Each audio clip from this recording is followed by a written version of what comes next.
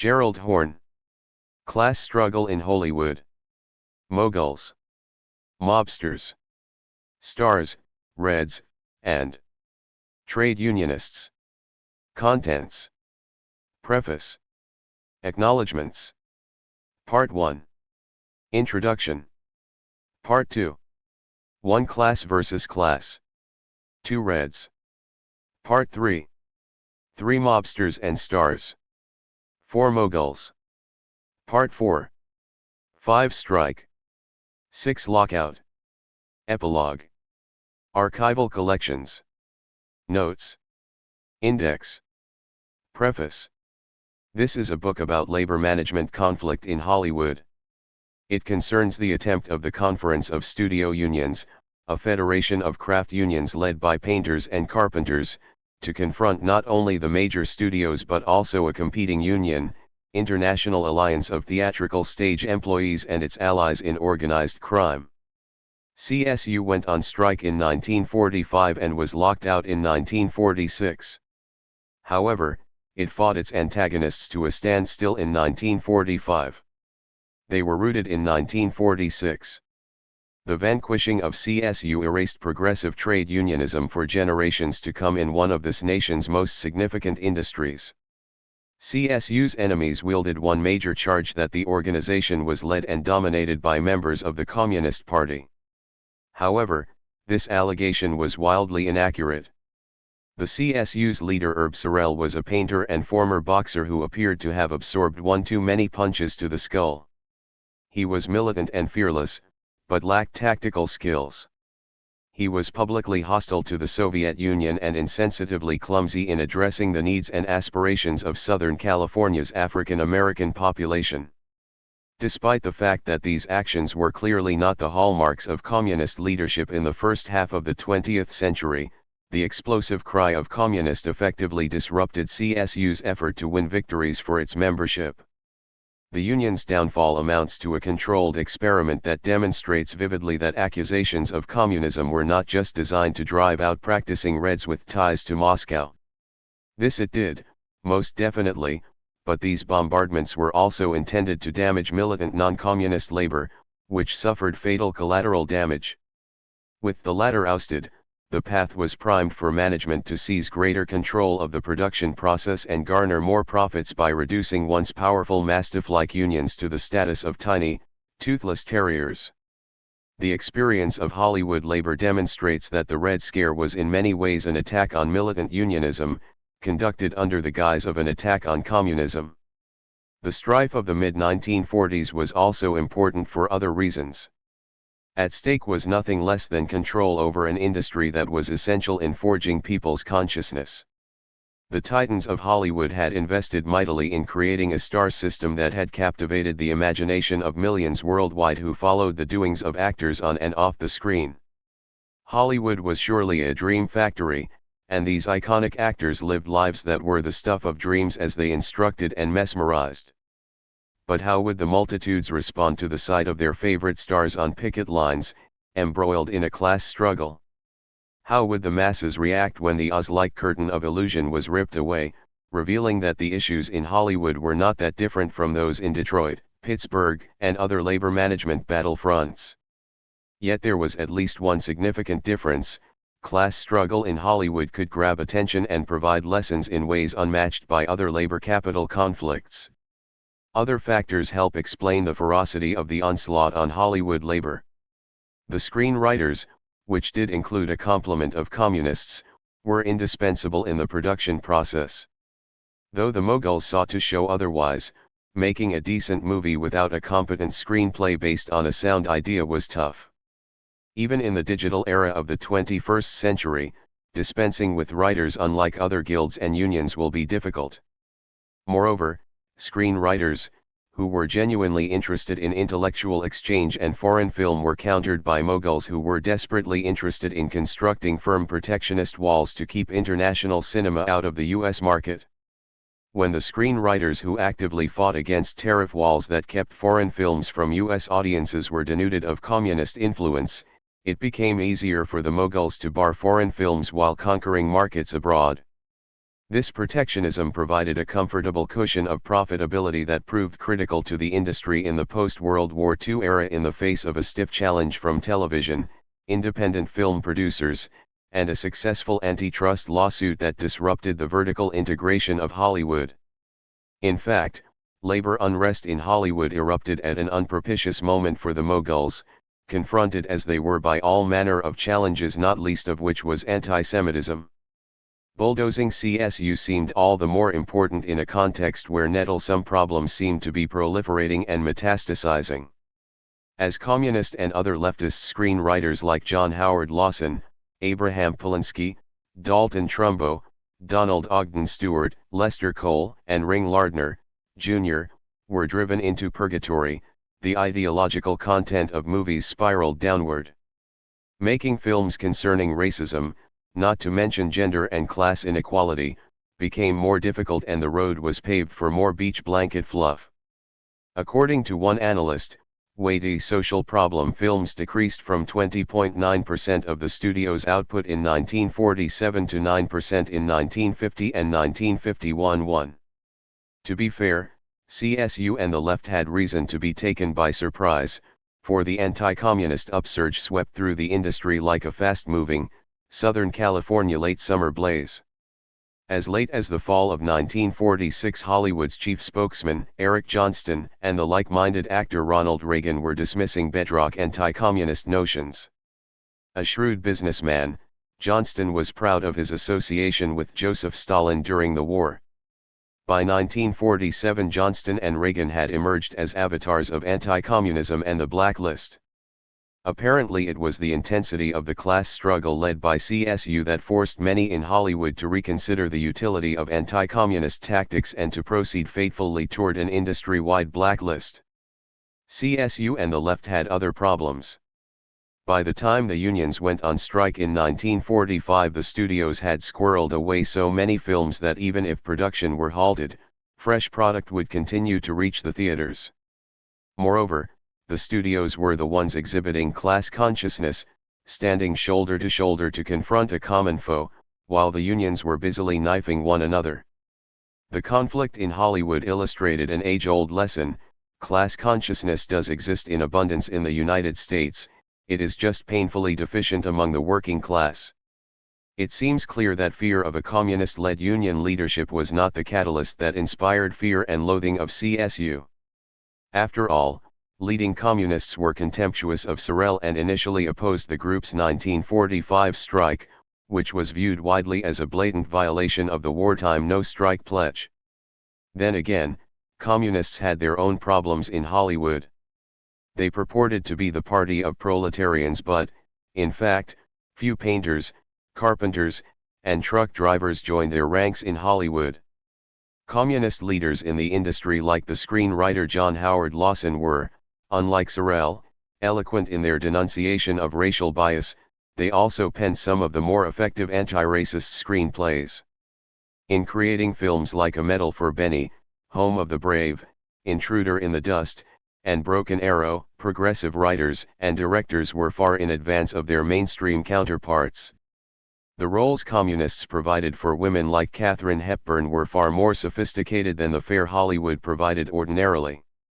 Hollywood leftists rose to the defense of Mexican Americans in the 1943 Sleepy Lagoon case, in which authorities falsely accused a dozen young Latinos of murder, and at that time, this group was invisible to most Americans.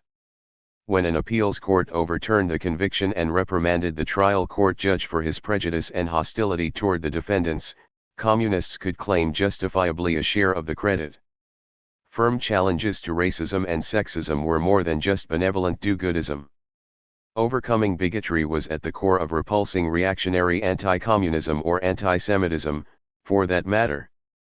Yet, communists too could have done more in bringing talented black writers like Langston Hughes, Count E. Cullen, and Shirley Graham to the gilded trough of screenwriting. A key reason that Hollywood unions weakened in the 1940s was their seeming hesitation to forge alliances with the rising number of African American workers. Moreover, at touchy moments requiring tactical flexibility, some communist leaders proceeded awkwardly and, in the process, alienated other potential allies. I speak of a fabled incident involving the writer Albert Maltz and the age-old question of whether a good writer can have bad politics, be it Balzac, a favorite of Marx and Engels, or James Farrell, the Trotskyite whose name so inflamed communists. Still, dwelling unduly on the real and imagined foibles of the communists is deceptive ultimately. First of all, and this must be understood and repeated, CSU was not a communist-dominated union, as was the National Maritime Union, for example. The leading Hollywood Reds were screenwriters and directors, and despite their admitted strength in Southern California, they were clearly not CSU's leaders nor at the heart of the dramatic events of 1945 and 1946. Nonetheless, Hollywood was a pillar of the Communist Party in Los Angeles, a district probably second only to New York City in Red strength. Why? The reasons were many, but chief among them was the fact that the labor policies of studios like Disney were so draconian and their profits were so significant that workers felt compelled to organize. Furthermore, the party and the unions received critical assistance, material and otherwise, from moneyed screenwriters and leftist stars and directors. This advantage was shared by few workers outside of Hollywood.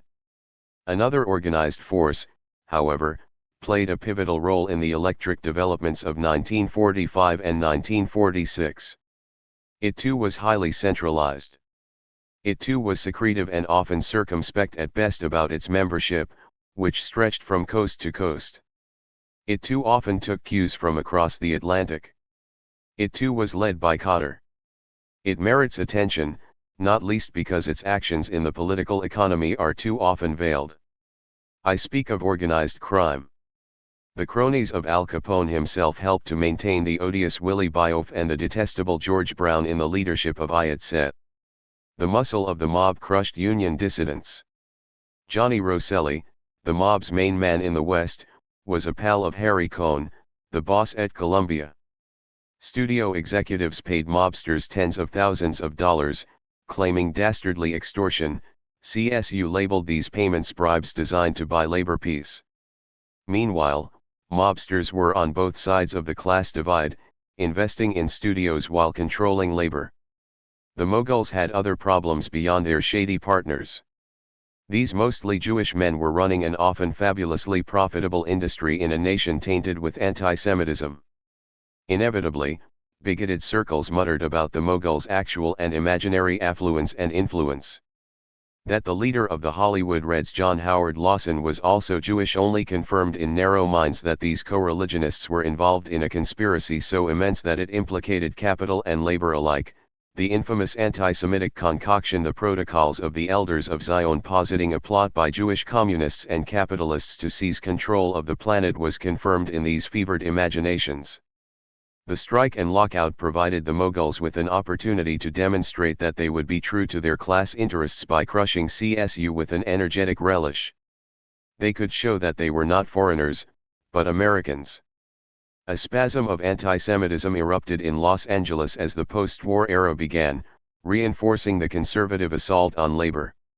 When Bugsy Siegel, the notorious Jewish mobster who controlled an important movie extras union, was murdered and his varied interests in Los Angeles and a soon-to-boom Las Vegas were gobbled up by his one-time Italian-American comrades, a loud signal was transmitted to the Moguls that if they did not shape up appropriately, they too could be expropriated, albeit in a more sophisticated manner than that used on the unfortunate Siegel. When the Moguls did the right thing and smashed CSU, they showed that they could set aside presumed ethno-religious interests and that they were qualified to advance further within the ruling elite. This transition also presupposed, as the scholar Karen Brodkin has put it too, that Jewish Americans too could become white. Reactionary blitzes were as much a part of the Southern California landscape as palm trees and beaches. In contrast to its northern rival, San Francisco, where union labor had flexed its brawn during the tumultuous general strike of 1934, Los Angeles was a reliable redoubt of the right. Not coincidentally, two of the United States' more important post-war leaders emerged from this communist-hating region, Richard Nixon and Ronald Reagan. Reagan was a significant player in this drama. As a leader of the Screen Actors Guild and a certified liberal, he could have helped avert the crushing of CSU. However, he was beginning a short journey that would lead him to the right. Why? He believed that CSU was a perfidious communist front bent on exerting the will of Moscow in Hollywood. This was by his own admission the major reason that he helped to engineer the crossing of CSU's picket lines. The lockout of 1946 set the stage for the blacklist of 1947. This epical development is perhaps understandably interpreted generally as a blanket penalty that applied exclusively to the talent guilds, actors, writers, directors. Yet, a prelude to this movement was the bludgeoning of CSU, whose members were likewise barred from the industry. Not only did the vanquishing of CSU mold the trajectory of what was to become the nation's most populous state, it also squashed the possibility that reform-minded unions might have impact on an industry increasingly capable of adroitly kneading the popular consciousness. The elimination of CSU placed Hollywood labor in a disadvantageous position while global production and technological change loomed as the twin keynotes for a new century. Part I of this book contains the introduction, which expands on the broad outlines of the preface and sketches a story that reaches a climax in later chapters, which focus on the strike of 1945 and the lockout of Union labor in 1946. The introduction provides a broad base of understanding for these events by examining their impact on the movies, anti-communism and the Communist Party, anti-Semitism and the movie Moguls, and labor and the mob in Southern California. Part 2 consists of Chapter 1, which outlines labor management justing in the film industry before the mid-1940s, and Chapter 2, which examines the Communist Party and its chief local antagonist, the Red Squad of the LA Police Department. Part 3 more specifically, Chapter 3 explores the role of the mobsters, who allied with the Moguls to squash union activism, and the stars who were torn between supporting CSU and standing aside, fearful that lending aid would lead to their own demise. Chapter 4 probes the Moguls. Part 4, Chapters 5 and 6, is the core of this book, giving a detailed examination of the tumultuous events of 1945 and afterward when militant labor confronted the Moguls and wound up being driven from the industry. The epilogue updates the trends noted in the rest of the book, e.g., the film industry's place in the economy of Southern California, the changing nature of race and ethnicity in the region and the industry, particularly as it concerns organized crime, the continued value of export markets, and, most importantly for this study, the weakened state of labor in Hollywood, which is a direct outgrowth of the crushing of CSU. Acknowledgements. In researching and writing this book, I incurred numerous debts, including officials, librarians, and archivists at the University of Southern California, University of California, Los Angeles, New York University, National Archives, Library of Congress, Boston University, University of California, Berkeley, Stanford, San Francisco State University, Eastern Washington Historical Society, Brigham Young University, Museum of Modern Art, California State University, Northridge, University of Texas. At Austin, Academy of Motion Picture Arts and Sciences, American Film Institute, Screen Actors Guild, International Alliance of Theatrical Stage Employees, University of Wisconsin, Wayne State University, California State Library, Sacramento, New York Public Library, Southern Illinois University, Columbia University, Hoover Institute, Center for Jewish History, Southern California Library for Social Studies and Research, Reference Center for Marxist Studies, and the Niebil Proctor Library. The librarians at the University of California, Santa Barbara helpfully retrieved important books and documents. The same holds true for librarians at the place where I now teach, the University of North Carolina. As with all of my work since I arrived in Chapel Hill, Trevon Brown Eubanks and work-study students too numerous to mention have been indispensable in performing the numerous chores necessary to produce this manuscript. Chris and Mary Young, Oliver Jones, and Annie Chamberlain have been likewise helpful. Introduction. In March 1945, as victory over fascism loomed, the Conference of Studio Unions, a federation of craft unions in the film industry that was accused of being dominated by communists, went on strike in Los Angeles. By October the strikers' patience was dissipating, just as temperatures in Southern California were reaching record highs. The studio executives' discontent was also rising as the strike dragged on. Then a dramatic moment occurred that was encapsulated neatly in a Los Angeles Times headline: "Film Strike Riot?" Dozens were injured in a melee at the entrance to Warner Brothers' studio in Burbank as strikers confronted scabs and police officers. Some among the hundreds of strikers and their supporters were knifed, clubbed, and gassed, while others were swept off their feet by spray from fire hoses. The glass of smashed windshields littered the pavement. There were tear gas bomb blasts and overturned cars. Periodic fistfights at times engaged a dozen men or more. The studio had built barricades of long tables against the barrage. The pickets pulled the 3 overturned cars together to form a defense of their own. Their ammunition was replenished by soaked and bedraggled women strikers. 1. This event was not the last, just the most dramatic episode of violence to punctuate that bitter struggle. A year later violence flared once more, this time as CSU charged the studios with a lockout.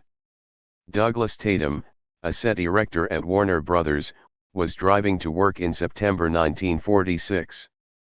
Objecting to Tatum's crossing of the picket line, a striker shoved his hand or some object into the right front window, which immediately disintegrated into 1,000 small particles, one of which penetrated Tatum's right eye.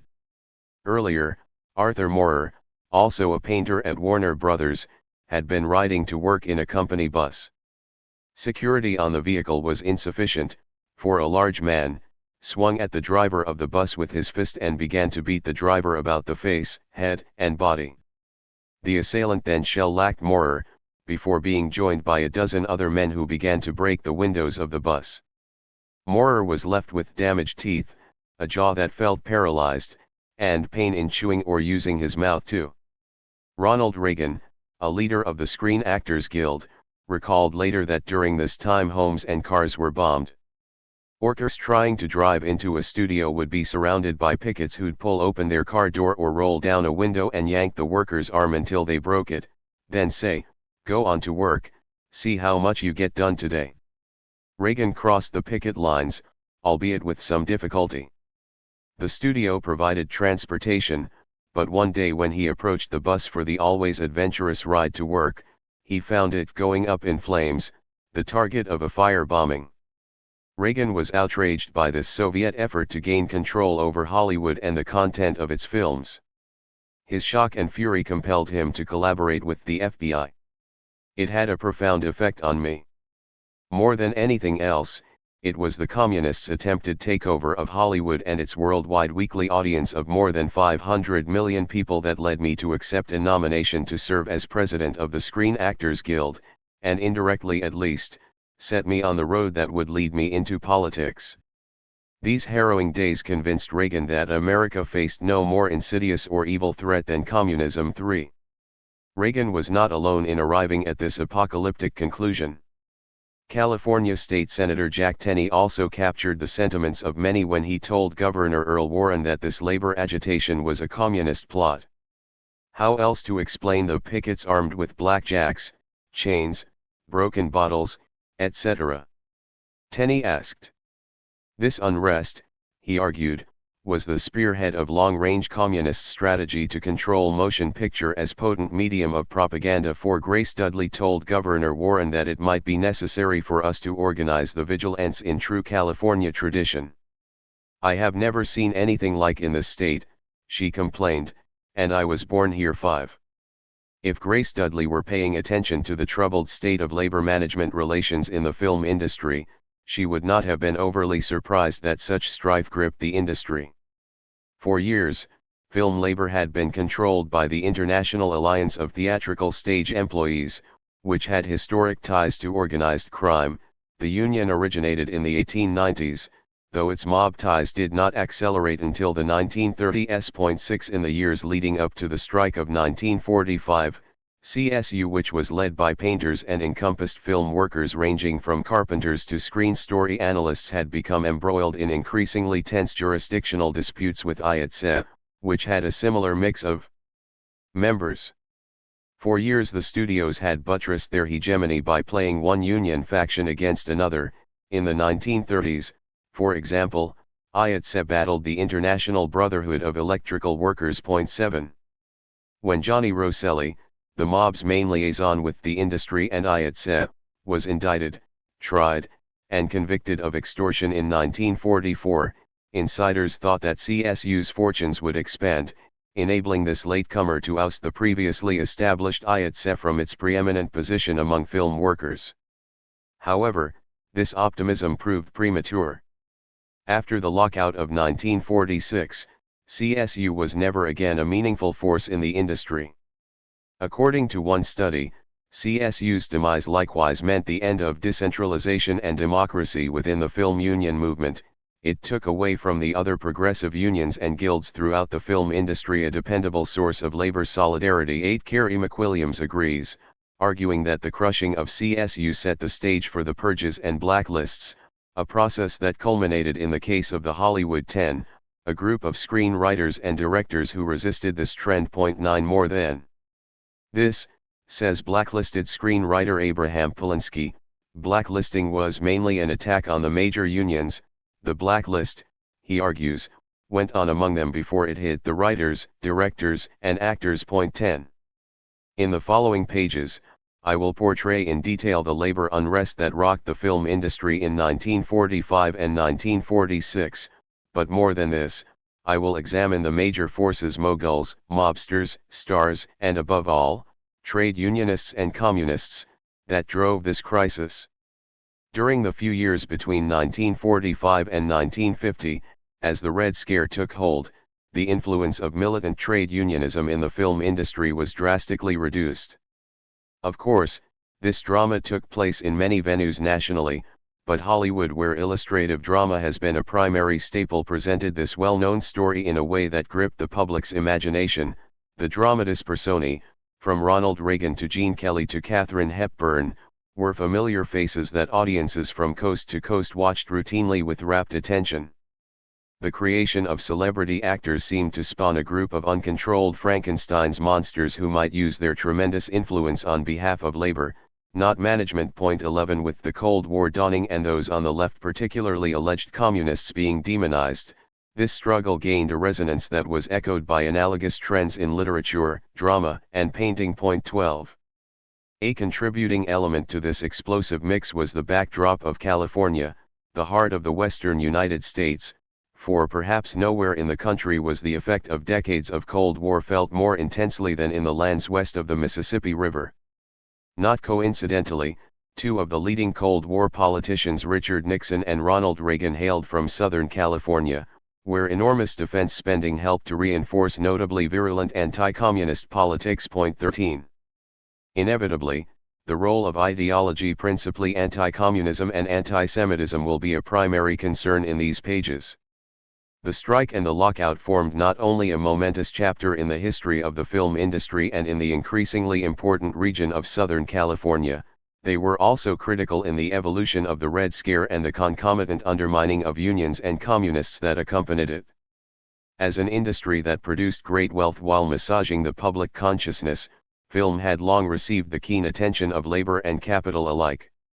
In 1929 the movie moguls met in Manhattan at the Hotel Montclair to assess their handiwork. Film, those gathered were told, represents an investment of $2.5 billion. It costs between $70 million and $100 million a year to advertise the product in our newspapers. 235,000 people are employed. 100 million people go to the moving theaters weekly. More silver is used than in the minting of coin.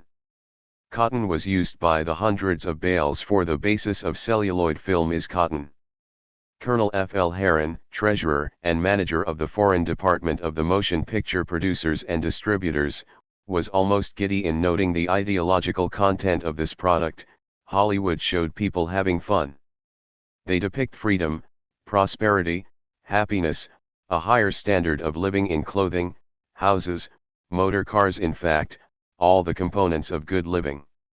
And the world, seeing these things, quickly responds and demand the same thing. American pictures do more to sell our products than 100,000 salesmen. 14.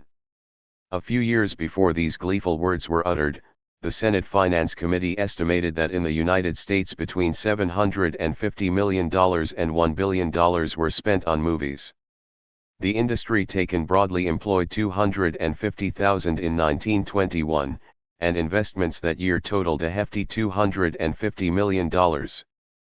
Before the rise of the aerospace industry in Southern California during World War II, the film industry was the prime engine for growth in this region, whose population increases were establishing records. 15.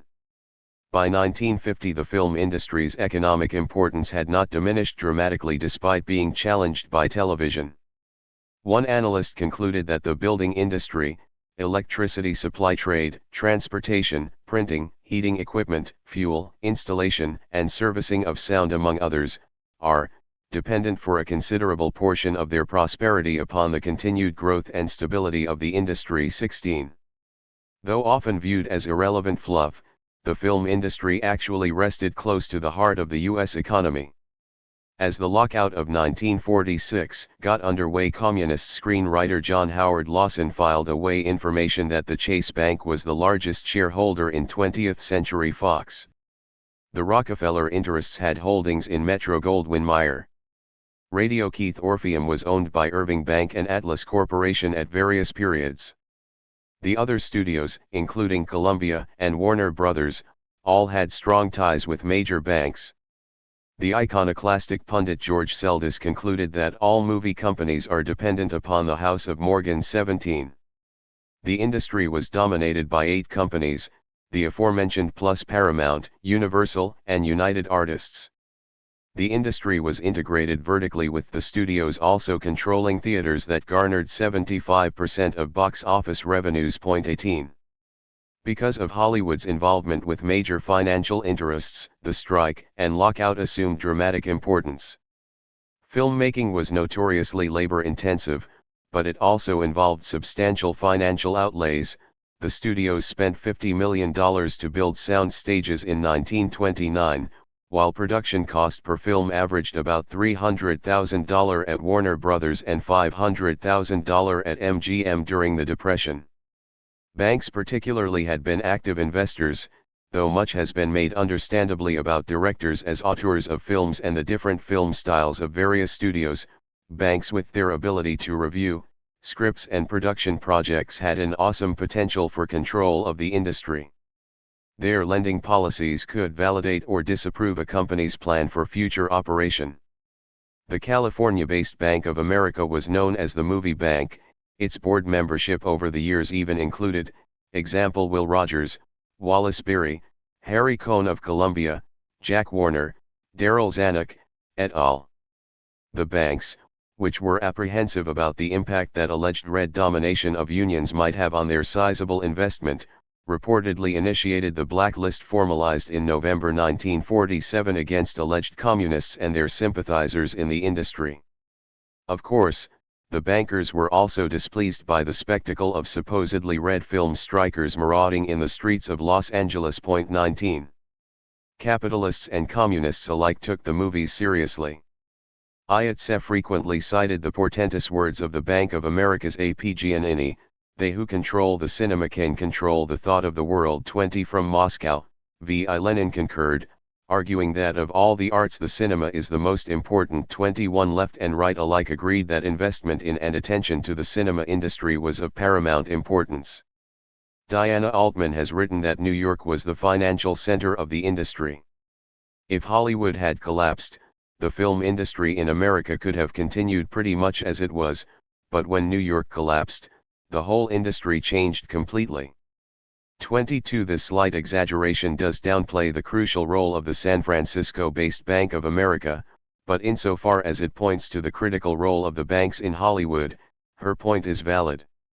By the late 1940s, bankers became intensely concerned with audience decline and a related unexpected phenomenon, the failure of a number of films produced with bank loans to return sufficient funds sufficient to repay those debts. The 8 studios released 388 films in 1939, but only 252 in 1946. This fall in production inevitably stalled hiring, further undermining CSU. Employment in craft unions fell from 22,100 in 1946 to 13,500 in 1949. This drop influenced the kinds of films that could be made. For a while certain kinds of film were eschewed, such as epics requiring large crowds, massive and costly sets, and intricate costumes.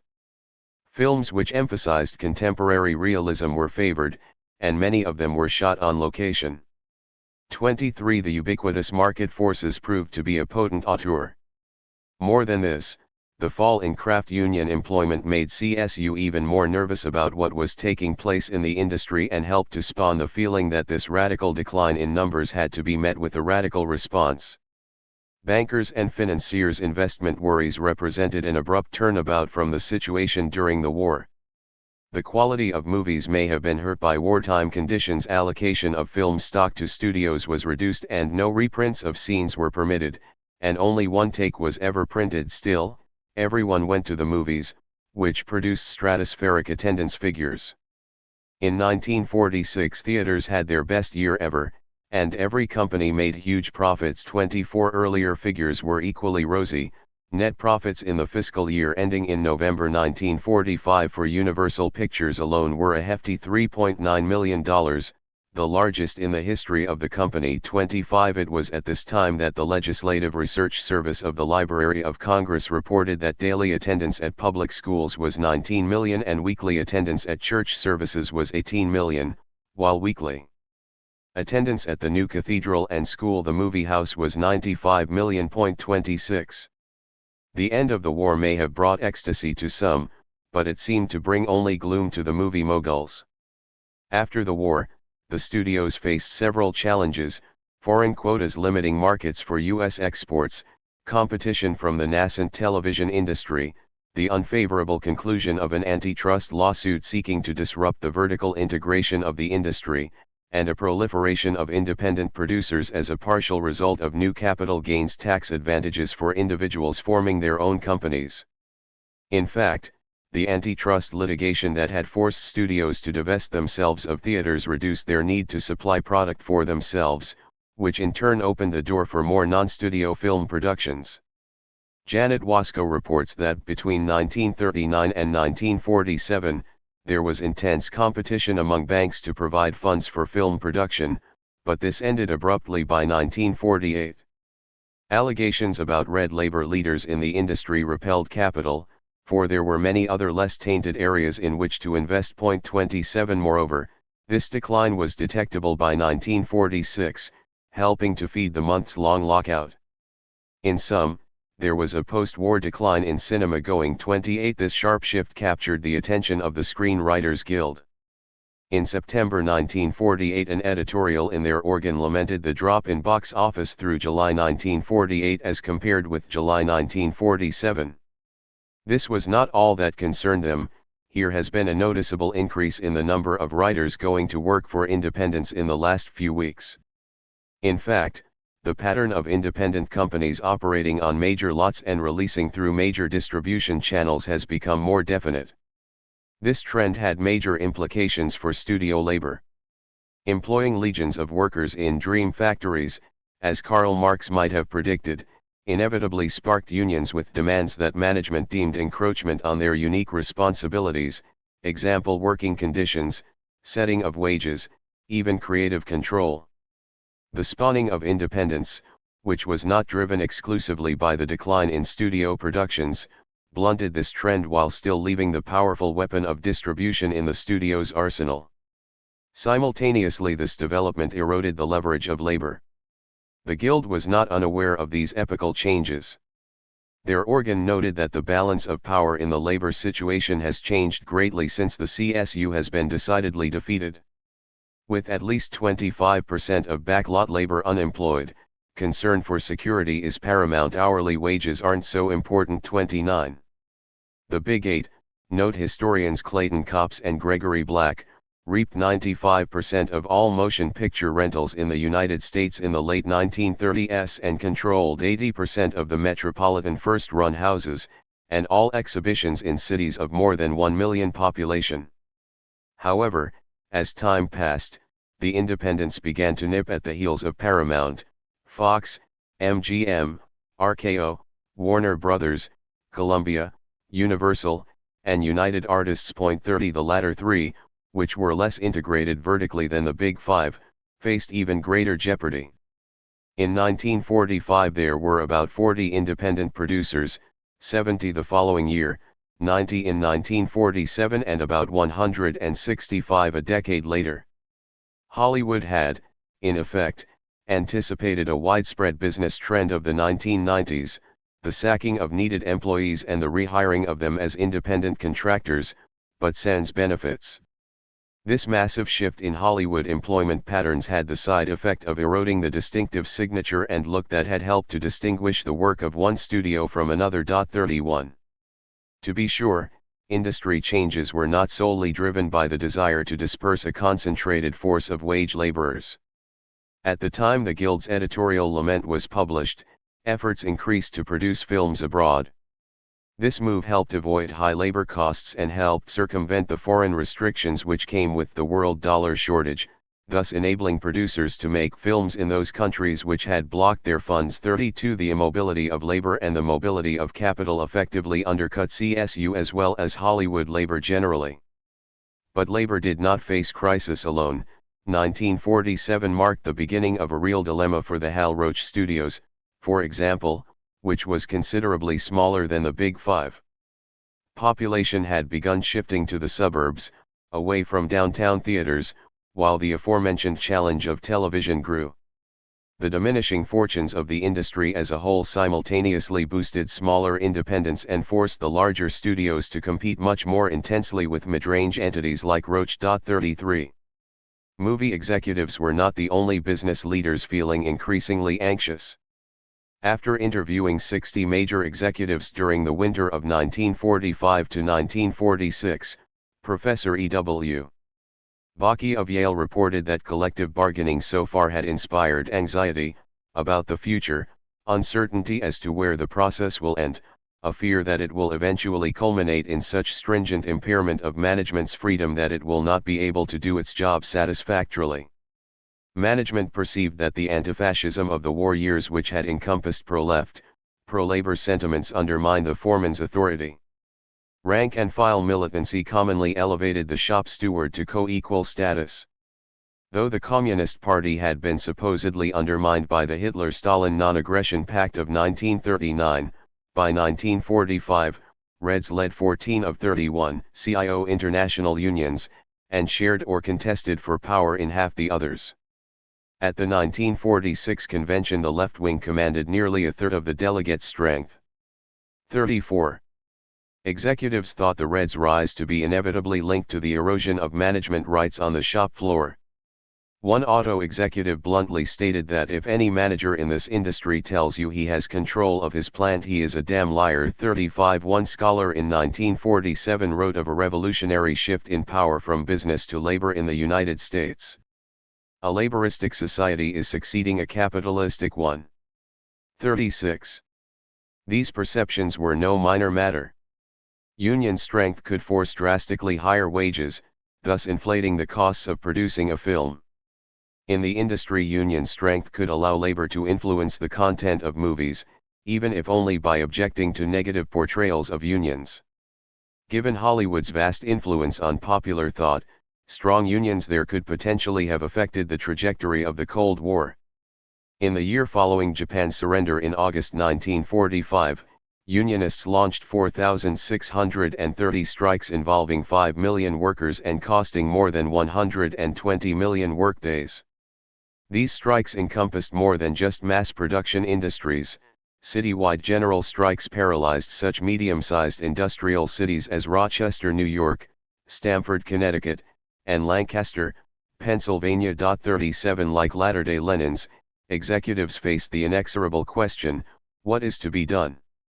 As management moved to reassert its authority in the workplace, it quickly discovered that anti-communism was one of the most potent weapons in its arsenal.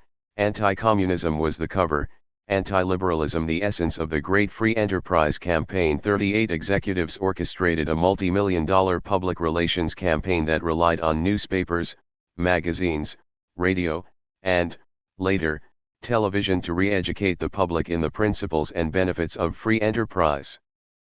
People began viewing the post-war strike wave, symbolized by the CSU strike, as nothing less than catastrophic civil war. Studio executives, whose very product was viewed by some as propaganda, were uniquely poised to influence this campaign. By 1951, business-sponsored movies reached a weekly audience of 20 million, more than one-third of the nation's commercial movie attendance. That figure represented a 30% larger audience than in 1950 and a 500% larger one than in 1946.39. Simultaneously, business launched an all-out assault on the Communist Party and, as demonstrated by the CSU job action, sought to link all labor unrest with this increasingly unpopular organization, even when doing so was palpably misleading. Those familiar with Los Angeles' well-deserved reputation as an anti-union bastion may have been surprised that the CSU strike and subsequent lockout turned out to be one of the pivotal worker struggles of the post-war era. The era of conservatism in LA labor management relations is usually marked from 1910 and the bombing of the Los Angeles Times building allegedly by labor activists as the result of sharp political conflict. However, as early as the printers' strike of 1890, the open shop was the dominant system of labor relations in the city and remained so until World War II. 40. Admittedly, we know far less about the history of the labor movement in Los Angeles than about its counterpart in San Francisco. However, despite Los Angeles' status as a beacon of conservatism, in most respects the local American Federation of Labor to which CSU and IATSE were affiliated was more progressive than the national AFL. David Montgomery has argued that the AFL unions have attracted far too little attention from historians of the war and post-war years, even though 4 of the 5 citywide general strikes of 1946 were initiated by AFL affiliates. 41 Likewise, the AFL in Los Angeles has not received the kind of attention that it so richly merits. California's relative isolation from the national labor market enhanced workers' bargaining power.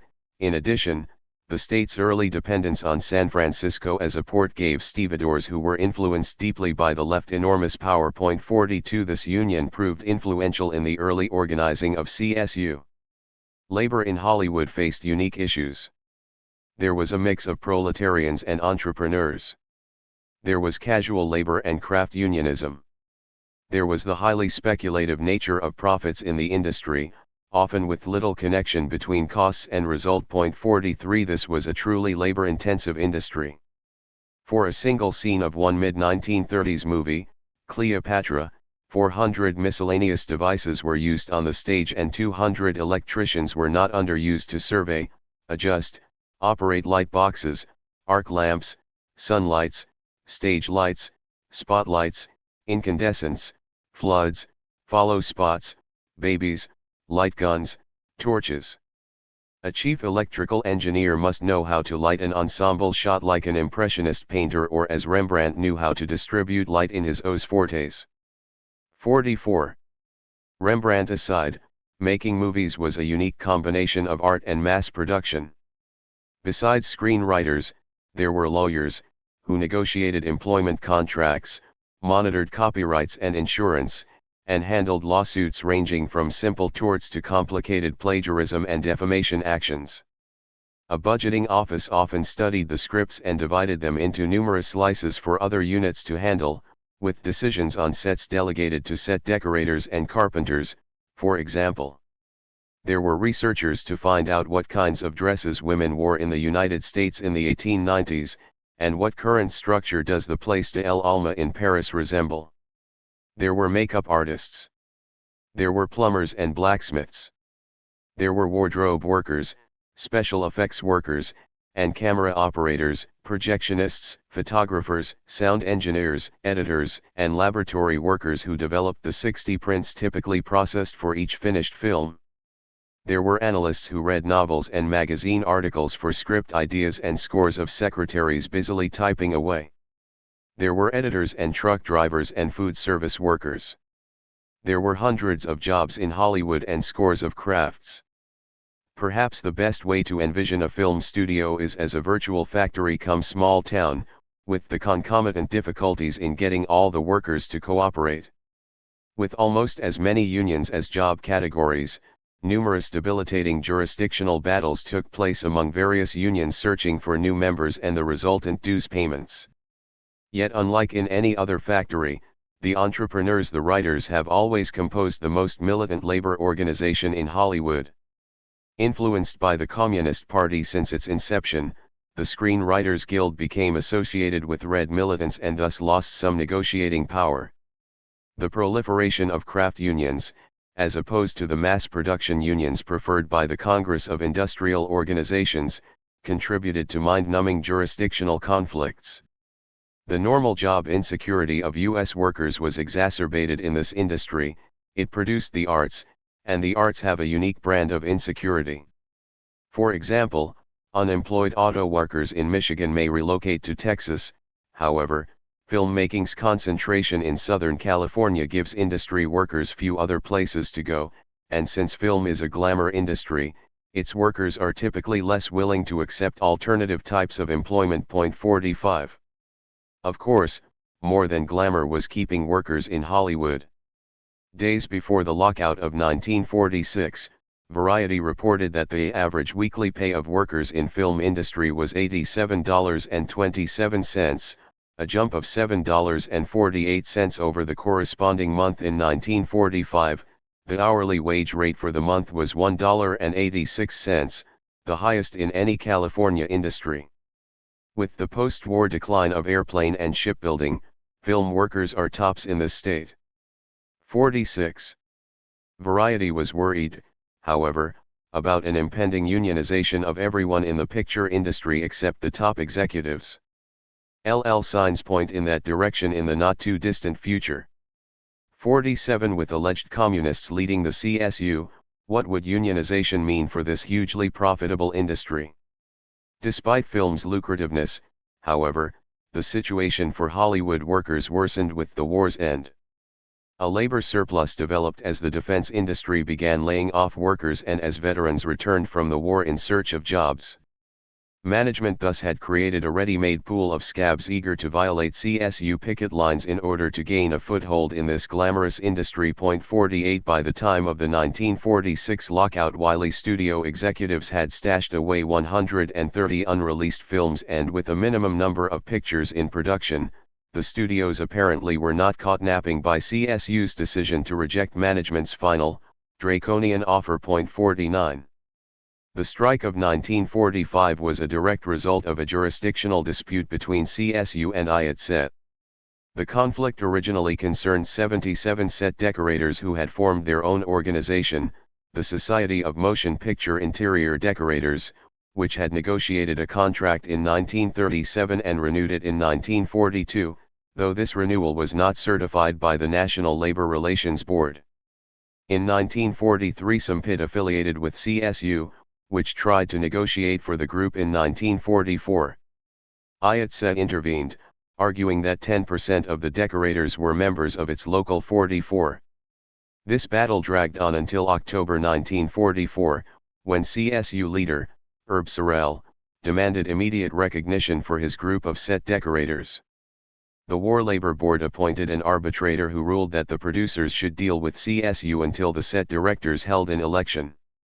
In February, the producers requested an election and a hearing was held on March 7, 1945 to follow up on this and other issues. Dissatisfied, CSU launched a strike 5 days later. After the Warner Brothers film strike riot in October 1945, the NLRB ruled in favor of CSU. As part of the settlement, CSU incorporated some PID into its ranks, but CSU's key affiliate, the Carpenters, lost jurisdiction over hundreds of set erectors to IATSE, thus forming the basis for the next major conflict, the lockout of 1946.50. Other jurisdictional quarrels also drove the union's conflicts, e.g., disputes between IATSE and CSU over who would incorporate the machinists. These problems, perhaps more so than the usual bread and butter issues of wages and working conditions, are what ultimately led to the triumph of IATSE and the demise of CSU. This class struggle in Hollywood left a lasting legacy outside the film industry. The formulators of the Taft-Hartley legislation, which has been criticized as anti-union by some on the left, were influenced profoundly by the startling scenes of violence from Hollywood and the torturous elections and jurisdictional battles that characterized union struggles there. One congressman who was instrumental in shaping this bill called the Hollywood conflict a very, very important consideration when we were drafting this legislation. 51. Film moguls and press barons alike charged repeatedly that CSU was led by the communists and that the party cadre included CSU leader Herb Sorrell. Sorrell himself repeatedly denied these charges. Sorrell admitted to a congressional committee that he had met the Hollywood communist leader John Howard Lawson 2 or 3 times.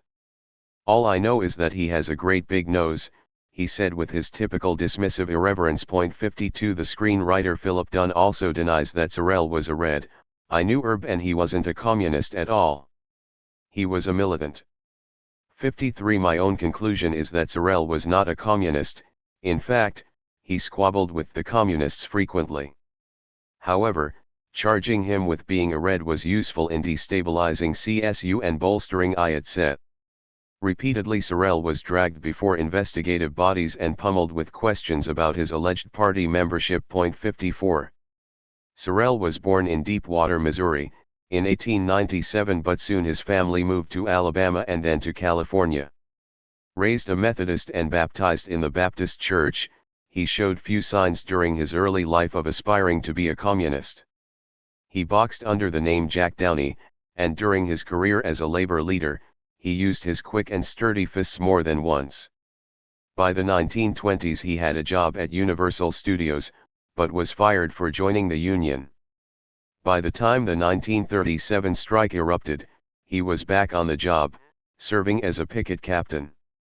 IATSE's friends in organized crime hired goons to disrupt the strike, and during this time, Sorrell met the notorious mobster Frank Nitti. Sorrell later recalled the strike as the roughest labor conflict of his life, and he concluded that his faction's ability to use violence was the key to his members not being wiped out. The hyper-masculine Sorrell boasted that despite his often violent confrontations with these thugs, he did not fear pain or death at their hands. "I have had physical pain to the extent that I know that you only have endured so much and nature takes care of you, you pass out." 55. Despite his denial of communism, Sorrell did have progressive instincts. As he boldly told Congress, "I am a union man and my clothes are union.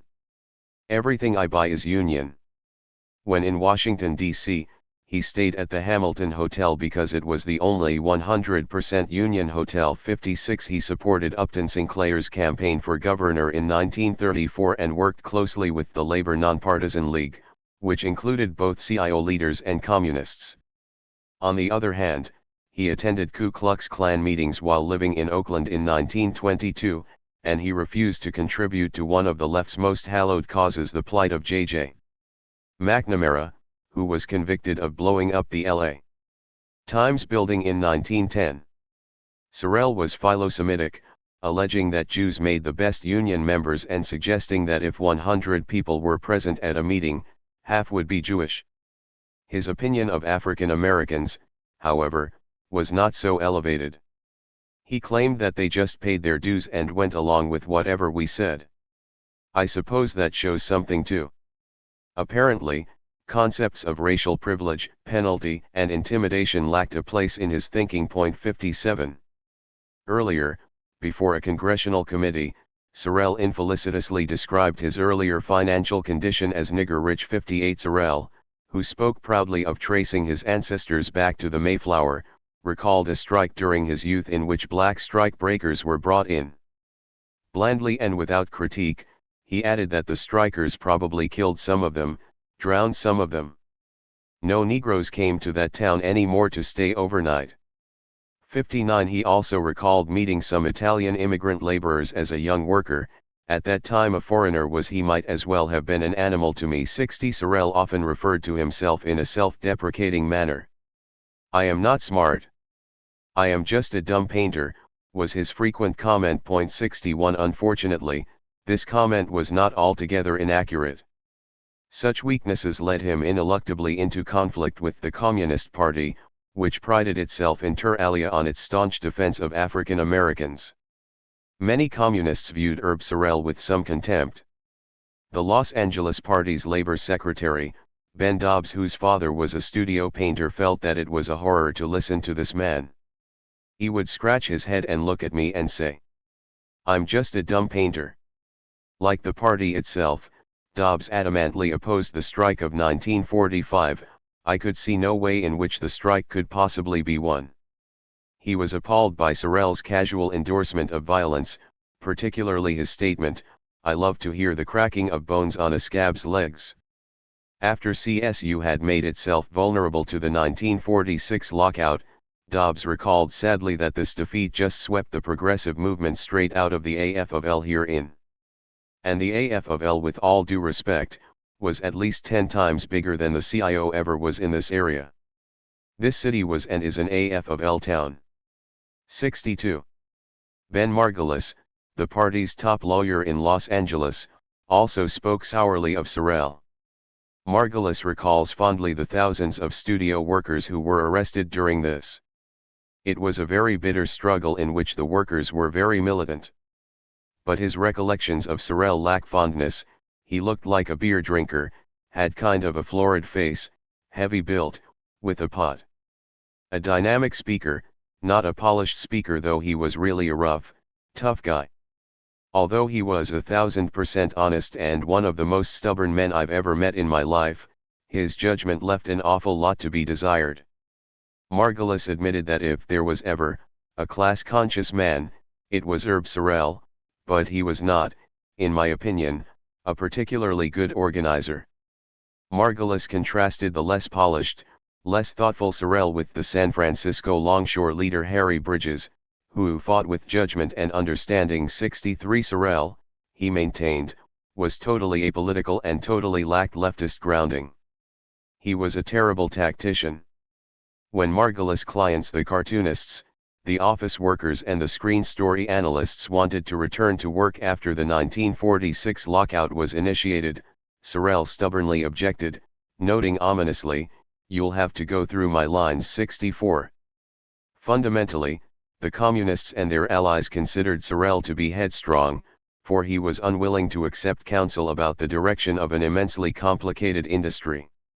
They appreciated his militance, yes, but even this strength could become a weakness if depended on alone, irrespective of the objective conditions that obtained. These harpoons launched at Sorel were not just ex post facto rationalizations. When the 1945 strike was called, the communists objected strenuously, feeling that it disrupted anti-fascist unity and broke the Union's vow not to strike during the war. The West Coast Party organ immediately issued a front-page editorial declaring, "End the movie strike at once."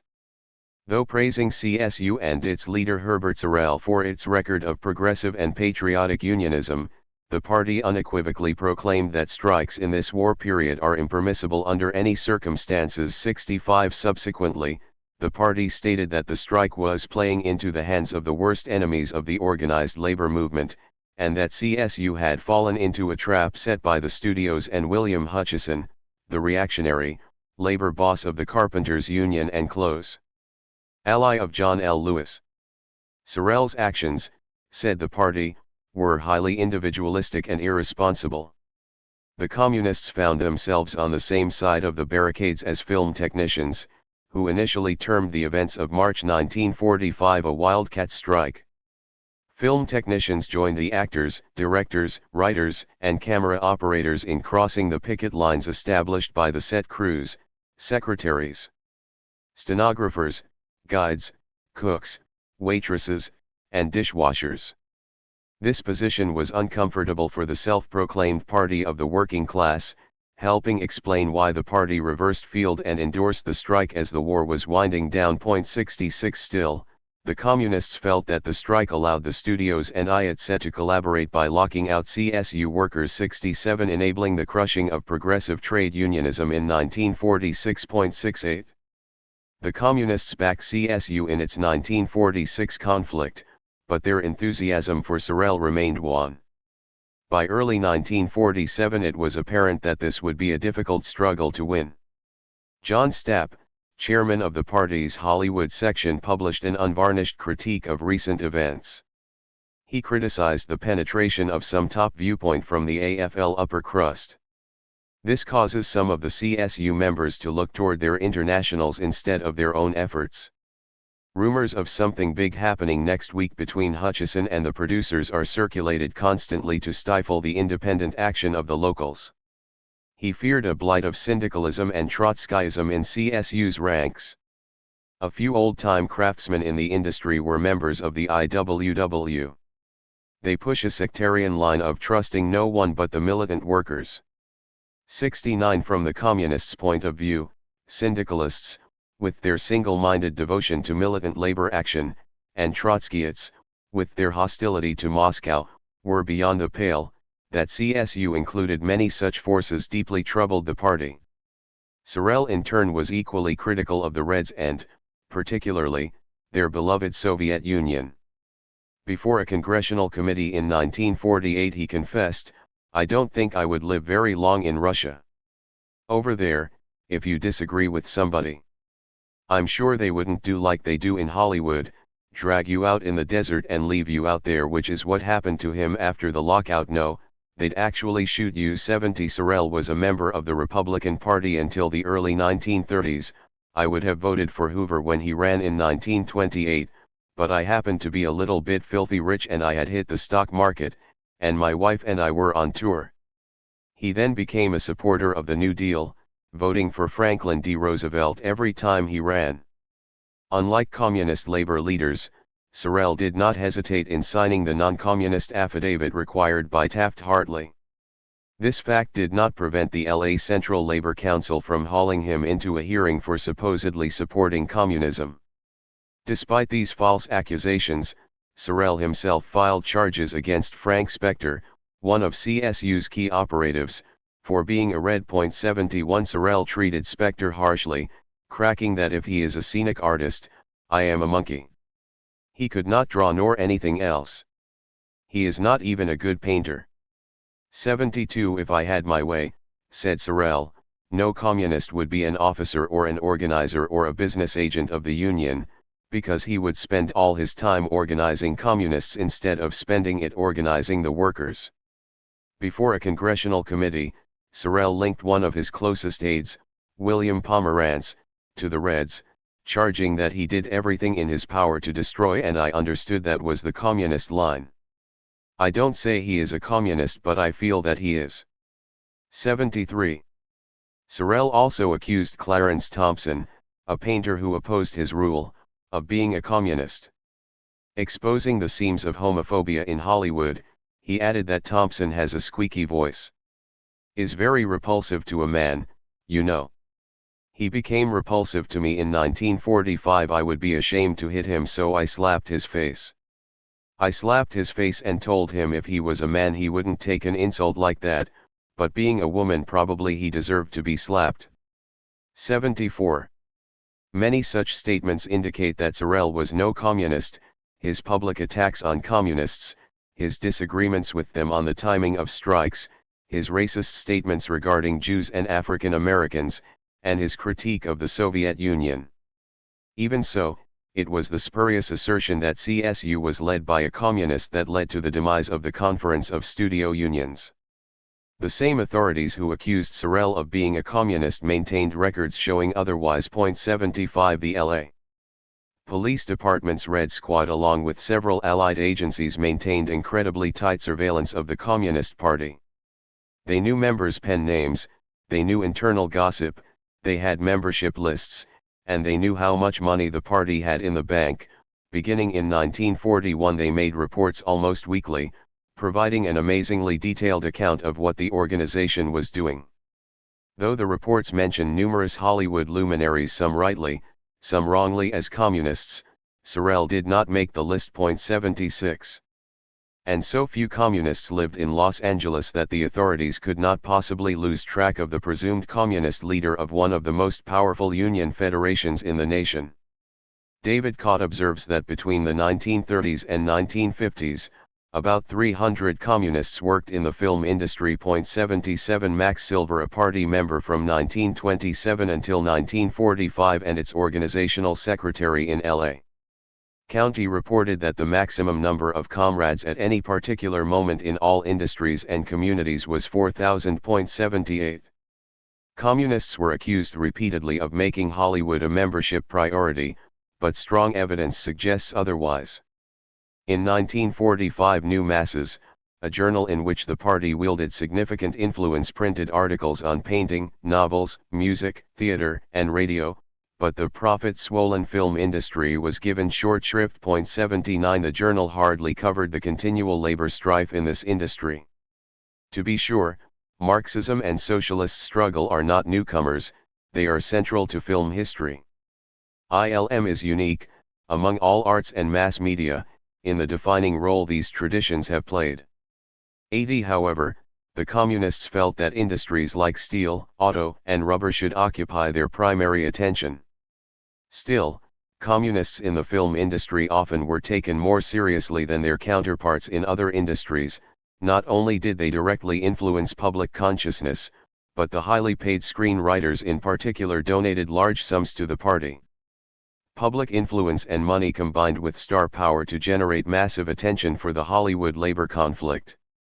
The columnist Eugene Lyons hinted at this concern with his flippant references to $2,000 a week proletarians, the swimming pool peasantry, the caviar and champagne communists. The party was stronger in Los Angeles, he felt, than anywhere else in the nation, and these affluent members were one reason why. 81. By the end of the 1930s, California was second only to New York in its number of communists, with a membership of almost 10,000. The California Party was distinctive, with 46% of its members being women. Indeed, there were more women in party leadership in California than in any other state party. 82 The ability to tap into this traditionally peripheral group indicates the party's strong influence. A private intelligence agency that worked closely with military intelligence agreed. In 1943, an agency operative remarked with frustrated sarcasm, "Well folks, some people declare the communist movement is a lot of baloney." Recently, the party put on a membership drive. They picked up only 15,650 members in one period. California's catch was second only to that of New York. 83 The party's strength in the state guaranteed that the authorities would scrutinize labor federations, such as CSU, that had militant leadership. Strikes, of course, were one of the communists' most high-profile activities. To the communists, strikes presented a special opportunity for working-class advance. "Every strike is a dress rehearsal for revolution" was an oft-cited dictum. Party patriarch William Z. Foster, leader of several strikes, painstakingly analyzed the dynamics of strikes and made strong statements that unsettled employers. During strikes, he proclaimed, "We must attack always, or at the worst be preparing to attack. The workers, like soldiers, fight best on the offensive. When the employers take the initiative from us, we must take it back with a counter-offensive. If they force a lockout upon us, we must turn it into a strike, placing counter-demands and involving more workers." He counseled against Sorel's specialty, secret negotiations, for such tactics often lost at the table what had been won on the battlefield. Also, unlike Sorel, he specifically said, "All off the strike officially when it is manifestly lost." 84 Though the 1946 lockout was truly lost as early as the spring of 1947, it actually dragged on until the 1950s. Contrary to the newspaper headlines and the Moguls, however, the communists did not lead CSU into this battlefield. John Weber, a leading Red in the 1940s, has confirmed the absence of communist leadership. The Hollywood section, he avers, not only did not lead the strike, it was not actively involved either. Because these Reds, who were disproportionately well-paid writers, directors, and actors, were so concerned with job security, they barely had a relationship with the county and statewide party apparatus, let alone a bunch of defiant trade unionists. 85. Though the press and studio executives focused incessantly on the presumed role of communists within Hollywood labor, they had considerably less to say about gangsters, though their role was both open and notorious. Demonstrating mob influence is difficult, for gangsters require secrecy, and their later recollections are often unreliable. Yet available evidence does suggest that the mob held significant influence in Hollywood, and organized crime. There was a classic example of a sizable entity being hidden in plain view. CSU was founded in 1941 in the wake of the successful conclusion of a 9-week strike of screen cartoonists at Disney. However, a primary reason for the formation of the Federation was to fight against the gangster interests in the industry. 86. The gangster narrative has become a staple of Hollywood, it even supplanted westerns. 87. This trend is more than a case of art imitating life and vice versa. Johnny Rosselli, the mob's chief operative on the West Coast, held various posts in the film industry, including one in the office of Will Hayes, who inter alia was the industry's chief censor. After leaving prison following his 1944 conviction for extortion, Rosselli, formerly married to the actress June Lang, became a producer of some repute, working at Eagle Lion Studios in an advisory capacity. According to the Los Angeles Times, he acquired a financial interest in at least one production on which he was technical advisor, Cannon City. Appropriately, a story of a prison break. 88. Rosselli was something of a gangster auteur, lionized for his production credits on T-Men and He Walked by Night, which were popular with critics and fans and became a major influence on early radio and television shows such as Dragnet. That Rosselli's ties with powerful elites was no fluke became readily apparent when he did freelance work for the Central Intelligence Agency in Guatemala and Cuba. 89. The role of organized crime in the nation's political economy has received significant attention of late. Stephen Norwood has written convincingly about Ford Motors' relationship to Harry Bennett, a mobster who was close to Detroit's underworld. He was instrumental in organizing goons to break up strikes and bash labor. According to Norwood, the United States is the only advanced industrial country where business corporations wielded coercive military power that often derived from mob ties. 90. Victor Riesel has substantiated this point in averring that only America has a racketeering labor underworld. 91. John Garrissey and others have pointed to crime's centrality in directing the U.S. economy. 92. Nevertheless, when it comes to the West Coast, historians have been negligent in sketching the role of mobsters. Los Angeles is a prime example. Guy McAfee, chief of the LAPD Vice Squad in the 1930s, built a career in bookmaking and casino operations beginning in the 1920s. Later he helped to build the Golden Nugget Casino in Las Vegas, a city whose post-war boom was fueled by the likes of Rosselli and his gangster comrades. 93. But even the walking conflict of interest that was McAfee pales in significance compared with Johnny Rosselli. He, after all, was the mob's chief representative in both Los Angeles and Las Vegas, and was very much involved in Hughes' entry into Vegas and his subsequent purchase of strip gaming properties. The billionaire Hughes also invested heavily in films and was a hysterical anti-communist. 94. In 1943, Rosselli and some of his close mob confederates were indicted by the federal government, supposedly for extorting money from film producers. Just after the indictment was handed down, his comrade Frank Nitti was found with a bullet in his skull, presumably a suicide. 95. The indictment charged that the mobsters were extorting a king's ransom from the studios in order to maintain labor peace.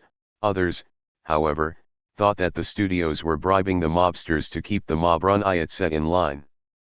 By providing the mob and their minions with hundreds of thousands of dollars, the Moguls, it was said, avoided paying millions to CSU and its allies. 96.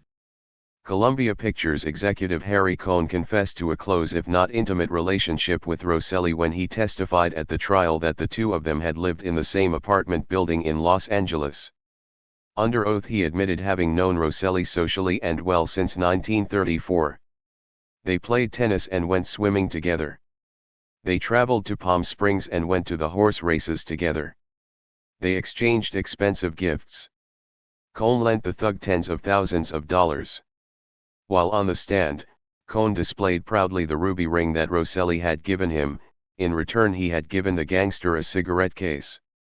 Rosselli tried to get the American Society of Cinematographers to accept 2 refugee cameramen recommended by Cohn. It was Rosselli who encouraged Cohn to dump Eastman Kodak film stock in favor of DuPont's and offered him a partnership in the Agua Caliente racetrack in Mexico. It was Rosselli who encouraged Cohn to release the film The Hoosier Kid, starring Mickey Rooney. 97 Cohn was not like the ingenues who littered his films. However, it was suspected that he had been on the Capone payroll since the early 1930s. 98. He was not alone in maintaining such ties.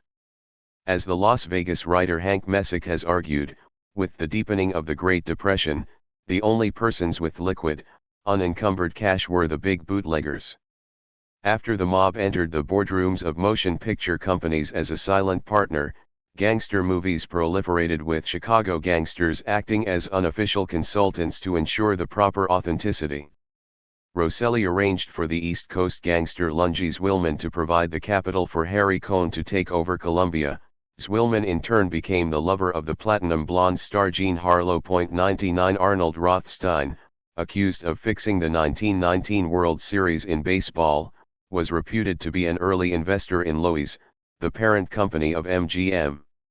He often deployed his gangster armies on behalf of political machines and corporations alike. 100 The closest friend of MGM's Louis B. Mayer was Frank Orsatti, yet another hoodlum. 101 Sidney Korshak was an attorney for the Chicago mob who later migrated to Los Angeles, where in the words of an FBI agent, he became by the time of his death in 1996 the primary link between big business and organized crime. This son of a wealthy Chicago contractor graduated from law school at DePaul and became an attorney for Al Capone. His name came up repeatedly during Rosselli's 1943 trial as a key operative who could be trusted. Lew Wasserman, a major donor to the Democratic Party and a high-level studio executive, considered him a very good personal friend. Korshak's clients included several Fortune 500 companies, along with stars like Frank Sinatra, Kirk Douglas, George Raft, and Ronald Reagan. He worked closely with Jimmy Hoffa as overseer of the Teamsters' investments in hotels. Former Teamster leader Jackie Presser was impressed with him. There's nothing he can't fix. He don't even have an office. He don't even have a briefcase. He keeps everything in his head. 102. Even before Rosselli's trial, it was apparent that Ayatse was riddled with gangster influence. In 1941 the mob puppets who led Ayatse, Willie Bioff and George Brown, were convicted of extortion and sentenced, respectively, to 8 and 10-year prison terms. Joseph Schenck, head of 20th Century Fox and the producer's liaison with Bioff and Brown, was also sentenced to a year and a day in prison. Though the studios tried to downplay the scandal and their involvement, a federal judge denounced them for participating in these nefarious activities with full knowledge of the facts. 103. While much was made of CSU's supposed communist ties, less attention was paid to the Moguls' actual mob ties. CSU vainly tried to highlight this irony, but was generally ignored, particularly after the dawning of the Red Scare. When labor strife was reaching its peak, CSU warned that the gangsters are coming. The payoff boys, slot machine kings, brothel keepers, and underworld characters kicked out of town when the people recalled Mayor Frank Shaw. The movie magnates, the group warned fruitlessly, have again allied themselves with the underworld. 104. Though mob influence in Ayatse supposedly fizzled with the conviction of Rosselli and the ouster of his puppets Willie Bioff and George Brown, by 1946 the press was reporting that the latter two still maintained some influence. 105. In 1947 the powerful columnist Walter Winchell was blaring, "Don't look now, but isn't that Willie Bioff back in Hollywood?" allegedly having secret meetings with movie producers in connection with the strike. 106. Later, the press reported that Bioff was in Los Angeles once more. His host, who was the general manager of one of the great movie studios, called him Willie and took him around to meet the Beverly Hills elite and say hello to old friends, chiefly bigwheels in the cultural art of making motion pictures. 107 The Los Angeles Daily News proclaimed that Bioff was fated here, welcomed with open arms. The roly-poly Bioff always seems to have a rising movie starlet on his arm, it was reported. Though Bioff and his gangster allies were responsible for numerous beatings and at least half a dozen long, unhappy rides for hapless theater owners, small union officials and others who opposed him, he was being hailed like a glamorous movie star. Bioff was even in town during the lockout for a conference with several big shots of the picture industry. 108. Once Raymond Chandler saw a band of studio executives trooping back from lunch one day and paused to marvel at the sight. They looked so exactly like a bunch of top-flight Chicago gangsters moving in to read the death sentence on the beaten competitor, he wrote a friend. It brought home to me in a flash the strong psychological and spiritual kinship between the operations of big money business and the rackets. Same faces, same expressions, same manners. Same way of dressing and same exaggerated leisure of movement. 109. As Chandler suggested, movie moguls and mobsters had more in common than most imagined. Corruption. The dark sides of both the California dream and the genre of film noir is a reflection of their influence. Moguls' mob ties heightened when CSU went on strike in 1945 and escalated again with the lockout of 1946. The Hollywood figure Faith Hubley has maintained that the mob, anti-communist unions, and right-wing Republicans were linked in a corrupt triangle. To continue working, the blacklisted artists could provide payoffs that ultimately made their way into the pockets of each side of this triangle. 110 She has a point. The central though tacit metaphor for the post-war United States was the simultaneous rise of organized crime and decline of the organized left, and the fulcrum of the seesaw was the film industry and the crushing of CSU. The role of organized crime in the entertainment industry's political economy is a subject worthy of fuller exploration. 111 Suffice it to say at this point that the mob often allied itself with certain moguls, particularly when their mutual antagonist on the left appeared to be rising. One major problem did pose challenges for both the studios and the unions: anti-Semitism. 112 From the industry's infancy, bigots had commented on what they perceived as the overrepresentation of Jewish men in the highest ranks of the studios. As early as 1922 a widely circulated pamphlet wondered, who is to blame for the menace of the movies? The answer was simple: the producers are to blame for the indecent, rotten, putrid films which are defiling our land. And who were the producers? 4 or 5 Hebrews, such as Messrs. Lasky, Lahu, Fox, Zucker and Lemley. 113 Unfortunately, studio labor, particularly IATSE leader Richard Walsh, sometimes deployed anti-Semitism in its Hollywood struggles. 114 When the strike erupted in 1945, bigots had another target. The most visible leader of the Hollywood communists, John Howard Lawson, was Jewish, as were over half of those who would constitute the Hollywood 10. Lawson's hate mail reflected anti-Semitism as often as it reflected anti-communism. In 1947 one correspondent told him, "Luzinski, you are a bright-looking kike parading as an American.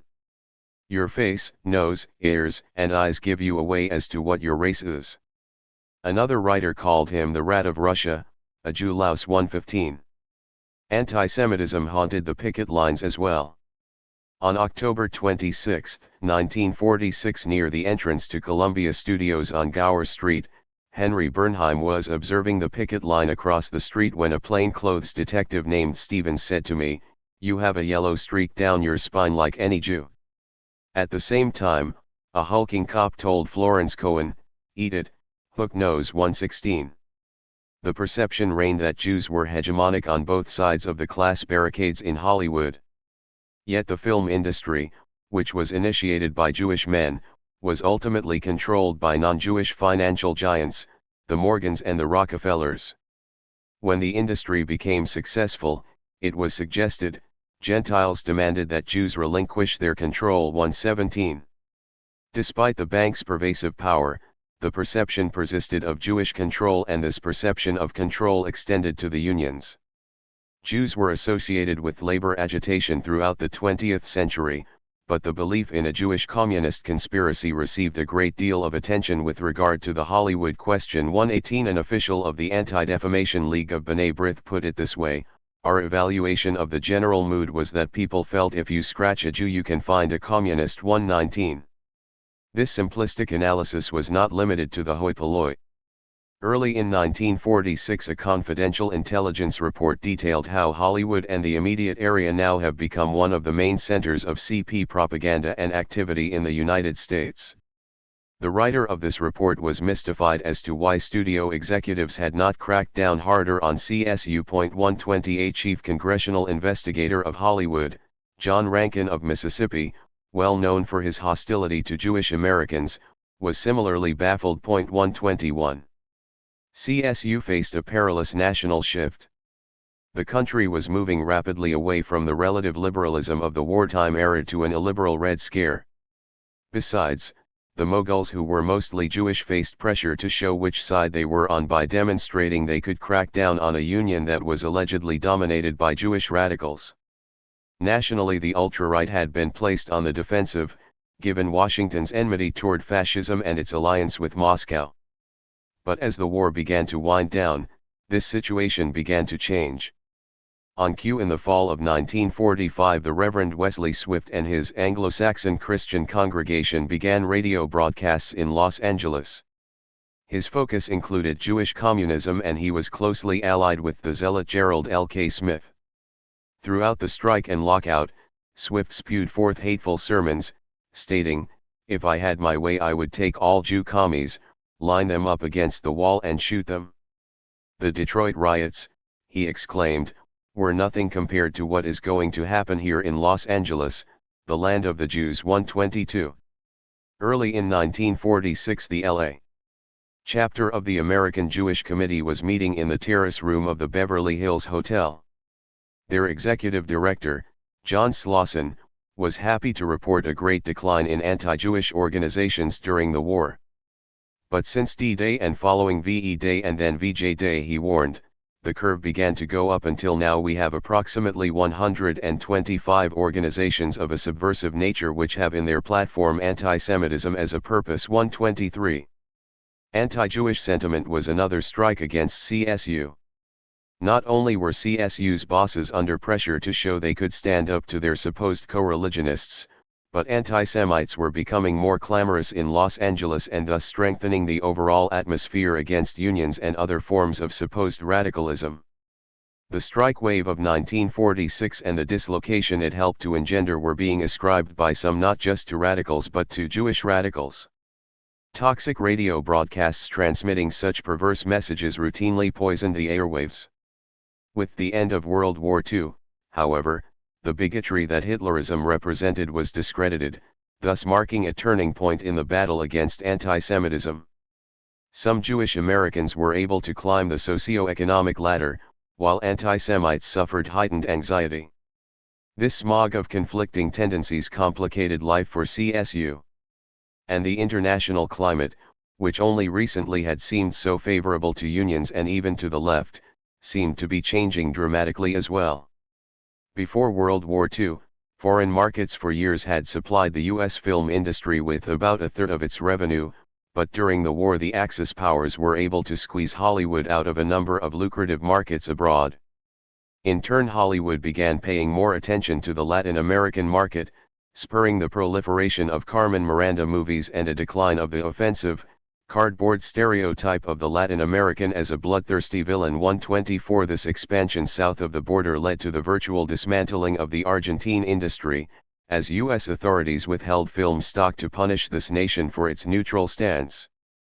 Meanwhile, Nelson Rockefeller's Office for Coordination of Inter-American Affairs pushed Washington to encourage U.S. companies to invest in Mexico. 125. This overseas expansion hurt CSU.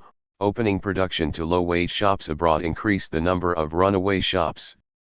The Moguls themselves faced challenges abroad. European nations accused Hollywood of dumping films on them after the war, and they responded by adopting tariffs and quotas to halt the influx of U.S. movies. 126. But European nations, devastated by war, were hardly in a position to withstand Hollywood's blandishments, particularly when they were standing in line, tin cup in hand, awaiting aid from Washington to rebuild their economies. In addition, communist nations provided a stiff challenge to Hollywood, putting the CSU leadership, which was being charged with being dupes of the Reds, in an uncomfortable position. Early in 1946, when the wounds of the 1945 strike were still fresh, Eric Johnston, head of the Industries Trade Association, disclosed that Soviet Russia is a potent contender for foreign market. This page one story in the Los Angeles Times quoted the film czar as stating that the Czech government has recently concluded an agreement with Russia that 60% of the motion pictures imported by Czechoslovakia must be Soviet films. 127 The communist-influenced government in France was moving in a similar direction. Already Hollywood had refused to sell pictures to Prague because has nationalized its film theaters and thereby established a state monopoly of film. 128 Donald Duck is seeing red, cracked one writer. Revenue from foreign distribution is the lifeblood of Hollywood, Johnston explained in a more serious vein. 129 And growing communist influence in Europe could restrict the flow of this lifeblood. Moscow may have had difficulty in producing certain consumer goods to compete with the leading capitalist nations, but Sergei Eisenstein had shown that the Soviets could produce movies that the world hungered to watch. 130 CSU's problem was that many in the industry perceived the group's leadership as surrogates of this foreign competitor, a Trojan horse within the gates of Hollywood. As a result, some of the most fiendish opposition to the Reds emerged in the film industry, which unlike some other sectors faced significant competition from Moscow. Unsurprisingly, the U.S. president who emerged from Hollywood, Ronald Reagan, is the one who proved instrumental in bringing the Soviet Union to its knees. 131. Hollywood worried that communist officials in such countries as France and Italy would push for collaboration with Moscow's film industry, thus excluding U.S. movies. The neorealism trend in Italian cinema, which was hailed and propelled by Italian leftists, disturbed Hollywood. Before World War I, France and Italy each exported more films than the United States did, but afterward they had difficulty reclaiming lost ground. By the 1920s, about 95% of the films in Great Britain, 85% in Holland, 70% in France, 65% in Italy, and 60% in Germany were U.S. imports. 132. This huge share of the global market provided a comfortable cushion of profits for Hollywood, but Eric Johnston feared that the post-World War II dispensation could fracture this rosy picture. May Day in 1947 found communists and unions on the march globally, including in the United States, but on this spring day Johnston was testifying before the House Ways and Means Committee in Washington, D.C. about the film industry. Hollywood, he told the attentive congressman, can't exist without a world market, or remittances from foreign countries last year ran about $125 million, which is almost exactly the total profit of the motion picture producing companies the same year. 133.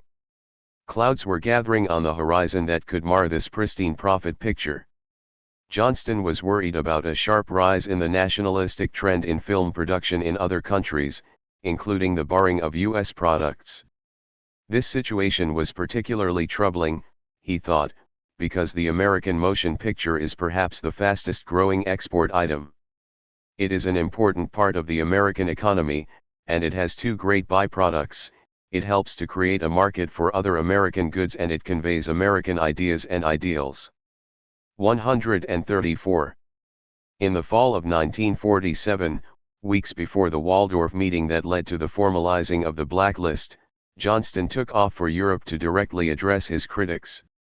Hollywood was issuing loud yells of indignation about a London proposal to slap a 75% tax on U.S. films, while industry hotheads clamored for retaliation. 135 But as Johnston saw it, his most difficult operation was to get our films past the Soviet Iron Curtain. Only 10 U.S. films had been shown in the Soviet Union in the past 5 years, and this was a nagging concern. At this point, Johnston did not favor outlawing the Communist Party in the United States, but he did advocate the barring of Reds from holding offices in unions, cooperatives, and corporations, Some suspected that the ambitious Johnston had an eye on the White House. 136 He could not help but notice the irony that two of his major concerns involved communists in Los Angeles and in Moscow. The Moguls' battle with CSU involved not only domestic but global issues as well. Anti-communism also drove the struggle to dominate foreign markets, a fact that helps explain why the strike and lockout were fought so tenaciously. During his globe-trotting tour, Johnston met with many world leaders, including Yugoslavia's Tito. 137 Johnston was able to mend fences in many of Hollywood's prime markets in Western Europe but was largely unsuccessful in Eastern Europe, thus deepening the anti-communist mood among the Moguls. Yet with all of its advantages, globalization created problems for the Moguls. Richard Walsh of IATSE recalled a deathly fear that workers in Mexico and perhaps in other nations would support CSU. He flew to Mexico City to try to halt pro-CSU actions by the unions. They were trying to close all the theaters in Mexico for one day as a token strike to support their comrades in Hollywood. 138 Strong, ongoing solidarity by Mexican unions did not materialize, but this kind of transborder solidarity emphasized to the Moguls that life would be simpler without CSU. Ultimately, this realization drove the desire for a blacklist. As one analyst put it, why entering into a Faustian bargain with the state?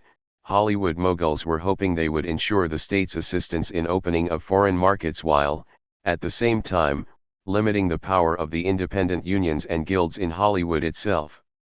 The Moguls' plan had some success. 139 The anti-communist upsurge generated opposition to communists in Moscow and unions in Los Angeles alike. Competition was not the Moguls' only reason for moving production offshore. The events of 1945 led to millions in strike losses that were mounting hourly. The work stoppage affected quality. According to one producer, he used to put 20 painters on a set and finish it tonight for tomorrow's shooting, whereas now we get along with 2 painters wait 10 days for them to get it ready. Another producer complained, "We've rewritten so many scenes, to take them outdoors and beat the set delays, that the damned thing's going to look like a horse opera without horses." 140. The strike had other effects on production. The set decorators were the crux of this strike, and their role in movie making was crucial. As the attorney Bert Zorn put it, "Oh, you cannot make a picture without having a set ready, because a set is just as important as a star, it is just as important as a camera. If you do not have a set and have it completed, you cannot shoot a scene in the picture." 141 The director Robert Siodmak recalled that the strike erupted as he was cutting his film The Spiral Staircase. Studio executives became so distracted with the unions that they let me alone. 142 The strike seriously disrupted the filming of the David O. Selznick production Duel in the Sun, however, running up costs in some areas and causing cuts in others. 143 Films involving communists were particularly affected. Herbert Biberman had played a key role in helping to bring to the screen New Orleans, which featured Billie Holiday.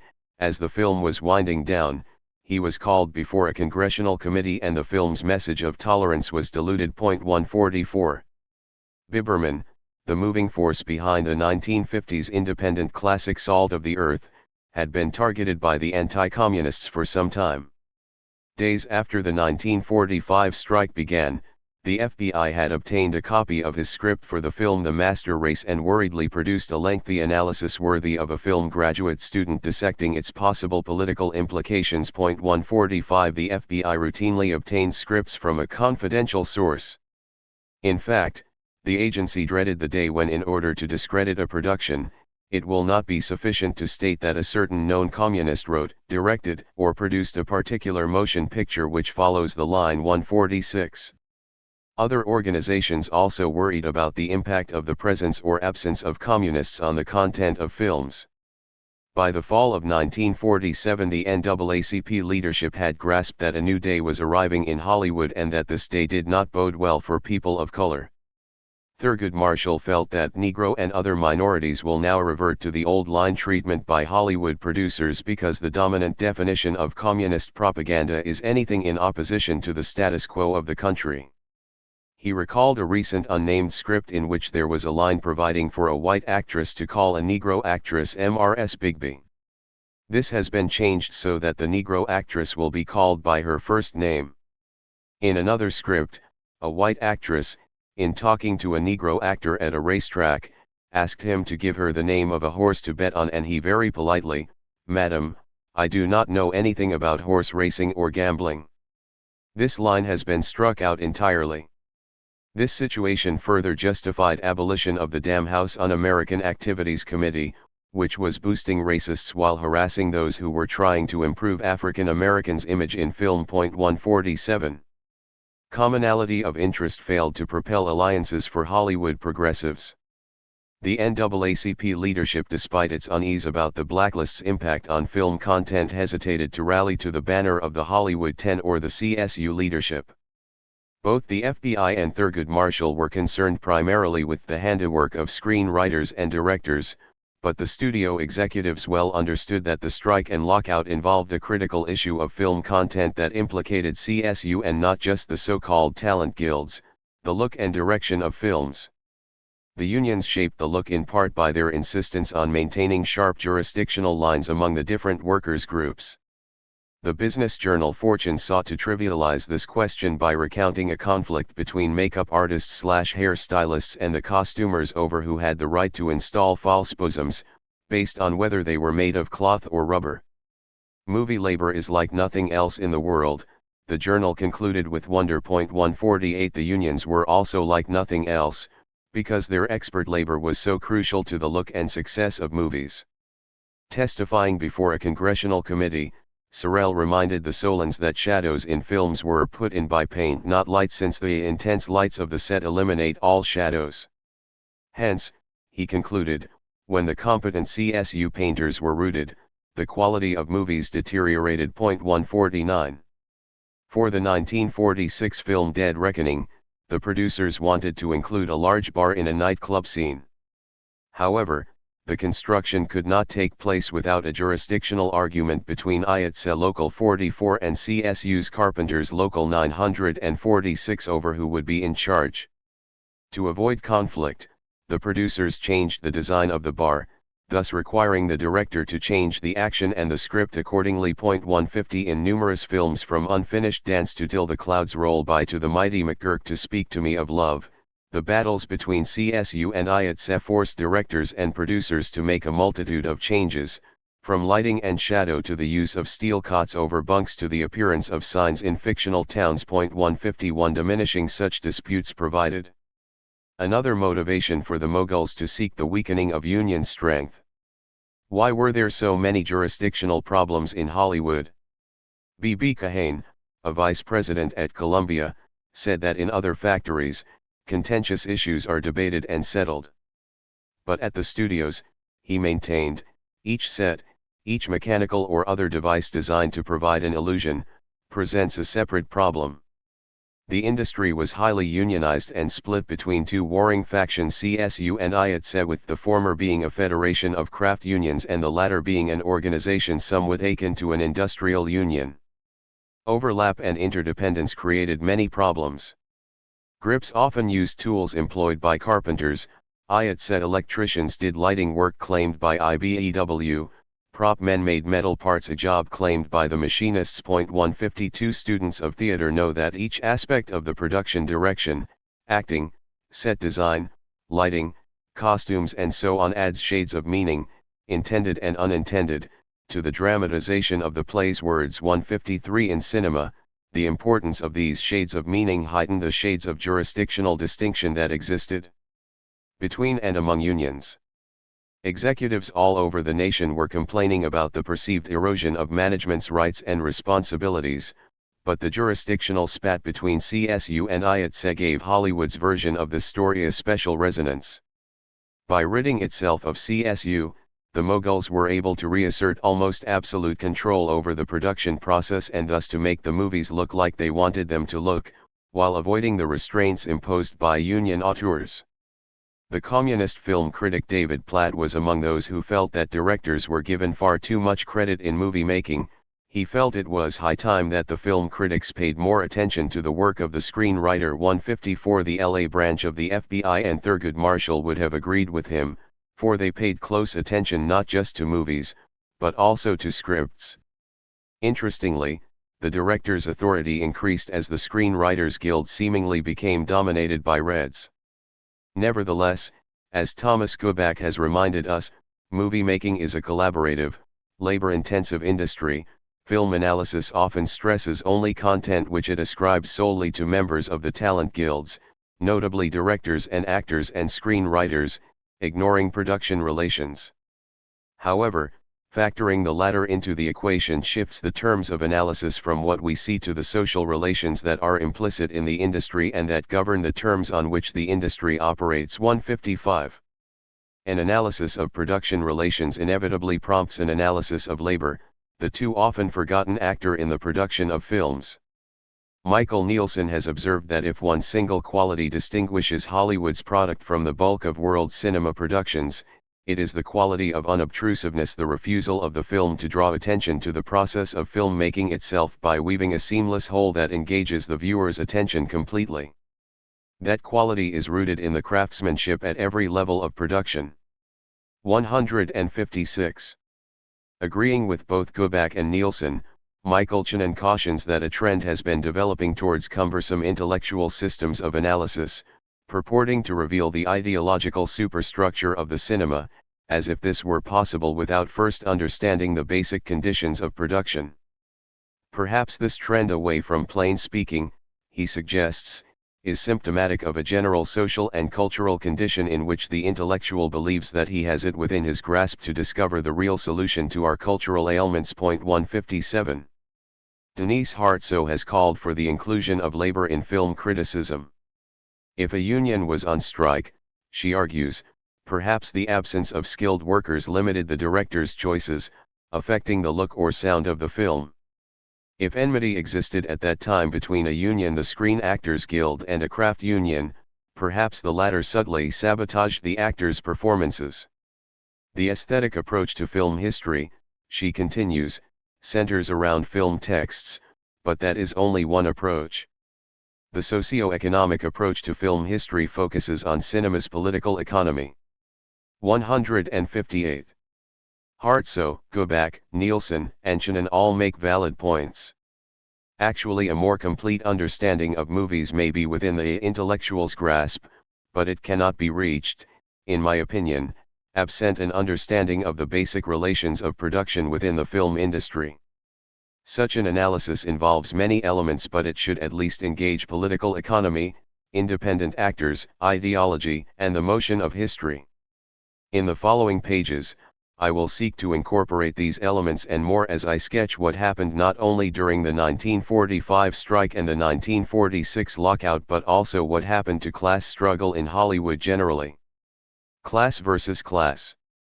To understand the intensity of the labor unrest that pockmarked the film industry, it is necessary to understand the repressive atmosphere that characterized California in the years leading up to the strike of March 1945. The writers, whose organizing efforts were sparked by communists, were not the first to organize in Hollywood. They were preceded by the craftsmen, painters, carpenters, plumbers.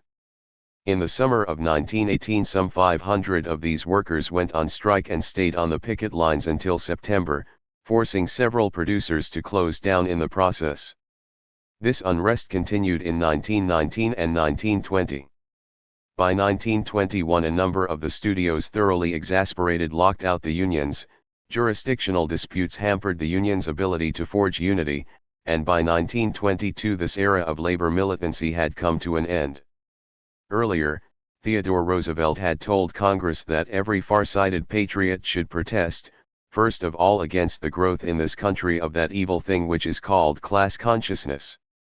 By the end of World War I and the outbreak of unrest among studio labor, many in the United States had begun to agree with him. 1919 was a year like none other in American history. Industrial conflict reached unprecedented levels as more than 300 strikes involved over 4 million workers. The world had been turned upside down. 1. The initiation of the Academy of Motion Picture Arts and Sciences in 1927 was a direct response to this earlier growth of union sentiment in Hollywood. A prime purpose of this new entity which became fabled for its lavish and glittering Oscar ceremony, was a conscious attempt to promote industrial harmony. In effect, it functioned as a company union too. At the turn of the century, the Golden State contained one of the nation's largest socialist parties, which helped to spawn a fierce police state apparatus designed to stamp out all traces of labor radicalism. The Socialist Party mirrored CSU in several ways. Both were influenced heavily by craft unions, both were deemed terribly radical, and both were weak on race matters. In retrospect, the SP's attraction to Oriental exclusion laws weakened the party's attempt to broaden its base. Thus, with the Red Scare brought by World War I and its aftermath, the SP quickly found itself on the defensive as vigilante methods, organized along military lines and with arms, were wielded against the quickly fading organization. Though the SP's Robert La Follette, running on a third-party ticket, received more votes for president in 1924 in California than his Democratic counterpart, working-class radicalism was basically squashed in the state during this decade. 3. Los Angeles pioneered the crushing of labor dissidents. The Los Angeles Police Department's Red Squad was headed by a former labor spy for employers. The City of Angels was ruthless in its handling of strikes or any other form of dissidence. Picket lines were assaulted with nightsticks followed by tear gas projectiles and guns. As official routine, the unit broke up every demonstration of organized communists and similar groups, raided communist halls every 2 weeks, confiscated literature, broke up depression-related gatherings. There was indiscriminate targeting of political figures, writers, ministers, journalists, and prominent citizens. The Red Squad served as the operational arm of the powerful Merchants and Manufacturers Association, an influential group of businessmen. Carey McWilliams charged that in the 1930s at least one member of the board of directors of every liberal reformist organization in town turned out to be a police spy. In Los Angeles, a powerful alliance of businessmen, boosters, super patriots and right-wing evangelists combined to make this rapidly growing city a hell on earth for those who went on strike. 4. Hollywood did not escape the snare of repression. This fact immediately struck the British émigré Cedric Belfrage when he arrived there in the 1920s. 5. He noticed the pervasiveness of the gangster element who were integral to the industry's political architecture. Class stratification was a signal aspect of the film Colony, and the ostentatious luxury in which so many lived helped to engender a rampant fear that the great unwashed might seize it all. This fear in turn sparked a desperate desire for an ever-growing apparatus of repression. Belfrage felt that the contrast between and among classes was so much greater here than it was anywhere else. There was a great emphasis on how much people made and a reluctance to consort with people who were in a different. Along with this wealth came an almost hysterical concern with the rudiments of class, said Belfrage, who noted a particular fascination with English butlers, titles, and the like. 6. The authorities seemed to fear that depression-influenced art was much too oriented toward working-class radicalism.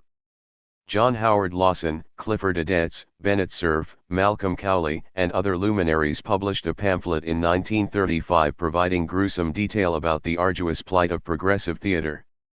They decried police terrorism, nightsticks, tear gas, riot calls and jails. Municipal persecution, violation of non-existent fire regulations, condemnation of theaters used for years, trumped-up charges of blasphemy or obscenity, the threat of losing your regular job if you appear in an amateur production of a play of social protest. And the kidnapping and beating and robbing of actors and directors. Such are the dangers that confront the vital, sincere theaters in America today. 7. As so often happens, there were other crimes large and small undergirding a number of the great fortunes of Hollywood. There was the flood of capital from mobsters propping up the industry, and there were the small indignities exacted on employees to garner profits. Studios routinely worked employees like latter-day slaves. From sunup to sundown, 8 dangerous stunts often led to broken bones and worse. Agents routinely cheated their clients. 9. Writers, the fulcrum upon which the industry rested, were subject to a special exploitation. their recognition of their plight and the presence within their ranks of more than one trade union militant ensured that writers would attract the angry attention of management. When industry titans met in Manhattan in 1929, one concluded that the dominant, I might say the menacing force in moving pictures, the scenario writer. Because good writers were few and far between, producers were afraid to quarrel with them and, thus, let do pretty much as liked. The result was a type of picture which should never have reached the screen. 10. This situation must end, agreed management. But it was not only the writers who were being targeted by the Moguls. Edward M. Gilbert of the Screen Set Designers, Illustrators, and Decorators recalled that in the early days of the industry 6 designers were discharged by MGM Studio for no other reason than attending a committee meeting in a private home where the possibility of organizing was discussed. 11. The studios maintained their own corps of spies to ferret out information about labor organizing.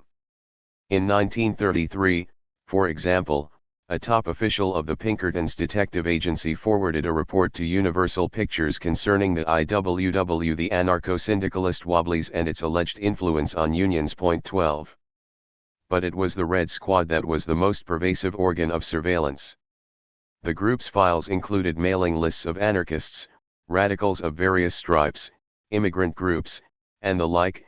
It compiled weekly intelligence reports that scrutinized virtually every twitch made by every presumed agitator in Southern California. 13. In the fall of 1936, William Hines of the Red Squad was hailed by an entrepreneur who told him, "I believe our boat builders' strike at San Pedro is practically over and, due to the wonderful protection that you gave us in maintaining law and order, I am happy to say that the shops are running non-union." 14. The Red Squad also kept in close touch with the right wing globally. In 1934, for example, Hermann Schwinn of the Freunde der Neuen Deutschland informed William Hines about an upcoming mass meeting in Southern California protesting the anti-German boycott. He went on to thank Hines personally, for the splendid service your department has given during the visit of the officers and men of the German cruiser Karlsruhe. 15. The LAPD also shared information concerning various Italian radicals in the region with the Consulate of Italy. 16. However, being on the West Coast, the Red Squad maintained a keener interest in ties with Imperial Japan, which too had an interest in cracking down on Japanese and Japanese-American radicals in the vicinity. In 1937, Kaoru Nakashima, secretary of Tokyo's consulate, sought information from the LAPD on the organization and system of Communist Party in California, including the approximate number of communists in California. Amazingly, this information was forwarded, and it might have proved helpful to Tokyo after Pearl Harbor if an invasion of California had come to fruition. 17. The consulate sought specific information about Geo Ishinge, who is a member of the Red Communist Party. 18. Hines contacted General Ralph Vandeman of military intelligence about information on Harry Steinmetz and his possible association with prominent San Diego Japanese, who may or may not be members of the Communist Party. 19. But Japanese and Japanese Americans with Hollywood connections interested the Red Squad as well. The group was seeking information on Charlie White, who was supposed to be half Japanese and half Russian or English. He was posing as a costume expert and character actor. He is understood to have mingled with John Reed Club members in Hollywood. Supposedly he was engaged in an unspecified espionage mission. He was sort of slant-eyed, and almost passing as a white man. He was said to be running around with a white girl from Seattle.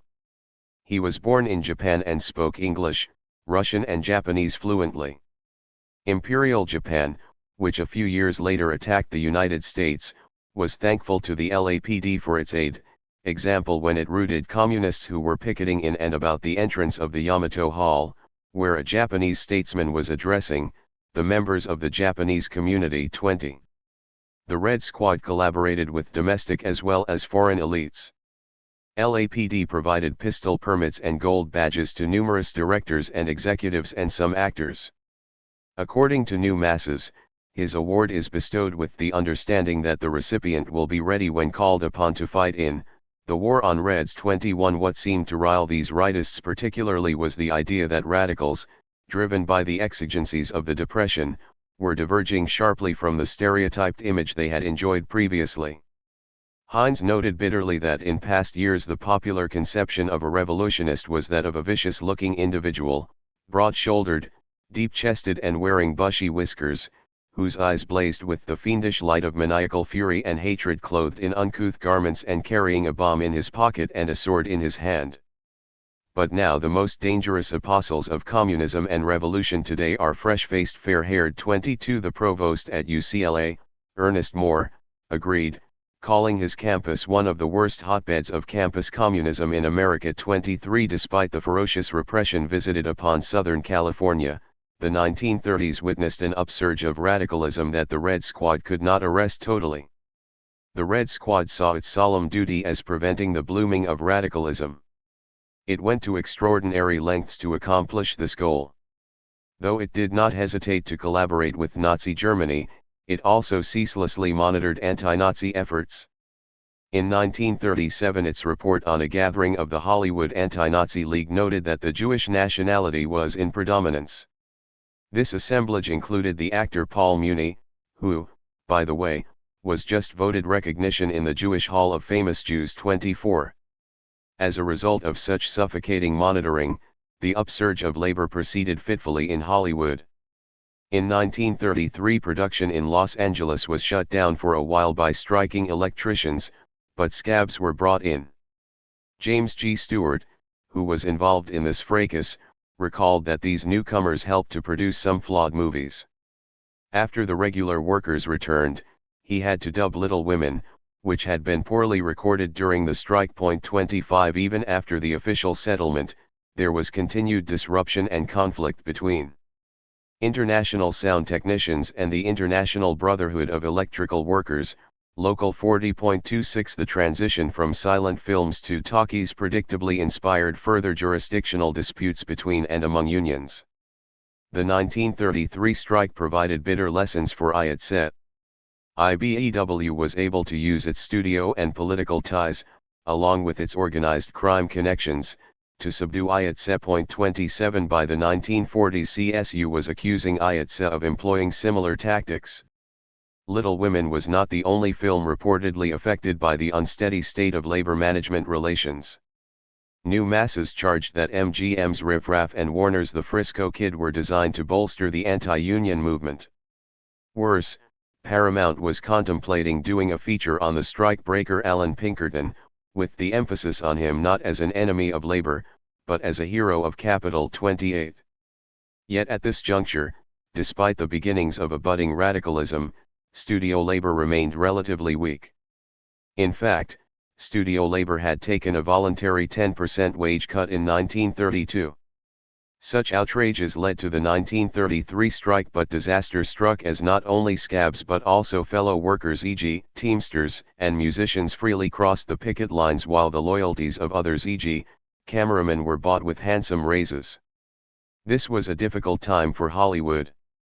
Small studios like Tiffany, Sono Art Worldwide, Invincible, and Mayfair disappeared. 29. Paramount, which was to control 1,200 theaters in the United States, some 230 in Canada, and more in other nations, owned more movie houses than any other entity in the world. However, by early 1933 the company was in receivership and voluntary bankruptcy, which lasted for almost 2 years. 30. Studio labor too had reached its nadir.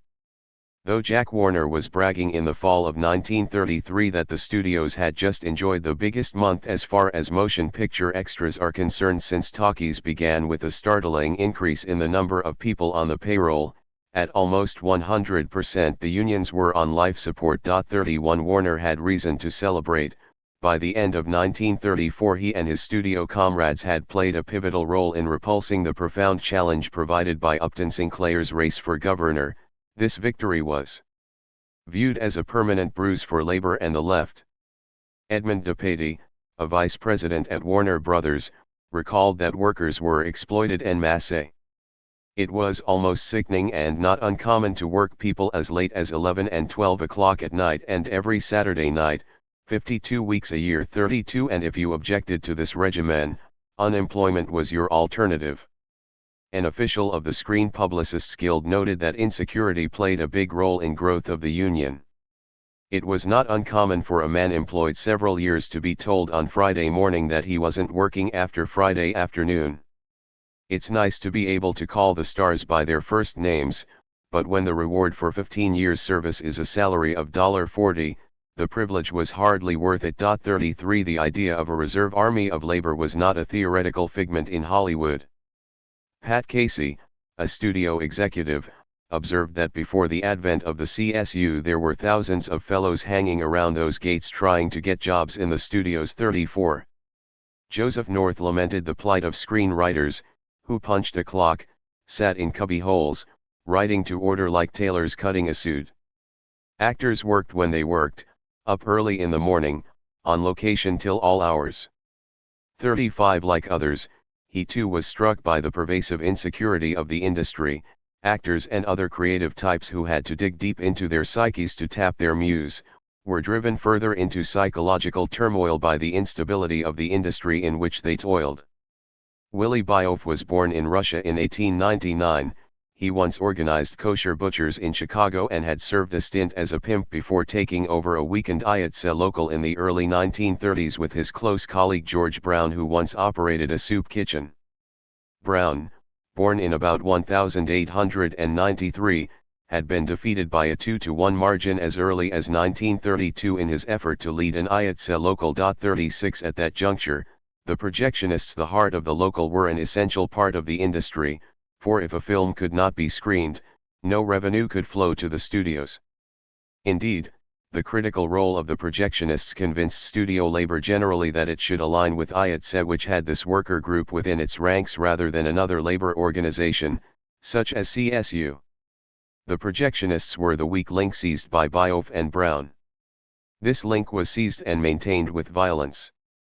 Byoff, it was charged, beat Herbert Green, an official of the projectionists local, mercilessly with a blackjack, as the result of which died. 37 In 1935 Clyde Osterberg was rubbed out while trying to organize an independent union of projectionists. 38 Days later, Two-Gun Louis Altry was murdered while trying to organize a union comprising janitors who worked in theaters. 39. One night Byoff and Brown were celebrating their good fortune at a Chicago night spot, Nick Dean's 100 Club, a known hangout of Al Capone and his cronies. The two were gambling and lost huge amounts, but their sizable bankrolls caught the eye of resident mobsters. Shortly thereafter they were called to a meeting on Michigan Avenue across from the Carlton Hotel, where they were asked to turn over half of the union's revenues, a figure which later rose to 2/3 or else. They complied. Later Frank Nitti, the enforcer, installed his man, Isidore Zavin, as Ayatse's accountant to make sure that there was no funny business when the time came for the mob's cut. Brown, who later became a vice president of the American Federation of Labor, also testified under oath that the attorney Sidney Korshak sat in on the meetings between himself and Nitti, as the latter's representative. 40. In 1934 Byoff and Brown were invited to a dinner at the Casino de Paris in Manhattan. Byoff later testified on pain of being charged with perjury that the dinner was on the balcony of the Theater Cafe. They sat at a long table on the balcony. It was to introduce George Brown and me to Charlie Lucky, i.e., the infamous gangster Lucky Luciano. I am sure that Frank Costello was there and Jack Dragno, a leader of the LA mob. Brown and Byoff were told many times to be free to call on Charlie Lucky or on Frank Costello if we find any difficulties here in our work, and if we need anything to call on them, and be free to call on them, because that is their people. Later they met with Capone himself at his estate in Miami. With the connivance of the mob, Byoff and Brown were installed as leaders of Ayatse nationwide. In return, the two received mob muscle to help in persuading non-union movies houses to sign up with Ayatse. Later, Byoff recalled, "The time came when we all sat together, Schenck, Kent, myself and Brown, and agreed to take $50,000 from each of the major producing companies and $25,000 from each of the independent companies." CSU later argued that these payments were bribes to ensure labor peace, while the studios argued that they were being extorted by the mob. Undeniably, the centralized structure of IATSE, which forbade local strikes without the president's authorization, made control of this office a valuable prize indeed. For individuals claiming they were being extorted, the executives were quite friendly toward Bioff. Joseph Schenck, a top executive at Fox, arranged for Bioff and his wife to be transported to Brazil and Europe in 1938 when tax agents wanted to query the union leader about the sources of his wealth, some of which came from the Schencks. Bioff longingly recalled the Normandy, the finest cruise afloat. On board was the wife of Louis B. Meyer, a very sweet woman, he noted fondly. Harry Warner and his wife, acting strangely for victims of extortion, sent a bon voyage telegram and orchids to Bioff's wife. The Bioffs were feted by producers in London, where reservations had been made for them at the posh Dorchester. Nor was this the extent of the gratuities and hospitality Hollywood extended to Bioff. Joseph Schenck sold him some shares of Fox when it was selling for $25 or $21.50 or something like that. He let me make that profit. Bioff also went to religious services with Harry Warner and visited his sprawling ranch, though he denied meeting the glamorous actress Claudette Colbert there. Bioff admitted to being just as close with Spiros Skouras of Fox as he was with the Warners.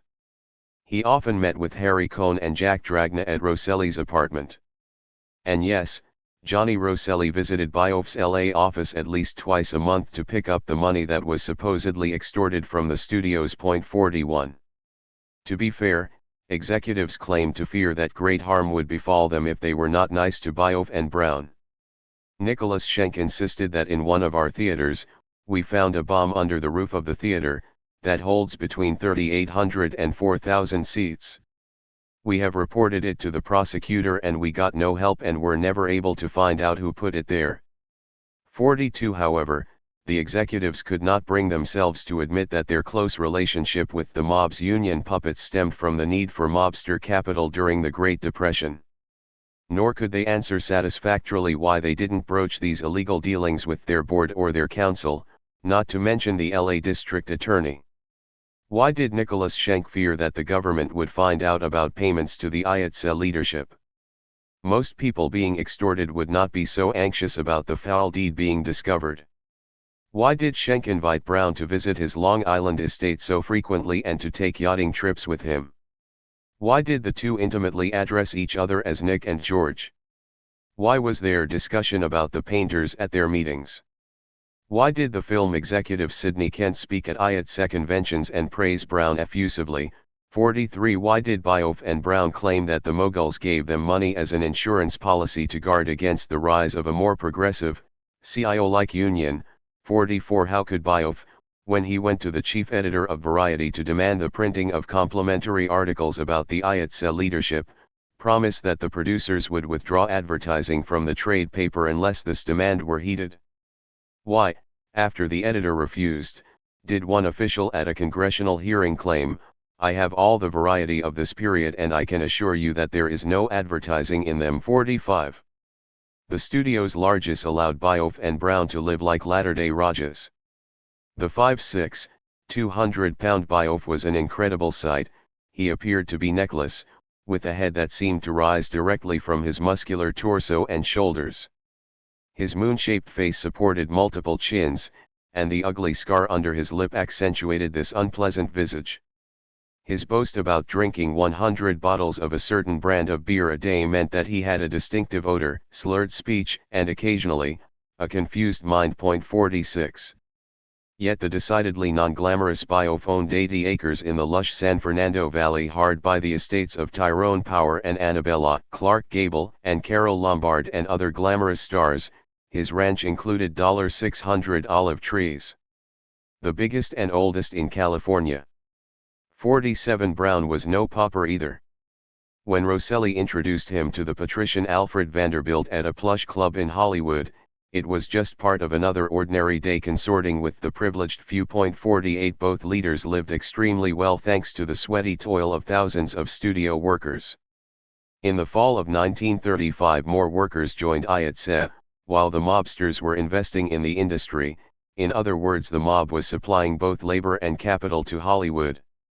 Using the subsequent leverage, the mob enabled thousands of workers including soundmen, the property men, the greensmen, the electricians and the laboratory workers to enter IATSE with the studio's acquiescence. Ironically, the mob-led IATSE was closer to the ideal of an industrial union, a harbinger of the CIO, than CSU, a federation of craft unions. 49 Thus, one IATSE local with only 200 members in 1933 had 5,000 by 1937.50. Correspondingly, organized crime's influence over the film industry grew dramatically during the 1930s. This reality was little known, for media figures such as the columnist Victor Riesel were busily perpetrating the myth that studio labor was dominated by communists. By 1935 the communists and their comrades, he thundered, dominated or controlled the movie cameraman's union, the sound men's outfit, the laboratory technicians, the costumers, and the studio editors. 51 Roy Brewer, a leader of the anti-communist forces that rooted CSU, agreed. OUC, he recalled, in 1934, the Soviet Union dispatched funds to certain American communists in order to finance the takeover of the motion picture industry. The idea was to use motion pictures as propaganda to soften the peoples of the world toward communism.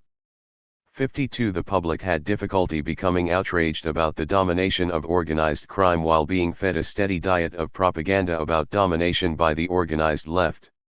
Soon after the Red Squad and its minions had thoroughly blunted labor radicalism, studio labor began clamoring against the misrule of Bioff and Brown. With the advent of their leadership, already bad working conditions apparently became worse. Scenic artists, costumers, plumbers, etc. were on tap 24 a day, and you better hug the telephone or someone else will get the call. You can be snatched to work on location for a couple of hours, then not see a paycheck for weeks. Sexual harassment was as common as boring movies. 53 By 1937 there was already a merciless blacklist in operation that kept many workers from protesting. 54 Even so, the Screenwriters Guild, with the communist John Howard Lawson leading the way, had demonstrated what was possible when it organized in the face of stiff resistance from the studio and their creation, the screenplaywrights. 55 Thus, when Hollywood labor struck in 1937, ostensibly over a special 2% levy that lined the pockets of Bioff and Brown, the workers had two formidable forces to contend with: the studios and IATSE. The reporter Flor Abel Muir recalled later that at the strike's height a group of strange outlanders arrived in town. Some of these men told around that they came from Chicago. I saw these fellows in action. They all drove Zephyrs and obtained gun permits from the administration then governing Los Angeles. The mob had deployed these goons to pulverize studio labor, which in turn had secured muscle from the Longshore Union. Muir witnessed one major engagement near the Pico Boulevard gate of the studio in which fists put guns to flight. I also saw a platoon of swarthy gents identified as of the Chicago mopper-uppers swagger into a gun store directly across the street from strike headquarters. Word came they were at target practice. 56. While testifying at the Rosselli trial, Herb Sorrell vividly recalled this strike, which lasted for about 2 months, ending on June 10, 1937. He detailed the melee at the Painters Hiring Hall on Santa Monica Boulevard, where the studio goons and their opponents broke bones in profusion. The mob also brought some thugs to confront Sorrell directly. The pugnacious pugilist was captain of the picket line at Warner Brothers, and he later became captain over the lines at all the studios. One day he received a tip that the goons were about to strike. We did not wait for them to attack us, we went and attacked them. We went to their hotels when they were having a meeting, and we would catch them coming out and we would slaughter them. He never carried a firearm, we never carried anything but our fists, but we knocked the devil out of them. When the mobsters tried to secure scabs to take the strikers' place, Sorrell and his comrades attacked again and the ambulance made 19 trips hauling them away. Sorrell and his co-workers were able to secure support from liberal actors, writers, and sympathetic people and from the Painters Union nationally, not to mention the San Francisco-based Longshore Union.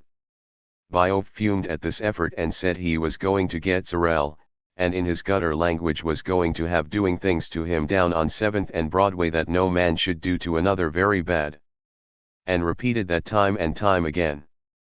This was not the first nor last time that the illusion of homosexual abuse was raised as punishment by the mob and their allies. 57. What had inflamed the workers' ire was not just the Bioff-Brown levy. Rather, the workers were irate that their 10% wage increase was undercut by the use of a double shift. Example: one 6-hour shift at Paramount would be followed by another for RKO with no overtime pay. Thus, the increase was in effect a wage cut. 58. Of course, in 1937 lead property workers, for example, earned 2.5 times as much per week as did U.S. manufacturing workers on the average, and over 1.5 times as much per week as did traditionally well-paid newspaper, printing, and publishing workers. However, despite earning high hourly or weekly rates, film workers often made low annual wages. Ayatse prop makers, electricians, and grips averaged between $1,215 to $1,738 for the year 1938. The U.S. Bureau of Labor Statistics estimated that a family of 5 in needed, at the very least, income of $2,095 during 1938 to maintain minimum health and decency. Studios filmed primarily during spring and summer, so employment during the 1930s fluctuated between 19,500 in March to 27,500 in June to 18,500 in November. 59. However, Hollywood labor could take heart from the obvious upsurge of labor in the region. From 1936 to 1938, union membership in Los Angeles jumped from less than 20,000 to 125,00060. In such an atmosphere, the corruption of Ayatse could not stand unchallenged. Ayatse, dissatisfied with the wealth generated by the levy and seemingly oblivious to the changing political dynamics, was in the midst of demanding full jurisdiction over all workers in the production end of motion picture business, from porters to stars. 61. An NLRB official, with typical understatement, acknowledged that this maneuver would bring up a tremendous amount of opposition. 62. Senator Robert La Follette was told that the most vicious intimidation is being carried on against union men by the police, who are working closely with the employers in an effort to discredit union members and smash our unions. Gangsters and gunmen have been imported to this area, and the police department have issued gun permits to them. 63. These events were enough to energize the most passive union members. Consequently, the Federated Motion Picture Crafts, which spearheaded the strike, attracted adherents. Harlan Holden, an Ayatse official, recalled later how Johnny Rosselli had brought 5 or 6 of his friends to Los Angeles, more or less to maintain order among the increasingly restive workers. Holden witnessed the Union Hall skirmish involving these friends. There was some broken and some furniture demolished, along with a few arms and legs. 64. The mobsters and the Moguls directly collaborated to break this strike. Lou Blix, another Ayatse official, testified under oath that he was in Bioff's office when Eddie Mannix, a studio executive, made the call to request strike breakers against FMPC. 65. Though FMPC waned against superior strength, Sorrell and the painters were big winners. That he had turned down Bioff's bribes in favor of battling the gangsters head-to-head brought new luster to his painters. Soon other crafts wanted to ally with his union, laying the basis for the formation of CSU. Although mob muscle did crush the progressive forces, the lessons learned by Sorrell set the stage for the rise of CSU. The Bioff-Brown administration in Ayatse, like many of its AFL counterparts, made no effort to alter the lily-white character of its many locals. In fact, Ayatse sent numerous messages affirming racialism. The 1936 National Convention in Kansas City was typical, with the event opening to the playing of Dixie. Constructing whiteness and, more specifically, reconciling the component elements of whiteness on an altar of conservatism and defense of the status quo was a prime object of Ayatse. Naturally, Hollywood rampantly discriminated against African Americans. 66. By the time CSU was finally crushed, only 10 of the 9,635 weekly studio employees were African Americans, and all of those were actors. There was not one Negro secretary, cutter, art director, cameraman, grip, reader, prop man, accountant, in the motion picture industry. For African Americans the blacklist came earlier, hit harder, and lingered longer. 67 Indeed, CSU never came to see that the illiberalism that sustained Jim Crow was the same one that sustained the blacklist. Nevertheless, the union's lily whiteness was not solely due to CSU, since management had the primary role in hiring.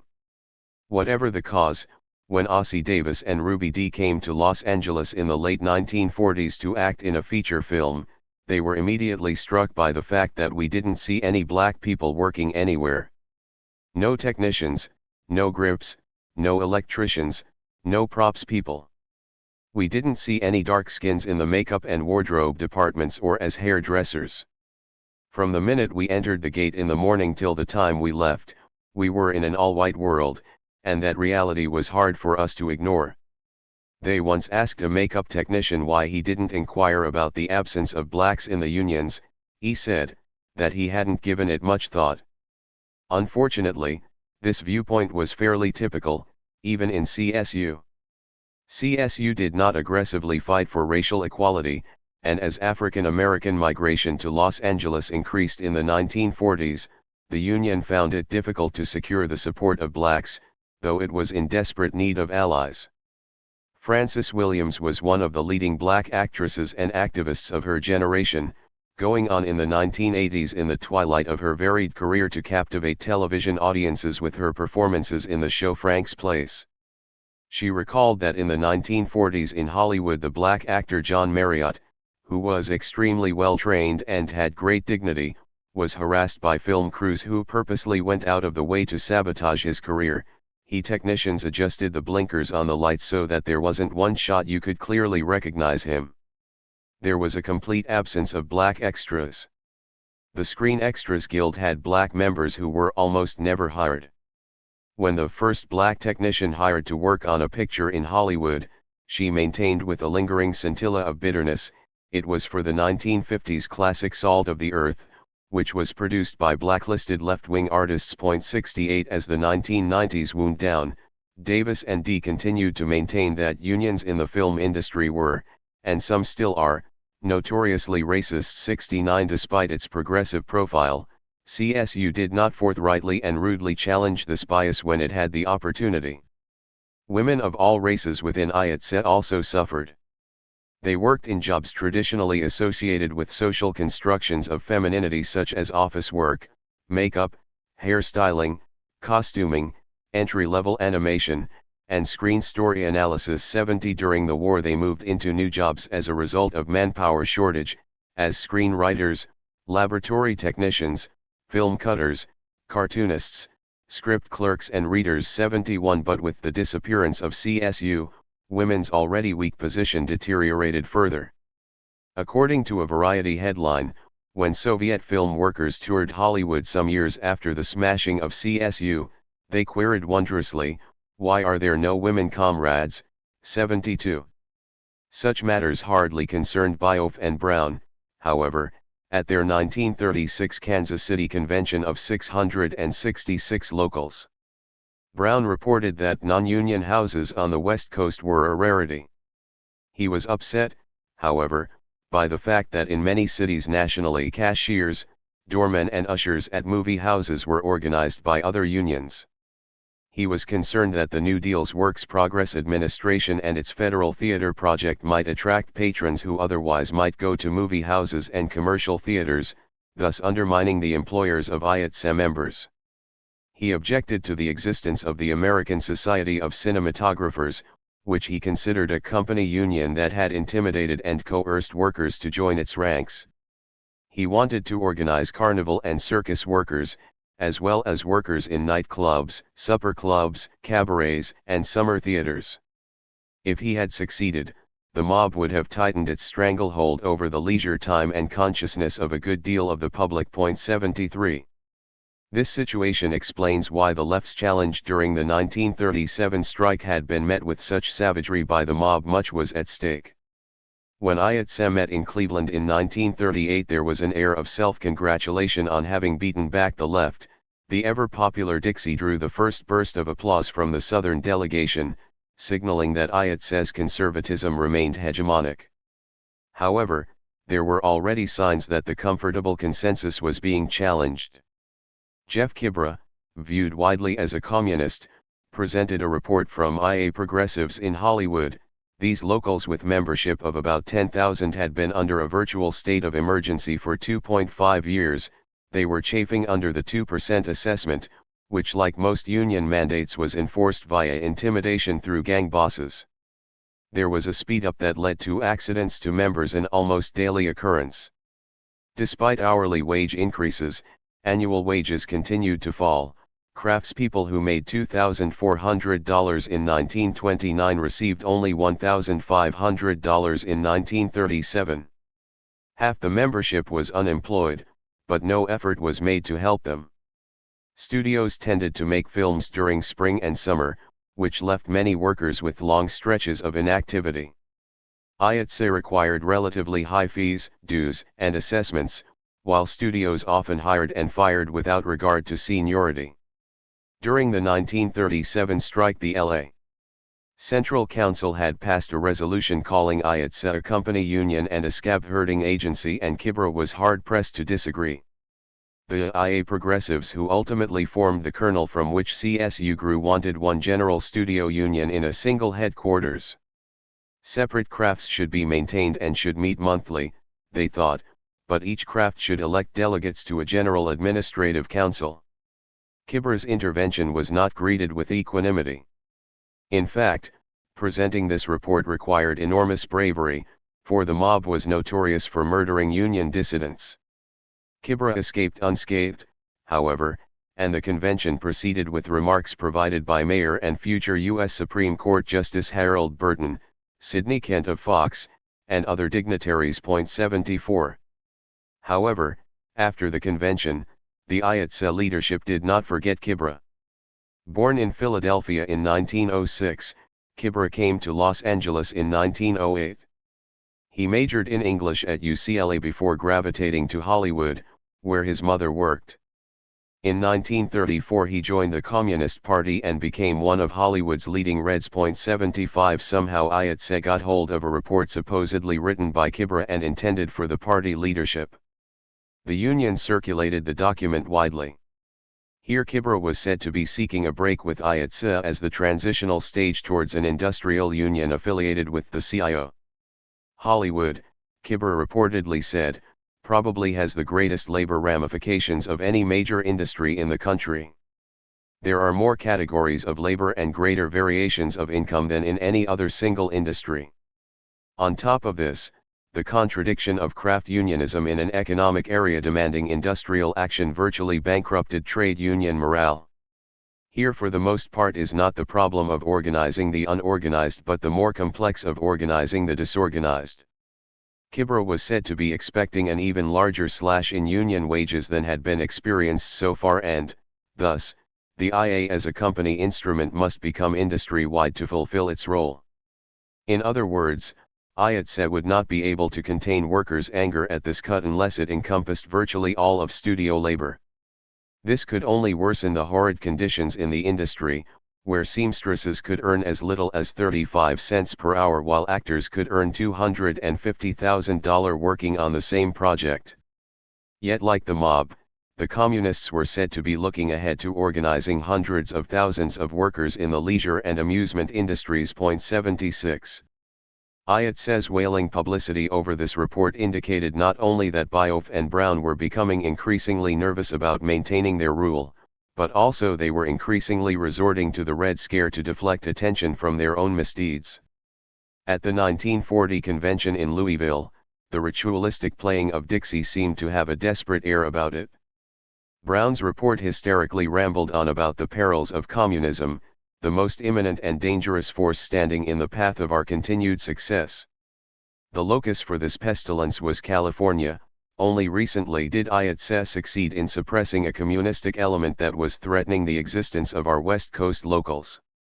Approvingly, he cited the House Un-American Activities Committee, which had arrived at similar conclusions about the Reds in Los Angeles. The conditions existing on the West Coast, Brown concluded with dismay, are entirely different from the rest of the country. Our international being labor's foremost representatives in the coast's principal industry, it is only natural to expect that we would bear the brunt of such attacks. 77 Though Seattle and San Francisco understandably were seen as the vanguard of labor radicalism in the West, given the general strikes that had rocked both cities in previous years, studio labor was beginning to stand out as a similar beacon of militancy in the open shop haven that was Los Angeles. Brown was worried justifiably about the left's dredging up the tangled legal problems of his comrade Bioff, and about a possible indictment as a result. Brown was even more worried about the challenge of the left-leaning United Studio Technicians Guild to IATSE hegemony.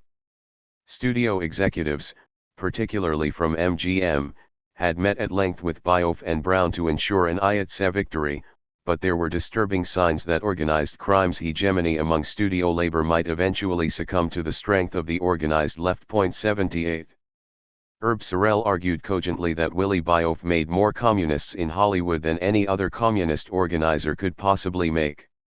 He laid down the racketeering, domineering attitude to the workers, and he made them do things that they did not want to do, and they resented it.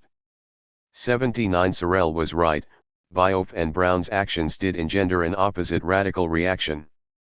Even after the 1939 pact between the USSR and Germany, which notoriously drew no loud objection from U.S. communists, Red prestige continued to grow.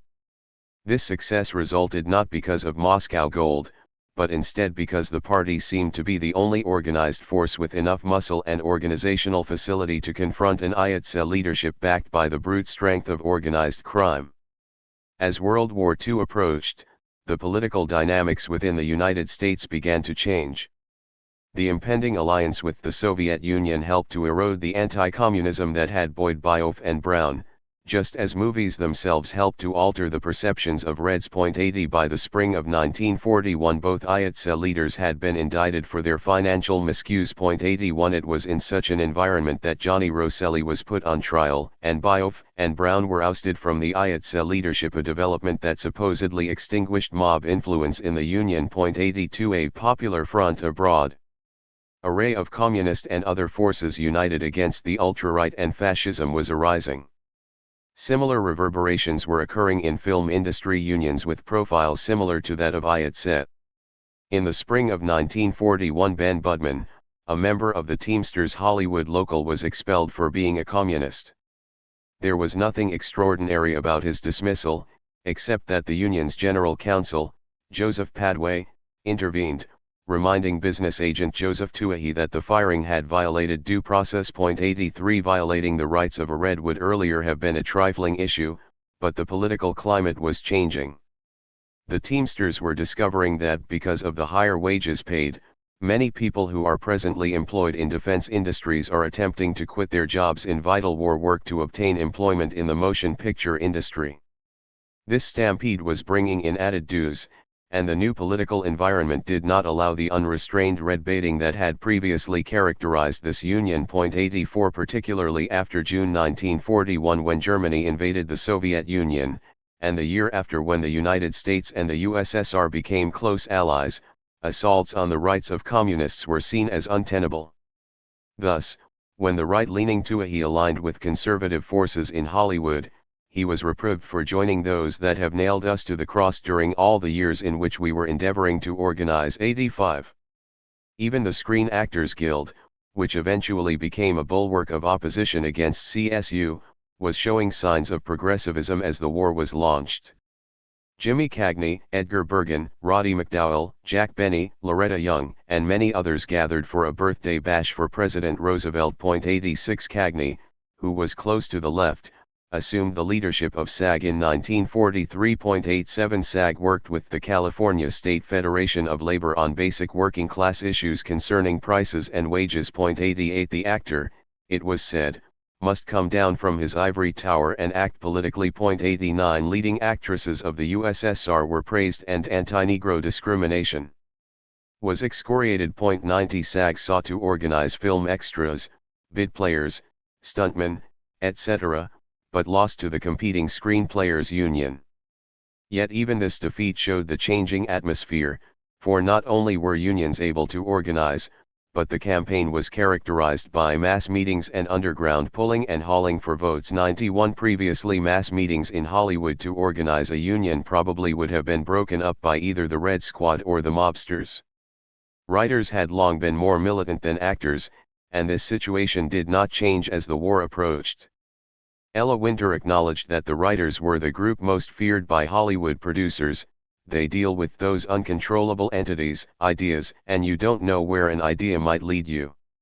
Writers were beginning to object to the system whereby studios own everything. A writer creates plays, novels, radio scripts, poems if written while he is under contract, and contract for 1 year calls for 3 months without pay.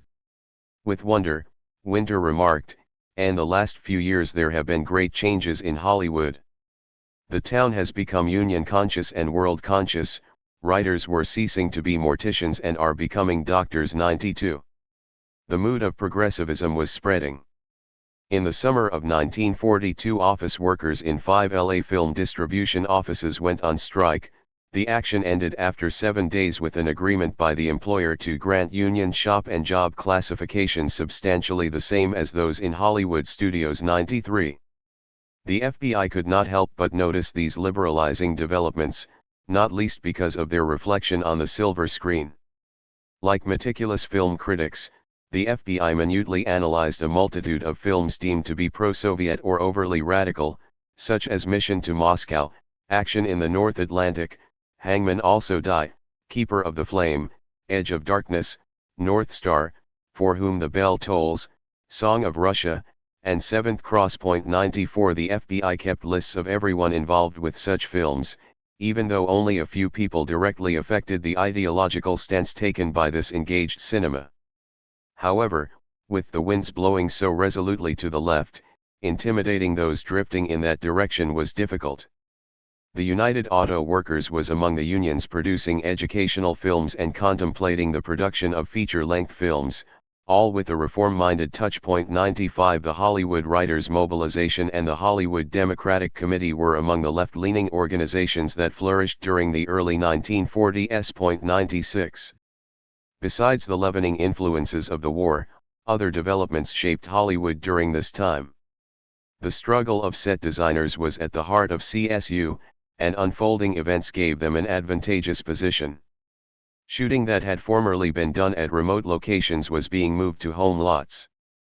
There will be extensive building of permanent outdoor sets in the heart of Hollywood once more. The impetus for this re-centralization was the increase in planes zooming through San Fernando Valley skies for testing, training, and service maneuvers.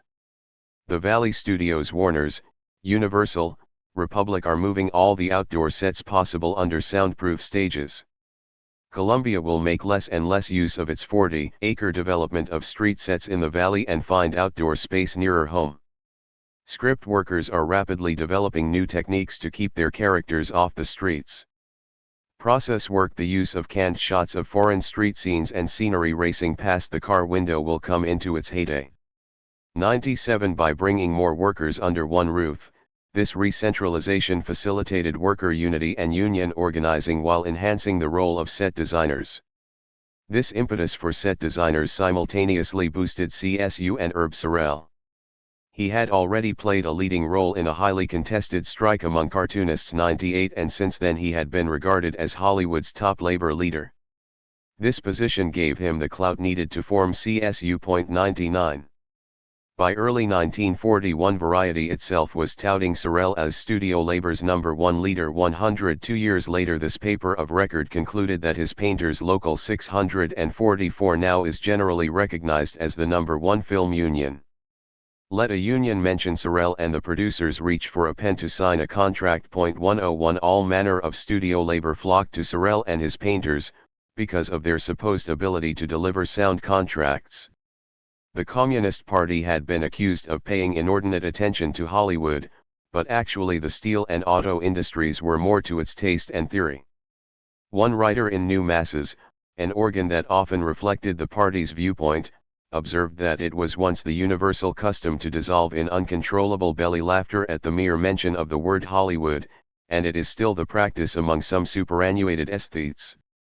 Yes, the large majority of films are characterized by bad taste, cardboard characters, artificial plotting, witless wisecracks, slapstick, stale situations, an absence of historical or day-to-day realism, and often by themes either dated or distorted. Yet this young art form seemed transformed by the war. At a meeting of film unions and guilds, the article continued, they were making the kind of speeches that I once heard only at the most advanced political gatherings. The author had to pinch himself constantly to make sure it was all happening 102. Actually, this was just a bit of condescension from this often New York-centric organ, which paid more attention to theater and novels than film. But what could not be ignored was that the left, including the communists, had been able to develop a foothold in one of the most important and profitable industries in the nation. Reds. By 1945 the Communist Party in Hollywood was a power to be reckoned with, but the road had been long and rocky. There was the ever-present Red Squad to contend with, not to mention the abject hostility from the captains of industry in Southern California. Though much has been made of the alleged Red influence on the movie's content, anti-Red propaganda is easier to discern. Hollywood waged an undeclared film war against any hint of Bolshevism, characterized by a relentlessness and unequivocal viciousness, which was replicated off-screen. However, by the time World War II had commenced and the USSR became a noble ally, this hostility began to soften. Bolshevism itself received positive treatment in over 100 feature-length film releases. Mission to Moscow, the most oft-cited example of this trend, was a 2-hour-long cinematic hagiography of Stalin's regime. But the pro-Sovietism of Hollywood extended much further.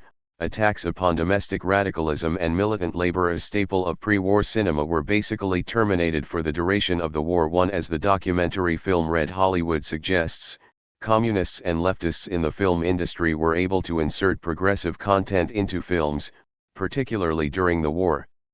Two films by the communist screenwriter Dalton Trumbo, 30 Seconds Over Tokyo and A Guy Named Joe, were among the top 10 highest-grossing films of 1944. The screenplay for The Pride of the Marines was written by communist Albert Maltz. Point 2. The cinematic détente also occurred off-screen. For a brief historical moment during the war, the role of communists in the United States seemed to be normalizing. If a card-carrying communist in the 1920s, during the height of the rambunctious Red Squad, had been told that Hollywood would change its tune by the early 1940s, she would have been justifiably skeptical. For the 1920s were a harsh decade indeed for those who proclaimed their allegiance to socialism, working-class radicalism, and Moscow.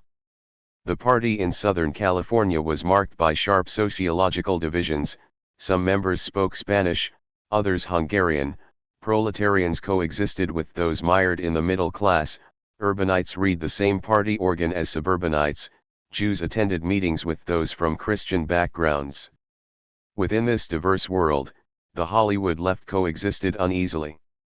Some leaders, like Nemi Sparks, felt intensely loyal to the New York City leadership, while others, like Dorothy Healy, exemplified a peculiarly Californian sensibility that often conflicted with Eastern rules, patterns, and even ideology. This diversity was a strength, yes, but it was also a recipe for taut conflict, particularly when external forces were bent on accomplishing this result.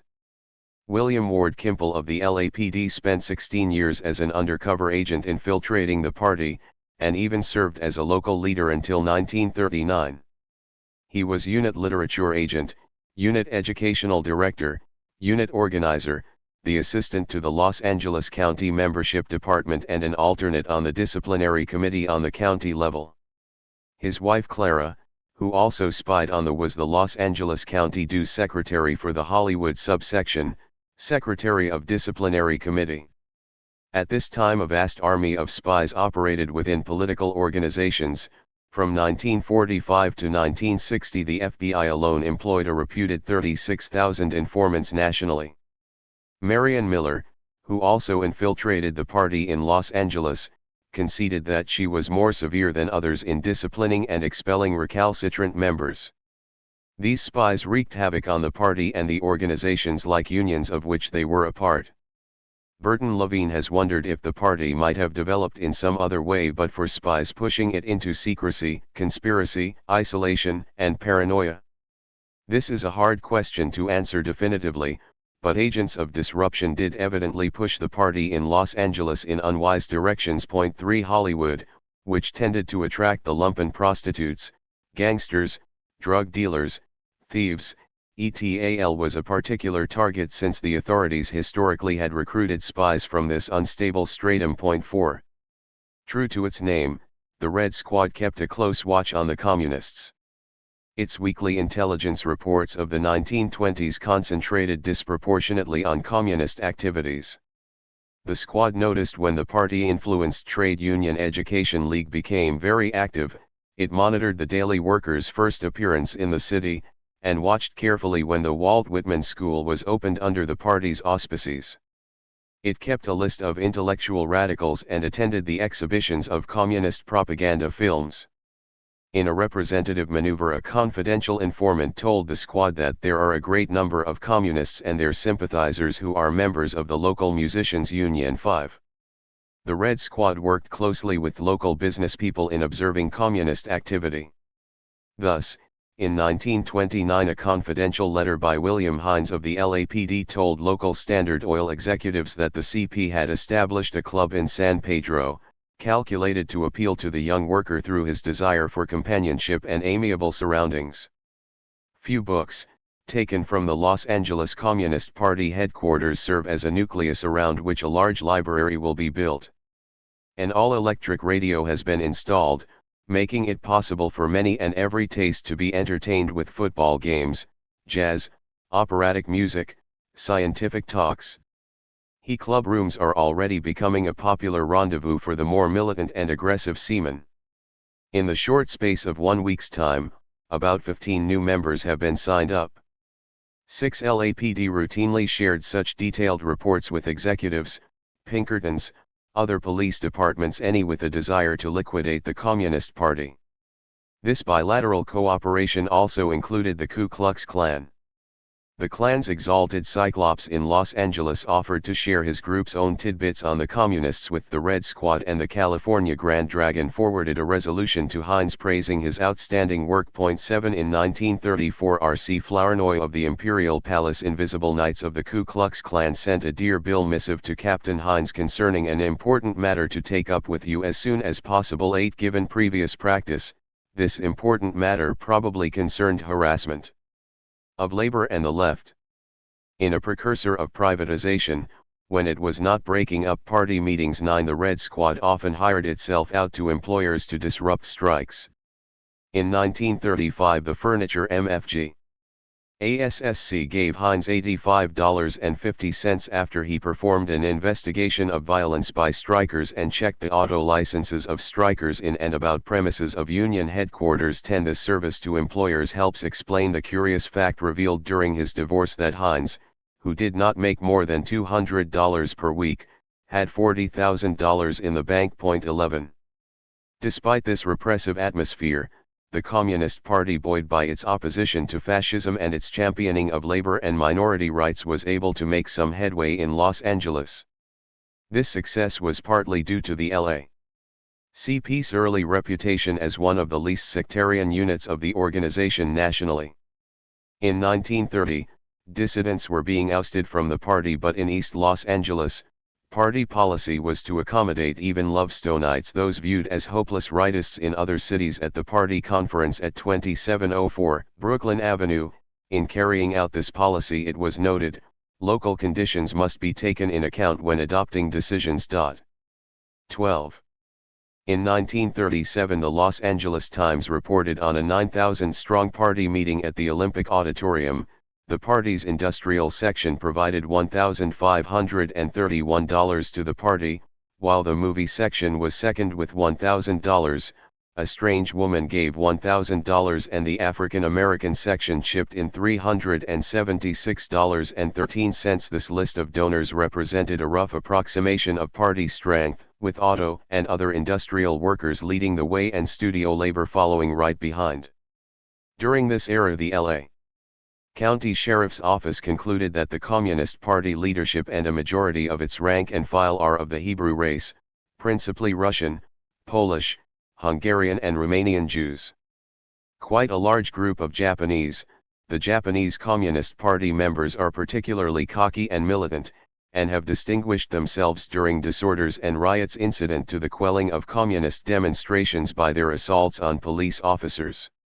14. The sheriff's office neglected to mention the African Americans who had flocked to the party's banner in Los Angeles. In 1932, those defending the Scottsboro 9 black youths charged falsely with sexually molesting 2 white women in Alabama held a rally in Los Angeles that attracted a recent black migrant, Pettis Perry, who went on to play a leading role in the party. In 1938 he became the first Negro to run for the State Board of Equalization, polling better than 65,000 votes. In 1940 he obtained 60,000 votes in a bid for Congress. In 1942 he was the first Negro to run for Secretary of State, garnering 42,000 votes. These feats were accomplished in the face of a severe assault. The party itself, Perry recalled, was basically outlawed until 1934. All left-wing organizations were subject to intimidation by the Red Squad. Many Reds were beaten, jailed, some maimed for life. Still, Perry and his comrades forced a number of retail establishments to hire numerous young Negro women as sales clerks, a major breakthrough during that time, and participated in many struggles on behalf of labor. 15. By 1934 the party had opened a school at 210 South Spring Street in downtown Los Angeles. Courses were taught in Russian, and included training for the class struggle, 16 political economy, Negro liberation, trade unionism, and revolutionary art.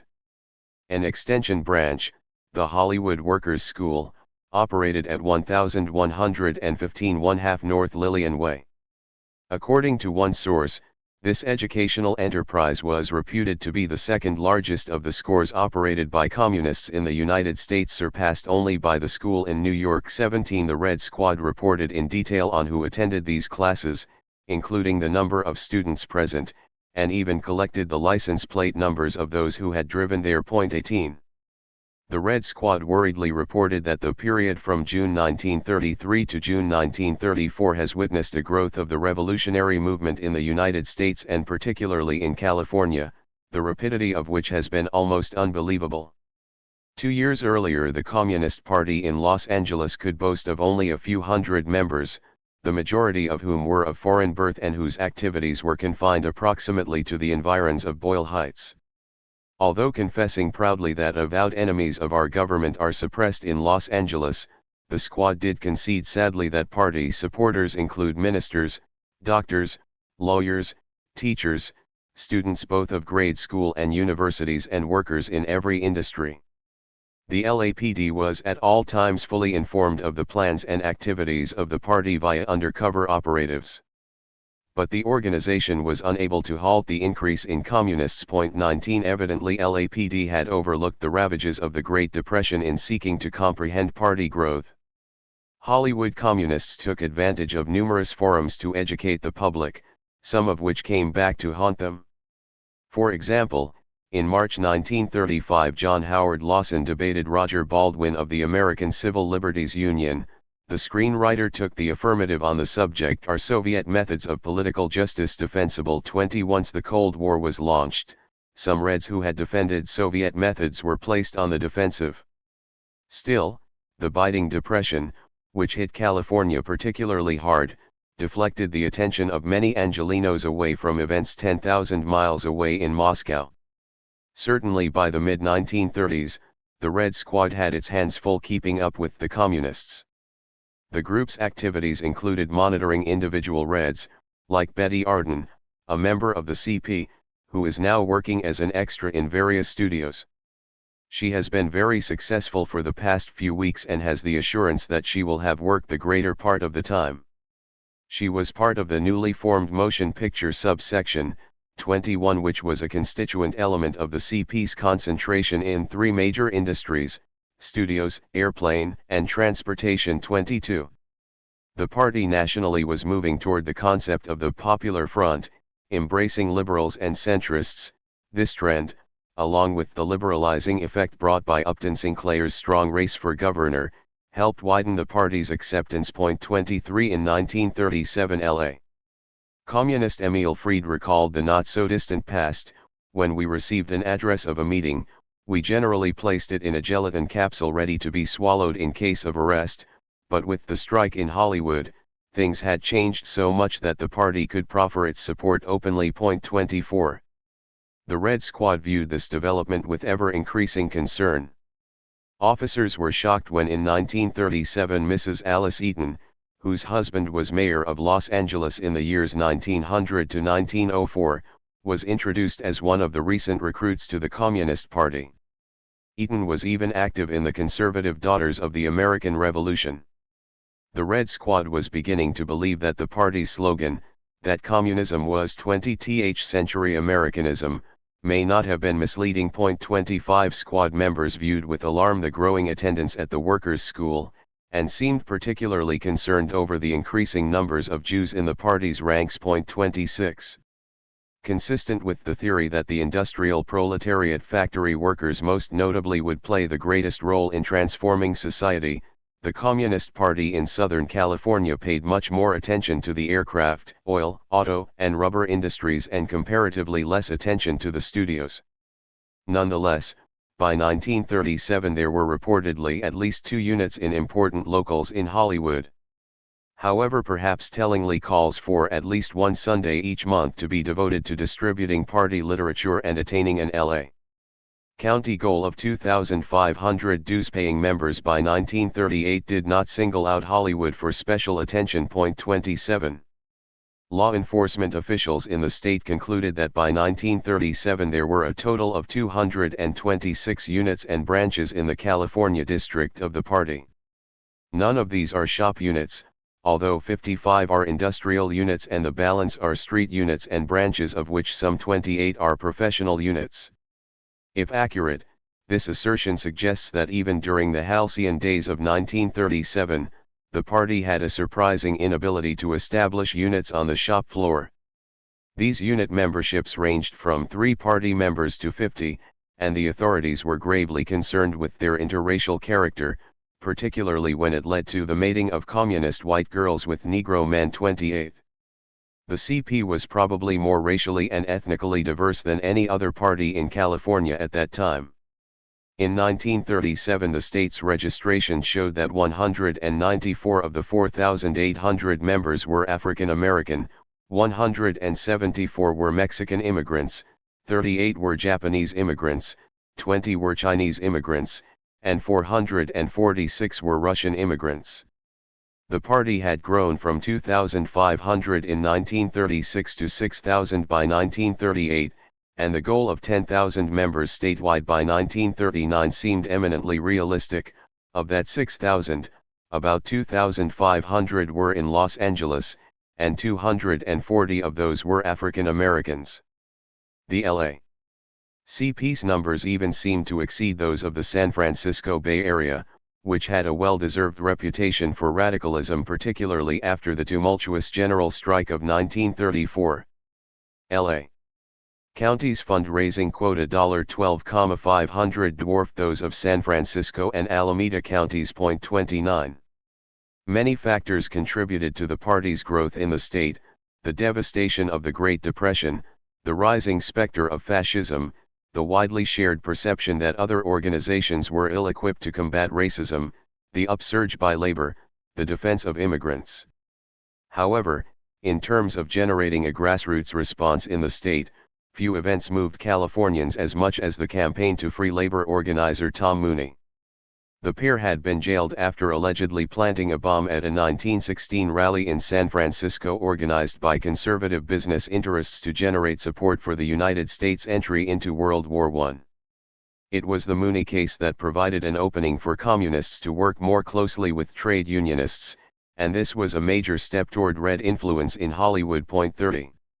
The letterhead of the Hollywood Committee for the Freedom of Mooney and Billings included Edward Arnold, Herbert Biberman, Dudley Nicholas, James Cagney, Lester Cole, Melvin Douglas, Ira Gershwin, Dashiell Hammett, Lillian Hellman, George Kaufman, Boris Karloff, Ring Lardner, Jr., Groucho Marx, Frederick March, Robert Montgomery, Paul Muni, Clifford Adets, Gail Zondergaard, Donald Ogden Stewart, and many more. 31 In 1937 members of this group joined Nathaniel West, Douglas Fairbanks, Francis Farmer, Jerome Kern, Sidney Buckman, and others in filing a petition with Lt.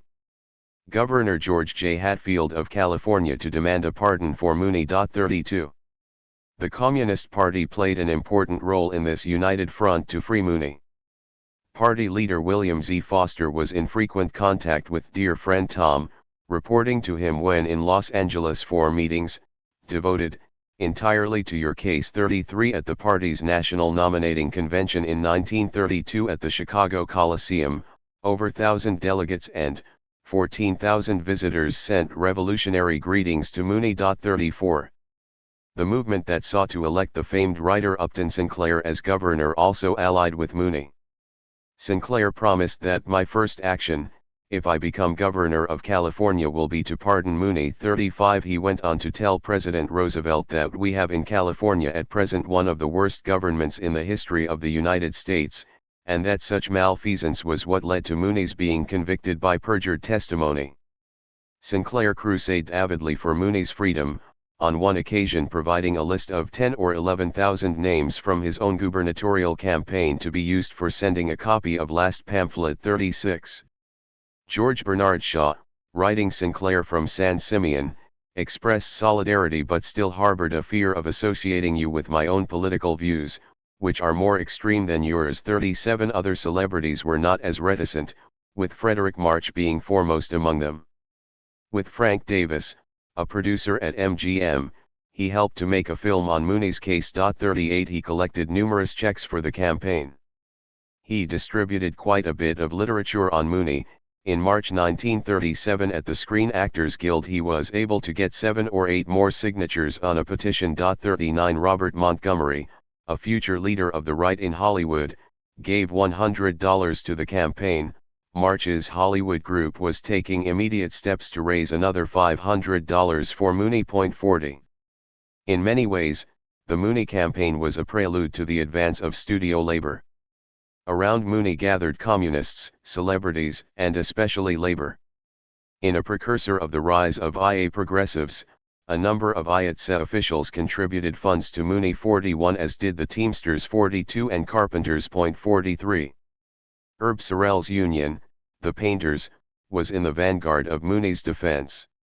Communist Louis Weinstock played a significant role within this union and this campaign. In 1939 he brought greetings to Mooney in the name of 15,000 organized painters in the city of New York. 44 In fact, throughout the difficult years of Mooney's imprisonment, the Painters were among the most reliable of donors to his campaign. 45 When Mooney was pardoned, C.E. Ripple, a leader of the Painters in Los Angeles, was among the first to express gratitude to Governor Culbert Olson, who made the pardon one of his first official acts after being elected in 1938. 46. Unions and individuals who played a pivotal role in Hollywood in the 1940s were staunch in their defense of Mooney in the 1930s. The Musicians Union donated generously. 47 During this earlier period, Jack Tenney was one of the more reliable progressive voices in the state assembly, before moving to the right and becoming the chief legislative tormentor of CSU. Thus, in 1937 he was claiming credit for being responsible for a resolution to free Mooney that passed in Sacramento. 48 Sam Yurdi, the future conservative mayor of Los Angeles, whose ideological journey was similar to that of Tenney, also was a firm Mooney supporter at this point. Mooney's appearance before the legislature is an event in my life I shall never forget, he gushed to my dear Tom. 49. Soon Tenney, Yurdi, and countless others would retreat from their embrace of Mooney.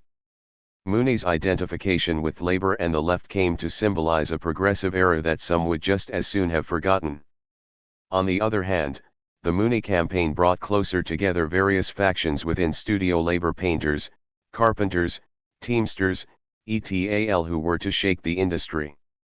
It was no accident that the 1938 election of Culbert Olson as governor was viewed as an extension of the Mooney campaign, for his release signaled that even in the dankiest precincts of California, change was underway. Ironically, a few years after Mooney's pardon, Assemblyman Jack Tenney was leading the charge in Sacramento against the Communist Party, a crusade that ultimately brought much grief to CSU. In 1943, when many in Hollywood were singing the praises of Moscow, Tenney was holding hearings that heaped scorn on communists. There was lurid testimony presented about beach parties in Santa Monica where white girls were used as lures in recruiting Negroes into the Communist Party. Sensational discussion told about the prostitution squad of the Communist Party, girls who acted as lures in this endeavor. Filipinos, it was reported, were lured into the party by the use of marijuana. According to Tenney, an outside force had moved into Hollywood in a big way in 1934, but it was not organized crime, it was the Communist Party. That year, he alleged, the then Soviet Commissar for Heavy Industries sent a considerable sum of money to the party in Hollywood for the purpose of creating an entering wedge into the motion picture industry. Strong communist factions were implanted and maintained in nearly every Hollywood trade union that had jurisdiction over anything in the motion picture studios. Hollywood had become a veritable mecca for the communist cultural clique, and there is no doubt about the Reds' close association with one Herbert K. Sorrell. The prominent black architect Paul Williams was listed as a fellow traveler, along with Philip Dunn and Melvin Douglas. Yet even before Tenney's legislative crusade against the left and labor, troubling signs of a backlash had arisen against the success of the Mooney campaign. Mooney's lawyer, Leo Gallagher, was viewed as the communist eminence grise and as a result faced proceedings to disbar me. 50 The authorities were displeased with Gallagher's view of the Soviet Union as a land where conditions grow better from day to day and where every worker enjoys security against every unhappy contingency. 51 others were unhappy when Gallagher was earlier called to Nazi Germany to defend the victims of the Reichstag fire. Frame up 52.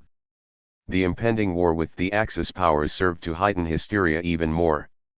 In the midst of the Pacific War, people feared Japan's plan to dominate the white races. 53 But this was not the only concern on the ethnic front.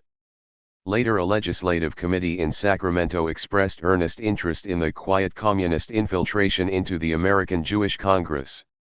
It was noted that 9 out of 21 directors of Warner Brothers are Jews, 5 out of 15 directors of Paramount Pictures, Inc., Metro-Goldwyn-Mayer, Inc., and Columbia Pictures have a slight majority of Jews in the directorate. 54 The right wing in California had grown deeply suspicious of the Japanese and of leftist Jews. The defeat of Tokyo and the Japanese-American internment had helped to assuage the former fear, but the latter remained a constant throughout CSU's existence. Jack Tenney was simply articulating the deep-seated fears felt by many about the Communist Party's apparent strength in Los Angeles generally and Hollywood specifically. The landscape revealed several symbols marking the party's presence. One analyst noted nervously that in the area as far south as Long Beach, the Communists use wire holders on street corners for distribution of their People's Daily World. This is a more public distribution of communist papers than in any other city, even New York. 55 The blacklisted screenwriter Abraham Palanksy was being dismissive and impudent when he suggested that the party was like Sunset Strip. Thousands of people used to go there, hang around a few days and then pass on to someplace else. 56 However, Los Angeles housed many streets with hardly any foot traffic, so the party's ability to attract gawkers, if not members, still concerned some. This concern was not alleviated when Arnaud D'Usso wrote in New Masses that Hollywood is one of the three great focal points of America and represents the popular drama of this country as Washington represents politics and New York represents finance. 57 The implication was clear: seizing power in Hollywood was important, just as seizing power in New York and Washington was. This was heady talk and could only further stimulate the already raging hysteria about red designs on the film industry. Yet the communists nationally and in Hollywood, even during the unique conditions of World War II, were a long way from seizing power and, as Polanski's comment suggests, constantly battled membership turnover. Marion Miller, who spied on the LACP on behalf of the FBI, suggests why the party lived in a condition of furious, scrabbling famine. As far as money goes, there were always major items of overhead, lawyers' fees, the support of communist-led strikers, reasonably generous contributions to any and every cause that may be linked in some way to the master communist plan. 58 Kim Chernin, whose mother was local party leader, recalls similar circumstances. 59 The fabled Moscow gold failed to materialize in Los Angeles. This environment was hardly designed to retain adherents. Yet Los Angeles was the epicenter of the equally fabled California dream. Here resided communists like John Howard Lawson and Dalton Trumbo, who not only were highly regarded for their screenwriting but whose ample salaries afforded them a lifestyle that was the envy of many. This affluence allowed them to contribute amply to party coffers, while their very existence symbolized that one could be a communist and still not abjure the California dream. Lawson, who was named after a famous 18th-century English prison reformer, was born in New York City in 1894. His mother, Belle Hart Lawson, was involved with the Ethical Culture Society but died when he was 5. She was the daughter of a well-to-do New York Jewish family. His father, Simeon Lawson, legally changed his name from Levy to Lawson in the late 1880s in a futile effort to escape anti-Semitism. Simeon Lawson was born in the early 1850s of Polish immigrant parents who had come to the United States in the early 1840s to avoid anti-Semitic pogroms.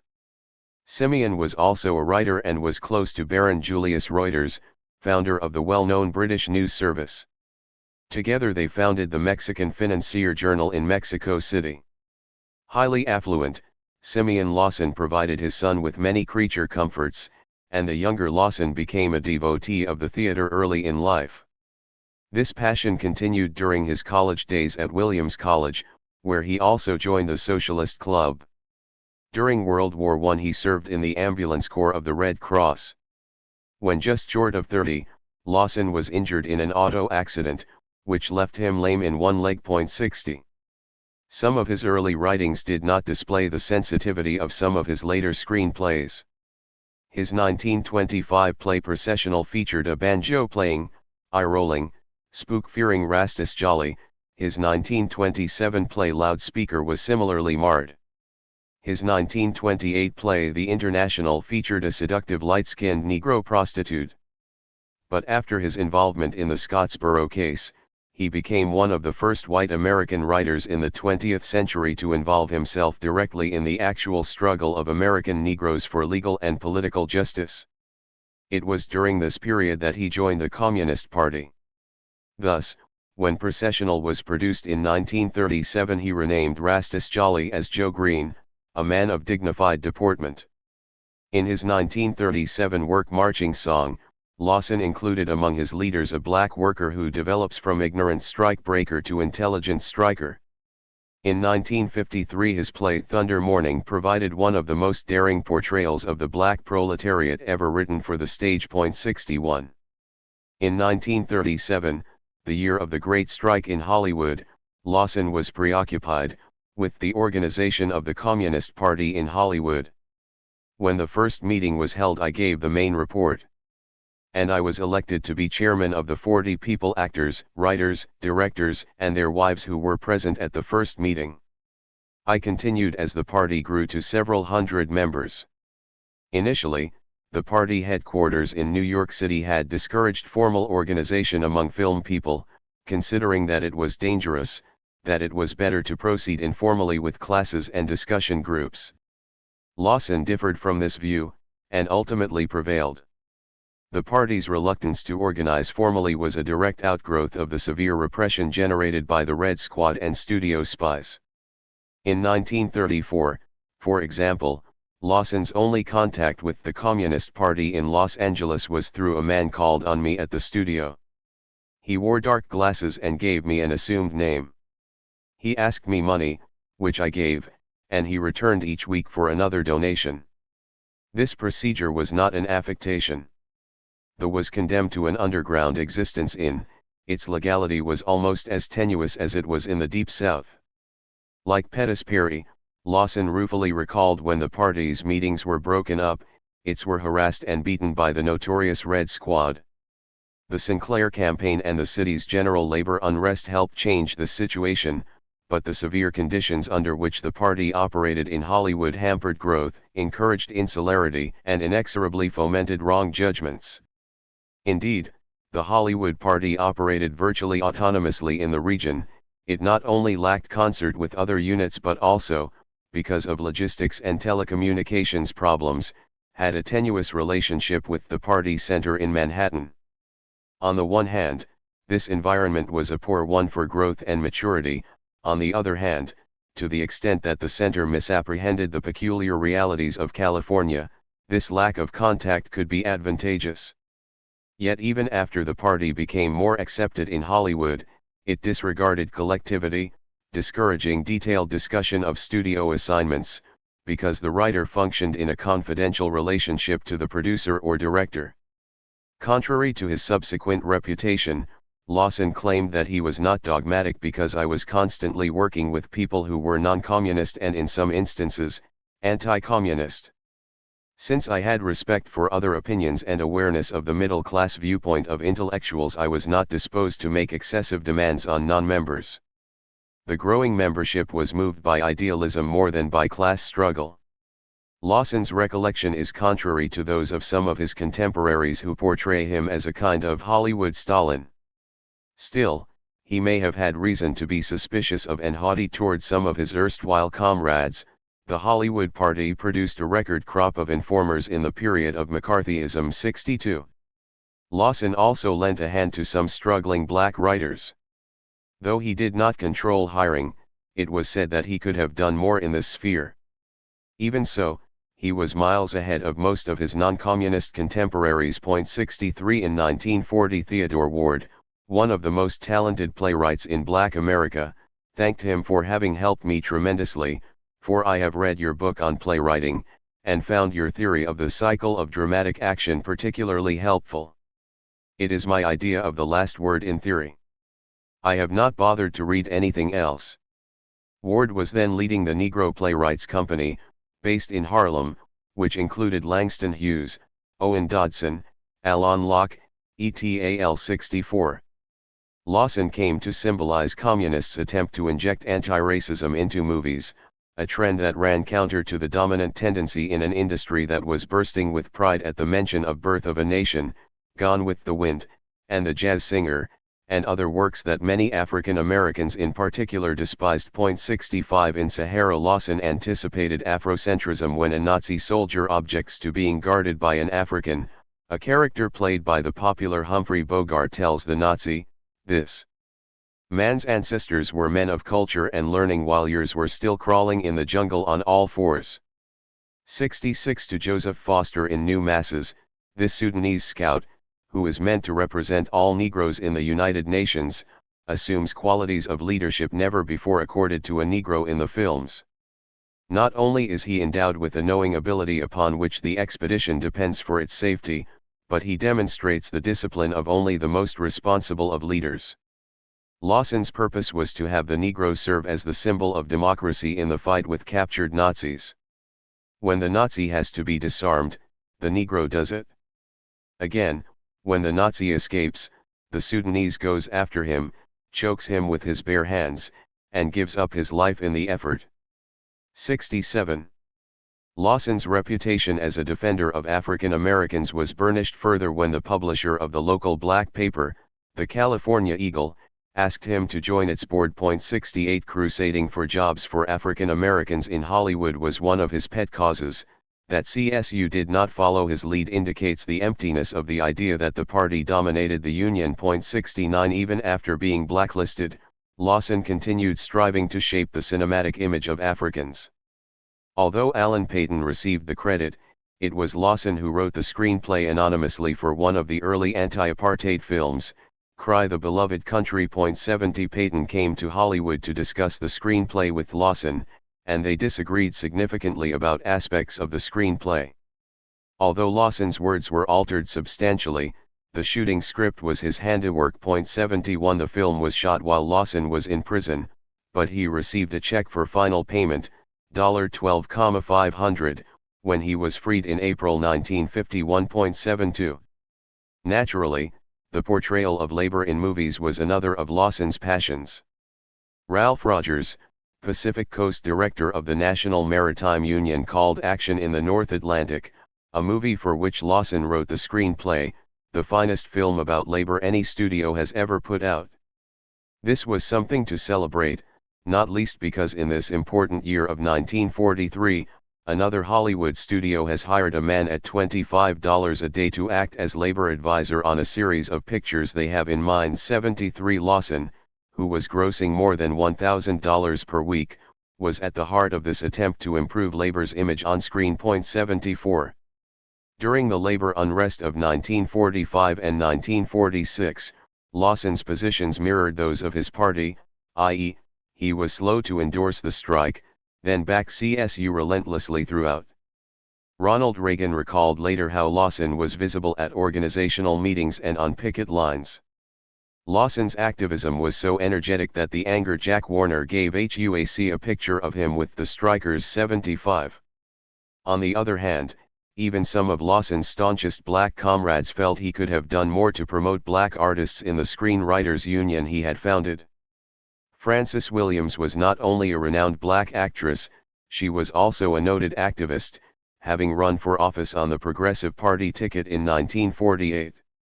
Yet even this close friend of Lawson was appalled with what she saw as his lassitude in promoting affirmative action in the industry.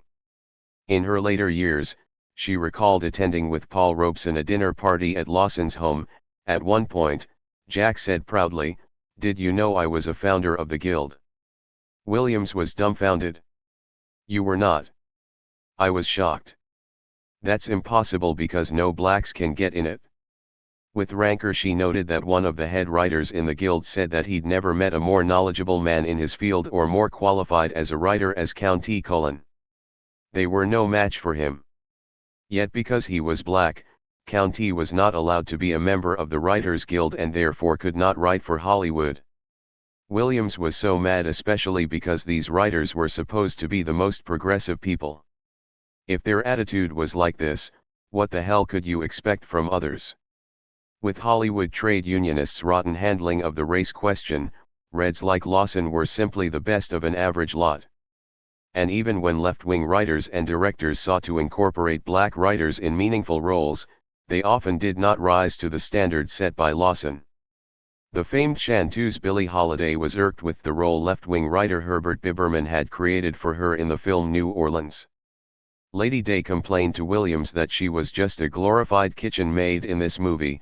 "I have worked all my life singing in nightclubs and dumps so that I wouldn't have to be somebody's servant or cook, and that's all that part was about. I was so disgusted." The prospect of a bountiful paycheck caused her to accept this role nonetheless. But again, this disdainful treatment was better than most black actors received, as Williams reminded, for black actors were held in so little regard that frequently lines for them were not even included in the script. You were told to improvise, and that's what you did. 76 At least Lawson and other left-wingers did seek to include black characters with lines in their scripts. Lawson, however, was neither the highest paid nor, perhaps, the most talented left-wing screenwriter. Donald Ogden Stewart, Sidney Buckman, Ring Lardner Jr., and Abraham Polinsky were likely Hollywood's best leftist writers. However, in some ways Dalton Trumbo stands head and shoulders above the rest, not only in terms of income, but also in his ability to add gloss and sheen to what might be called formula dramas. By the year of the 1946 lockout, Trumbo had obtained from MGM the best contract ever held by a writer in the industry to that time, a straight 5-year contract, without option on the part of the studio, which gave him the option of a $3,000 per week salary for the length of the job or $75,000 per script. He had complete freedom in selecting or rejecting subject material, a rarity among writers. The amorphous morality clause, which gave the studios virtual carte blanche to terminate a contract on the flimsiest of grounds, was absent from Trumbo's contract. Of French-Swiss origins, Trumbo, who hailed from Colorado, had U.S. roots stretching back to the American Revolution. He was at the peak of his profession, which included 1,200 writers in Hollywood with only permanent year-round labor for $350, with many of the rest working part-time, if at all. 77. The talented Trumbo, who wrote the passionate anti-war novel Johnny Got His Gun and the screenplay for what may have been the most powerful anti-slavery epic of all time, Spartacus, joined the party in 1943. 78. He was not as active in party affairs as Lawson, though he did entertain visiting labor leaders like Harry Bridges when they came to town. 79. Still, he was just as opinionated as his comrade in analyzing intolerance in politics. It was not accidental, he concluded, that of 133 workers purged from the post office, 72 were Negroes and 48 were Jews. Trumbo was instrumental in organizing a 1947 conference at the Hollywood Masonic Temple that lambasted treatment of minorities in film, particularly Disney's Song of the South, "It Is Wicked," said the conference program, to lend validity to the fascist myth of racial superiority. Trumbo argued vehemently that the attack on communists was a punishing defeat for civil liberties generally. If a communist comes first under attack and is overwhelmed, the breach opened by his fall becomes an avenue for the advance of the enemy with all his increased prestige upon you. Los Angeles, a city overrun with gangsters, was an important front in this battle. 81. Trumbo was vitriolic in his denunciation of the non-communist left for not standing with the party, although contrary to the viewpoint of his comrades, he argued just as heatedly that keeping party membership secret was a disaster. Either they should have been open communists, or they should not have been members at all. 82. He dismissed the notion that revealing membership would have made communists easier to assault. 83. Along with Lawson and Trumbo, Lester Cole also was part of this communist screenwriter cadre. As early as 1934, during the height of the Great Depression, he was drawing a salary of $350 per week from Fox. 84. Here was further proof that living the California dream was compatible with joining the Communist Party. 85. His screenplay None Shall Escape, written as World War II was unfolding, anticipated many of the themes later presented in Schindler's List. It visualized the Holocaust for an audience that could only imagine its brutal reality. Likewise, the film New Orleans, which the communist Herbert Biberman played a major role in bringing to the screen, was deemed by the black press to be an astute treatment of blacks, Billie Holiday's reservations notwithstanding. 86. Various intelligence agencies kept a close watch on real and imagined communists in Hollywood, even during the war, when the ostensible basis for anti-communism, the USSR's supposed designs on the United States, had been submerged. Sidney Buckman, executive producer and assistant to Harry Cohn of Columbia, was identified by military intelligence as a strong communist sympathizer, possibly a fellow traveler.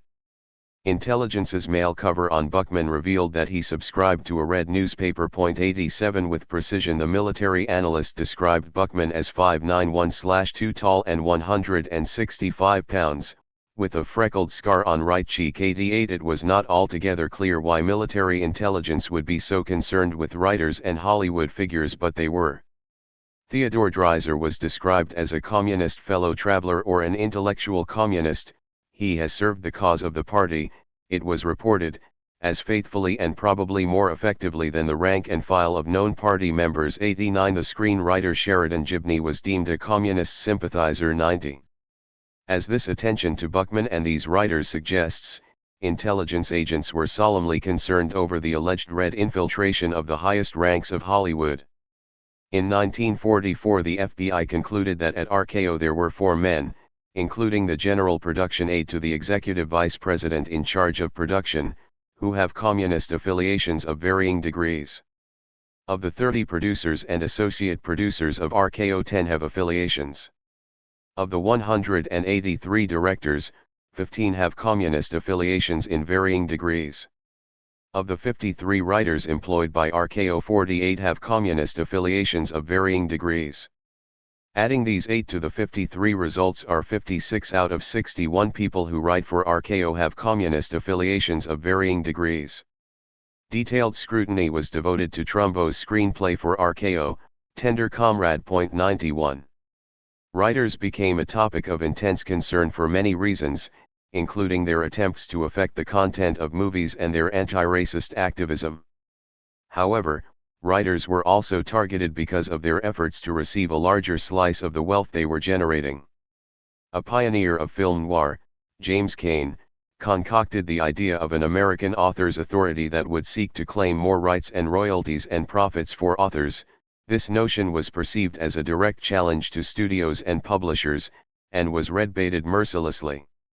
Meanwhile, the organ of the Screenwriters Guild claimed that this idea was capitalism, naked and simple. But it is capitalism for writers. 92. The attack on this meritorious idea was yet another example of how anti-communism was deployed demagogically for stark reasons of power and mammon. The mainstream press, which had to be concerned about what its own writers would think of this heretical notion, disagreed. 93. This AAA, one newspaper boomed, would possess dictatorial power over all screenwriters, radio writers, dramatists, and authors. It could organize boycotts against publishers or producers who accept the work of the unorganized. 94. That is precisely the point, countered Trumbo and Lawson, two prime supporters of this concept. Cain's idea did not take flight, and, deplorably, many other noble notions died prematurely, too.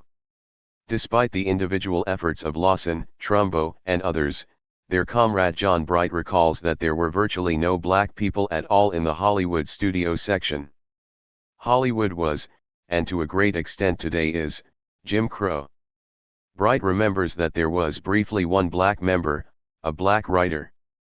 The former communist Ben Burns, an editor at Jet, Ebony, and other leading African American publications, recalls a 1945 meeting in Paris where labor leader Sidney Hillman and some of his CP aides made insulting statements about Africans that could have led to a trial for white chauvinism if it had occurred a few years earlier or later in the United States. 95. Pettis Perry, the black communist leader in Los Angeles, grumbled that though the war years did bring advance on race, they also brought backsliding.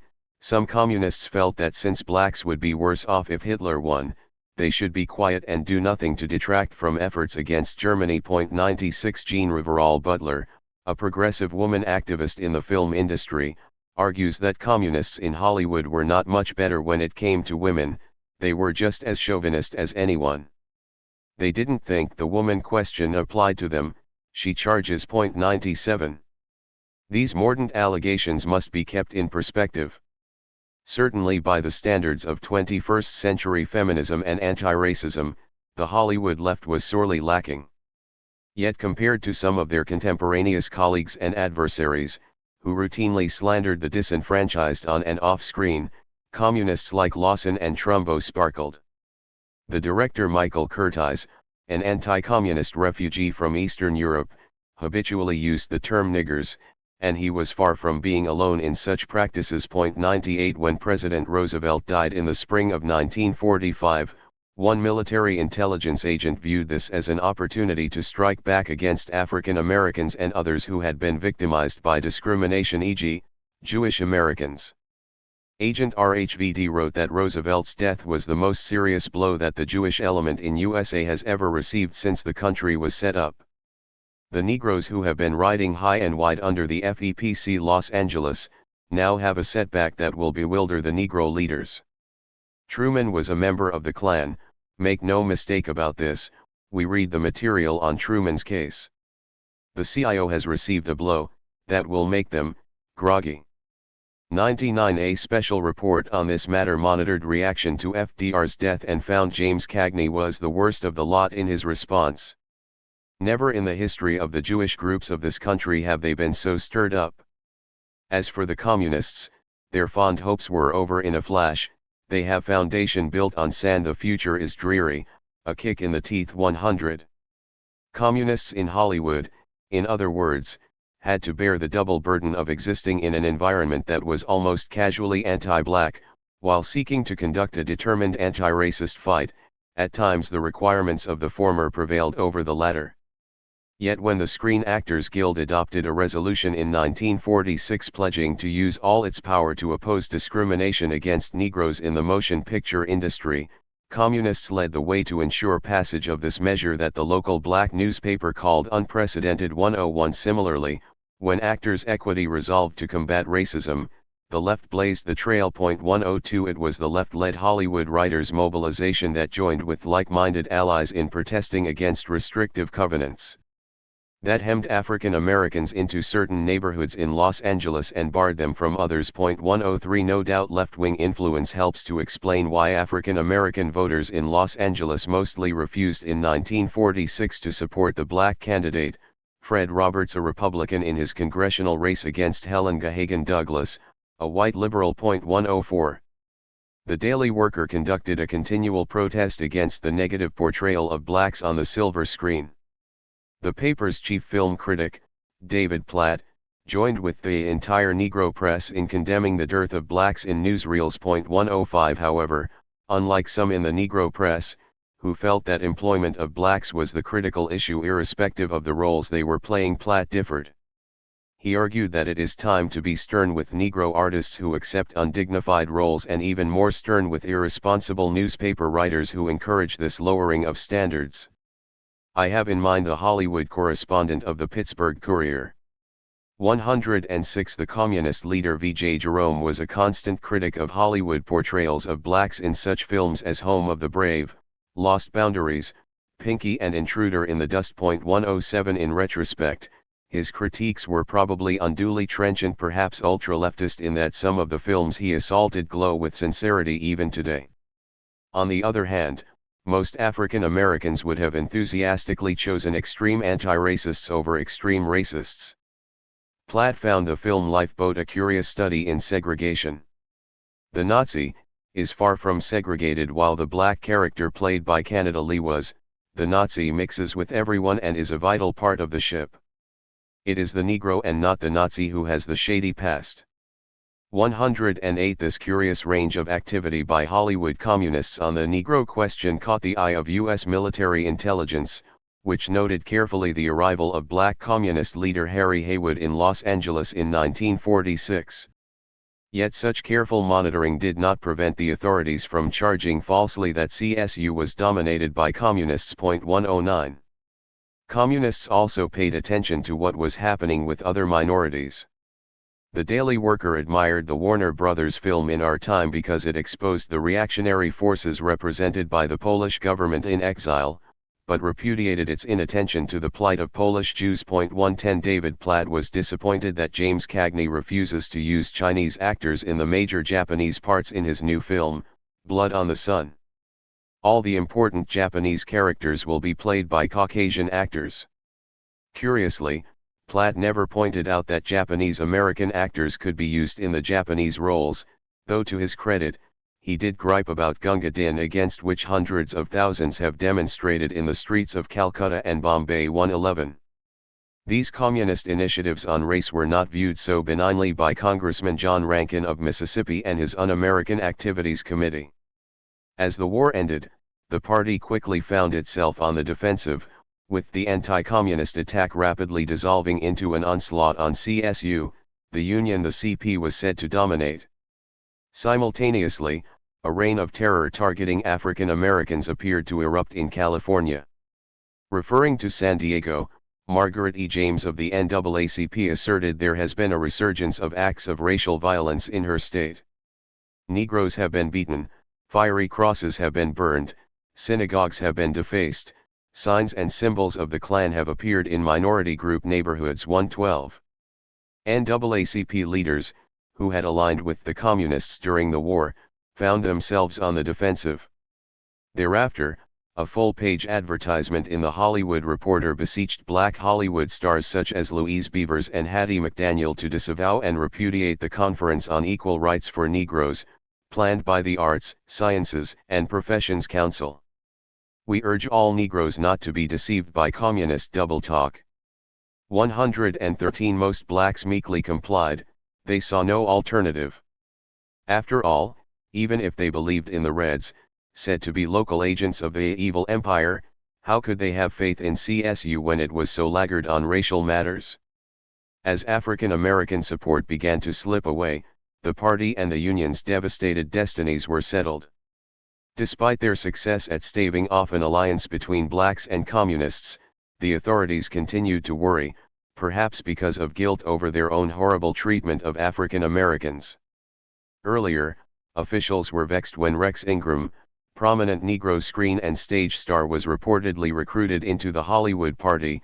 Since he was a leader in the Los Angeles Negro colony, this allegation was even more worrisome. 114 Worse, it was said, many of the leaders in the NAACP are reported to be dominated by the Communist Party. 115 These reputed ties between the NAACP and Communists were increasing the danger of race mixing.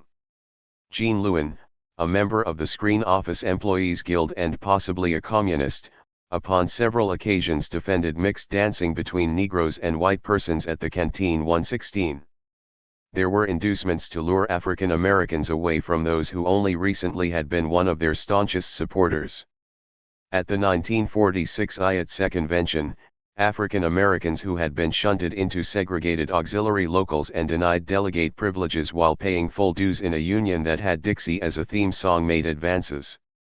They were given the right to representation at future conventions and the privilege of submitting appeals direct to the General Executive Board instead of going through their mother locals. At the same time, a resolution was passed urging the leadership to take immediate steps to rid the International of any subversive, radical, or communistic groups. 117 CSU was not sufficiently astute to acknowledge this trade-off, let alone counter it. Concessions to blacks and penalties to Reds both undercut the Union left. Likewise, a combination of carrots and sticks helped persuade African Americans to loosen their formerly close ties with communists, particularly in Hollywood. The perception that CSU was in a de facto alliance with the Reds, particularly after the 1946 lockout, weakened black support while hindering the crusade of studio labor. Screenwriters like Lawson and Trumbo were among the staunchest allies of the dispossessed. They backed CSU, particularly after the lockout of 1946. More than actors and directors, these scribes were among the most militant of those toiling in Hollywood, and they were viewed as such by the Moguls. They were the most reflective and philosophical about their own role and the medium or industry in which they worked. This musing came to a boil early in 1946 when the communist writer Albert Maltz expressed decidedly non-communist opinions on critical issues, and the harsh reaction of his comrades was viewed by many as an example of Red squelching of freedom of expression. This controversy came at an inopportune time for the communists. At that moment, Washington was launching a campaign that would allow, if not encourage, U.S. progressives to attack capitalism in order to contrast Western diversity with Soviet totalitarianism. When Reds appeared to be squashing robust and open commentary, many artists concluded that their freedom of expression would be hindered if communists gained more influence. 118. As CSU was then being tarred as a communist front, this controversy crippled the Union's ability to win followers. As evinced by critiques of V.J. Jerome, some comrades could proceed in a sectarian manner, publicly assailing those who should have been provided the warm embrace of the Popular Front. The Maltz episode is also suggestive of this trend. Maltz joined the party in 1935. He became attached to a party branch in the film section that included screen story analysts and some secretaries. There were weekly meetings with serious discussions. Lawson, he felt, commanded respect that amounted almost to awe and subservience, none of which was felt by Maltz, who thought only slightly better of the communist leader than he did of the producer Cecil B. DeMille, whom he found sadistic. 119. Maltz's tryst with controversy started innocently enough when, in suggesting that an artist can be reactionary and still produce great art, he cited Friedrich Engels' view on writers such as Balzac.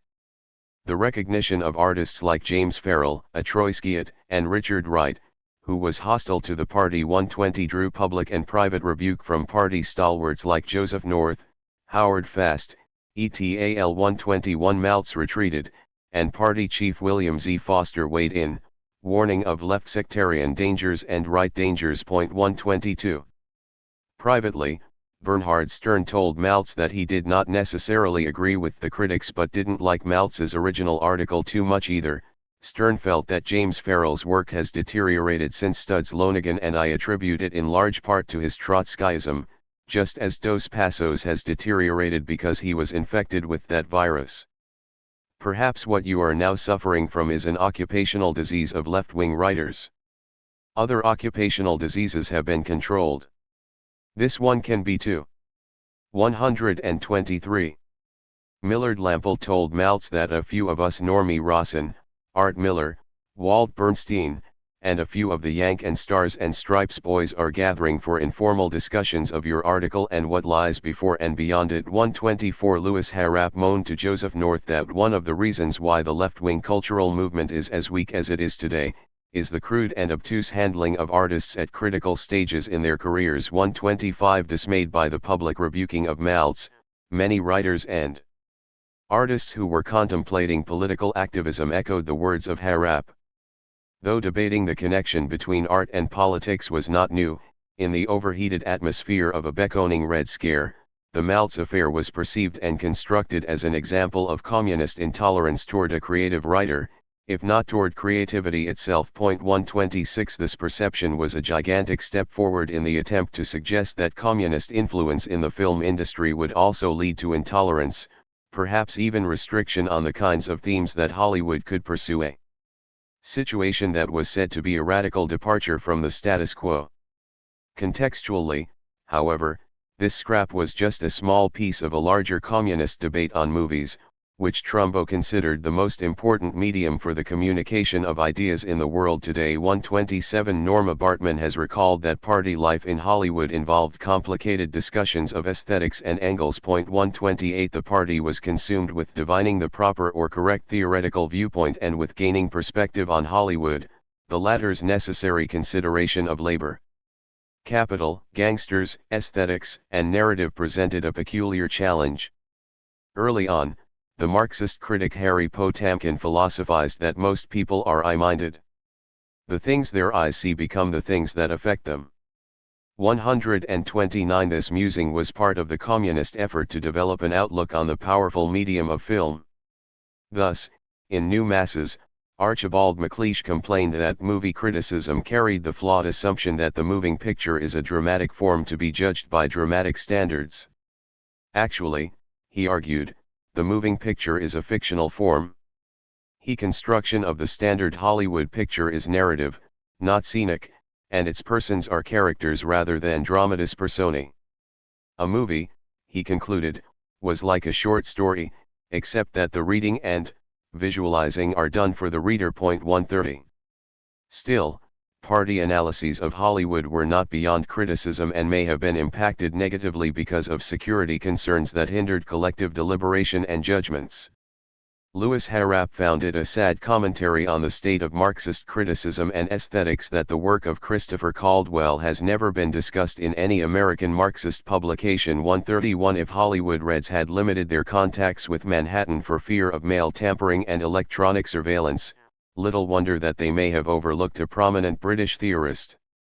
For his part, Trumbo felt that the freedom of the artist to express himself decreases in proportion to the increase of capital investment required for the production of the work. Thus, the freest form is the pamphlet, and it is not, therefore, difficult to understand why the theater deals less frequently with progressive subject matter than the novel and why the movies deal with it least of all. Hollywood workers speak always of the industry, never of the medium. For motion picture workers are purely industrial workers, which is why they had such a propensity for organizing and striking. 132. Lawson debated V.J. Jerome, often described as the party's chief cultural commissar on the nature of film. 133. Jerome, also known as Jerome Isaac Romaine, was born in Poland in 1896. He graduated from New York University in 1930 after attending the City College of New York. He may have disagreed with Lawson on some points, but they both agreed about troubling trends developing in movies. Writing of the Song of Bernadette, Going My Way, and the Bells of St. Mary's, Jerome warned of the developing tendency toward reactionary clericalism. He wrote that there were 1,313 motion pictures released during 1942 to 1944, but only 45 or 50, aided significantly, in increasing understanding. As the lockout moved into 1947, even this small percentage had shrunk as today's gangster films became paradigmatic. 134. Jerome's critiques of current film fare were mirrored in the party newspaper, The Daily Worker. Its film critic, David Platt, who believed that Émile Zola was the real father of the modern theater and screen, 135, penned a regular column entitled Film Front. 136. Platt organized an innovative series of lectures featuring writers like Philip S. Foner and Doxy Wilkerson discussing the themes presented by such films as Abe Lincoln in Illinois and Wells Fargo. 137. Particularly during the war, Platt was not marginalized, as evidenced by his exchanges on various matters with Bosley Crowther, New York Times film critic. 138. These were intoxicating times for a communist film critic, when John Carlson's pro-Soviet, anti-right-wing book Undercover could be touted by the Daily Worker as the most popular book in army camps according to a recent survey. Or the first time politically aware Hollywood wives had a broad social framework into which they could meaningfully channel their activities. In a world of casual labor and transience, the party was a constant. In a city without roots, peopled by orphans from urban centers and European refugees, the party also provided a family of sorts that would not evaporate.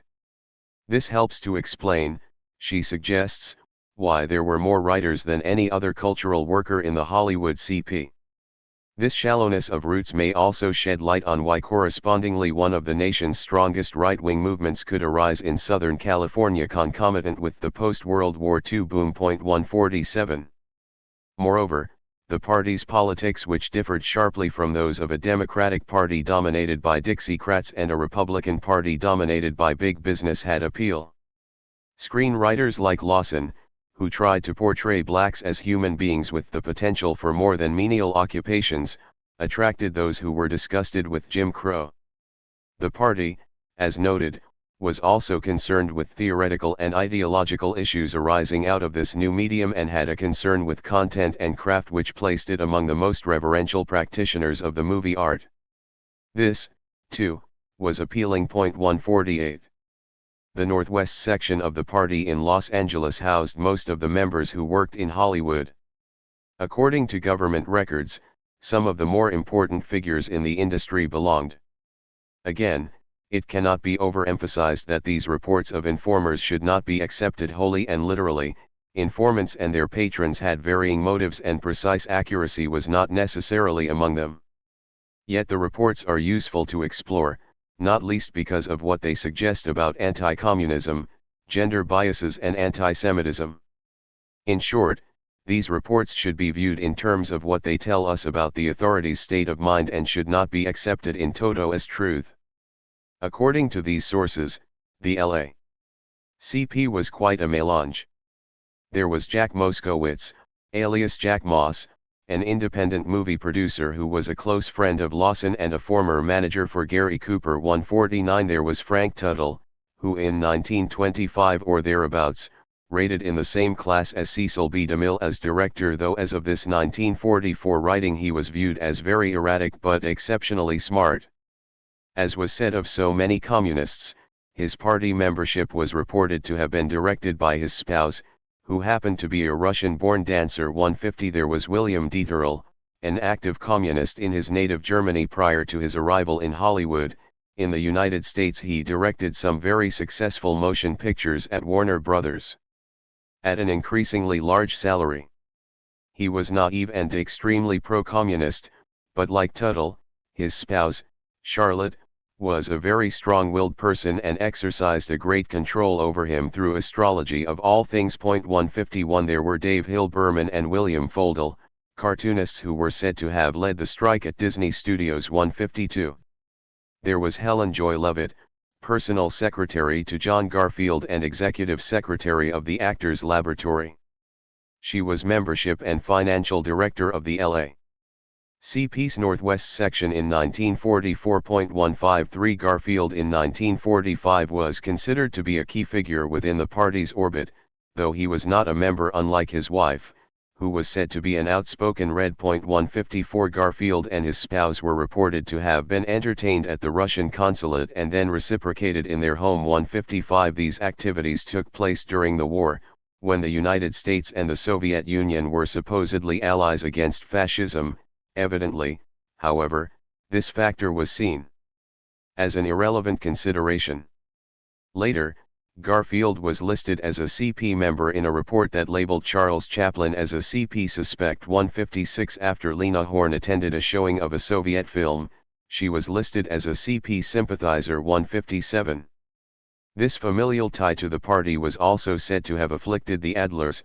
Lola, along with Stella, Pearl, and Luther, were all prominent in the theatrical world and reported to be active in the Communist Party. 158. This cabal included Harold Clurman, producer, director-writer at RKO, the spouse of Stella and reportedly involved in communist activities since 1931. 159. These analysts apparently believed that the personal was political, for they spent a good deal of time detailing intimate connections.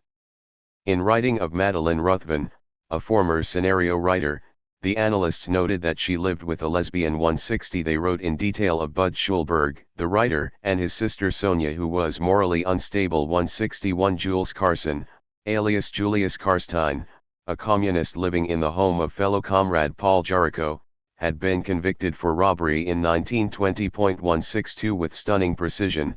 The FBI reports detailed the age, height, weight, hair color, eye color, and other minutiae about Hollywood Reds, though the reported levels of commitment and radicalism of many subjects could be stunningly imprecise. 163. Why such surveillance? Hollywood types were thought to toss aside surnames as casually as they tossed aside lovers, so physical description was deemed a useful way to keep track of them, particularly in the wake of national emergency.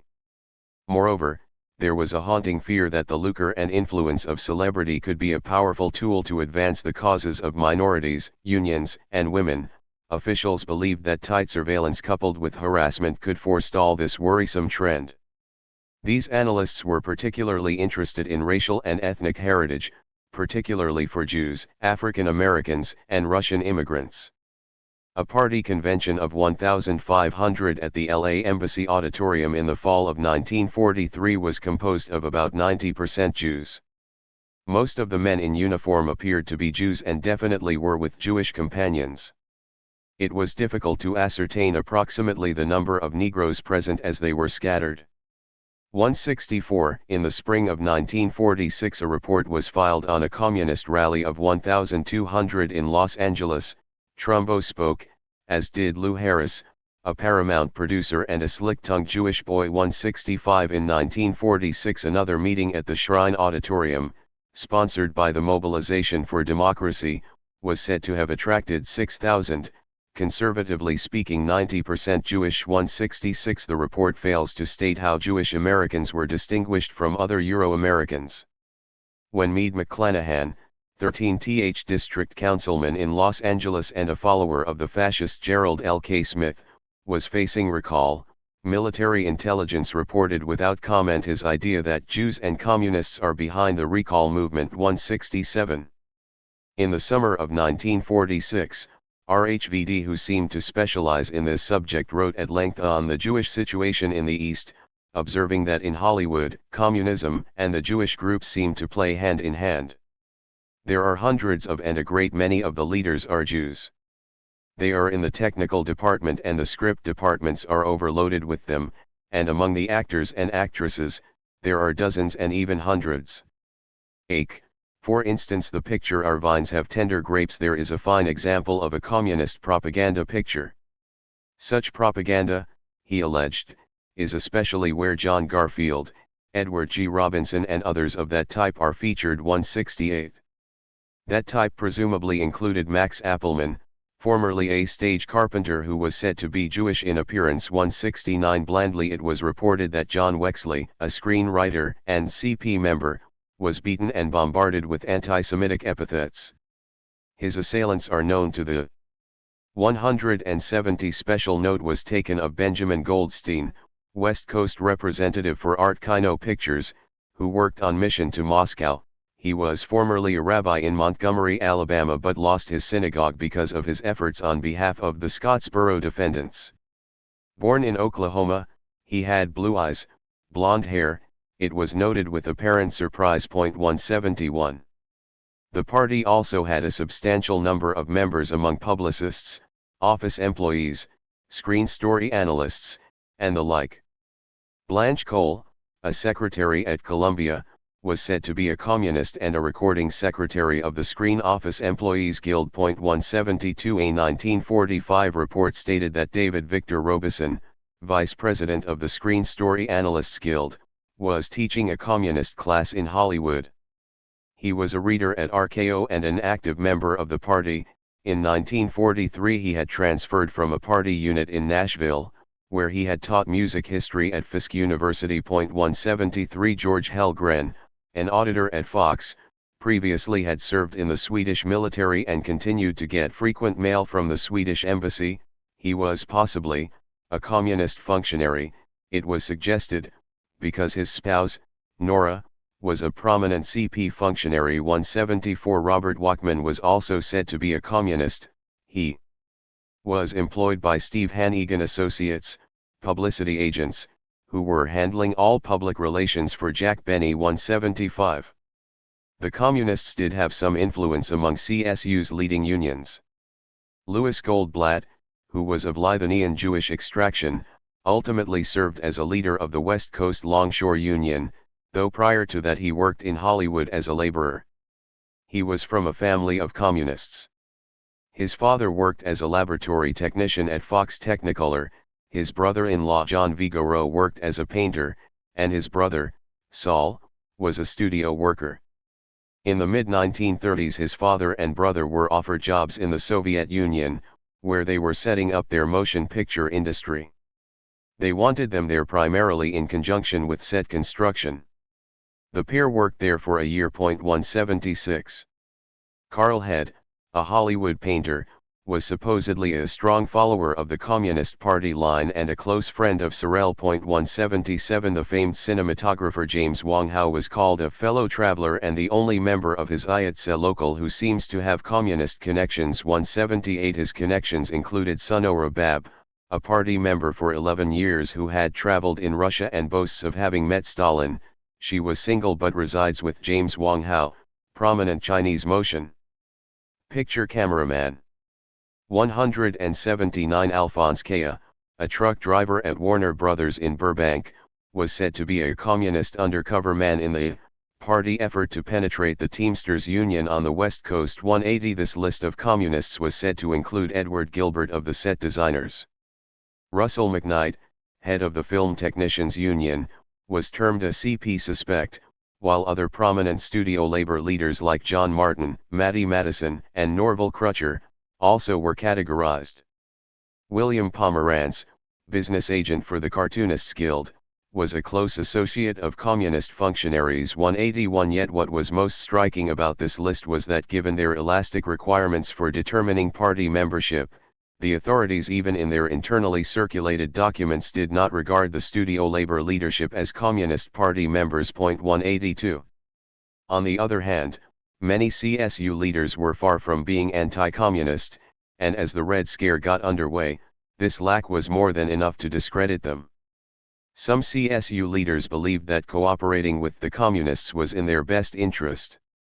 After all, the party was helping to build class consciousness, which was quite useful in the strikes and lockouts that CSU had become embroiled in.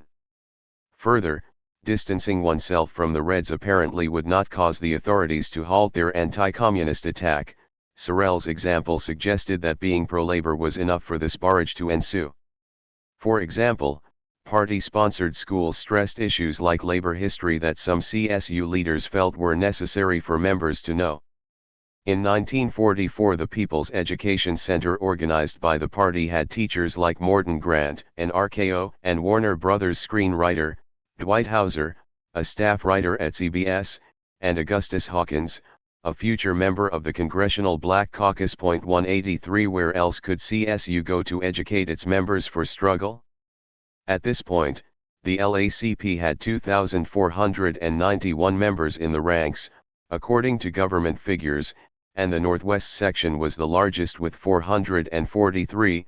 Still, the party's account at Security First National Bank contained only $4,312.44.184. The FBI concluded that of these members, the bulk, over 1,000, were between 26 and 35, with more than 700 having been in the party for 5 to 10 years. More than 500 were with the CIO and more than 600 with the AFI, almost 300 were with the aviation industry, with Hollywood being next with more than 200. More than 1,200 were Jewish, more than 600 were American and 74 were Irish. 185 These 200 Hollywood communists left a deep impression on government agents. One agent observed that Hollywood is full of Reds up to its eyebrows, and this is no joke.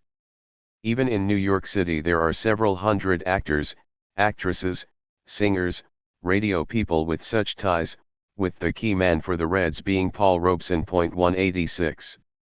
The party was critical in the formation of the Hollywood Democratic Committee, which had been formed in 1943 to back FDR but in 1945 was reconceptualized as the Hollywood Independent Citizens Council of the Arts, Sciences, and Professions, and in 1946 as the Progressive Citizens of Southern California.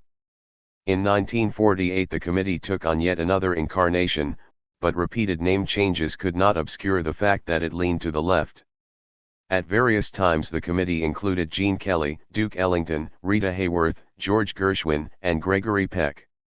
Like CSU, it did not survive the Red Scare, not least because it was derided as a communist front. 187 The Hollywood writers' mobilization also did not survive, though it appeared to be a permanent part of the industry's makeup when in 1943 it brought together at UCLA Jack Warner, Darryl Zanuck, Walter White of the NAACP, and Walter Houston in a forum that examined the industry critically. 188 These organizations could not survive the pressure and scrutiny that was placed upon them, not least because they were identified as stalking horses for the party. Actually, these organizations augured a diminution of the right's strength, and red baiting them was a fairly blatant way to preclude this eventuality. A few weeks before the 1946 lockout, the party held a meeting in Los Angeles at which its leader, William Z. Foster, spoke. According to the government agent present, of the some 300 delegates, very few were over the age of 40. Generally speaking, these delegates appeared to be a group of well-dressed, intelligent, young people who spoke well from the floor and discussed things in a very rational way. Over half were women. 189. As time passed, the stress inflicted on the party began to take its toll, and the comrades found it increasingly difficult to approach matters in a rational way. Dorothy Healy, the LA leader, reportedly had become quite worried about security. It was stated there would be no more open meetings and that before an individual may be accepted into the party, he must be approved by the club executive committee and the executive committee, and must take a 6 weeks orientation class before being recruited or brought into any club. 190 Such stringent measures effectively halted communist attempts to expand their base. Obviously, word had been leaked about the membership of some prominent party members, particularly in Hollywood, and they in turn were being pressured. Progressives like Bette Davis, E.Y. Harburg, and Dory Sherry were being characterized as CP line follower. 191 Orson Welles had cautioned against succumbing to the phony fear of communism, which was smoke-screening the real menace of renascent fascism, but his words hardly struck a chord in a public seized by the Red Scare. 192. With increased stress also came increased squabbling among the membership and a great turnover in the Negro membership. At an important party gathering in 1945, Lawson was absent, while other party leaders went for each other's throats. State leader William Schneiderman was deemed uninterested in the people with whom he works. Max Silver was called bureaucratic. Nothing in his work is consistent with Marxist concepts or leadership. Carl Winter had poor relations with the trade union functionaries. 193 Later it was reported that Michael Wilson had replaced Lawson as head of the party's Hollywood cultural and professional groups, though he was forceful and convincing, under stress or direct pressure, especially dealing with criticism of the party by opponents. Wilson's emotions got the best of him. 194.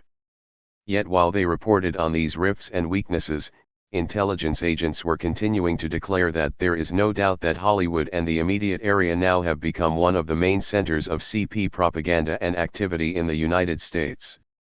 The intelligence community apparently thought that heightening apprehension about communist strength would facilitate the crushing of CSU, which is why these reports have to be used carefully and, equally important, why it is so striking that few CSU leaders were identified as communist. The dearth of known communists in CSU did not halt the constant search for Reds and their sympathizers. Why, it was asked plaintively, were producers in the top executive branches not moving to squash CSU, unless they themselves were sympathetic to the communist cause? The authorities pointed the finger particularly at Walter Wanger, who had worked closely with Lawson, labeling him a CP sympathizer. In this report, written in early 1946, the intelligence agent almost wishfully noted that activities of the CP in the motion picture industry have been so intense during the past few months, to the point the producers in Hollywood are considering a shutting down of the industry completely for 4 months. 195. Increasingly under siege, the party began to complain about the deficiencies in political understanding of its members, a condition which leaders ascribed to a deficit in study and misunderstanding of ideological struggle. 196. These were the pincers: security from the state combined with insecurity of the party that were to rouse the Reds and crush CSU. Organizations that included communists, for example, Actors' Equity, began to purge them. There was a long and heated debate in their highest councils that was characterized by hysterical, name-slinging brawls. 197. Hysterical was one way to describe the editor of the San Diego Weekly, C. Leon Darian, when he claimed, "You can tell a communist by the guttural sound of his voice." 198. In a similar mode, Leela Rogers, mother of Ginger Rogers, complained that Dalton Trumbo tried to put communist propaganda in the script of Tender Comrade, for example, lines like "share and share alike, this is democracy." 199. Continuing this trend, at the California AFL convention in 1947, staff refused to seat a duly elected delegate because he was, evidently, a communist. 200. Lillian Farmer, mother of actress Frances Farmer, ostensibly agreed with this decision when she charged that communists in Hollywood and elsewhere caused the mental breakdown of her daughter, which occurred after Farmer's trip to the Soviet Union in the 1930s and her relationship with the left-wing writer Clifford Odets. 201. In response to this delirium, LA County was in the process of passing a law that made it illegal for a of the Communist Party to go from one city in the county to the next without first reporting his first whereabouts to the police. 202. AFL leader Matthew Wall apparently sympathized with the county Solons when he suggested that movie houses showing films of treasonable stars and writers be picketed. 203. Communists were under fire on all fronts, and bullets aimed at them wounded CSU grievously. Yet as CSU's opponents surveyed the landscape, they detected several disturbing signals. Not only were the painters in Los Angeles on the march, but the communist leader of the Painters Union in New York, Louis Weinstock, was planning the biggest demonstration scene yet to pressure the landlords. The leader of his union was being bitterly attacked for tolerating communists, while others were concerned about a small organized gang of hoodlums who are trying to break up the painters by employing disruptive underworld tactics. 204. The communists had crested during the extraordinary conditions of the war, but afterward that era became a distant, vacant memory. The communist issue was then used to batter unions like CSU, though that organization was led by Hollywood painters with few Reds at the highest levels. The authorities were bleating about communist penetration, just as unions were purging their ranks of real and imaginary Reds.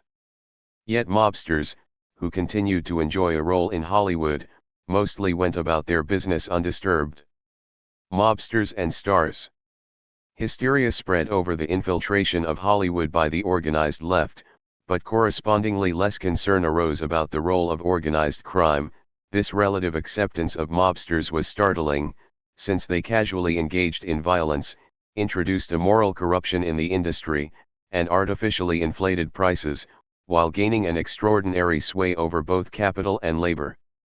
Perhaps worse, gangsters affected the construction of race, ethnicity, even sexuality. In the period's movies, some of which were produced by gangsters, stars helped to glamorize the image of organized crime, which brought the mob even more influence. Such formidable opposition from mobsters, and the complicity of stars, ensured that CSU would face difficult odds in defeating the Moguls. Interestingly, though they were sworn enemies, the mob and the Communist Party played similarly crucial roles within the two major classes that confronted each other across the barricades in Hollywood: capital and labor. Both were semi-secret, self-selected elite forces within their respective classes, though just as the party was highly conscious of class, the mob was highly conscious of ethnicity. On the other hand, gangsters were not at the apex of capital. Though many considered the communists to be at the top of labor, the mob did not publish a newspaper and pamphlets or otherwise seek to publicize their activity, but the Reds most assuredly did. Indeed, one of the problems in exposing mob influence is its ultra-secrecy, which makes even surreptitious communists seem wildly open and accessible by comparison. Of course, the historical record contains memoirs and trial transcripts that record mobsters testifying under oath, but the former and even the latter have to be read prudently. The Reds were not prone to violence, unlike the mob. Further, though the mob served the interests of capital, it was also well placed at the highest levels of labor. The Reds, however, were not well placed at all at the highest levels of capital. Still, in the Hollywood context, a telescoped way to understand the mobsters is to view them as Leninists of the ruling class. Just as the Reds took on difficult assignments for labor, the mob did so for capital. And as the communists in Eastern Europe were charged later with usurping the role of labor, the same was said at various points about the mob usurping the role of capital. Yet in discussing the aftermath of CSU's defeat, the communist screenwriter Lester Cole bewailed that press coverage minimized mob connections in Hollywood. The link should have made headlines, he contended, but the press didn't consider the scandal worthy of investigation. Instead, he groaned, the focus was on efforts to root out subversion by communists. 1. This oversight was not peculiar to analyses of Hollywood. Stephen Norwood has emphasized the centrality of violence and espionage to management's campaign to disrupt union organizing and break strikes, a process in which the mob was instrumental. Yet this glaring fact has not received the attention it deserves. 2. Mob influence was no fantasy to the painters, the spearhead of CSU. A number of their locals in New York were controlled by the infamous mobster Louis Buchalter, who was not above using anti-communism to bolster his rule. 3. Lepke and Jacob Shapiro also sought to control other unions. Their battle to seize the Fur and Leather Workers Union also brought them into fierce conflict with communist labor leaders like Irving Potash and Ben Gold. 4. Lepke and Jacob kept more than 200 plug uglies on their payroll to help run the New York Painters Union alone. 5. Labor racketeering was a major problem in the AFL generally over the years, though it tended to afflict some unions more than others. 6. Legs Diamond, a New York mobster, got his first job in a labor dispute. He helped settle a strike by using brass knuckles, acid and the butt of his gun. He collaborated with Dutch Schultz and Lucky Luciano. The gang's jobs included working for whatever side hired Rothstein in labor disputes. These mobsters all had friendly relations with certain politicians. George Z. Medley, Rothstein's attorney and later U.S. Attorney in New York and political godfather of the future presidential nominee Thomas Dewey, argued that gangs are part of the machine for political control, and not until politics is divorced from municipal affairs will we get rid of gangsters. 7. In Los Angeles, mobsters like Mickey Cohen had close relations with municipal officials from top to bottom. One of the key Hollywood unions was the Teamsters, which was saddled with organized criminal gangs within the ranks. Their presence could and did lead to murder of dissidents. The Teamsters provided a model for how the mob gained a foothold in unions. In 1945, for example, Jimmy the Weasel Freixeino was in Los Angeles working with the Teamsters, throwing acid and busting heads at strikes. 8 Business often brought in the mob to maintain labor peace, as happened in Hollywood in the 1930s. If union dissidents could not get countervailing aid from other unions like IA progressives did with the Longshoremen's Union, they often felt compelled to ally with their own gangsters to combat those of management. Either way, the mob feasted. Point 9, as Orson Welles put it, a group of industrialists finance a group of gangsters to break trade unionism, to check the threat of socialism, the menace of communism, or the possibility of democracy. When the gangsters succeed at what they were paid to do, they turn on the men who paid them. Puppet masters find their creatures taking on a terrible life of their own. 10. Why did the mob want a takeover of unions, coast to coast? Money was one signal reason, but there were others. For by threatening union members with loss of work, the gangsters could marshal the efforts of husbands, wives, sons, and daughters in support of virtually any scam the gang could dream up, including swinging an election. 11. Moreover, mobsters like Lunges Willman wanted to dominate unions because this helped him to find jobs for his army of relatives, not to mention cementing alliances with various other forces by doling out such benefits. Point 12. As is evident, marshalling and manipulating kinship ties and ethnicity were essential components of this process. Because of the government's unwillingness or inability to root out organized crime, the mob, as investigative journalist Jeff Girth charged years after CSU's defeat, has quietly entrenched itself within all levels of the social structure, leading Donald Cressy, consultant to the President's Commission on Violence, to conclude, the penetration of business and government by organized crime has been so complete that it is no longer possible to differentiate underworld gangsters from upper world businessmen and government officials. 13 decades after CSU's liquidation, an unexpected result became evident. The government's focus on keeping the organized left out of business and government created a limit on the extirpation of organized crime. Not incidentally, organized crime seemed to flourish especially in areas where organized labor was strongest, example Chicago, New York, and Los Angeles. Point 14. Despite the dastardly role that the mob has played particularly in unions, gangsters have been often portrayed in films as latter-day Robin Hoods, social rebels, or misunderstood businessmen. Certainly their wide influence in the entertainment industry helps to explain their relatively sanitized image. During the mob's heyday, the pulp magazines were full of gangster stories. By the early 1930s there were entire magazines devoted to gangster stories, racketeer stories, and gangland detective stories. In 1929, film historian Robert Sklar notes, the gangster for the first time surpassed the cowboy as a subject for Hollywood filmmakers, and even the cowboy movies have focused heavily on the precursors of 20th century gangsters, i.e., cutthroats like Jesse James, Cole Younger, and John Wesley Hardin. Point 15. Soon life imitated art as these movies became primers instructing would-be gangsters on how to conduct themselves.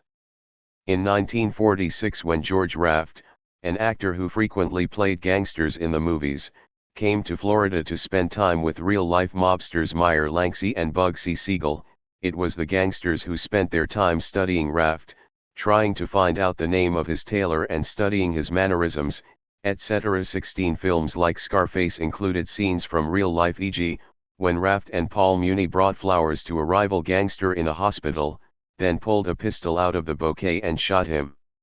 Supposedly men from the Capone gang intervened in the editing of this popular movie. Point 17. The mob's true role more often than not was elided. And even when the movies dealt ostensibly with mob influence within the unions, the force of the message was often subverted.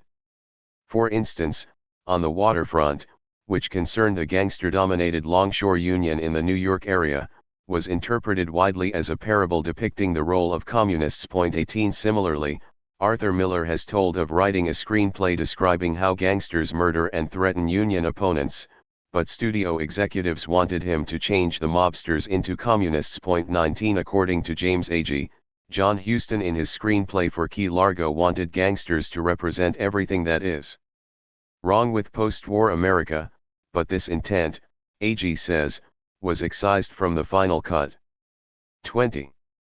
Coincidentally, the thematic trend toward gangster movies began as mobsters assumed more influence in the industry. Strikingly, according to the Hollywood left, these gangster pictures played a major role in causing legislation against prohibition, enabling an illicit mob-dominated business to become a legitimate mob-dominated business. 21 Another critic has argued that under the pressure of gangsters, art was being abandoned in favor of fast buck productions designed to appeal to the lowest common denominator of society. 22. More than 50 years after the 1945 strike, one study revealed that there had been 40 movies about Billy the Kid alone. 23 Yet even as CSU was being stamped out, the Moguls representative, Eric Johnston, in a speech at the Waldorf Astoria to the Protestant Motion Picture Council, decried the proliferation of gangster pictures. Piously, he proclaimed, "I want to see more films based on the lives of the Disraelis, the Curies, the Pasteurs, the Bells, the Edisons, instead of the Dillingers, the Capones." Worriedly, he remarked, "Propaganda forces in anti-democratic countries like to point to gangster pictures as evidence of typical conditions today in America." 24 These alleged propaganda forces had a point, as Johnston must have known. The influence of mobsters in the industry inexorably spilled over onto the silver screen, and dramatic portrayals of the Dillingers, the Capones, and Billy the Kid proliferated. Ironically, even Charles Lucky Luciano was heard to complain about how movies glamorized gangsterism. He lamented the involvement of Hollywood in glorifying brutal crime. This gangster critic was saddened by how they present murders and robberies, and the real hero, the one who gets all the attention, is the biggest criminal. "Damn it," he exclaimed, "a kid can learn to torture his brother or punch out his father by going to the movies." With confidence, he concluded, "If anybody knows what turns kids into criminals, it's me." 25. Yet Luciano's crocodile tears were meaningless, for as he well knew, Hollywood was an anti-union enclave where the mob had considerable prestige. Gangsters like Benjamin Bugsy Siegel dominated unions as they established enduring relationships with mayors and district attorneys in Los Angeles. 26 Outside the city, offshore gambling took place aboard ships, a leisure activity dominated by gangsters. In 1939, State Attorney General Earl Warren announced boldly, "I am determined that these ships shall not operate again," but mentioned wanly his concern that accomplishing this goal will necessarily tie up a considerable part of my staff. 27 7 years later, as CSU was about to battle gangsters on picket lines once more, Governor Warren was still only talking about shutting down the gambling ships. His aide, Warren Olney III, wanted to extend the state's sovereignty beyond the 3-mile limit to curb this lucrative business, but scribbled on the margins of his comprehensive memorandum was this notation: "Governor states no action to be taken on this." 28 No additional words explained why this decision was made. One of the governor's rivals, Attorney General Robert Kenney, threatened to arrest Tony Cornero, the admiral of the Faro Fleet. 29 Kenney, a member of the leftist National Lawyers Guild who ultimately defended victims of the blacklist, wanted to move aggressively against these mobsters, but he met resistance. Warren's constituents were pressuring him, too. With a modicum of sensitivity, one voter demanded that Warren do something concrete to put this greasy racketeer into his correct place. 30. But Governor Warren was reluctant to crack down on the mob. One constituent mailed clippings about the infamous gangster Alan Smiley along with a letter asking in stunned amazement, "Surely this can't be true that your crime commission is apparently doing little or nothing about those underworld leaders already here." He further griped, "Law enforcement agencies have been very lax in their work." The lack of an indictment understandably baffled Smiley's critics. Born Abraham Smykov in Russia, Smiley was one of the most powerful gangsters in the state. The columnist Westbrook Pegler charged that Smiley poses as a producer and director of motion pictures. He was indicted with band leader Tommy Dorsey in 1944, charged with amputating part of the nose of John Hall, an actor, at a party given by the Dorseys in their home. They all were acquitted.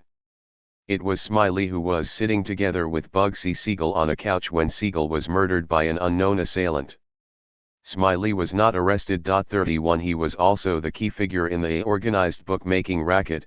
This questionable business was able to exist and operate only because of the misuse and abuse of the communications companies in the state, but somehow Smiley was able to escape unscathed. 32 Smiley was also a pimp of some renown and a rake in the same class as Larry Fay, then top procurer of Broadway, who once said that he's had a different virgin every night for 6 years. 33 Of course, Fay's words should not be necessarily accepted as truth. However, his words reflect the male supremacist state of mind that pervaded the mob. When the Los Angeles Daily News began to expose Smiley's questionable practices, considerable resentment was directed against this newspaper from Hollywood and Beverly Hills chumps. Some did not appreciate the paper's assault on characters like Russian Louis Strauss, a one-time Siegel bootlicker and practical homicidist who was instrumental in operating a mob club at Santa Monica and Fairfax. 34 It was true that gangsters had close connections to members of the elite in Southern California, and this did appear to provide them with some exemption from prosecution. Mickey Cohen, Los Angeles' top mobster, was chummy with Artie Samish, whom he had known since childhood. Samish, a lobbyist, was reputed to be the second most influential man in Sacramento, next to the governor. Cohen explained, if I had any problems with legislators in Sacramento on things like slot machines on premises, he nipped it in the bud. I was his right hand, and he was my godfather, my senior statesman. Cohen had a representative in the police department in Burbank, the home of Warners. At one point during the 1940s and 1950s, Cohen had the police commission in Los Angeles going for me. A lot of the commissioners didn't have any choice. Either they would go along with the program, or they would be pushed out of sight. It was all the way up to the top of the box at different police stations. When I was in the mayor's corner, a certain amount was put into his campaign each time through my lawyers, Sam Rummel and Vernon Ferguson. Cohen had the private number of Mayor Fletcher Boron in his office and the private number in his home. He also knew Richard Nixon. They met in 1945 when the future president was considering a congressional race in Orange County, an area which was important to my bookmaking program. Cohen put together this dinner at the Knickerbocker when Nixon was running for the Senate. It was all gamblers from Vegas, all gambling money. There wasn't a legitimate person in the room. Tens of thousands of dollars were raised, it was said. Cohen was also involved with setting up campaign office in the Guarantee Finance building at 9th and Hill. Cohen also had confidential information about the mishaps of LAPD Chief William Parker.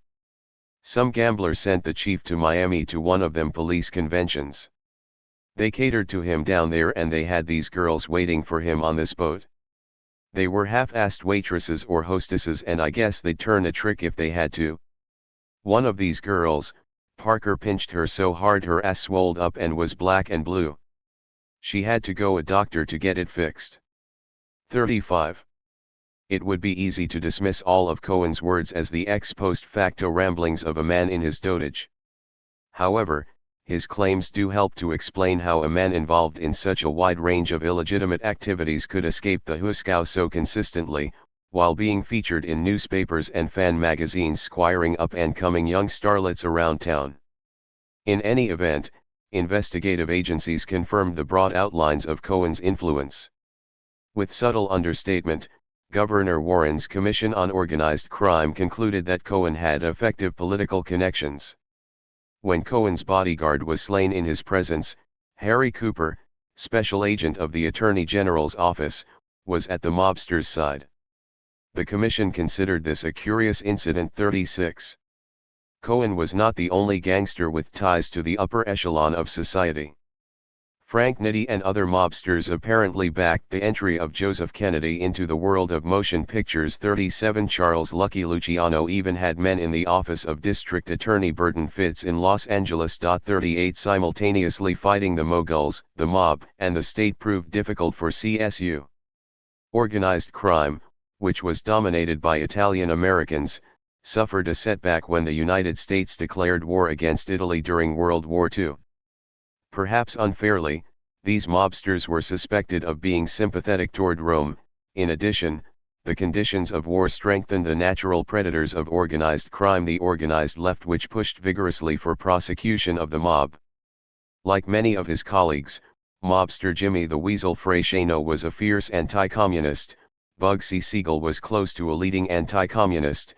Senator Pat McCarran of Nevada. 39 Mob anti-communism did not stop and probably facilitated the 1944 conviction of Johnny Rosselli, the mob's main liaison on the West Coast. The prelude to his trial was the ouster of Willie Bioff and George Brown from IATSE, jailed because of their financial shenanigans. As Variety observed in 1940, the two were planning to step out Union limelight, at least temporarily, with the idea of manipulating strings from backstage. A front man would be selected for window dressing, with Willie calling shots from behind the curtain. 40 This plan was complicated by Bioff's graphic testimony against Rosselli. Bioff's words were not forgotten by the mob, thus possibly shedding light on why the IATSE leader was subsequently killed by a car bomb in Phoenix in the mid-1950s. 41 What prompted Bioff to testify? He claimed during the trial that a rush of patriotism caused his change of heart. Pearl Harbor did something to me.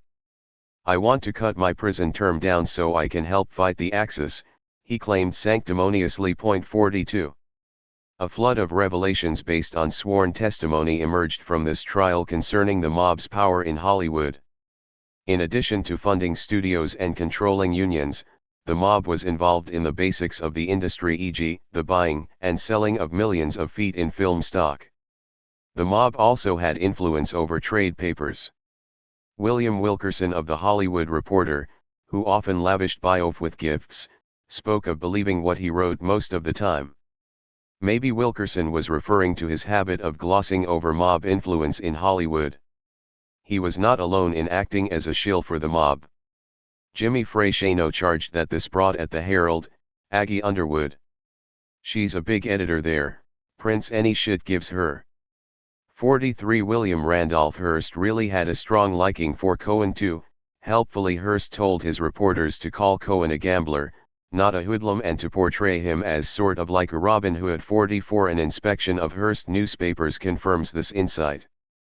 In addition, Rosselli's insurance business handled the reporters' insurance needs, and the paper's workers were in a union controlled by Bioff. 45.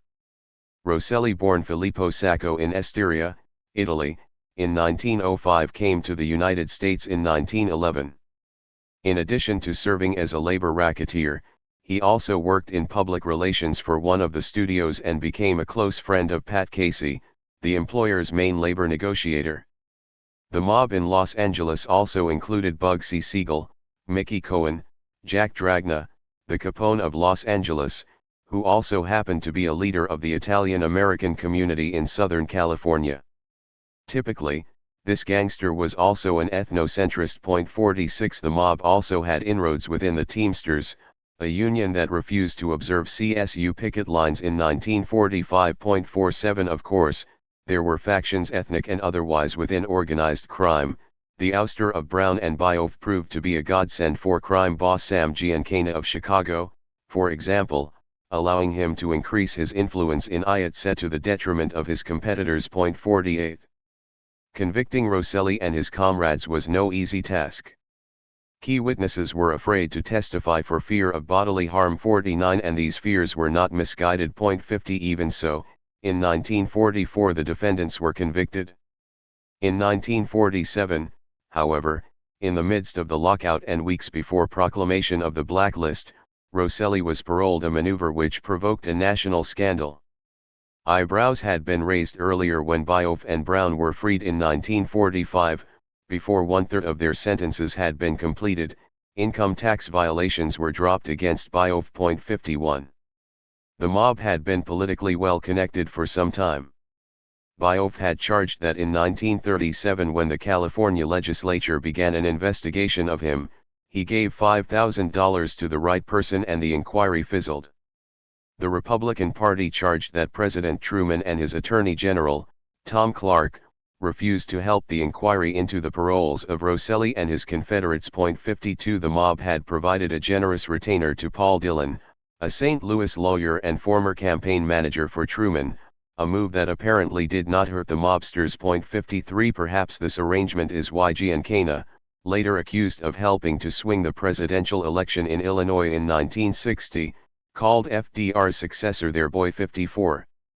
Likewise, Lunges Willman had charged that he helped to swing the 1932 election to FDR through the influence he wielded in New York and New Jersey. 55 Before the reign of the Democrats, mobster Diamond Joe Esposito routinely boasted of meeting with Calvin Coolidge and dispensing votes and favors at the president's request. 56 Even accounting for some mobsters' tendency to inflate their accomplishments, it was evident as Governor Warren's crime commission suggested that the mob was not without friends in high places. The changed political atmosphere brought by the transition from the war to the Red Scare boosted organized crime, a force that preyed upon militant unions. Soon organized crime figures were controlling the installation of jukeboxes, which gave them enormous influence over the direction of popular music. As was typical, LA mobster Mickey Cohen had a club called the Room Boogie on Highland Avenue. It was a black and tan joint where the Triniers broke in their act. Many of the great black acts broke in at this Room Boogie. 57 The mob also gained hegemony within the pornography industry and came to control gay clubs arising in urban areas. 58 As George Chauncey has written, columnists occasionally commented on the presence of gay men in the social milieu of the gangsters. Dutch Schultz was harbored and nursed by a whole colony of nice boys, whose ministrations were more tender than those of the most tender female nurse. 59. Hypermasculinity was a critical aspect of mob culture. This culture was shaped profoundly by prison experiences that further inflated the ordinary subordination practiced by gangsters. Certainly, homosexual abuse of enemies was a mob specialty. 60 Just as the mobsters' robust attitude towards sexuality generally attracted them to a Hollywood that often was perceived as dissolute. As Rosselli's biographers observe, the sudden and enormous success of the movies spawned an orgy of vice that threatened to shatter the industry. Drug use was widespread, including cocaine, heroin and illegal alcohol. Sexual favors were demanded by casting directors and became a sort of alternative currency. Mack Sennett's Keystone Studios had to be tented and fumigated for infestations of venereal crabs. 61. Moreover, sexuality may have been defined more expansively in Hollywood than in any other part of the United States. Such a scene was made to order for the mob, which could supply all of the illegal substances and prostitutes that Hollywood could handle. It was not accidental that the modern gay rights movement was initiated in Los Angeles by a former communist who had worked as a screen extra, often as a stunt rider for Republic and Monogram westerns. Harry Hay, a lover of the popular actor Will Gere, admitted to having 2 or 3 affairs a day between 1932 and 1936. 62 Hay deployed the skills he had obtained in the party in order to advance the cause of the despised gay minority. That the party had substantial experience in confronting the mob, which sought to control gay clubs and other sexual venues beyond the mainstream, gave radical gay Angelenos the edge needed to challenge this experienced and unscrupulously crafty foe, and thus sharpen their skills even further. These varied linkages, in particular mob influence on the entertainment industry, helped to make organized crime one of the most powerful albeit hidden shapers of post-war culture in the United States. The mob's 1930s vision of organizing the entire amusement industry never occurred, but the mobsters' influence was no less for that. These events do not fully depict the extent of the mob's influence. In Hollywood, as elsewhere, organized crime was predominantly an amalgam of Jewish and Italian-American thugs. Their lack of principle, along with ethnocentrism, helped to complicate ethnic relations and the construction of a synthetic whiteness, whereby racial identification took precedence over ethnic or ethnoreligious affiliation. An essential part of this construction of whiteness was anti-blackness.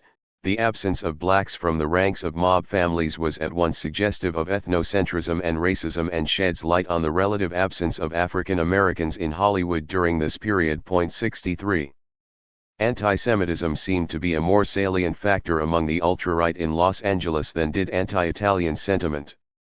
Thus, as Moguls were accused of being soft on their co-religionists in unions, and as trade unionists were being accused of being no more than a bunch of Jewish communists, Italian-American mobsters had the chance to erode the power of their Jewish-American counterparts.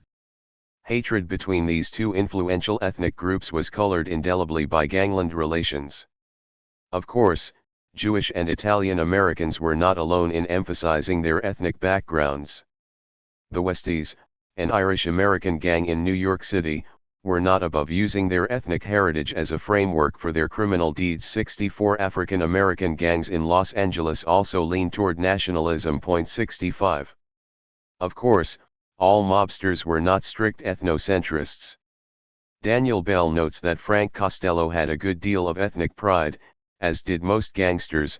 Consequently, he helped a substantial number of Italian judges sitting on the bench in New York to obtain their posts, along with many Italian district leaders. But he also aided some Jewish and Irish politicians. 66.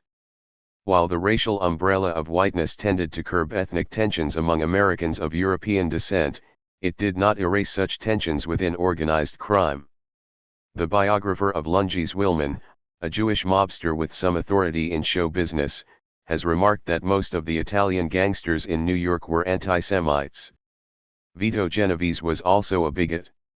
67 The biographer of Bugsy Siegel's paramour, Virginia Hill, concurs, adding, Italians and Jews often did not mix well in the mafia. 68 Jimmy the Weasel Frasciano, on the other hand, said ruefully, "You've got to give the Jews credit, they started out as fronts for the Italians and now they've got millions they made through Italians." 69 Self-proclaimed mob lawyer Frank Ragano conceded that Sicilian Americans of my generation were brought up by our fathers to believe that we must instinctively trust our countrymen. We were inculcated to band together because of the biased attitudes of the Anglo establishment. 70 Seen from varying perspectives, the point becomes clear. Mobsters frequently carried an ethnic and ethnologious consciousness. The Weasel may have had Meyer Lansky in mind when he conceded the Jewish mobster's skill at laundering money. Lansky was a Zionist and widely viewed as the mob's top money man. As early as the age of 50 he wanted to be buried, like his grandfather, in Israel. Eventually, he came to distrust his Italian-American colleagues and decided to live in Israel. His critics charged that he was simply trying to elude the long arm of the law, but Lansky had contributed to the Israel Emergency Fund prior to his departure. Interestingly, within Israel only the most right-wing, ethnocentrist forces backed Lansky. Suspicion of Italian Americans was not the only ethnic grudge held by Lansky. Like Ragano, he was hostile toward those he thought were the true ethnic elite. The WASPs couldn't have it, that a bunch of Jewish and Italian street boys could make so much money in Vegas and other places. They wanted to drive us out and finally they succeeded. 71. La Cosa Nostra, as it was called, was a secret society with fewer than 5,000, formally initiated male members of Italian heritage, operating out of 24 select cities. 72 Many of its prime rituals excluded non-Italians and, at times, non-Sicilians. Ethnic conflict seemed more pronounced in Los Angeles with its less settled hierarchy and its more rapid economic and population growth rates than in mob citadels like Chicago and New York. The opportunities opening up as a result of the post-World War II boom only heightened the tensions. Even Governor Warren's commission was struck by the conflict between Mickey Cohen and Jack Dragna. 73 Some of this squabbling was over who would appropriate the riches of the new gambling mecca, Las Vegas. This conflict eventually led to the murder of Bugsy Siegel. 74. Years later, Cohen, who clashed repeatedly with Rosselli, remained bitter about what he perceived as anti-Jewish discrimination within the mob. Being Jews, he remarked caustically, "Benny and me, even Meyer couldn't be a real part and parcel of the top ranks of the mob." Jack Dragna, he felt, was of the old school where only Italians ran things, and certainly not like Benny with his Eastern ways. Siegel, to his ultimate detriment, did not care. Fuck Dragna was his attitude, and he did an approach that led to Siegel's premature death. Cohen thought he faced a major barrier that his Italian-American comrades did not have to contend with. He had to fight the coppers too, because a lot of the coppers were Nazis themselves in those days. Thus, the extremely powerful Red Squad could be more prone to harass Jewish rather than Italian-American mobsters, thus hampering their activity and heightening their ethno-religious consciousness. Like Lansky and Dragna, Cohen too was ethnocentric. He tried to help Jewish businessmen and raised funds for the Irgun when they were fighting for Palestine. While Italian-American mobsters were suspected of being sympathetic to Rome and the Axis powers, Cohen spent time during the war seeking out presumed Nazis and beating them up. He got so engrossed with Israel that he actually pushed aside a lot of activities and nothing but what was involved with this Irgun war.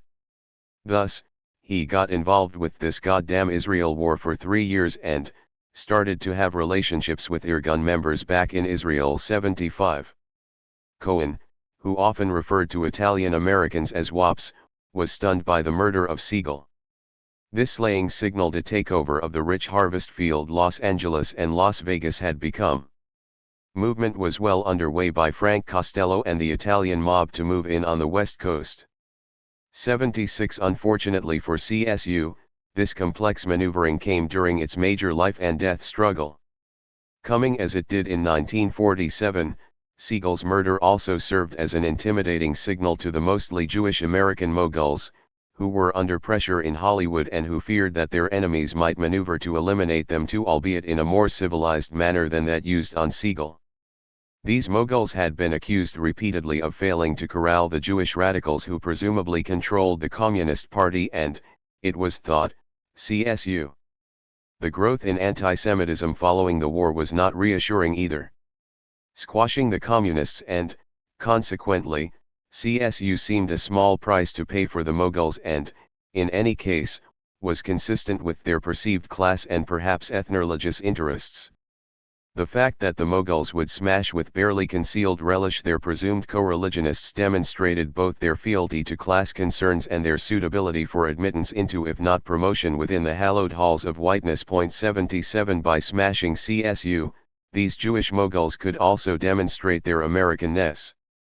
Jewish American Moguls retained their posts, though their co-religionists in organized crime were forced to retreat in the face of a determined offensive by their Italian American counterparts. Jewish American radicals like Lawson were jailed because of their refusal to accept the post-war dispensation. An intimate relationship existed between mobsters and some stars.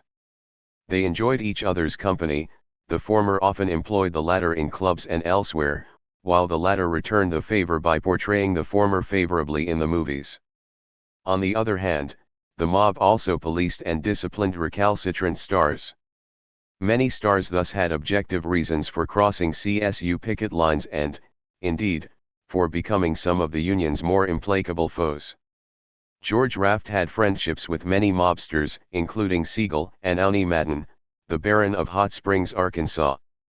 Raft referred more than once to his longtime friend, one of his two special friends, the erstwhile mob lawyer Sidney Korshak. 78 Raft was not alone in forging such ties.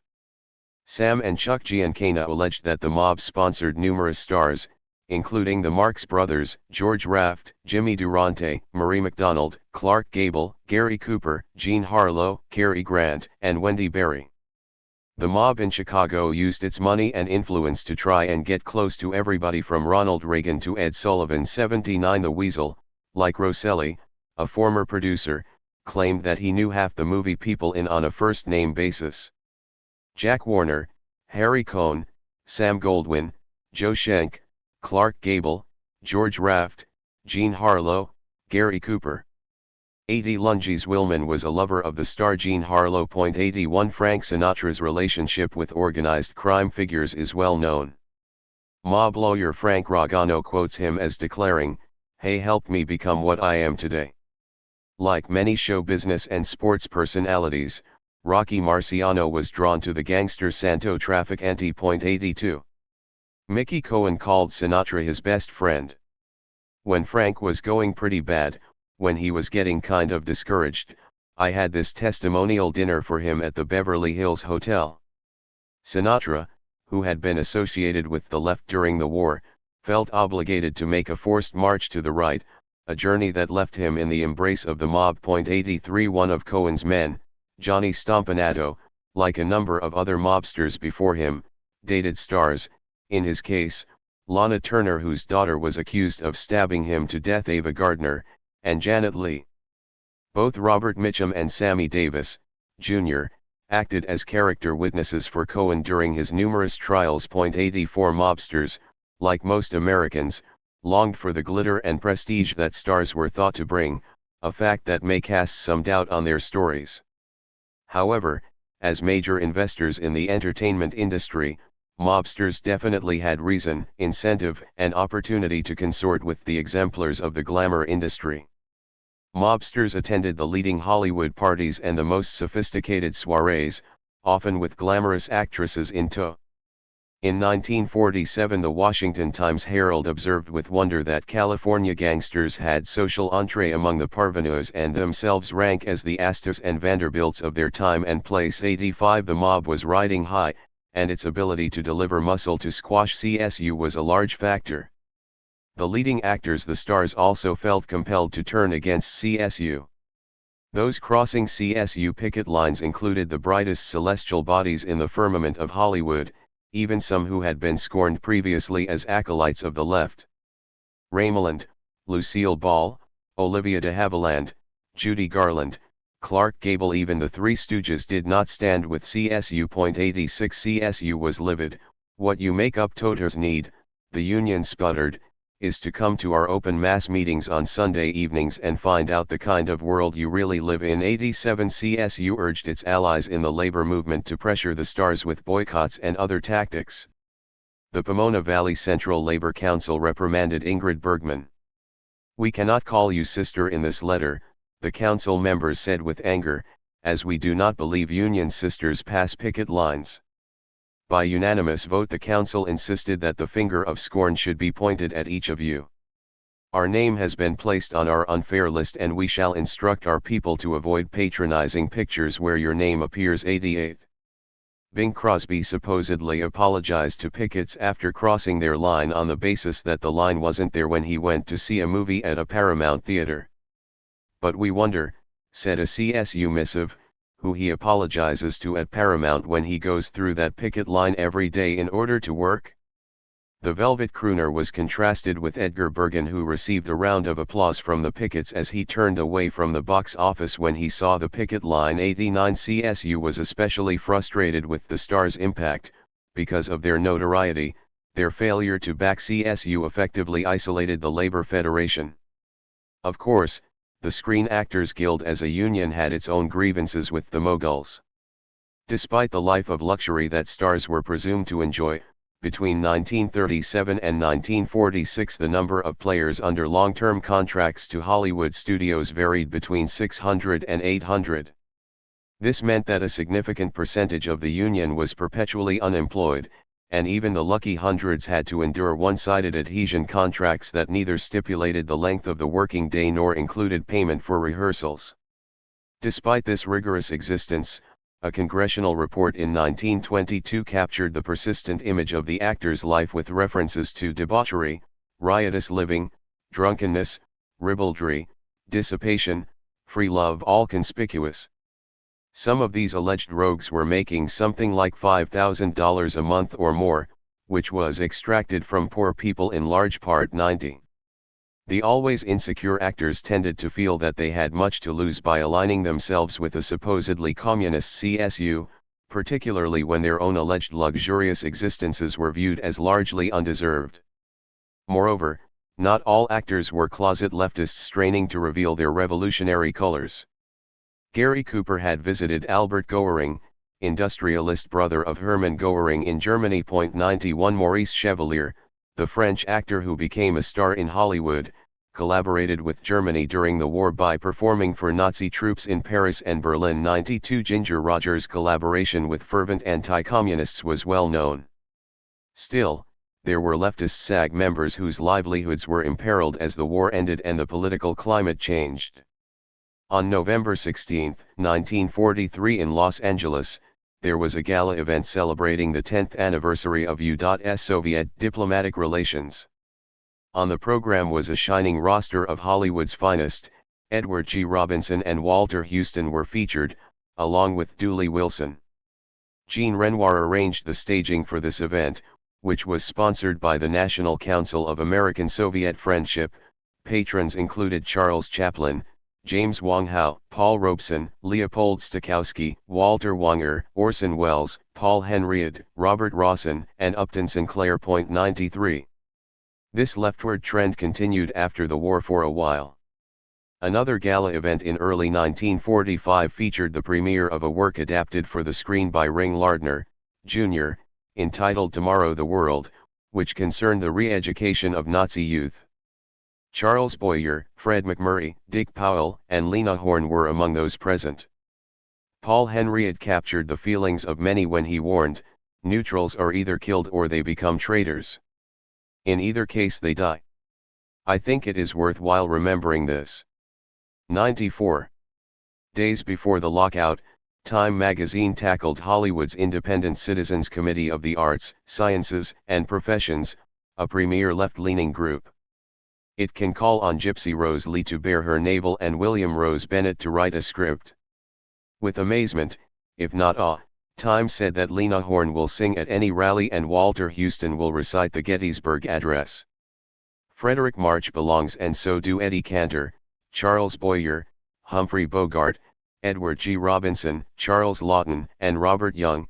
This allegiance, it was concluded, gives ACASP a unique leverage on thousands of U.S. voters. 95. ACASP opposed the Red Scare and the Cold War, supported more sympathetic portrayals of minorities on screen, and generally sympathized with CSU. This type of agenda was seen as dangerously provocative by leading anti-communists, who determined that this leftist trend should be confronted, if not conquered. Because numerous stars who stood by the progressive banner were non-communists, the wail of anti-communism was useful in stampeding many of them to the right. The leftists' retreat hampered SAG's ability to address the staggering unemployment in their ranks, and the already powerful Moguls simply acquired more strength. The bold Edward G. Robinson, one of the more vocal members of ACASP and SAG, encouraged Robert Kenney to challenge Warren for the governorship, since the future Chief Justice has been tops in doing nothing for the state. Robinson told the left-leaning Kenney, "I think you should listen to the voices that ask you to run for governor in 1946 and decide to let us put your name in nomination. Count me," he said with confidence, "as one of your many, many supporters." 96. This act was a continuation of the actor's leading role as a booster of the left.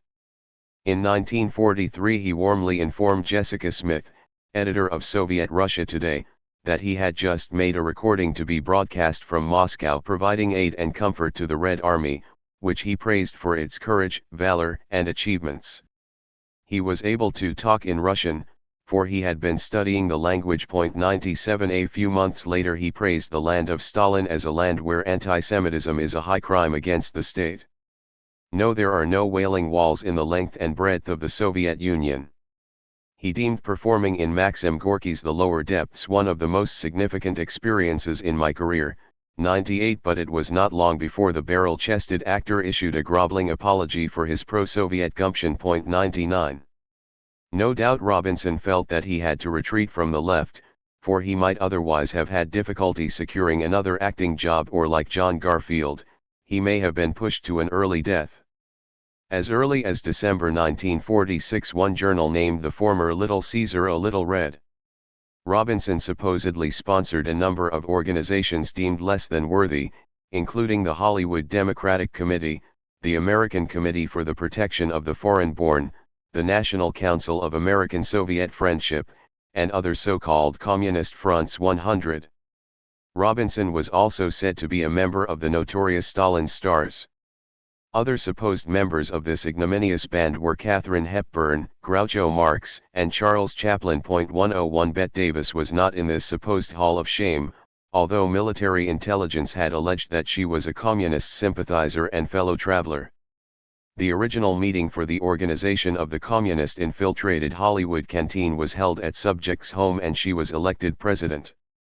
102. A key canteen goal was to uplift the armed forces' morale, an ostensibly favorable purpose from any perspective, but in this case especially so, for Davis, like many other liberals, had become tangentially involved with the Communist Party at a time when the United States itself was in an alliance with the USSR.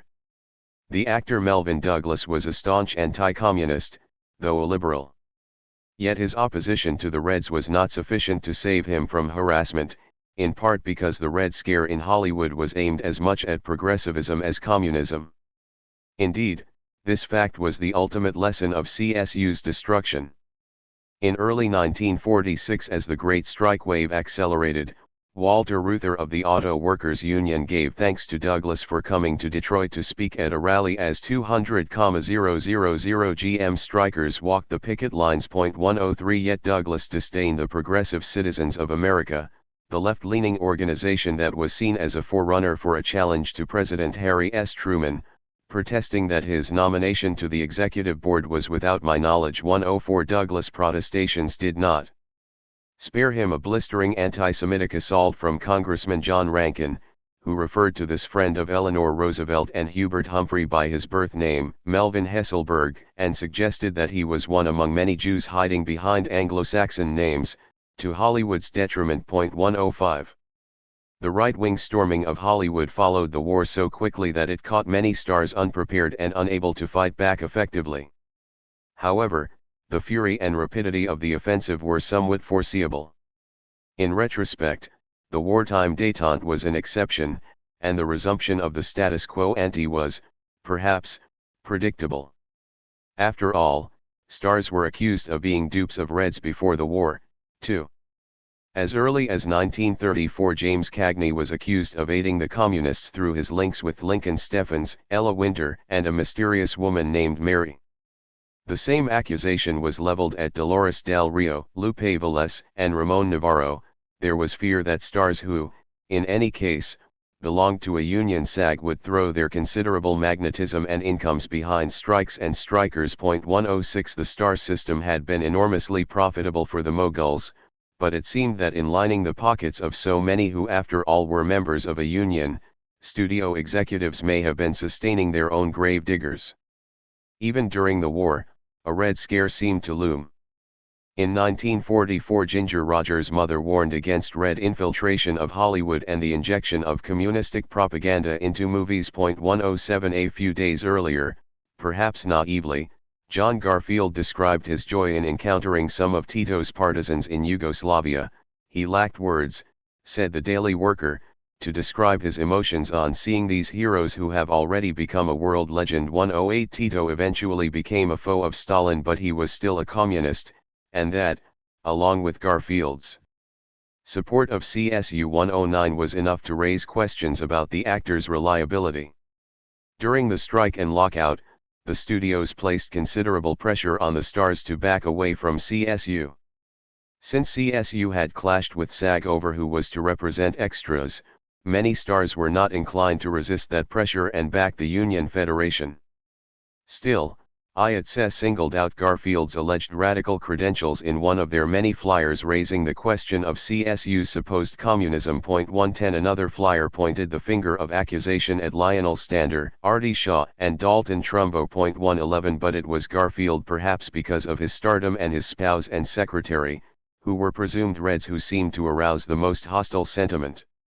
One of his last films, the boxing drama Body and Soul, was denounced by the columnist Westbrook Pegler as a celluloid communist front. Pegler noted with suspicion that the production company was headed by the son of FDR aide Harry Hopkins. Worse, Garfield used to be known as Jacob Garfinkel, also Jules, and his parents born in Russia. These statements were code language stating that the actor was a Jewish radical. 112. Edward Dymtryk, who directed Crossfire, a rare cinematic attack on anti-Semitism, argued that actors, being creative, leaned toward the left since they were thinking in terms of new things all the time, not in terms of set things. Dymtryk, who eventually became a friendly witness before congressional committees investigating the left in Hollywood, suggested further that as actors become stars, affluent and popular, they begin to lean toward the right, fearing that what they possess may be taken. The tensions between and among Hollywood's creative and non-creative forces spurred contradictions and temblors that pushed stars particularly from left to right, besides sparking tremendous insecurity among them. 113. Like Frank Sinatra, Ronald Reagan could be regarded as suggestive of the above paradigm. At first, the future president denied that he was involved in making accusations of communism. As late as June 1947 he asserted vehemently that he was not only misquoted but smeared.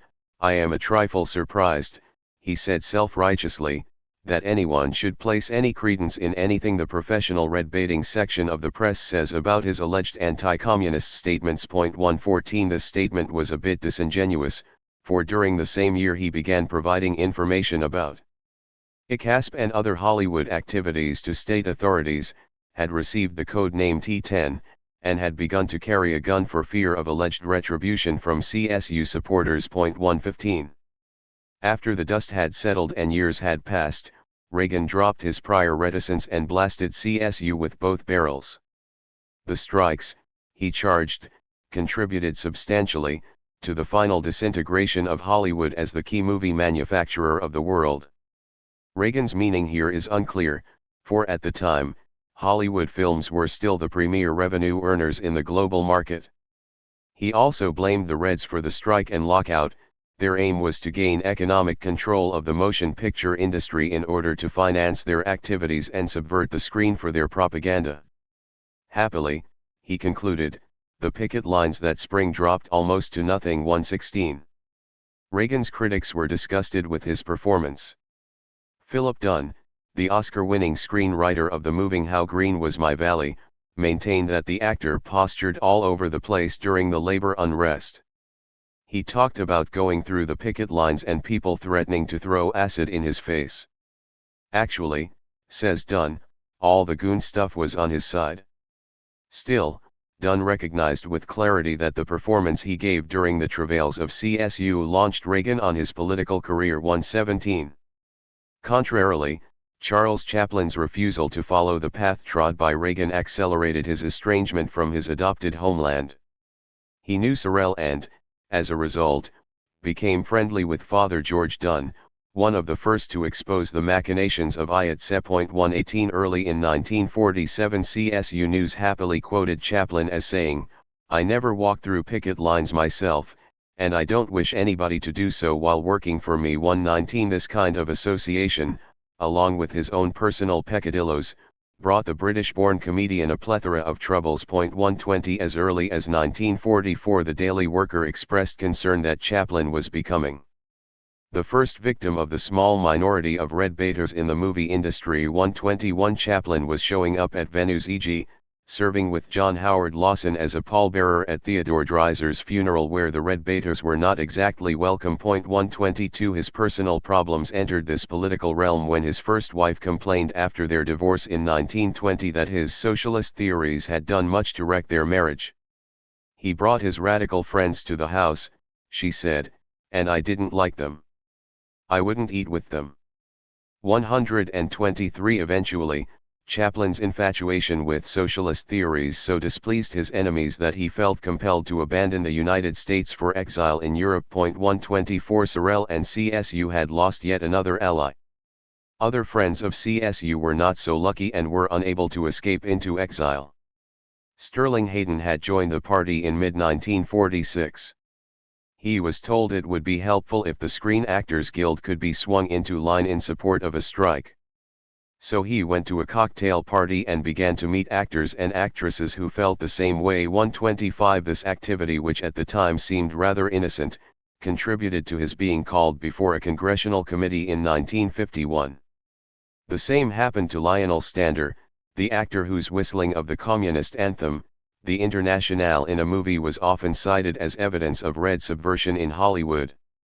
Speaking before the Un-American Activities Committee, he declared that when he exposed the criminal records of Brown and Bioff, the racketeer gangster officials who later went to jail, he was blacklisted. 126. The calamity of blacklisting bedeviled many stars who stood with CSU. The screenwriter, Walter Bernstein, whose screenplay For the Front later satirized this practice, has argued that the Moguls were reluctant to implement blacklisting since they always wanted to be able to have access to as big a pool of talent as they could. But the sound business practice of non-discriminatory hiring could easily be interpreted as being soft on communists or Jewish radicals, so the Moguls quickly folded 127. Blacklisting was not all externally induced. Previously, most cases of blacklisting were imposed for alleged drunkenness, unreliability and capers of that sort. However, said the Daily Worker in 1939, with the advance of union organization in the film business, the blacklist was hauled out again to be used against actors and writers who joined their craft unions. 128. There was an uncanny parallel between the decline of CSU and the reassertion of mob influence in the entertainment industry. Perhaps coincidentally, of the 11 killings that Jimmy the Weasel Freixeino participated in, 9 took place between 1947 and 1953, the period when CSU was undergoing a lingering death. 129 Though facing congressional investigation, leading mob figures like Johnny Rosselli were leaving prison and reasserting authority in Hollywood during this same period. Moguls, mobsters, and stars had numerous opportunities to encounter each other. There were the racetracks, like Santa Anita. There were the mobster-run gambling ships, where stars often performed and moguls lost huge bankrolls. Meyer Lansky says the ships offered America's entertainers their most remunerative live venues. 130 And after the ships were shut down, the entire operation simply moved inland to Las Vegas, where there was even more money to be made.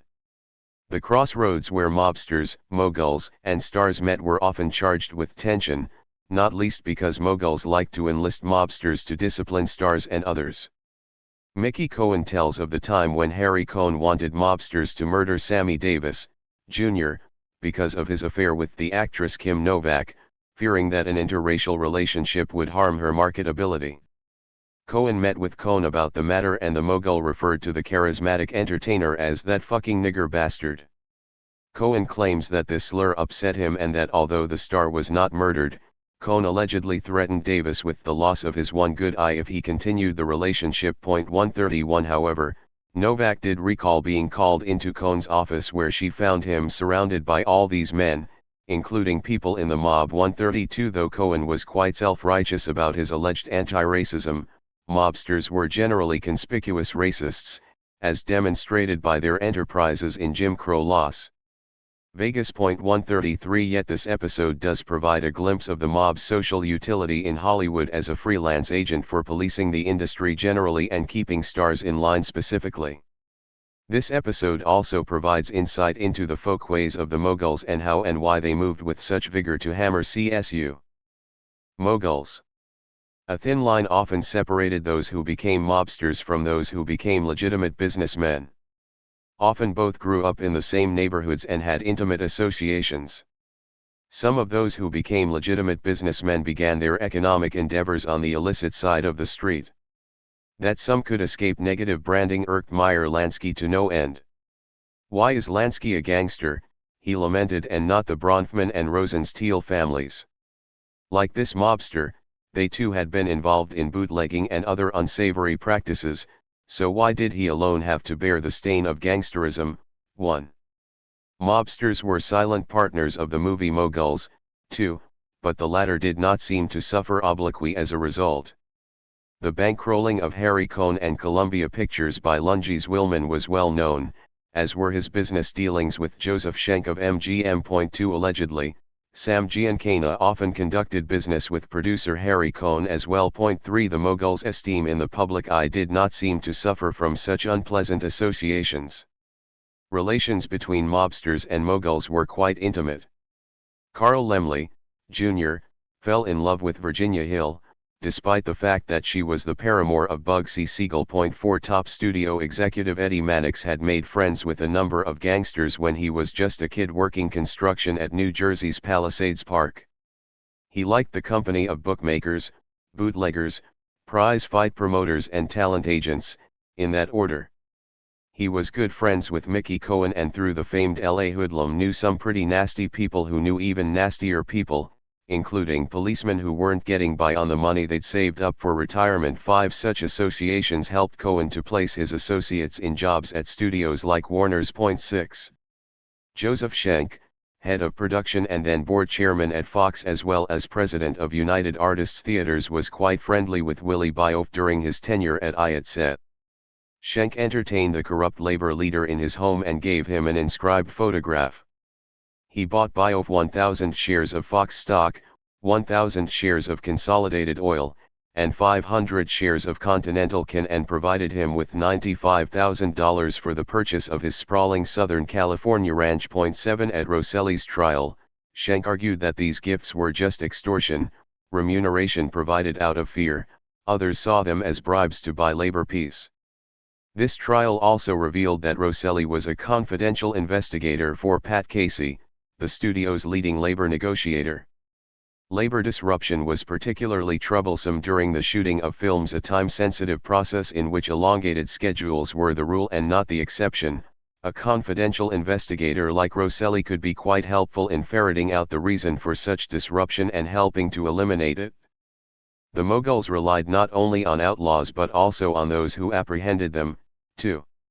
Rosselli's lawyer, Otto Christensen, contended that there must be and is a closer allegiance and alliance between the police authorities in a producing area than there is between any other group in the country, because these pictures in cans are vulnerable every minute until they are finally sold and have brought in the box office receipts. 8 This alliance between the police and studios worked to CSU's detriment when the various Southern California police departments routinely bashed the Federation's picket lines. One reason the Moguls moved to dominate IATSE was that they believed the theater projectionists were becoming unruly and using labor disputes as an excuse not to do their jobs, thus costing revenue. By coming to rely on the police authorities while maintaining ties with mobsters, the Moguls created a combustible process rife with the possibility for corruption and wrongdoing on all sides. These possibilities were realized in 1946 when the strike wave in Los Angeles prompted the Merchants and Manufacturers Association to form a Citizens Law and Order Committee to supplement LAPD's assault on labor. This tactic, which created a wide opening for mobsters, was endorsed by Mayor Fletcher Boron. 9. Though Moguls like Louis B. Meyer, Harry Cohn, and Jack Warner willingly carried out their perceived class responsibilities, e.g., breaking unions, some viewed the Moguls solely as Jews, an apparent liability. The ultra-right, which was growing rapidly worldwide as the movies were rising as a preeminent industry, repeatedly pointed to the Jewishness of several of the Moguls as an explanation for the radicalism of studio labor and the morally corrupt themes these studios were accused of propagating. Though these Jewish Moguls were not known for producing movies with Jewish themes, anti-Semitism was a theme in the movies from their beginnings. For example, in 1908 a U.S. producer made a film, Leah the Forsaken, a story of how anti-Semitic persecution in 19th-century Germany wrecked a love affair of a young Jewish woman and her Gentile lover. 10 Yet despite such efforts, Bud Schulberg is probably correct when he suggests that from the industry's inception, to be anti-Hollywood was, in a sense, to be anti-Semitic. 11. Early on some insisted that the motion picture industry has become a Jew industry run by and for Jews. Jewish culture, it was stated, has seized the American cinema and is substituting Jewishness for Christianity. 12. This message was repeatedly stated by the ultra-right. However, some on the left were also unable to resist the fool's gold of anti-Semitism.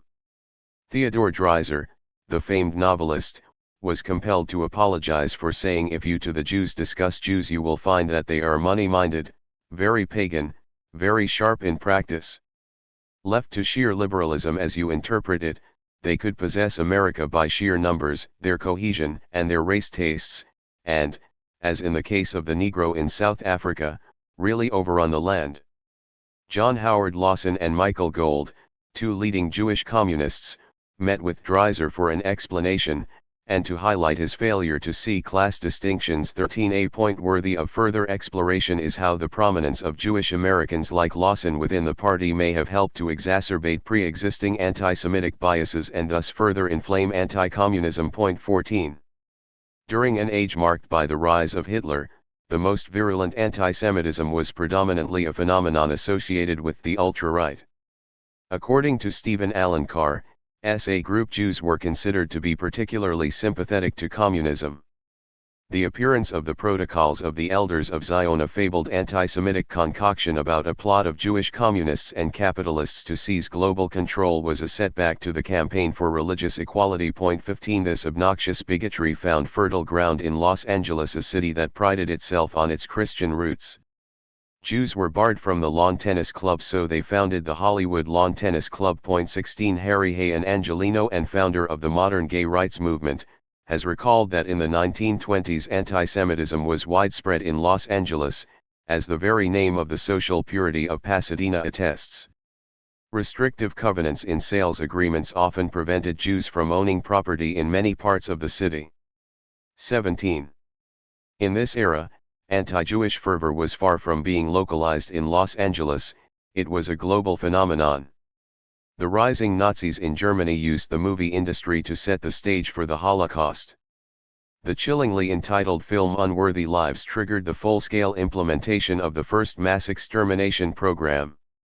The 1936 film I Accuse contributed substantially to the popular acceptance of mercy killings. 18 Some in Hollywood felt an intense responsibility to counter this propaganda, which in turn caused anti-Semites to charge that this concern illustrated the supposed perils of having powerful Jewish moguls in Hollywood.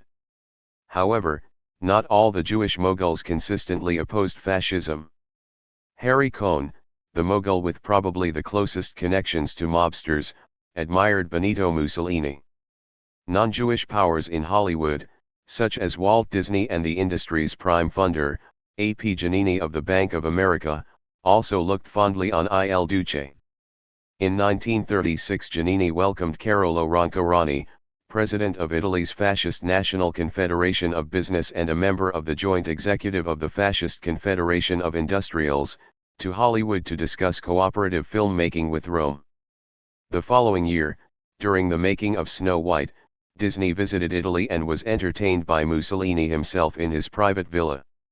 Hal Roach, another mogul, became friendly with Vittorio Mussolini, the dictator's son, and formed a joint venture with him, backed by MGM.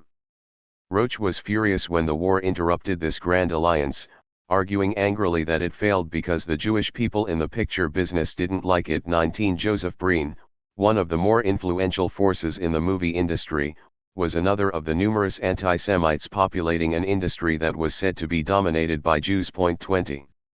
Such biases were challenged aggressively by the Hollywood Anti-Nazi League, which, at least before the German-Soviet Non-Aggression Pact of 1939, was a powerful force that incorporated leading actors and directors. Their ranks were replenished regularly due to the Nazis' intolerance, which continually drove leading German artists such as Bertolt Brecht into the arms of Hollywood, where their reflections on their strange, new homeland led to conceptual breakthroughs like the evolution of film noir. 21. The Nazis and their friends did not accept these developments passively. Fritz Kuhn of the German-American Bund popularized the charge that Jewish Hollywood was the Reds' chief base of operations. This distorted observation was made after the release of Warner Brothers' Confessions of a Nazi Spy and was repeated by the reactionary priest Father Charles Coughlin and his soulmate, Gerald L.K. Smith. Ultimately, this opinion was adopted by some members of the House Un-American Activities Committee, which investigated Hollywood. 22. The Hollywood left hotly denied that there was either Jewish or communist control of the industry. As early as 1941, one left-wing news service contradicted Charles Lindbergh when the aviation hero complained of supposed Jewish control of the press, radio, and movies. Actually, it was countered, Jews number only a bare 33% among film executives. The movie moneybags are entirely Wall Street controlled, and as un-Jewish as can be. Even under the most Jew-conscious interpretation, not more than 10% of financial control of the movies can be said to be in Jewish hands. As a congressional committee was launching yet another investigation of Hollywood, the Federated Press blamed the intrusion on one G. Allison Phelps, rabid anti-Jewish and anti-alien radio commentator in Los Angeles, now takes credit for having started the investigation. Behind him, is a certain Russell Mack, disgruntled ex-scenario writer, with contacts in Nazi Germany. Included in this unpalatable alliance was Winfield Sheehan, a former producer whose spouse hosted the Nazi filmmaker Leni Riefenstahl Hitler's Pet when she visited Hollywood. 23. In the United States generally and Los Angeles specifically, a powerful isolationist bloc had developed that at times linked opposition to anti-fascism with anti-Semitism. Among these forces was America First, which was irate about the anti-Nazi films emerging from Hollywood, or so contended its critics. 24. Subsequently it was revealed that Hans Thomson, charge d'affaires at the German embassy in Washington, asked Berlin for $3,000 to help a Republican congressman take about 50 isolationist members of his party to Philadelphia to push for an anti-war platform. 25. Chair of the organization in Los Angeles was the attorney John Wheeler, son of the powerful Senator Burton Wheeler. When they sought to raise funds from wealthy men in Los Angeles, the group contacted Walter Brunschweiger, vice president of the Bank of America. 26. Solicited also were Harry Chandler of the Los Angeles Times, Cecil B. DeMille, and several oil and real estate barons. The perception that Jewish elites, notably the Moguls, were bolstering the opposition to fascism enraged many isolationists. That communists also opposed fascism solidified the idea in the isolationists' minds that the Moguls too were ultimately subversives. These sentiments spread to neighboring Mexico, where bitter protests featuring tossed stench bombs erupted at theaters in Mexico City showing films by Jewish American producers. 27. Back in the United States, Alan W. Bill Wells assailed Joseph Schenck for allegedly blacklisting him. Schenck, he said, was a Russian-born Jew while Wells was a native-born citizen. He accused Schenck of making anti-Christian movies and of meeting with Soviet representatives in 1922. A handful of Jew communists in Hollywood did not escape his reproach either. 28. Unfortunately, such explosive charges did not emerge solely from an easily dismissed fringe. Senator Gerald Nye, who had established credibility with the left during the 1930s because of his investigations of the Merchants of Death, claimed in 1941 that a small group of Eastern European Jews and a few Englishmen controlled movie production in Hollywood. Many of these suspects were hauled before his congressional committee in September 1941 to explain their premature anti-Nazi stance. 29. In the run-up to these controversial hearings, witnesses before HUAC spoke of Hollywood being the main source of funds for the Communist Party and raised the specter of an international conspiracy involving the Jews and communism. 30. Inflammatory charges about Jewish control of Hollywood subsided somewhat after the United States entered the war against fascism, but even before this conflict ended the charges were revived. These concerns congealed with the formation of the Motion Picture Alliance for the Preservation of American Ideals. One of the ideals the group wanted to preserve was inferentially revealed when an alliance leader in 1944 told a Hollywood audience they all looked as though they had the same father and mother, i.e., that they were all Jews. 31. The Moguls, whose patriotism fused with their revulsion at the Holocaust, generally did strive to assist the battle against fascism. Robert Kane supervised Fox's operations in Europe, which included theaters in occupied regions. He offered to furnish Washington systematic and regular reports. Said an investigator for a congressional committee, Mr. Kane has and will have a great deal to do with molding public opinion in England and in the United States. 32. Likewise, during the war, William Klein, who worked for Paramount, reported regularly to Washington from his vantage point in Mexico about the activities of Germans and Japanese. 33. The conflicting pressures of bigotry and anti-fascism created a dilemma for Jewish studio executives. They faced anti-Semitism at the same time that Jews in Europe were being slaughtered. Expressing concern about their co-religionists inevitably engendered the bigoted idea that they were engaged in special pleading, just as their inability to exterminate unions fueled the wrong-headed notion that they were soft on Jewish radicals.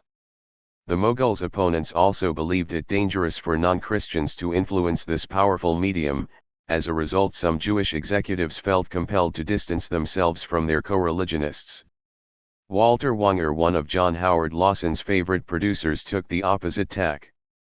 As his aide informed Dr. Israel Goldstein of the Synagogue Council of America, Mr. Wanger makes a very large annual donation to the American Jewish Committee. 34 Wanger was a dues-paying member of the Beverly Hills Lodge of B'nai B'rith. He contributed to the United Jewish Appeal, whose grateful leader commented on Wanger's profound concern with Jewish problems. 35 In 1943, as the Holocaust was unfolding, even Harry Cohn forgot his previous support for fascists as he spoke of how every Jew in Hollywood should drop everything else you are doing and tell this story to every Jewish leader in the industry. 36 Shortly thereafter, Louis B. Mayer held a dinner meeting focused on Jewish issues that included many top executives and stars, such as Samuel Goldwyn, John Garfield, Ernst Lubitsch, Dori Sherry, David O. Selznick, Hal Wallace, Jack Benny, and Jack Warner. 37 After this gathering, Wanger worked closely with Congressman Will Rogers, Jr., who in the fall of 1943 flew to Europe to investigate the rescuing of Jews. 38 Then Wanger and Cohn got together with Mendel Silberberg to announce a meeting at the Hillcrest Country Club on the continuing problem of anti-Semitism and the broad field of Jewish public relations. The communist screenwriter Lester Cole was invited to this meeting. 39 Perhaps the Moguls could have done more in fighting anti-Jewish fervor globally during the war, but they certainly were not silent. Like Jewish American elites before him, Wanger acknowledged that reducing bigotry against African Americans helped reduce bigotry against Jewish Americans. He worked closely with Walter White of the NAACP, who continually sought Wanger out for intelligence about anti-racism. Speaking of Bette Davis, White remarked, "I understand is very militant in her friendship for a colored girl with whom she went to school in Kansas City. James Cagney, Jean Muir, Francis Lederer, and Lionel Stander were interested in the Scottsboro case," he added. 40 White had sought out the right man.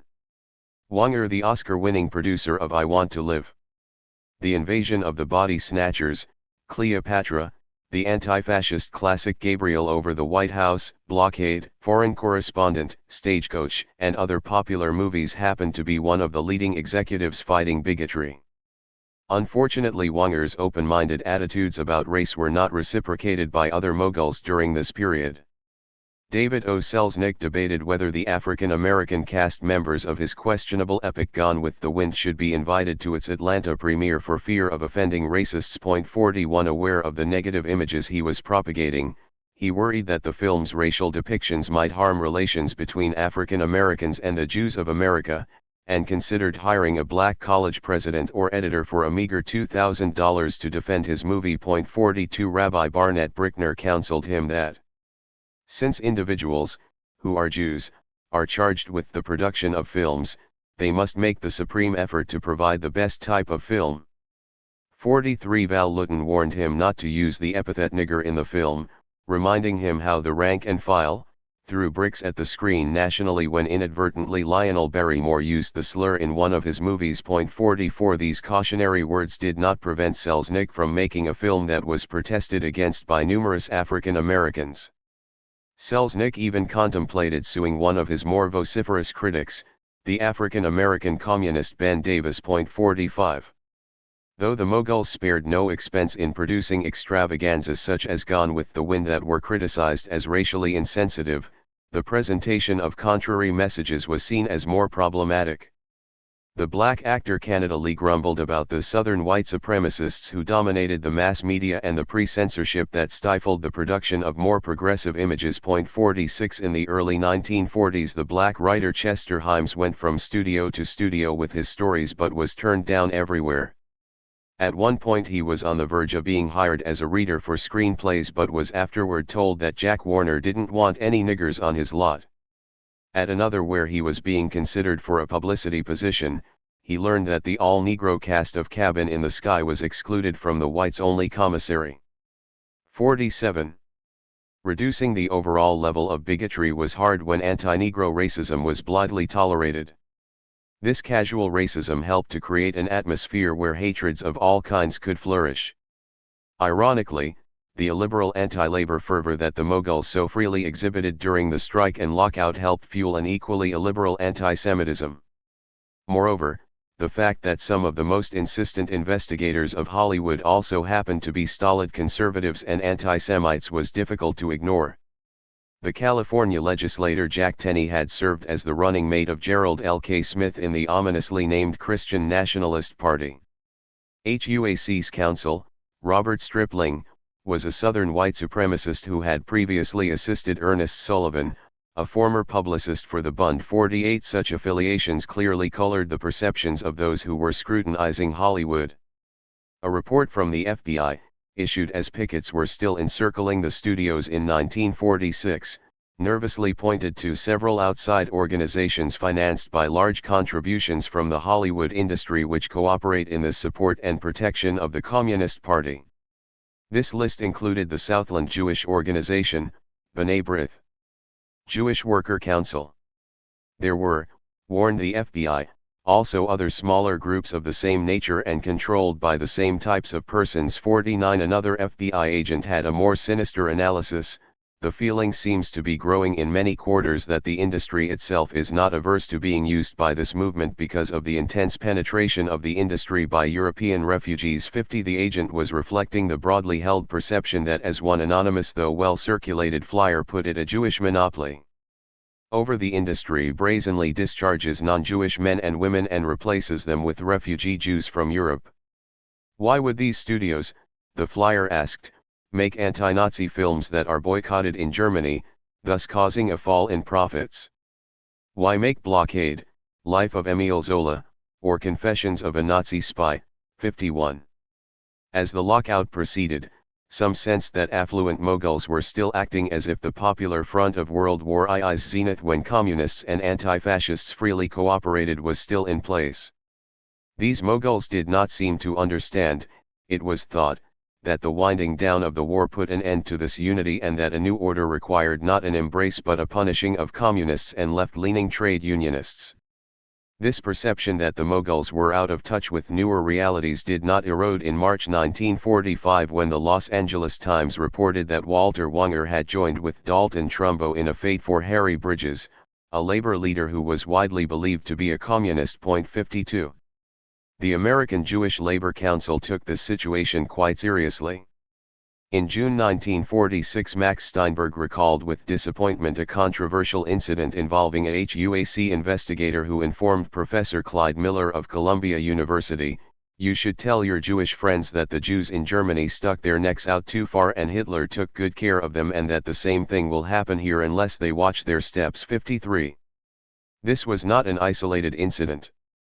Virtually to the day that the 1945 strike broke out, Dr. John Lehner, famed for his self-declared war on American-born Japanese, joined the Motion Picture Alliance's Howard Emmett Rogers in a conservative rant on a local LA radio station. The program ended with Lehner Rogers partisans shouting, "Tell about the Jews. Tell about the Jews. They're worse than the communists even." 54. Early in 1946, the organ of We, the Mothers Mobilize for America, cited Adele Cox of their Los Angeles unit, who argued that the figures given for the exterminated Jew during the recently concluded Holocaust were, like FDR's lies, supercolossal. 55. Just in case the Jewish community failed to get the message, an eruption of anti-Semitism broke out in Los Angeles at the conclusion of the war. In mid-1946, Temple Israel at 1704 North Ivor Street in Hollywood was desecrated. This act was attributed initially to the Ku Klux Klan, but there were even more baleful suspects.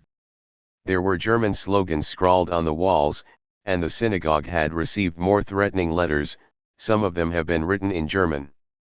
Moreover, the rabbi stated that the only person who might be looked upon with some suspicion who was in the church that day while the janitor was gone was a man in the uniform of a captain of the U.S. Army. 56. At the same time, a cross was burned in front of a Jewish fraternity house in Los Angeles. 57. Instead of arousing concern among the intelligence agents infesting Los Angeles, these incidents seemed to embolden them to be more explicit in expressing their anxieties about the direction of the Jewish community. A few days after the temple desecration, one agent warned that organized Jewry is out to control organized labor either by the liberals or the communists. In Hollywood, communism and the Jewish group seemed to play hand in hand. Outlined was a remarkable scenario uncannily similar to the protocols of the Elders of Zion. The Jewish real estate agents are coming out and buying property at unheard of prices. The Jewish people are slowly but surely securing a stranglehold on the poultry and egg business. The Jews are setting up cooperatives and they are joining up with the radical National Farmers Union. Hear rumors making the rounds, to the effect that the Jewish race had set a program in this country whereby they were to bankrupt the country and create such a chaotic condition from black market activities that the people would be willing to accept any sort of a program advanced by a progressive group. Here are no less than 175 to 300 Jewish attorneys in who are playing the communist game from start to finish. 58. To be sure, there was a disproportionately high number of Jewish Moguls, just as there was an overrepresentation of those with roots in Northwest Europe in the US elite, generally a ratio that somehow failed to ignite a furor. And, as Arthur Liebman has written, the Jewish contribution to the left in the United States during the 20th century ranks the highest of any immigrant or ethnic group. 59. There was no mystery to this phenomenon either. Those who feel the most pain often scream the loudest. The victims of bias often feel driven into protest movements. This explains why African Americans also have been disproportionately represented in protest movements during the second half of the 20th century. 60. But this intelligence agent was suggesting something far more treacherous and menacing. He seemed to be harking back to a classical anti-Semitism and the canard that there was a conspiracy to establish hegemony by Jews of all classes. Dory Sherry, an executive at RKO, provides a useful case study of the impact of these negative trends. In a congressional appearance in the fall of 1947, he boldly announced that he would continue to hire screenwriters who were communists. Sherry, who had served on the executive body of ICASP, was slow to recognize that the political climate had changed, and he was quickly bombarded with a hailstorm of criticism. At the Disabled Veterans State Convention in Long Beach, a resolution was adopted unanimously condemning this production head for his unharmonious Marxian policies disguised as an expression of liberalism. 61. This resolution, which literally equated Marxism with liberalism, neatly encapsulated the essence of the rising anti-communism. By tarring liberalism with the brush of communism, all of progressivism was scuttled while all of conservatism was neatly boosted. Sherry, who was Jewish, inevitably faced allegations that he was soft on communism because he was supposedly reluctant to rout his co-religionists in the party and CSU. The L.A.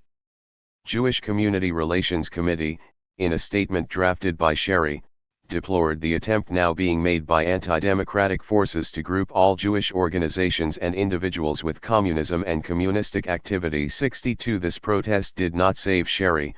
When Howard Hughes took over the studio, Sherry's post at RKO became untenable, though he was able to move on to MGM.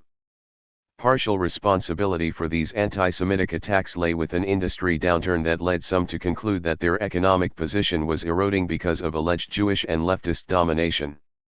This explanation seemed plausible to Myron Fagan, who was Jewish, but aligned with Gerald L.K. Smith, Wesley Swift, Salem Bader, and other leading anti-Semites. Fagan, author of the well-circulated work Moscow Over Hollywood, was a screenwriter who had fallen on hard times. 63. Yet despite the Red Scare, he could see Jewish communists like John Howard Lawson still living relatively well. Despite the harassment they faced, he simply concluded that this must have been due to a religious-cum-political conspiracy. One of Fagan's chief allies was Duncan Spencer, a leading figure in the Great Pyramids, which is the hothouse organization for the KKK. He was a bodyguard for Gerald L.K. Smith and is very, very violent in his denunciation of the Jewish tycoons who run the movie industry. He was a member of local union number 644, but was expelled for non-payment of dues and does not have a good record with that union.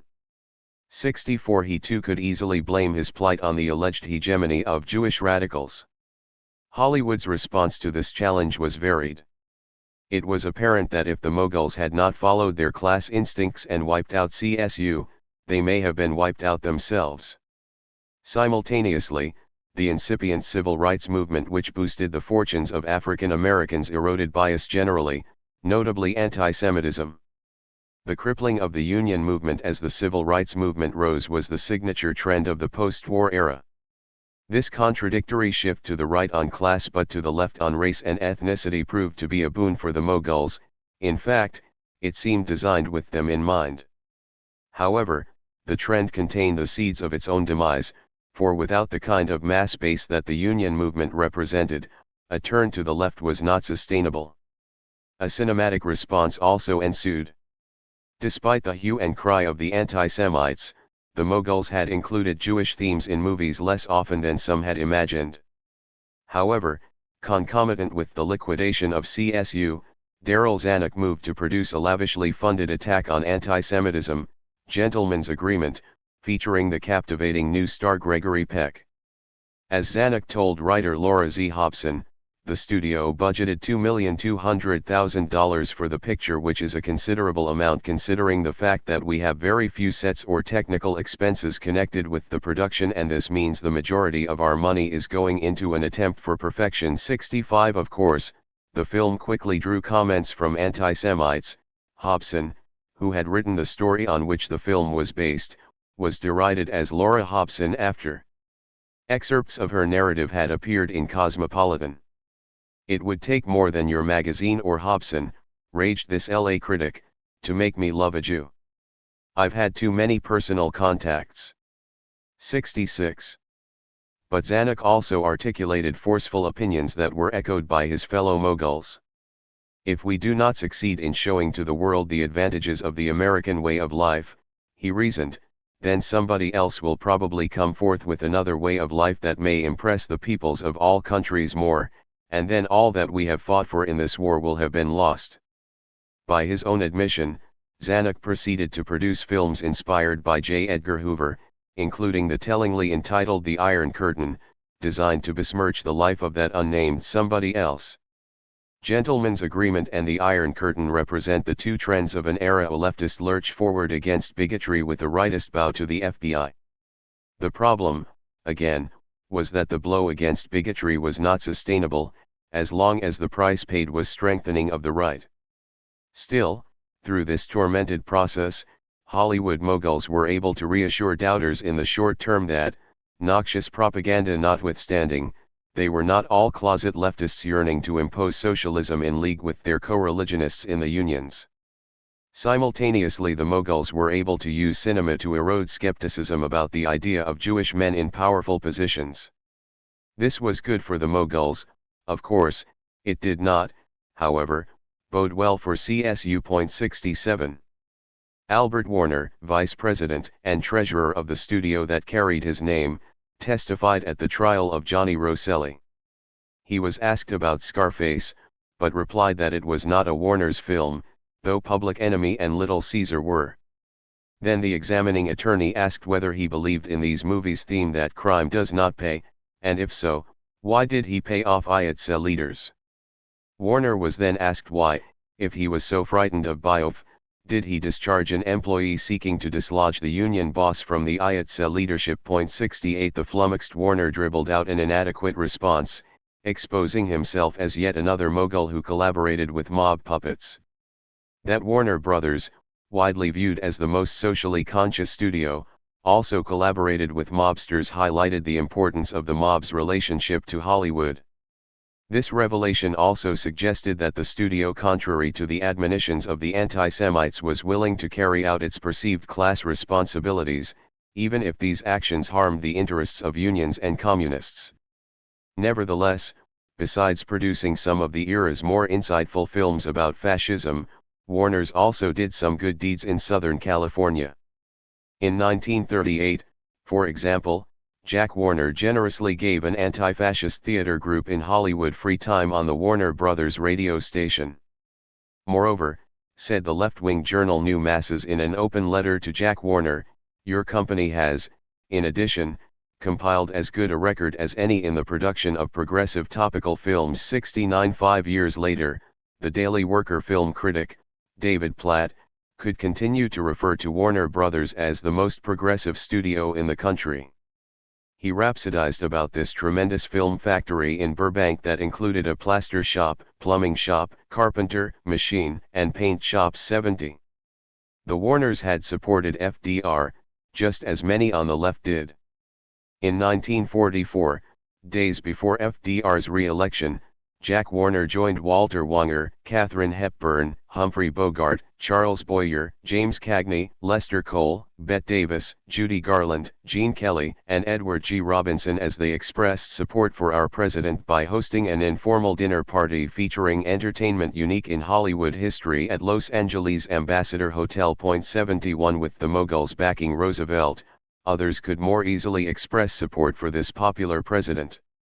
Earlier, Robinson, Bogart, Sherry, Wanger, Leo Carrillo, Dorothy Lamour, and a host of other stars had endorsed Roosevelt. 72 Merle Oberson, Claudette Colbert, Bob Hope, Joan Bennett, Desi Arnaz, and other stars were accorded a reception and tea at the White House, evidence of Roosevelt's largely successful effort to bask in the glow of celebrity. 73 After the 1944 re-election, Warner modestly stated that he was happy to have had the opportunity to be a spearhead, which I honestly felt I was.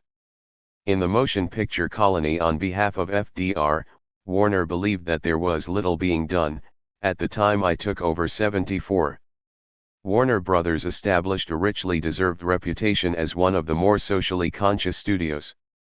It was called, in fact, the only studio with a Jewish identity. It maintained a heavy complement of Jewish stars, and fiercely defied anti-Semitism in its films.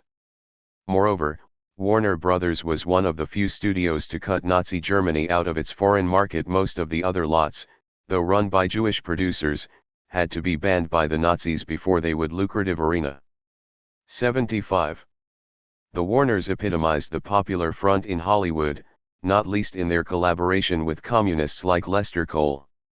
In 1944, Daily Worker film critic Platt visited the studio in Burbank, where he conferred with Robert Buckner, producer of Mission to Moscow.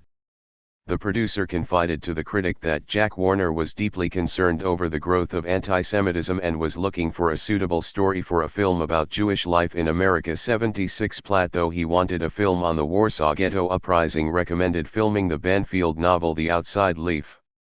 This was not the first time that the left felt sufficiently confident to make recommendations about films Hollywood should be making. In mid-1942, a new masses writer requested that the industry make a Mrs. Miniver of Russia and China. 77. That a communist film critic could advise a studio on projects indicated how much the war had changed things. For it was not the party that had instructed Warner Brothers to produce the passionate love letter to Stalin's Soviet Union, Mission to Moscow. It was, according to some sources, the president himself. This film stirred controversy later because it portrayed the Soviet leader as a benevolent man much loved by his people, and because it depicted the Moscow trials of the 1930s as a justifiable jettisoning of internal enemies. This was not the only film that consciously attempted to shape wartime consciousness. Mrs. Miniver, A Yank in the RAF, and The White Cliffs of Dover were consciously pro-British, though for obvious reasons these films did not stir as much concern about Hollywood's producing of propaganda. Nor was Mission to Moscow the only high-profile film that raised concern about communist influence on the cinema. IATSE leader Roy Brewer later bitterly recalled a scene he had noticed in the award-winning drama The Best Years of Our Lives, in which a character who makes a comment perceived as anti-Soviet is clubbed. This event wasn't in the original script, he moaned, but was slipped in as a result of a devious red plot. 78. The screenwriter Howard Cook did not want to write the Mission to Moscow script, but received a personal request from Harry Warner asking him to do so.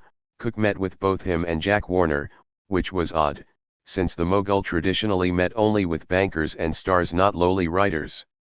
At the meeting, Cook was instructed that the White House wanted this film made. Cook, who was of the left but not a communist, proceeded to do his duty. 79. Joseph Davies, the former U.S. ambassador to the Soviet Union, who wrote the memoir upon which the film was based, later denied that the film was made at FDR's behest. His book was a bestseller, and he maintained, there was a clamor at the time to turn it into a movie. He did call Warner Brothers, however, and offer to sell the film rights. The two stories are not necessarily inconsistent, the Warners could have called the White House and could have been instructed that the story was worth filming, independent of whatever Davies may have done. In any event, Davies told this version in 1947, when those who had appeared to be naive in dealings with communists were coming under fire and there was an interest in revising history. 80 Alternatively, Warner Brothers could have simply noticed how well the book sold and, as so often happens, assumed that a film would do just as well. A studio that collaborated with mobsters to destroy militant trade unions was hardly the best candidate for being painted a communist dupe. Though it may have been in accord with the ideological zeitgeist, the movie was not a raging success at the box office. 81 Later, Warner Brothers miscalculated again. In the fall of 1945, the studio, figuring pro-Russian sentiment has increased, decided to try to salvage some dough from Mission to Moscow, which lost a barrel of coin when it was originally released. 82 The film was re-released and again failed to capture public imagination.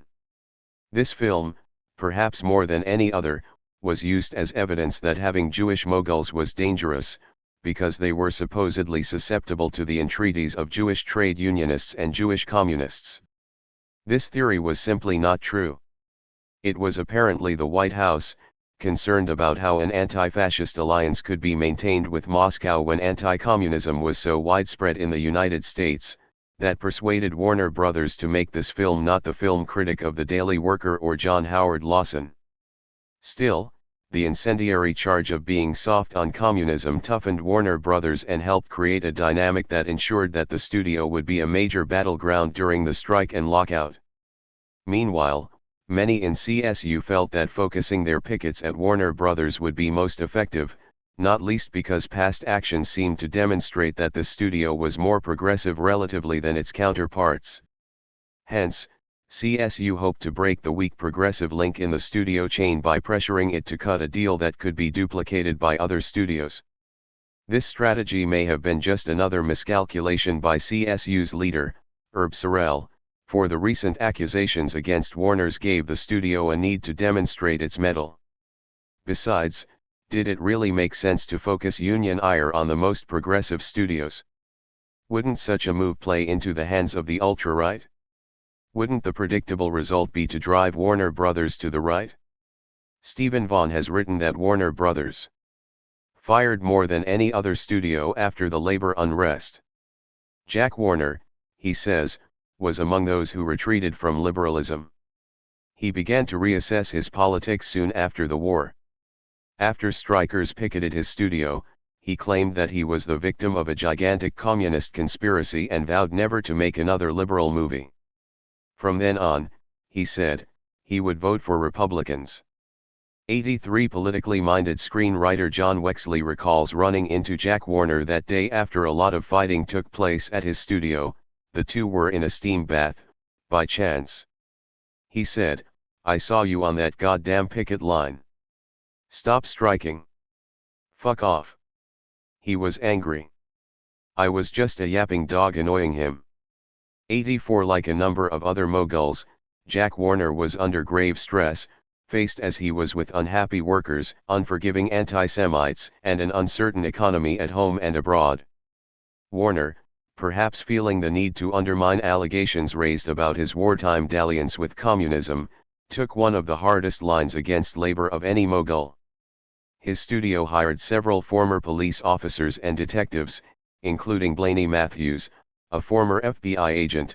These men rapidly gained a merited reputation for unrelenting violence against strikers.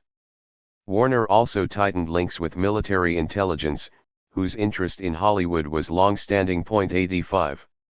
Contrary to the beliefs of the anti-Semites, all of the moguls were not Jewish, although Jews were under more pressure than Christians to display their class fortitude. Howard Hughes, who took over RKO, was not Jewish. In fact, he was a known bigot. 86 Walt Disney may have been worse. He was one of the Hollywood leaders who wined and dined Leni Riefenstahl during the Nazi-era filmmakers' U.S. tour. 87 According to his biographer, Disney too had connections to organized crime. As a domestic spy for the United States government, he believed fervently in the so-called Jewish Marxist conspiracy. His Three Little Pigs included a scene in which the big bad wolf disguised himself as a Hebrew peddler to trick one of the pigs into opening his door. Disney conceded that this was a spoof of Carl Laemmle's effort to take over the Disney studio. Though much was made of Lionel Stander's whistling of the Internationale on screen as an example of alleged red subversion, Disney's featuring of swastikas in its cartoons drew relatively few comments.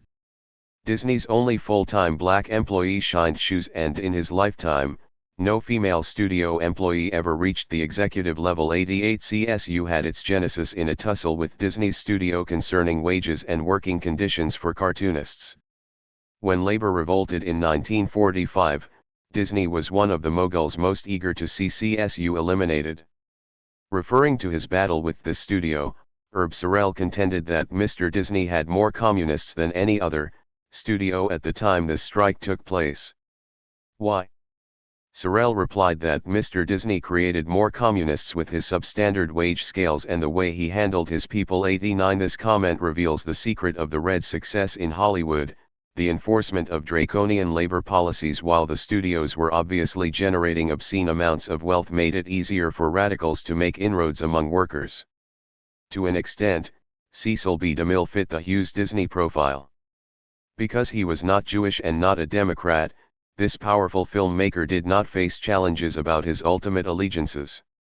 He was a loyal Republican, having been a delegate to party conventions in 1936 and 1944.90. He lent a hand to up-and-coming conservatives like Ayn Rand, who in 1934 expressed her gratitude to DeMille after he had helped this self-avowed very inexperienced, very bewildered and frightened little immigrant from Russia.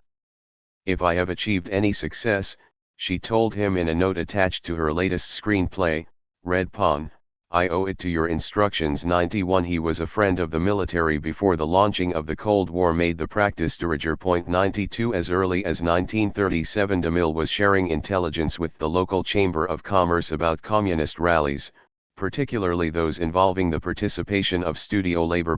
93 Likewise, he collaborated with the FBI, including lobbying for legislation mandating liberalized retirement benefits for special agents. 94 The FBI office in Los Angeles, as a result, often did favors for him and vice versa. 95 In 1942, through the good offices of DeMille, the FBI found out about Joseph Hoffman, a pianist who lives at Vista and Franklin Avenue, a home where German is spoken continually. A painter who had done work in this home was astonished at the wealth of radio material, some of it built in behind panels. 96. DeMille was a fervent opponent of unions and worked closely with other employers in advocating right-to-work laws. 97 In the strike year of 1945 he established a foundation to fight for this kind of legislation. DeMille had been forced off the air for refusing to pay a $1 union assessment to support a political measure to which he was conscientiously opposed, and this incident, it was said, sparked his political activism. 98 DeMille was in close touch with the L.A. Merchants and Manufacturers Association, the historic voice of anti-unionism, on right to work and other crusades. 99 Of course, he was a die-hard anti-communist, once averring that Western civilization is at war right now with an utterly ruthless and implacable enemy. "Until our enemy learns to fear God, we shall do well to keep our powder dry." He disdained more pathetic propaganda for peace when there is no peace. 100 DeMille collaborated with the ultra-right Dallas oil man H. L. Hunt, in seeking to set up a large national organization that might include Bing Crosby, Bob Hope and Miss Pickford and other Hollywood people whose past records would indicate their adherence to the conservative side. 101. The congressional committee that formulated the Taft-Hartley legislation heard early and often from Mr. DeMille. Well aware of union activity at the studios, he called specifically for laws to ban mass picketing. "The right of free speech is not an unqualified right," was his opinion. Taft-Hartley was a magnificent piece of work, DeMille thought, but it did not go far enough. He was fed up with the jurisdictional disputes that consumed CSU and etc., whether greenhouse men or property man should move a bale of alfalfa, for example. "I have been through a very long strike," he recalled, the pain still echoing in his voice. "We had to smuggle people into our plant to get them to work. It was like a besieged army. 102. DeMille was feeling besieged for other reasons too. Though the post-war era witnessed the growth of independent film production companies, Cecil B. DeMille Productions was liquidated in 1946.103. The company's problems stemmed in no small part from difficulty in the all-important European market, but DeMille seemed to feel that labor troubles were the real culprit. One of his responses was to lend a hand to dissident union members who wanted to challenge the concept of the union shop. 104. As DeMille's economic troubles mounted, he seemed to become more involved in politics. In 1944, Earl Warren was effusive about the producer's unselfish service to the GOP. 105. Herbert Brownell was ecstatic about DeMille's splendid help to the GOP ticket that year. 106. Just as many of the Jewish moguls were organizing for FDR, DeMille was doing the same on behalf of the president's opponents. Backing political candidates was a long-standing practice of the moguls, who recognized that it paid to have friends in Sacramento and Washington, D.C. Officials could be helpful in appointing friendly judges, passing anti-union bills, or knocking down tariff walls overseas. As early as 1926, Warner Brothers provided the U.S. Senator from California Hiram Johnson with a pass granting him admittance to the studio's movies. "This little courtesy is the least we can do for one who is infinitely interested in our business," he was told. 107. Louis B. Mayer wanted the senator to attend the Oscar ceremony of 1931. "I will it a personal favor," he said. 108. Mayer energetically extended favors to politicians and bureaucrats. He was especially generous toward James F. T. O'Connor, the controller of the currency during the Great Depression. "Your friends, myself included," began Mayer in a typical effusion, "get more pleasure in extending courtesies to you than you do in receiving them." 109. California politicians like Earl Warren became deeply involved in all manner of motion picture controversies, including mundane disputes between actors and employment agencies. 110. In turn, politicians kept a close eye on their antagonists, who also happened to be the enemies of the moguls. Warren kept an extensive file on Robert Kenney, who was simultaneously both a top challenger in the governor's race and an attorney for studio labor. 111. Johnson and Warren communicated about the CIO and radical elements and the left wing. 112. Franklin Roosevelt had quite cordial relations with the industry's de facto censor, Will Hayes, a Republican. Roosevelt's son James sat on the board of United Artists. His son Elliot married the actress Faye Emerson. His daughter, Anne, married John Boettiger, who in 1934 was awarded a high position in the Hayes office. Leading Democrats from Joseph Kennedy on down maintained intimate ties with Hollywood. These political contacts did not guarantee a totally smooth ride in Washington for the moguls. Consider, for example, the antitrust suit brought against Hollywood in the 1930s that culminated in 1948 with a decision severing the tie between studios and theaters. Yet even this sign of the moguls' difficulty in dictating to Washington carried a troubling message for labor. For this momentous litigation accelerated the anxiety of the moguls, making them less prone to compromise with CSU. 113. Hollywood was bipartisan. David O. Selznick, who produced Gone with the Wind, was a member of the executive committee of the GOP's Finance Committee in Southern California. In the fall of 1946 he told Governor Earl Warren that he had finally sold my long-standing idea of a permanent Hollywood Republican committee to a number of prominent Republicans in the industry. The second meeting we had about 200 present, and we expect to have between 1 and 2,000 at the next meeting. He wanted his good friend Earl to address this powerful group. 114. The moguls catering to the politicians paid off during the strike of 1945. Governor Warren kept in close touch with the sheriff of L.A. County, receiving reports and forwarding recommendations about how to best handle this unrest. It did appear that the future Chief Justice seemed more solicitous toward the needs of capital than those of labor. After all, he was a Republican, the party most vigorous in its defense of big business.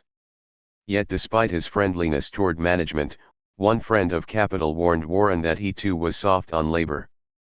Frank Murphy lost the re-election to the governorship of the state of Michigan.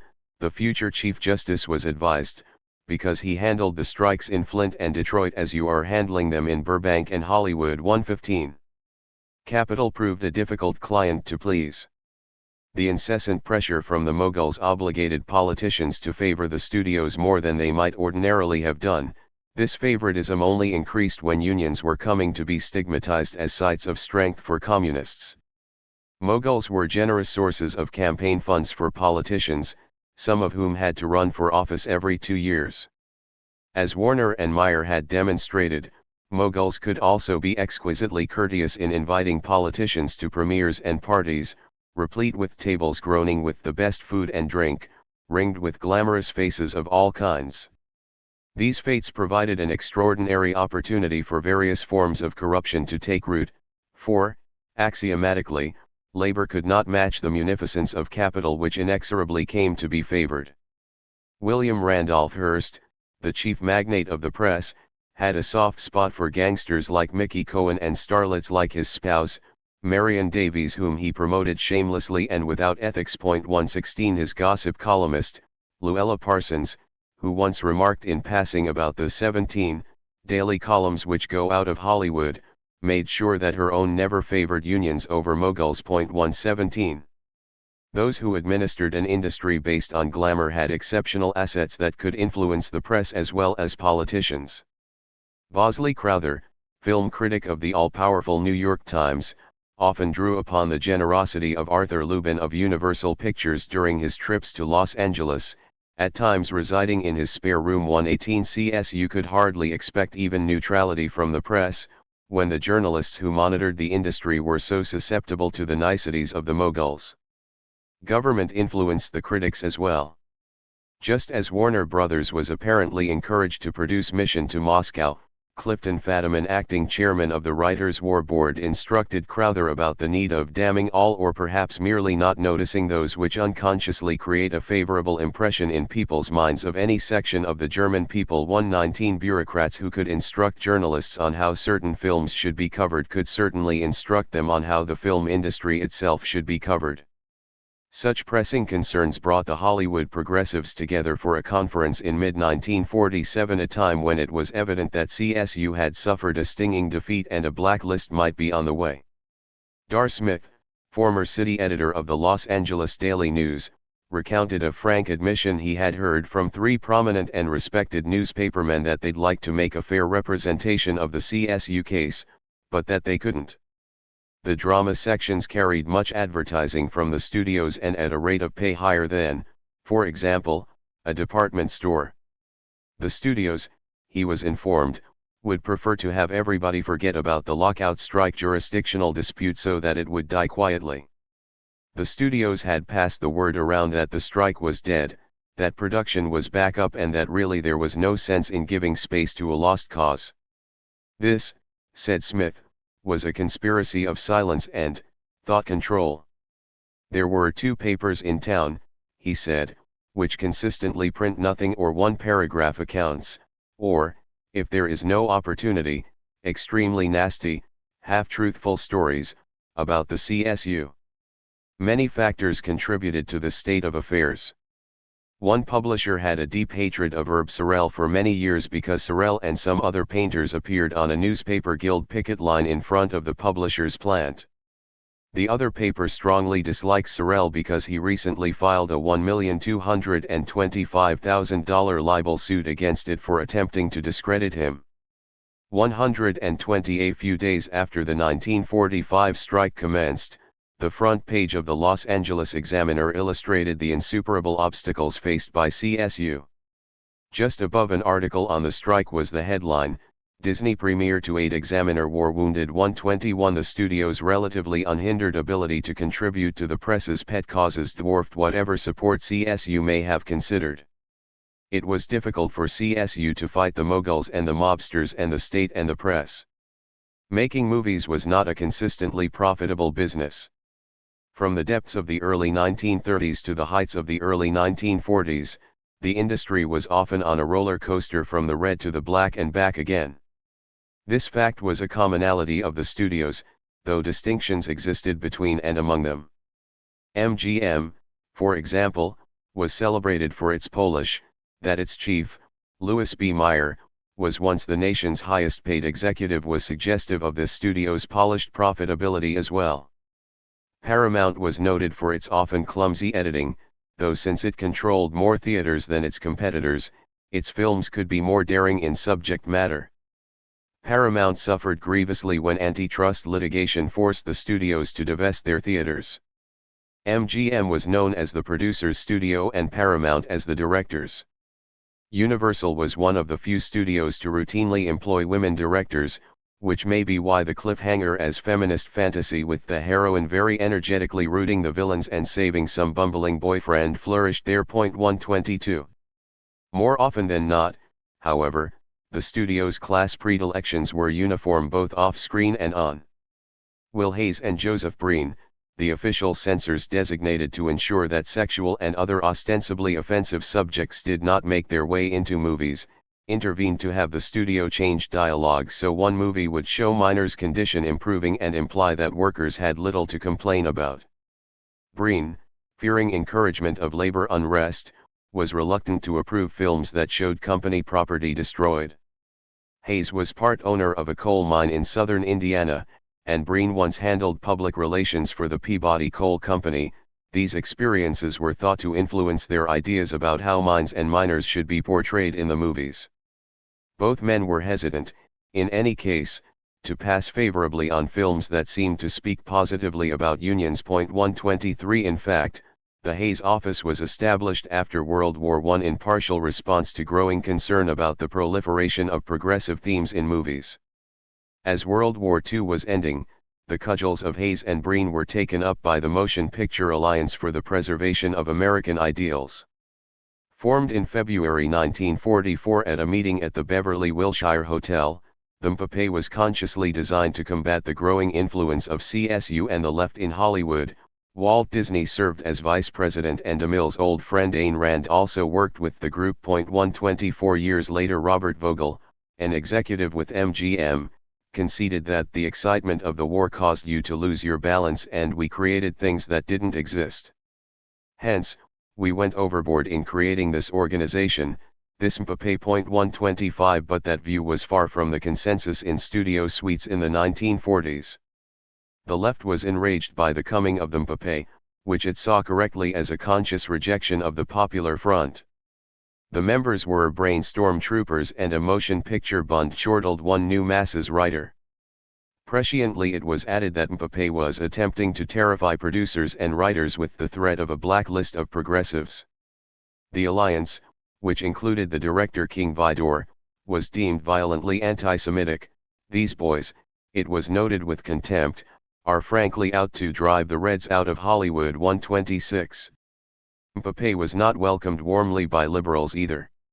Roger Baldwin, the avidly anti-communist leader of the American Civil Liberties Union, wanted to speak with the industry's trade association about issues that MPAA would have opposed. He wanted to abolish the state censorship boards and lessen the stranglehold which the Legion of Decency and other sectarian organizations have on the industry. He wanted more freedom of expression on the screen and an improvement of the status of the screenwriter, especially in the direction of giving him a greater control over what he writes. 127 Baldwin's concerns reminded MPAA of the distinct danger that the wartime anti-fascist alliance and Popular Front would continue after the shooting stopped. Still, Hollywood did have to make serious adjustments as a result of the war. These changes favored the conservative bent of MPAA. Box office returns from the European and South American markets contributed heavily to Hollywood's gross income in 1938, and provided almost all of the actual profit. This lucre from overseas was a partial result of Hollywood's unscrupulous tactics against foreign, particularly European, movie makers, including the manipulation of tariff barriers and the production code on morality to show people that foreign films were simply not American. In search of capital during the war, many of the studios were driven further to deepen their relationship with large investment banks. 128. As the war approached, Hollywood had discovered that its overseas market was disappearing. The mogul Samuel Goldwyn recommended reducing annual output from 500 films to 150, an idea new masses castigated as akin to crop limitation or plowing under every second and third row of B pictures. 129 What would a reduction in output mean for the jobs of CSU members, and would the studios simply be willing to absorb a strike since they wanted to reduce output anyway?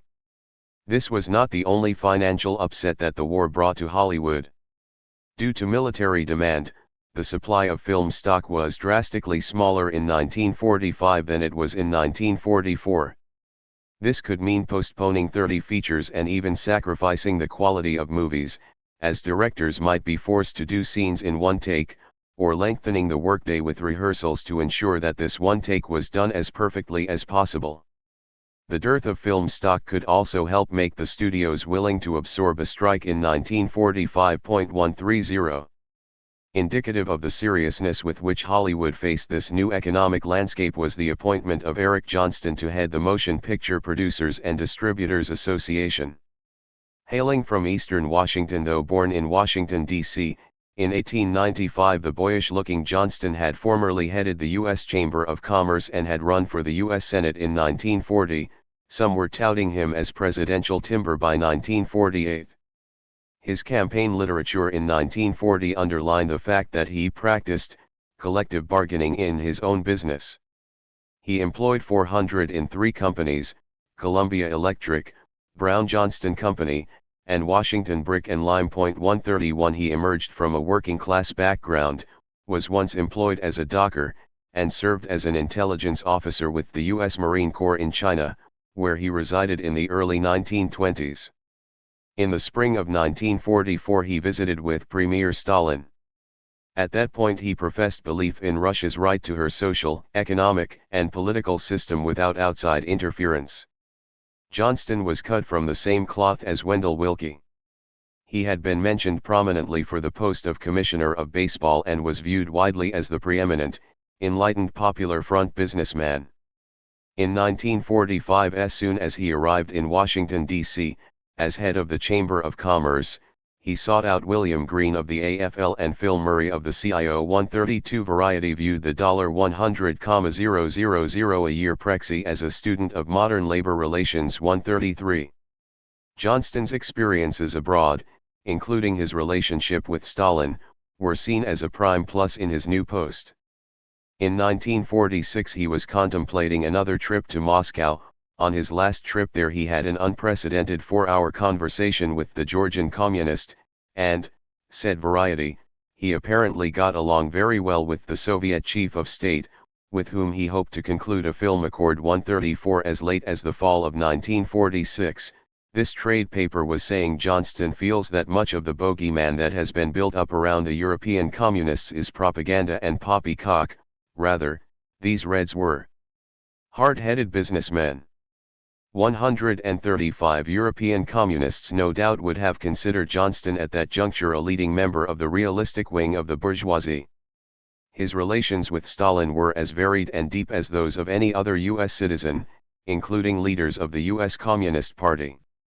His wife, Ina Johnston, later recalled that Averell Harriman, who had served as U.S. ambassador and was heir to a major fortune, didn't meet Stalin personally until Eric introduced him. 136 Johnston was expected to use his vast global experience to knock down protectionist walls keeping Hollywood movies out of foreign markets, including those zones of Europe where Moscow was thought to wield influence.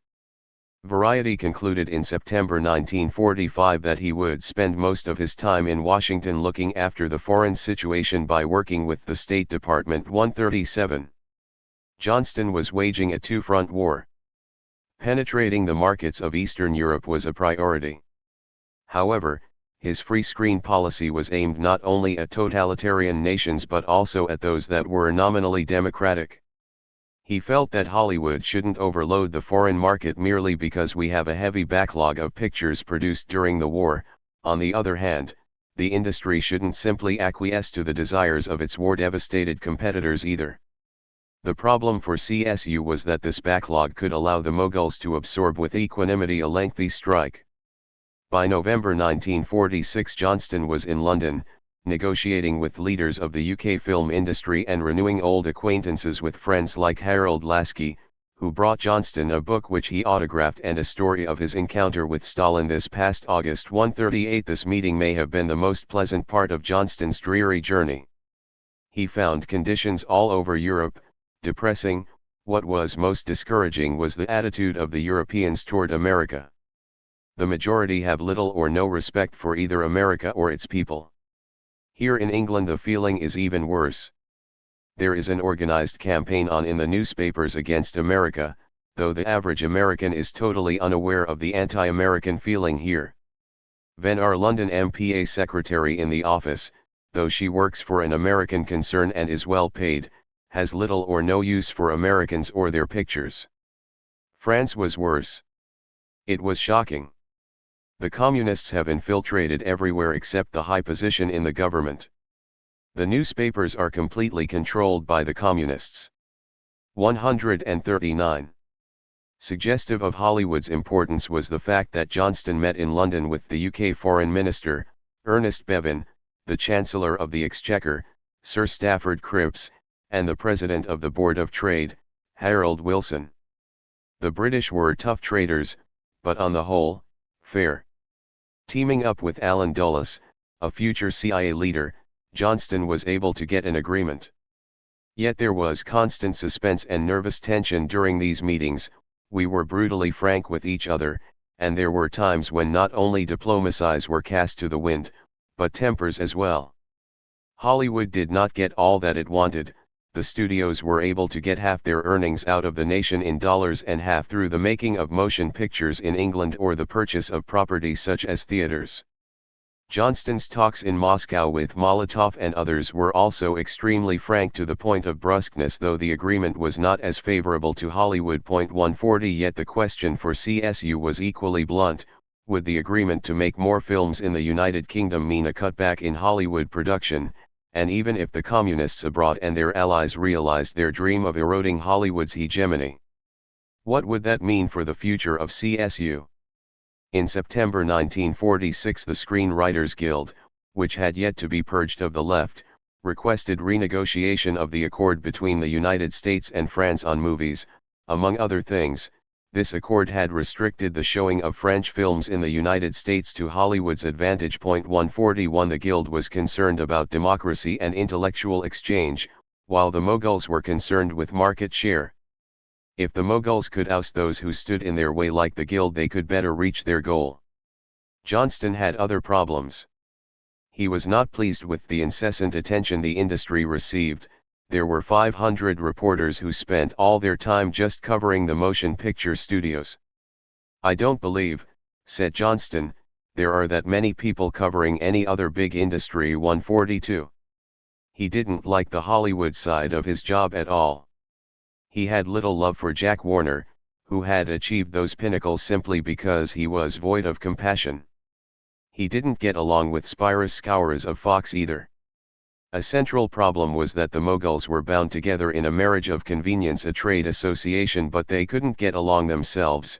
Johnston thus had to spend considerable time as a mediator to keep them from sabotaging each other. 143 Then there were men like David O. Selznick, independent producers, who according to Variety were reluctant to join Johnston's complete united front among Moguls, on the assumption that the trade association was tilted toward the interests of the major studios. 144 Nor did Johnston appreciate it when his aide Edward Chaffetz was hounded after confessing to be a former member of the Young Communist League. 145 Yet looking back, Johnston recognized that he had provided a boost to the industry at a critical moment.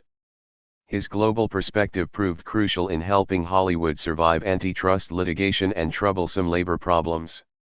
In 1959 he declared that if it weren't for the increase in foreign revenue, we would really be almost out of business, probably would be out of business. But the foreign revenue has increased, quadrupled, in the last 14 years. 146. Europe was not only important as a market for films, it also enabled the movie moguls to branch off into other lucrative areas, as well as providing opportunities for laundering huge amounts of cash, an area always of interest to organized crime. John Ruffato, one of Johnston's aides, later recalled that his boss did such a good job of marketing US films abroad that incredible amounts of cash were produced that could not be exchanged for American dollars. Thus, in Italy, Ruffato's job was more of negotiating the transfer of funds than it was of marketing American films. One time the studios used the lira they had accumulated to build a ship in Italy, sold it to Swedish interests, and used the krona to buy Irish whiskey, which was shipped to Argentina, which had an excess of American dollars because of the beef they sold. In this way, $18 million were safely transferred into the studio's coffers in the United States. 147. These difficulties in foreign markets led to a major concession that directly impacted CSU. The Moguls began to make more films abroad, e.g., in Western Europe, in order to escape currency fluctuations, protectionism, and the like. The problem was that CSU proceeded as if it were merely unaware of the larger context of movie production and assumed that militancy alone was sufficient to bring gains. At times the Federation seemed not to recognize Hollywood's importance to the nation's overall export earnings, balance of trade and ideological arsenal. Johnston's trip to London, despite the anti-American feeling he encountered, was a step toward the Cold War, because binding the United States and its erstwhile allies against a common foe Moscow would necessarily lead to diminished tensions among Washington, London, and other important capitals. Likewise, targeting and isolating communists would allow anti-American sentiment to seem the sole province of this increasingly scorned force of Reds, thus sapping the venom from anti-Americanism. Hollywood inevitably became a major force in preparing the way for both the Cold War and the Red Scare. Hollywood helped to produce leaders like Ronald Reagan who were essential in constructing the Red Scare and propelling the Cold War, while CSU often seemed cheerfully oblivious to these larger historical forces that were shaping the terrain on which it fought. Even as the war plodded on, it was apparent that Hollywood was entering a brave new world of production. Mexico had emerged as the second most fecund movie-making nation in the hemisphere, surging from one feature in 1931 to 80 in 1944. Both United Artists and RKO had begun building studios south of the border with Mexican partners. 148 With such facilities up and running, both studios could avoid employing the often obstreperous CSU members.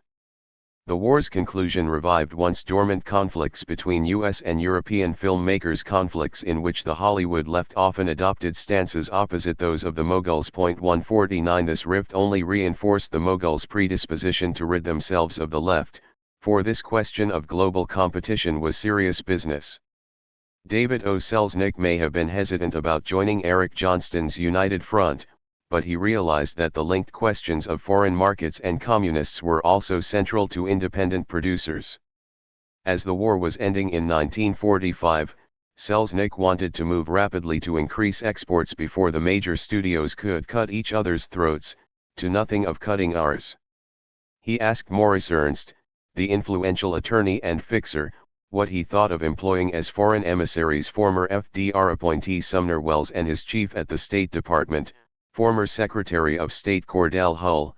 Selznick mused that Hull might be available if the old boy is able to get around, needs a little dough, as I gather is the case from his recent application for a pension. 150. Selznick's advisor, Maurice Ernst, was equally concerned that the entire motion picture industry is in a perilous position because of foreign business. Worse, there was hardly any semblance of leadership with ingenuity within the industry. 151 But Selznick was more worried about the majors elbowing independents like him out of the global marketplace.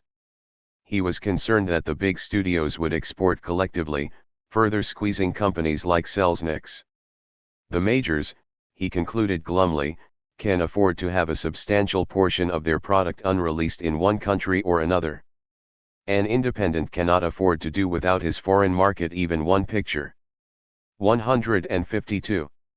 From worrying about capturing foreign markets, Selznick turned to the content of the films he was sending abroad.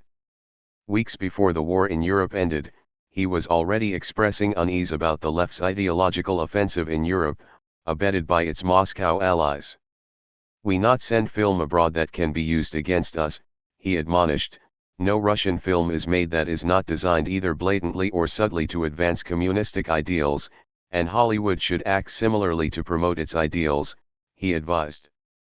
Though he thought his side naive, Selznick displayed more prescience than his opponents within the Hollywood left when he foresaw that the Moguls would be faced with ideological warfare in Europe, regardless of Dumbarton Oaks, San Francisco, and all the goodwill in the world. Mournfully, he added, communists will therefore start with a big edge 153. What was infecting Selznick's concern about communists abroad was his growing rage about the activities of their presumed comrades in Hollywood. The strike of 1945 had barely been underway before Selznick was telling Governor Warren that many small industries may be driven out of business. We have had to shut down production and suspend hundreds of employees, he added dismally. Again, he distinguished his competitors. The strike is not affecting the big studios in the fashion that it is us, because of the large pools of manpower they have to draw upon, and because they have huge backlogs of finished films.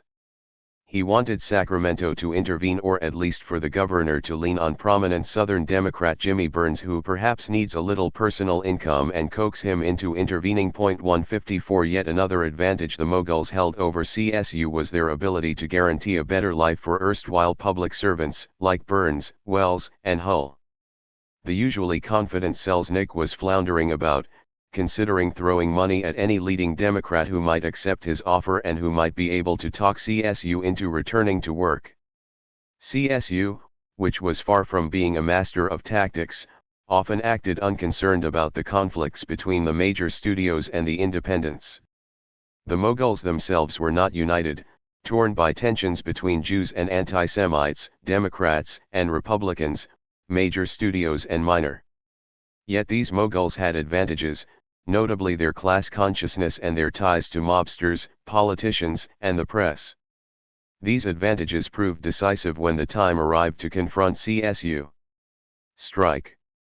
Though detailed studies of long-term trends of strike activity are surprisingly rare, it is evident that in the United States the rate of strike activity has always been high compared with that in other countries. Strikes have at times involved massive, bitter, and violent struggles between workers and employers. U.S. strikes often have involved struggles for control of the workplace, while in other countries the struggle has been politicized or brought under institutional control, e.g., powerful political parties that avowed to represent the interests of unions and the working class. In Europe during the 1930s, social democratic governments in several countries began to take over many functions which had previously been left to market forces. Many key battles were thus moved from the economic to the political arena, and the nature of strike activity changed as a result. Paradoxically, despite the high rate and bitterness of strikes, the labor movement in the United States has been among the least radical in political terms. 1. The CSU strike was a prototype of this pattern. A social democratic government in Sacramento or, especially, Washington could have sought to resolve the jurisdictional issue that drove CSU to the picket lines, rather than to collaborate with Moguls to drive CSU from the industry. Sorel alluded to this point when he was asked by a congressman why he seemed to rely more on strikes than law. He responded simply, "Oh, you can't do that. Eopol who tried to go to the law for relief, are eliminated. It is impossible. I can give you one example after another." 2. Of course, strikes were not a purely 20th century phenomenon.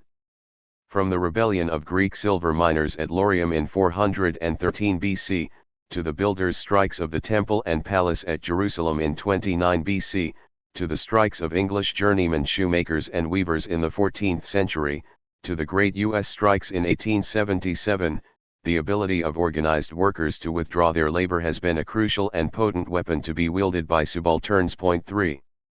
However, communist leaders like William Z. Foster studied strikes systematically, viewing this weapon as one of the sharpest arrows in the quiver of the labor movement. The connection between communists and labor activism was so strong that some automatically associated strikes with Reds. Strikers, said Foster, were more susceptible to revolutionary ideas during strikes. Before striking, he recommended, unions must survey the state of the industry, the strength and disposition of the enemy's forces, and the general political situation. Employers wanted strikes to take place during the slack season. Foster counseled that, instead, strikes must be waged at periods of the greatest industrial activity. Search out interlocking directorates, e.g., the ties of Moguls with bankers, and press those pressure points, he advised. National election periods present favorable opportunities for striking, since during this time the public is often more alert to social and political concerns. Point 4. Correspondingly, John Steuben, a leader of the Little Steel Strike in 1937, asked, "Is it possible to apply to the battle of social forces basic ideas of military strategy, fighting on the offensive, importance of morale, element of surprise, discipline, mobilization of reserves, capturing the initiative?" 5. The answer was yes. Sorel, who was not exactly a master of tactics, violated virtually every one of Foster's and Steuben's simple points when he ordered the 1945 strike. Most of all, he did not anticipate that the war's end would bring a sharp turn to the right that would disembowel the popular front that studios like Warner Brothers had joined. The studios shifted sharply to the right and seized the opportunity to rid themselves of a troublesome force. Sorel's CSU. World War II, by some estimates, was as much of a watershed in the history of U.S. labor as the 1930s had been. 6. The National Defense Mediation Board and its successor, the National War Labor Board, were as important as the Wagner Act in molding the contours of industrial relations in the United States.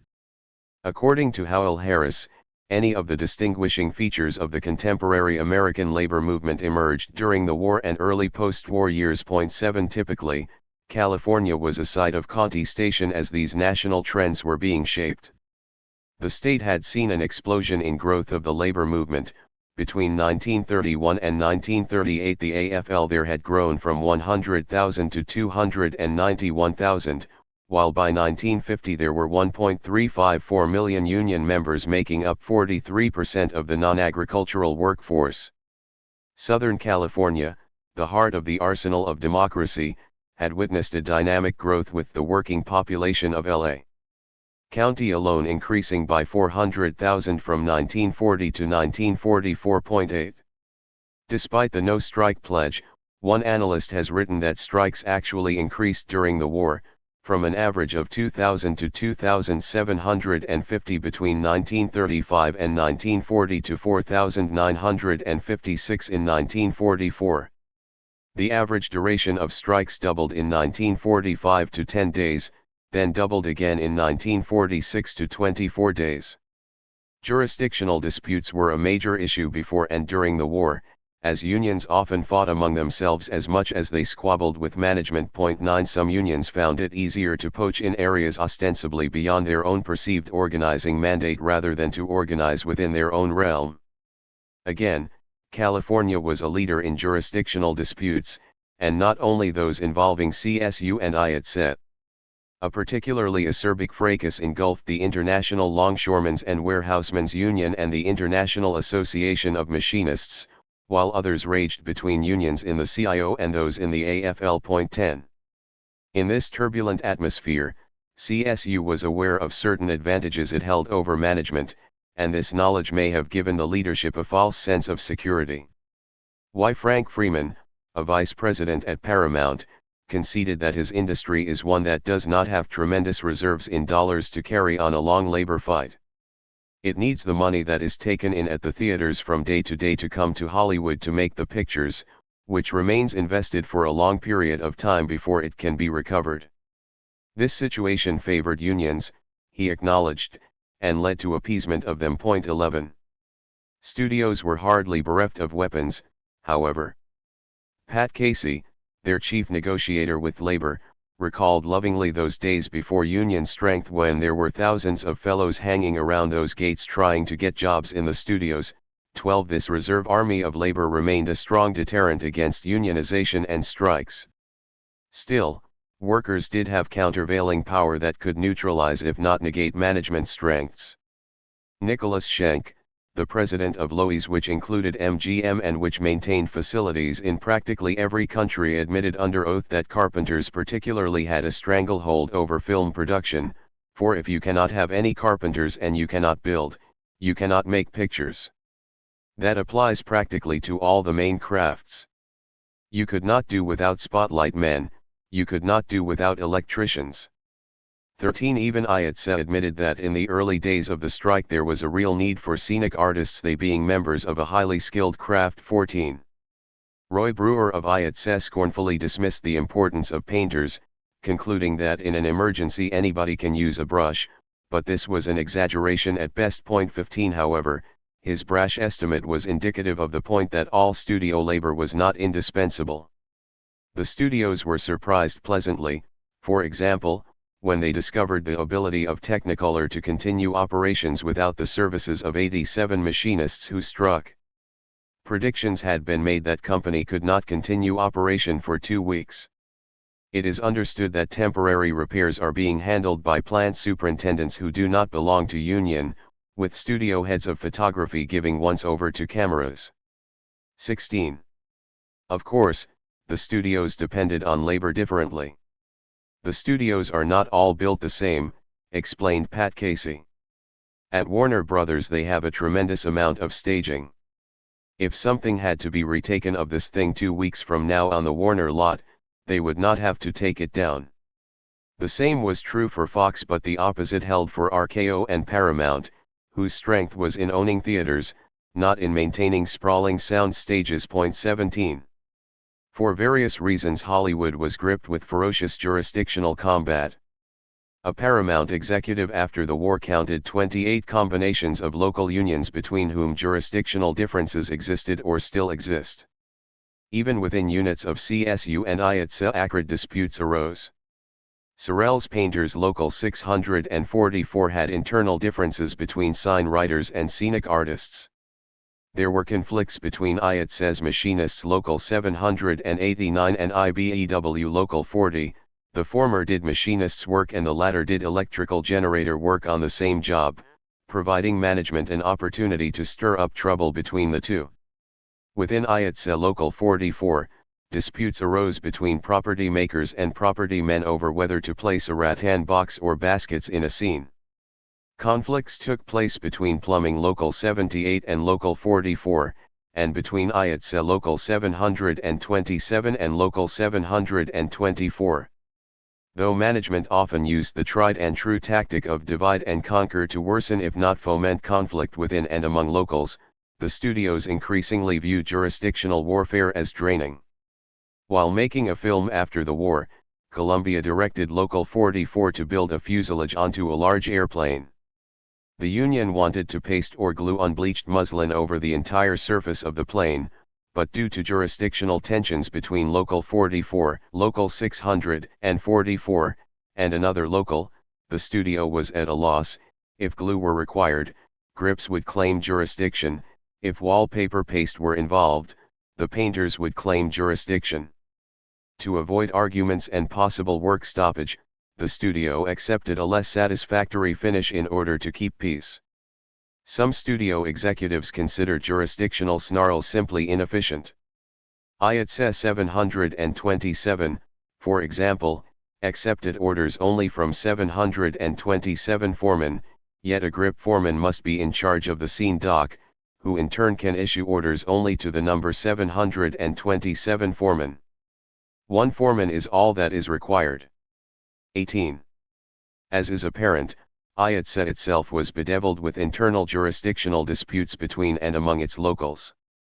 Bickering seemed part of the culture, and Ayatse members and locals could easily have concluded that this kind of wrangling was a normal part of trade unionism, perhaps the central part. 19 This kind of internal contention was possibly a safety valve that exhausted militant anger and energy that otherwise might have been directed perhaps futilely and dangerously, it was thought, toward the studios. Ruefully, Frank Freeman of Paramount recalled fiery jurisdictional conflicts about water. The water bottle was empty on the set and one fellow started to put the filled water bottle into the empty stand. They called a stoppage because he didn't have jurisdiction over the water bottle. They had to send out for a laborer somewhere out on the back lot for the laborer to put in the water bottle. They were all thirsty and couldn't work until they got a drink. Not only was the setup inherently conflictual, he thought, it was also featherbedding, pure and simple with layers of unnecessary labor. Point 20. The unions had good reason to contest jurisdiction during the war. Business was booming and the possibility of incorporating new dues-paying members was a prize too rich to resist. All during the war, Sorel recalled with approval, we had a 6-hour day in most of the crafts. All crafts worked 8 hours for 9 hours pay. They worked 6 days a week and they worked continuously. The studios full blast. They did not have a foreign market then, he noted, not altogether accurately, they did not need it. 21. The effervescent Sorel may not have recognized that this breakneck shooting schedule may have been the studio's way to accumulate a backlog so as to better absorb the kind of lengthy strike that would be needed to subdue CSU in the near future. The set decorators were essential to the making of movies. As Sorel put it, set decorator is a man who studies periods of furniture, periods of architecture, knows what kinds of rugs into certain castles, what kinds of furnishings to in certain kinds of homes. He is in a way an artist. The set decorator might have to find these materials or sketch them for others to construct, and to work with other artists, draftsmen, etc. to complete the process. Thus, said Sorel, it made sense for set decorators to join Local 1421 rather than it says propmen, who handle all the furniture but don't design it. Point 22. Historically, painters in Hollywood had been paid more than painters in other industries. Because of severe work fluctuation, the studios had to pay a higher rate of pay in order to keep a pool of people available to meet these terrific peaks of production. Painters often had to be on call to respond to ongoing script rewrites. Point 23. Even publicists had unique requirements. Distant location work required long and arduous hours. They had to write articles and entertain the press and important visitors to the sets and do this work at all hours. 24. These often adverse working conditions fueled the rise of CSU. Management, in short, was no innocent in this process. By not bargaining with CSU's screen set designers, illustrators, and decorators, Local 1421 in mid-1944, because of a representational counterclaim by IATSE, the studios helped to set the strike of 1945 in motion. Local 1421 had given the producers an appropriate number of authorization cards from its members, signifying that it was indeed a proper bargaining agent for the decorators, but the producers insisted that the local file a certification petition with the National Labor Relations Board. The local complied, but IATSE intervened, claiming that the decorators' work placed them within the jurisdiction of the IATSE's property department. At that time, the National Labor Relations Board office in Los Angeles would not accept petitions in which jurisdiction was contested by a competing union. The office deemed these jurisdictional disputes to be internal problems for the AFL to settle, so 1421 withdrew the petition. A few set decorators then struck to force recognition. This 2-day strike brought the War Labor Board into the picture. Sorel maintained stoutly that the studios could have stepped in at that juncture to request an election, but declined, arguing that they were trapped between IATSE and CSU. That is what created the strike of 1945, he contended. In February 1945, arbitrator Thomas Tung ruled that the producers should recognize Local 1421's claim, but the producers refused, even after the set decorators, including both strikers and their replacements, voted on May 24, 1945 that this local was their proper bargaining agent. The studio's refusal is what extended and, in a sense, created the strike of 1945.25. After the March 1945 strike, the studios sacked the strikers, then insisted that any representation election for set decorators could not include the walkouts but must include the scabs who had replaced them.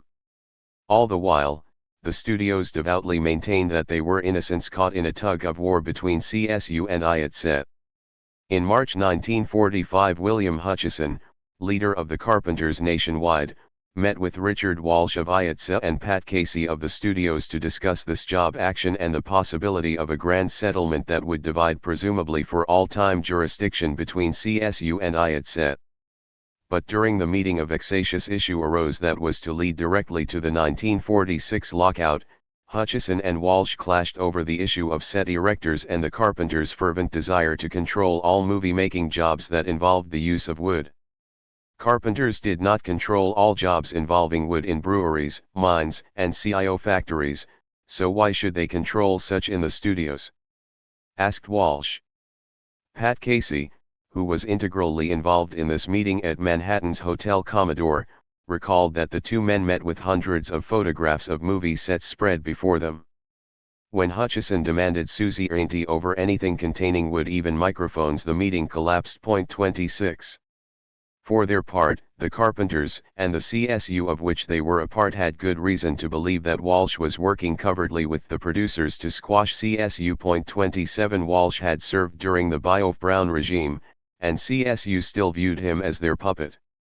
As Sorrell put it at a Screen Actors Guild meeting of 1,200, Walsh was vice president under Brown. If he was a good vice president, he knew what was going on, and if he wasn't a good vice president, he wouldn't have gotten to be president. 28 Walsh, a former stage electrician from Brooklyn, initially defended Bioff and Brown when they came under attack, which only served to fuel suspicion of this latest IATSE leader. 29. Pre-existing tensions existed between IATSE and other unions. The Red screenwriter Lester Cole acknowledged that IATSE control meant the death of democratic unionism. Its constitution stated that only the national president has the right to order a strike regardless of any membership vote. 30 Only 16 of IATSE's 950 locals were in Los Angeles, but those in Hollywood were the most powerful, with the rest comprising mostly projectionists in far-flung localities. By vesting so much power in the union president, IATSE effectively had weakened the strength of studio labor. The Hutchison-Walsh meeting was thus destined to flop, though this fact did not bar AFL brass from straining to stifle the strike. AFL chief William Green, immediately after the walkout, fired off a telegram of protest to Sorrell and added, "For good measure, I officially disavow your strike and it ought to be terminated at once." 31. He was ignored. Hence, CSU went on strike as the studios and IATSE continued trying to produce movies. The latter two recognized that if they could hold off CSU, they could divide the industry between themselves. Both would be rid of a pesky ideological foe, both would be spared certain jurisdictional disputes.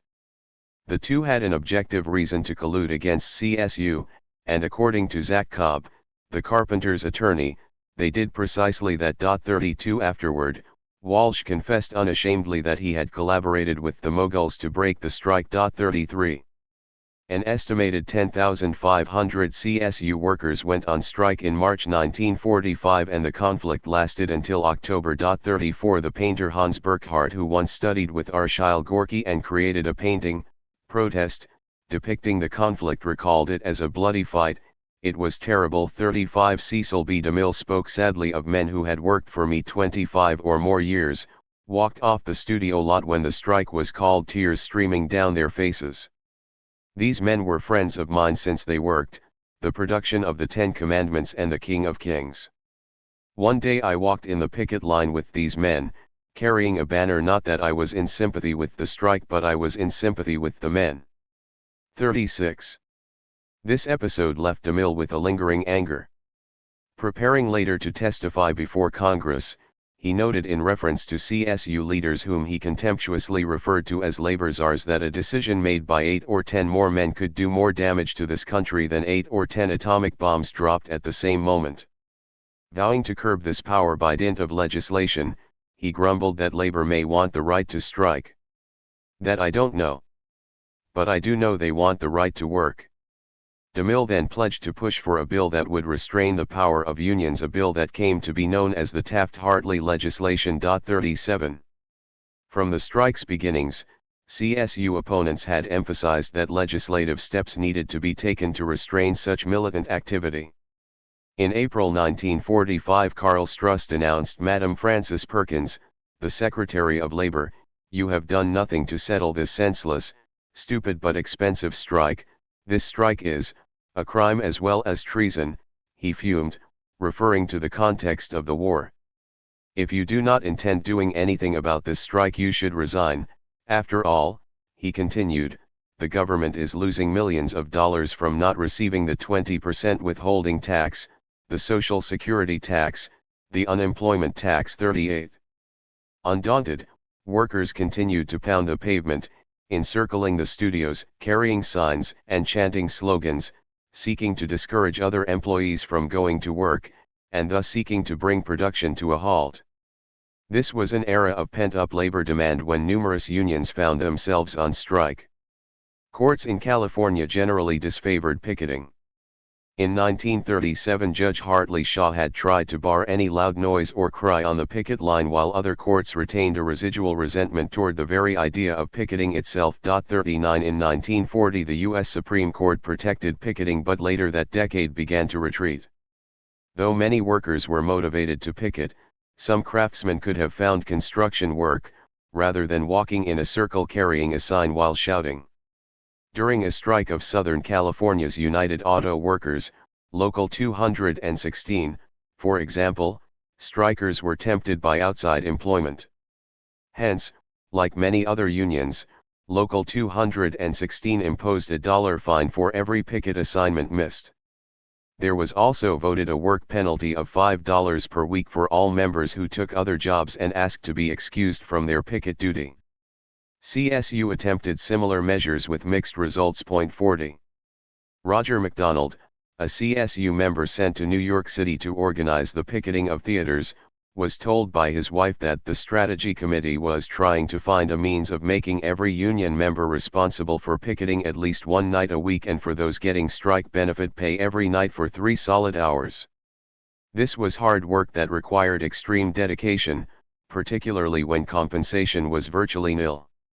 CSU sought to extend picketing to 17 first-run houses and 15 neighborhood theaters, besides the studios. 41. Initially, McDonald was assigned picket duty at Fox. He had to report to his picket captain on arriving for duty and had to have his card punched when leaving, so as to carry a record of time spent on picket line. Picketers were instructed not to make any reference to race, color or creed, although the last was violated freely. 42.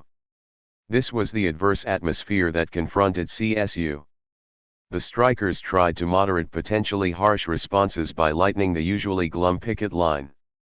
Once a group of extras, perhaps insensitively, supplied several pickets in costume, one group depicting Indians bearing banners declaring themselves original Americans and demanding recognition of their stand in the strike. 43. Seeking to slow the flow of revenue to the studios, CSU also picketed theaters, which the studios had acknowledged more than once as their NE+ultra. These pickets at theaters became a favored CSU tactic. They were described as the atom bomb of the present struggle.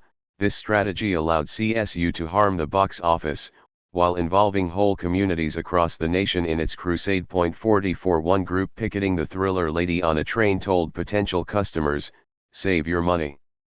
We'll tell you all about it. Don't be fooled by Dan Duryea. Ralph Bellamy did it.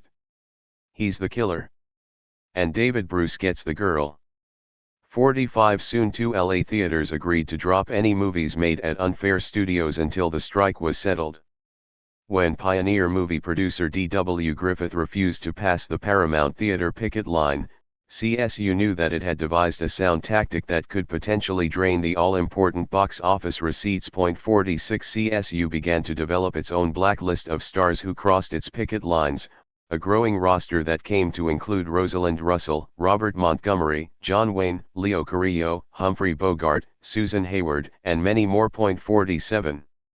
Exemplifying their continuing devotion to the anti-fascist alliance, picketers chanted and carried signs proclaiming, "Labor continues the fight for democracy, labor produced for victory. Now let's produce victory for labor. Warners have millions of dollars. But we have the United States government behind us. Remember Willie Bioff? They are trying to force us into company-dominated racketeer unions." 48. A 10 Commandments of the pickets was issued by CSU, "Always be ladies and gentlemen. Participate in no violence on the picket line and do not use obscene language. You must picket in a single line or circle. You must not walk two abreast. It is your right to use such terms as rats, fink, scabs and scaly. As this is not obscene language, 49 pickets were warned not to become embroiled in a discussion of the pros and cons of the strike. Even if the person to whom you are speaking is violently opposed to the strike, it is still possible to get a donation from him on the grounds that workers' families need food and shelter. Speak as though you are proud of the job you have undertaken. There were also song suggestions, to tune of East Side, West Side, Sing, Inside, Outside, all around the town. Folks will never forget the names of Walsh, Bioff, and Brown, Bioff and Walsh, pals through thick and thin. Cut your throat with a smile and whisper, anything to win. 50. The strikers' definition of obscenity was quite flexible. The least problem that those crossing the picket lines encountered was a blizzard of slurs. Frank Freeman of Paramount contended that the verbal abuse was startling. Still shaken, he confided to Congress, "I have seen women in the picket lines, when people would come through, using epithets that I never knew a woman could express or could use until I came to Hollywood and found that situation. I tell you, it just shakes you from the bottom right on up." 51. Warner Brothers accused picketers of a theater at 6425 Hollywood Boulevard of actually striking ushers. They argued and remonstrated with customers who had purchased tickets, too. Provocatively, a large number of the members of the picketing group has been girls scantily dressed who specialized in efforts to get servicemen and men in uniform into the picket line. 52. It did not take long before workers fighting for their livelihoods began to up the ante. They were attacked, but were also accused of retaliating and more. Roy Brewer of IATSE claimed later that strikers bombed the homes of those who crossed picket lines, i.e., his members. There were a series of such incidents, 5 bombings in all, and there were some severe beatings. They seemed to concentrate on the men that were employed in Technicolor. A conflict had raged within IATSE Local 683 between those sympathetic to CSU and those who were not, and Sorrell's strikers were trying to resolve this dispute with violence, Brewer contended. Sorrell denied strongly that his members were bombers. In fact, he recalled visiting the lobby of the Hotel Roosevelt and encountering Willie Bioff there, along with 4 or 5 torpedoes who specialize in bombings. Arguing that these were self-inflicted wounds, most likely perpetrated by Bioff's men, Sorrell pointed out that no one was hurt in these bombings. In addition, the studios replaced the damaged homes with brand new ones. 53. Brewer's comments were probably exaggerations, but even so, the strike was clearly hitting home. Weeks after it had begun, one trade paper was griping that the strike is costing many an independent practically his business. 54. Before that, the Motion Picture Herald warned that it could turn out to be Mr. Exhibitor, the innocent bystander, who gets hurt most by the strike against the major studios. IATSE was threatening to compel projectionists to go on strike if the studios caved in to CSU demands, while Sorrell's troops vowed to boycott any films made during the strike. Meanwhile, the studios which actually conspired with IATSE to squeeze CSU acted as if they were the injured parties standing between two warring unions. 55. The Motion Picture Herald had raised by inference a good point. CSU could have channeled workers' anger more fruitfully by being more sensitive to tactics, particularly the age-old ruse of divide and conquer. For the independents like David O. Selznick, for example, were not as gung-ho about this strike as the major studios. The independents had their own trade association, the Society of Independent Motion Picture Producers, and had different interests and slimmer profit margins. They were also less capable of absorbing lengthy strikes. After a month, one of Selznick's colleagues was outraged when he heard that the majors were saying that the strike was progressing satisfactorily. He, instead, worried that the very existence of independent producers will be at stake if the strike continued. 56. Selznick often worked on RKO and PATH sets, and he feared that these studios were not strong enough to survive either. Such a result could force him into an unsatisfying relationship with Warner Brothers or another major, or into liquidation. The majors understood this peril, realizing that the strike could injure independents like Selznick, whose Gone with the Wind had been one of the most profitable movies of all time. CSU itself grasped this problem. Selznick filed away one of the Federation's newsletters showing Walsh of IATSE holding a balloon labeled Major Studios, while floating away into the stratosphere was a balloon labeled Selznick. Beneath this cartoon was the caption "Gone with the Wind 57." Yet CSU failed to devise a strategy for taking advantage of the schism between the studios and the independents. Selznick's company also complained about IATSE and collected literature about the alliance's gangster connections and its attempts to cover them up. 58 Yet Selznick had other problems similar to those of the majors. He worried about the odd chance that one of the girls in stenographic has an uncle or an aunt on the picket line. Fearful, the executives started typing their own documents, which given their lack of practice slowed the work process considerably. Selznick had good reason to be suspicious. CSU joked about its intelligence-gathering capabilities within studio suites. Take the case of producer O, he raves and rants and hatches a move against us and dictates it to his SEC, Miss B. A leaves, convinced we're cooked. B grabs the phone and dials us and, well, it works as smooth as that. Sister of Exec F is a strong union-minded gal, but he doesn't know. Exec J winds his seconds at Macumbo, dines her at La Ruse and reveals all in his APT. Sort of a very direct wire service. 59. Yet Selznick's possible problem paled into insignificance when compared with others. His company surveyed Paramount, Fox, and other studios and discovered that all were working under difficulties but working nevertheless and getting pictures made. The sets at Goldwyn were spotty. In some instances the work was excellent and in others from fair to poor. This survey, spurred by Selznick's concern about his impending production of the much-criticized Duel in the Sun, was sobering. 64 If the strike decisively harmed the quality of movies, attendance could plummet and the steady stream of revenues to studio coffers and those of independents, too, could slow to a trickle. Even Jack Warner himself was not immune from CSU desperados.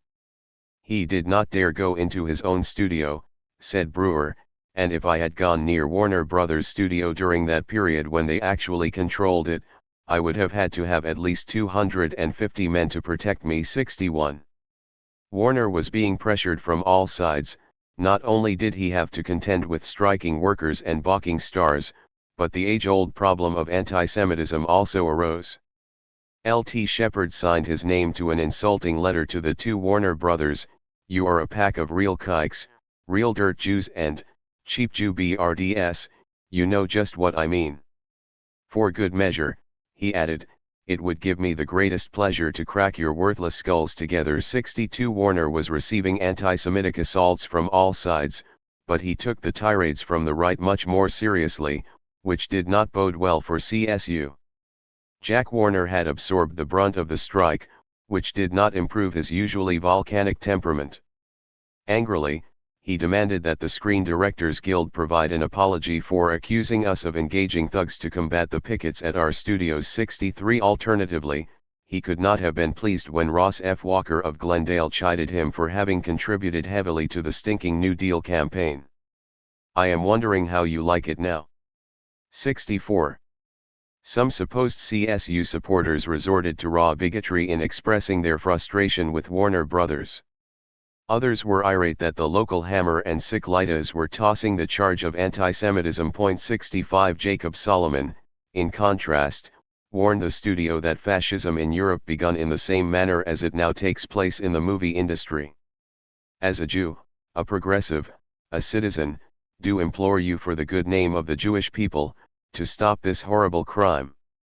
Recognize the local union." 1421. 66 Warner refused to budge. Some were accusing him of philo-Semitism, while others charged him with creating the climate for a resurgence of anti-Semitism. From his point of view, paying more attention to what the surging right was saying made more sense. CSU was adept neither at exploiting rifts between independents and major studios nor at fighting anti-Jewish bigotry, nor was it particularly nimble in handling relations with fellow unions. Screen Extras disaffiliated from SAG in December 1944 to form the Screen Players Union. The Extras' disaffection was fueled by many problems, example irregular employment, poor working conditions, and fierce job competition. When SPR allied with CSU, SAG responded not only by supporting the formation of the Screen Extras Guild, but also by voting in March 1945 with an overwhelming margin of 3,298 to 96 to cross CSU picket lines. Retaliating, CSU persuaded Golden Pictures to use only SPR members, even though the new union was not part of the AFL, whereas SAG was. This move further alienated the stars, among the most important allies to have in any conflict with the studios. 67. The strike did present other problems for the majors. Peter Lorre was among the stars, feeling that their careers are being damaged because they are branded as scabs for not observing picket lines. Steve Trilling of Warner Brothers soothingly reassured Jack Dales of SAG that because actors work only occasionally, they may overestimate the trauma and damage associated with crossing the line. Still, a number of actors continued to balk. 68 At the height of the strike, Lorre shut down the verdict, the last production on the lot. Frightened of the violence but even more of being called a scab, Lorre refused to continue. 69. Other actors were influenced by the definite pattern of threats of violence and intimidation, at all the studios. Fred Meyer, director of industrial relations at Fox, informed Jack Warner that men are being met at their cars and told not to come back tomorrow. Others are being called at their homes, while still others are being stopped on their way to work. 70 However, despite the discomfort that stars like Peter Lorre may have felt about crossing picket lines, movies continued to be made throughout the 7-month strike and they featured some of Hollywood's biggest stars. 71. By mid-March 1945 the studios had a weekly payroll of $2.5 million and 130 films on the shelves, a 9-month supply. This was not necessarily the most fortuitous moment for a studio strike. Still, shortly after the strike was launched, business offices were in a snarl and without electricians to operate generators, no current was available to shoot scenes on prepared sets. Disney, Monogram, and some independents were unaffected by the strike because they had bargained with Local 1421.72. Columbia, RKO, Universal, Warner Brothers, and Fox were affected most severely, with MGM and Paramount right behind. The Communists were no less displeased with the strike. Sorrell and CSU had fallen into a trap, they contended. Hutchison, the reactionary Republican labor boss of the Carpenters Union and close ally of John L. Lewis, was a culprit. Along with the Moguls, they argued, Sorrell's actions were deemed highly individualistic and irresponsible. The Communists claimed that production was virtually unimpaired by the strike. 73 The strike was anti-democratic, they claimed, since CSU as a whole never voted. It simply had backed the unilateral action of 600 Local 1421 members who walked out, that is the total number of workers in the movie industry who have officially voted to strike. 74. Organizations believed to be close to the party agreed with the Reds. As late as September 1945 the Hollywood Democratic Committee was reviewing its earlier refusal to take a position on the strike. 75. The Reds' criticisms were not going unanswered. At a mass meeting at Hollywood's American Legion Stadium, Edward Boyle, a set decorator, assailed the Screenwriters Guild for not backing the strike, and added that the group's failure was due to the influence of left-wingers. These left-wingers and capitalists made strange bedfellows, it was said. 76. The Communists did blast the producers who cancelled union contracts and discharged workers who walked out. His amounts to a virtual lockout. Its obvious intent is to initiate jurisdictional war.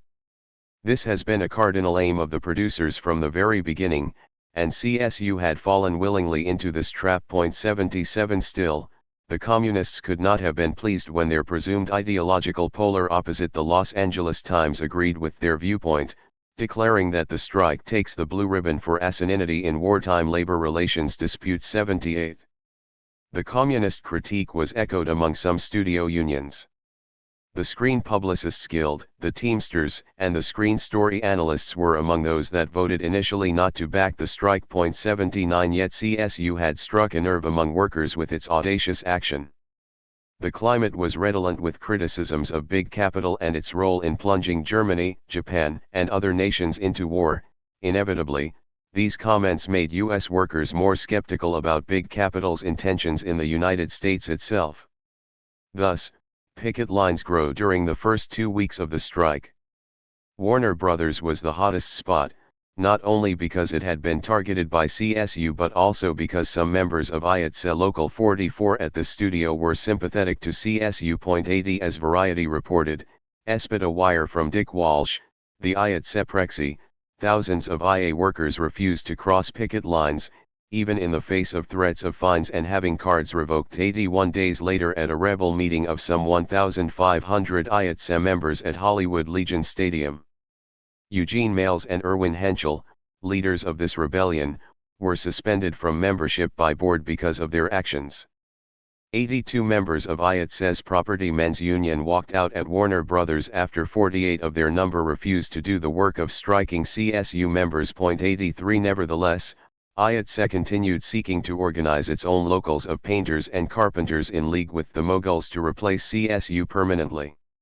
Vanguard, an independent studio, was forced by the strike to suspend production on a film starring Gregory Peck, Jennifer Jones, Joseph Cotton, Lillian Gish, and Walter Houston. 84 The stoppage seemed like good news to CSU, demonstrating that its muscle flexing had impact. Yet weakening smaller studios could only strengthen CSU's primary antagonist, the big studios. The majors, however, were affected also. MGM's location unit of She Went to the Races was forced to vacate shooting at the Hollywood Park racetrack. RAC management was notified the carpenters and building service employees would walk out if the company was allowed to shoot. 85 The makers of Night and Day, the story of Cole Porter, starring Cary Grant and Alexis Smith, failed to do retakes because of the strike. A screen test was also cancelled when Eleanor Parker failed to appear. 86 Selznick's Duel in the Sun had problems, too. The all-star cast refused to work when mass picketing began at RKO, where it was being filmed. Jennifer Jones, leading lady in the $4 million spectacle, walked out when she saw the pickets. Lillian Gish walked past the studio waving to the pickets when she saw the line. Other players Gregory Peck, Lionel Barrymore, Walter Houston, Charles Bickford, did not show up at all. 87 Moguls were resorting to clandestine maneuvers to get movies made, trying to avoid heavy impact on the filmmaking process. CSU asserted that Russia's racy raconteur, Prince Alexander Golitsyn, Universal art director on Scarlet Street under supervising art director John B. Goodman, was having his drawings made in a vacant hideaway house at 10,950 Landale in North Hollywood. Prince Golitsyn and his boss lured several yellow members of 1421 into sneak scabbing in the hideaway. 88 Picketing the studios led to a fragmenting of the filmmaking process and a decline in the centralization that had been Hollywood's hallmark. Like independent production, this fragmentation accelerated after the strike. These forced changes were also having impact on the quality of movies. Hollywood is talking, said one reporter, about the beautiful door built by a scab carpenter for a set at Paramount. Nobody could open it because the knob and the hinges were all on the same side. 89 The Screen Directors Guild had taken note of the fact that quite recently many employees have been set upon and badly beaten, thus the guild's leader John Cromwell instructed our members that they need not risk physical violence in attempting to enter or leave the studios. Someone other than skilled and experienced auteurs would have to be found to direct films, again with a dramatic impact on film quality. 90 By mid-June CSU was claiming that not one film had been completed since the strike. The studios disagreed. Press reports indicated that there would be a movie shortage in fall with a 60% drop in output. The usefulness of old sets, which the producers have been revamping and reusing for various pictures, has been about exhausted. Independent producers, caught without stockpiles of sets such as are to be found on major lots, have been hit hardest. Production of around 15 independent pictures has been held up as a result of the studio strike. If the strike continues into July, it is contended, the shortage will be felt into December or later. 91 other sources dissented from this view, with one alleging that movie production was up since the strike, with 13 films being started during 1 week alone in August and with 40 others in various stages of production. 92. The strike did, however, lead to changes in how films were made. There was a tremendous increase in the use of process shots. In every major studio and some of the independents, process units are busier than at any previous time in film history. Outdoor and indoor footage, stowed away in vaults for years, is being dragged out to form backgrounds for new pictures, obviating the necessity of new sets and thereby saving labor and money.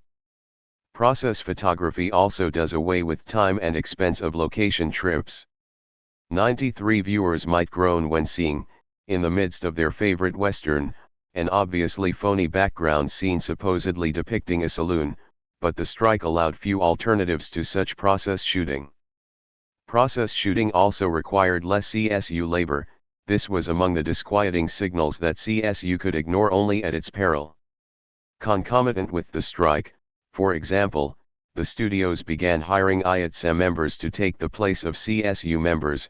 This development would not only complicate the settlement of the strike, it would also deepen the objective alliance between the studios and IATSE. 94 More ominously, reports began to circulate about private police forces entering the fray. Soon there were stories about painters beaten, and others knocked unconscious with a blunt instrument and severely pummeled with fists. Still others were injured seriously enough to be treated at a hospital. 95 Such assaults on strikers were fraying relations, perhaps intentionally, between CSU and IATSE, whose members had expressed much sympathy for their fellow unionists. Civil war was now being threatened between the two as clashes escalated. 96 At the same time there was a growing fear that the CIO would snatch the opportunity presented by strike turmoil to oust the AEL from Hollywood. 97 Unions, too, have been known to use strong-arm tactics during strikes, and CSU led by the combative Sorel was no exception to this brutish rule. In late May 1945 John A. Van Meter, 43, a member of a non-striking AFL union, was on his way to work in the studio when he was approached by two roughly dressed men. One said, "Oh, you're a rat if you go through that picket line," and then proceeded to knock Van Meter down and kick him in the face. 98 Extra police and sheriff's officers were alerted for duty as the picket lines grew. Reputedly, workers had received instructions to cut out the politeness and get tough. 99 A small fire that broke out at Samuel Goldwyn's studio may have been a direct response to this environment. 100 As the war in Europe concluded and the no-strike pledge lost its urgency, the Communist Party became more favorable to the strike. Not coincidentally, more unions did, too. By late July the Screen Cartoonists Guild at Warner Brothers and MGM had joined the strike, and the studios seemed to be getting more desperate as CSU accused them of recruiting school teachers, off for the summer, for labor. 101 The Executive Committee of the Screen Office Employees Guild voted 46-2 to recommend that 3,000 white-collarites stay outside the picket lines. Though this mandate was not observed universally, it was a sign that CSU was gathering momentum.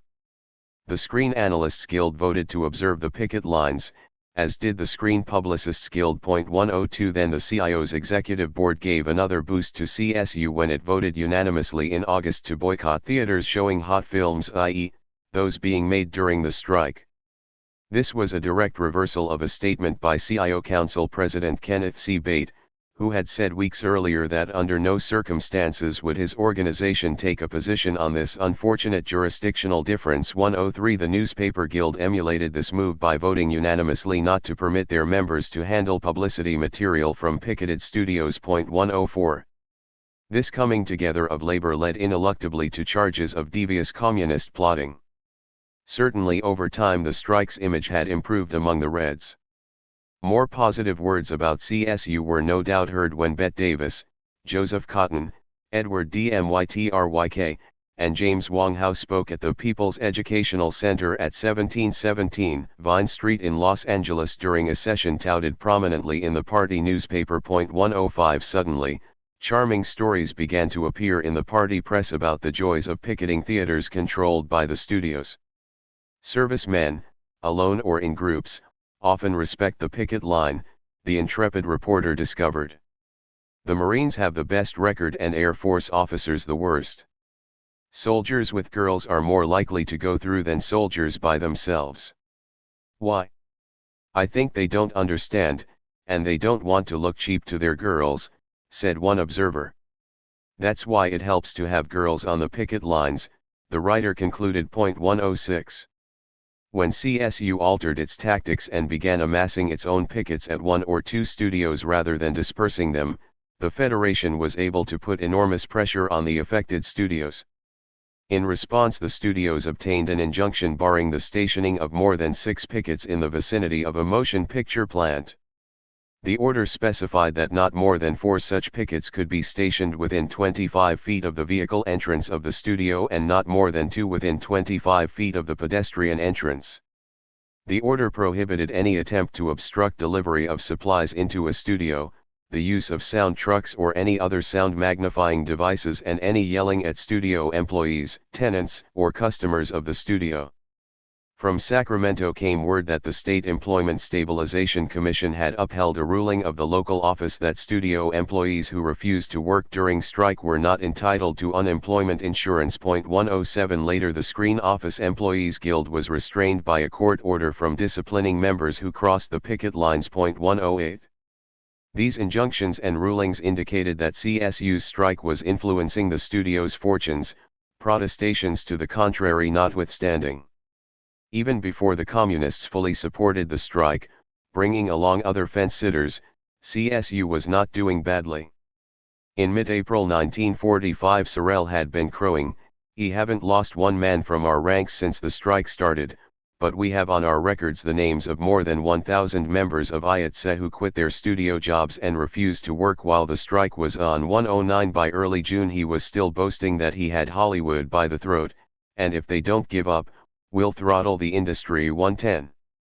The strike had divided studio labor, not only between CSU and IATSE but also within the two organizations. Like other unions, the screen publicists went back and forth on support of the strike, opposing, then supporting, then opposing.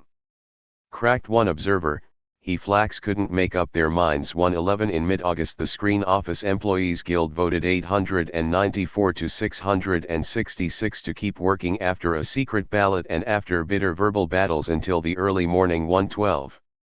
The Teamsters, who delivered supplies to the Dream factories in Burbank and Culver City, were an important segment of the labor force, and they were hostile to CSU, too.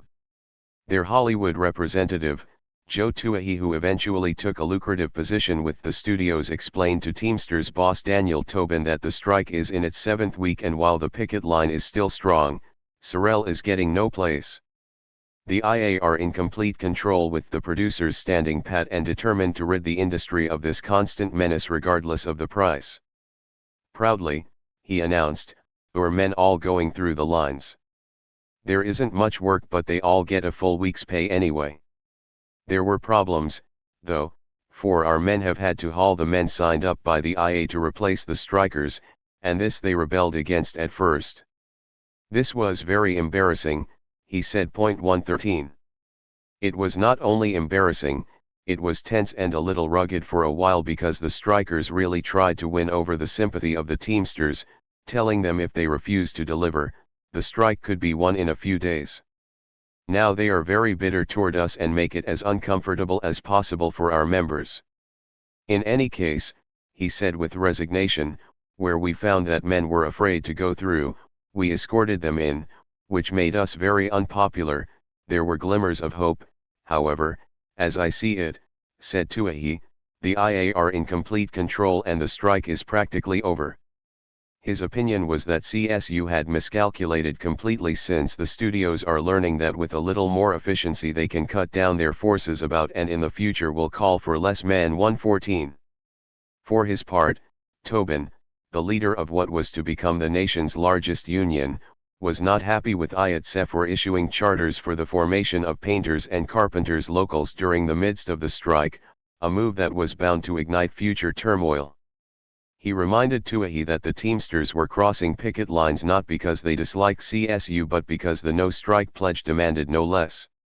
In a curious message sent hours before the bombing of Nagasaki, Japan, he reminded Tuahi that someday we may get more radical, depending upon the change in world conditions. 115 The meaning of these words was unclear. Did he mean that the ending of the no-strike pledge would result in more strikes by Teamsters? Or did he mean that the end of anti-fascist unity would mean the Teamsters could become more radical, i.e., radically conservative? In retrospect, the latter seems closer to the truth. What did come with the victory over Japan and the conclusion of the war was a sharper focus on the role of communists in the labor movement. CSU apparently did not recognize that with the end of the war would come an end to any sympathy with the ideal that the USSR purported to represent, the organization of workers. Hours before the war's end, Tuahi was reporting about a Central Labor Council meeting where members voted 290 to 164 condemning communistic activities in the labor movement. 116 Ayatse was quick to capitalize on this sentiment. With barely concealed glee, the Union Alliance quoted a member of the Screen Cartoonists Guild who reputedly proclaimed that communism has outgrown New York as its headquarters. Henceforth, our activities will evolve in Hollywood, where the prestige, influence, and support of our comrades in the film industry will strengthen our ranks and carry our fight to people from every walk of life. 117. This idea of a red CSU became the Ayatse motto, one that it intended to ride to victory. Ayatse even published a flood of anti-communist propaganda targeting CSU. 118 At Ayatse's convention in Chicago, the usual Dixie was played to greet the delegates, but another theme accompanied the Union's favorite song. Prominent California legislator Jack Tenney asked plaintively, "How does the Communist Party want to control Hollywood?" His answer was simple: California has been an important concentration point for communism in America. It has been important because in Hollywood we have the greatest medium of propaganda that has ever been conceived in the world. 119. Tenney's stark and gripping words exemplified the frenetic haste with which CSU opponents rushed to tag the Union Federation as communist. This was nothing new for Sorrell. During a congressional hearing, John R. Robinson of Compton, former president of District Council No. 4 of the Maritime Federation of the Pacific, charged that Sorrell had tried to recruit him into the Communist Party in 1937 and had even flashed his membership card. Sorrell also discussed sabotage, Tenney said. 120. This question of communism was the reason Ayatse provided for removing local autonomy from many of its locals and investing so much power in the Union president. This distribution, it was said, hindered Red infiltration at the grassroots. This possibility was an extreme emergency, Walsh recalled.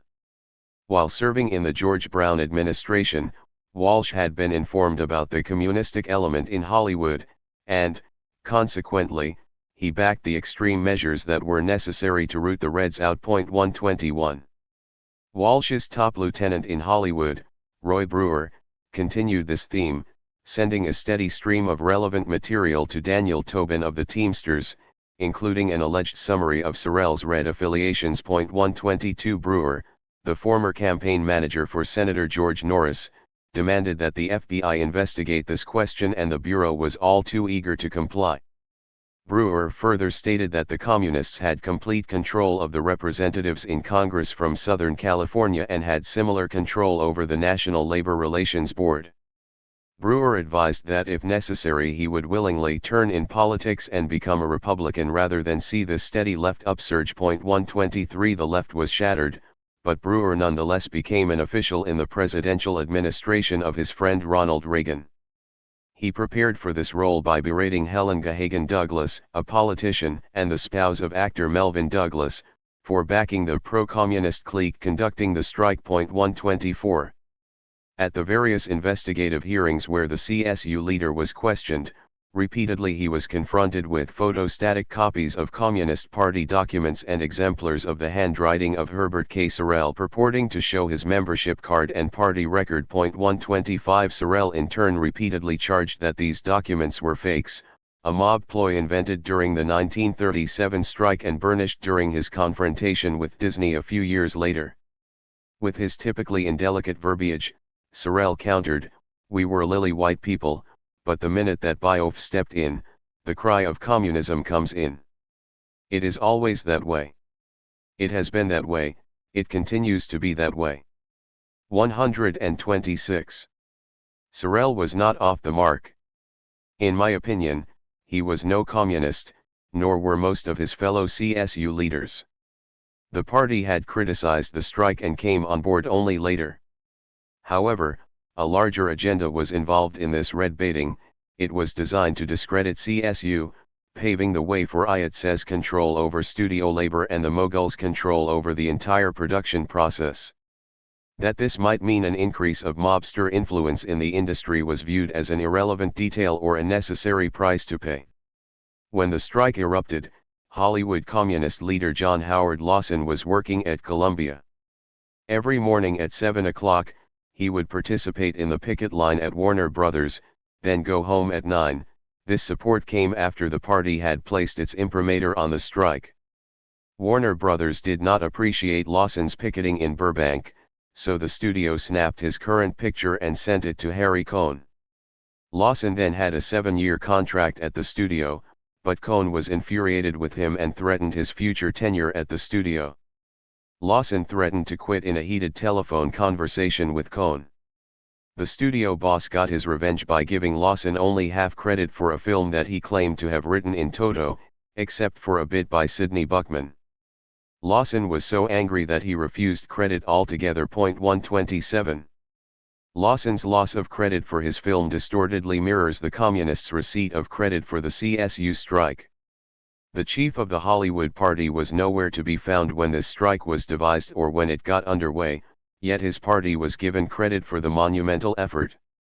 This inattention came at an inopportune time, for the party itself was undergoing a wrenching change wrought by the ouster of its leader, Earl Browder, and a turn away from his own wartime Popular Front policies, which included an embrace of big business. This position was now viewed as inappropriate for the coming Red Scare. 128. Emil Fried of the CP's 59th Assembly District associated the party's lethargy in supporting the strike not with the no-strike pledge of anti-fascist unity but with the revisionist policies of Browder. Fried found preposterous Browder's idea that just as Moscow and Washington could unite during the war, labor and capital could unite in the United States. 129. Linking the strike to the communists required a great leap in logic and in evidence, though the party's flap over Browder contributed to a confused atmosphere that allowed all manner of distorted ideas to take root. Still, even Pat Casey, the studio's chief negotiator with CSU, denied that the conflict was communistic-inspired. 130. He denied further that Sorel was a communist, but linking CSU with the Reds was much too attractive a proposition to allow mere lack of evidence to derail it. Thus, the strategy continued to be used to discredit the strike wave, which was coursing across the nation.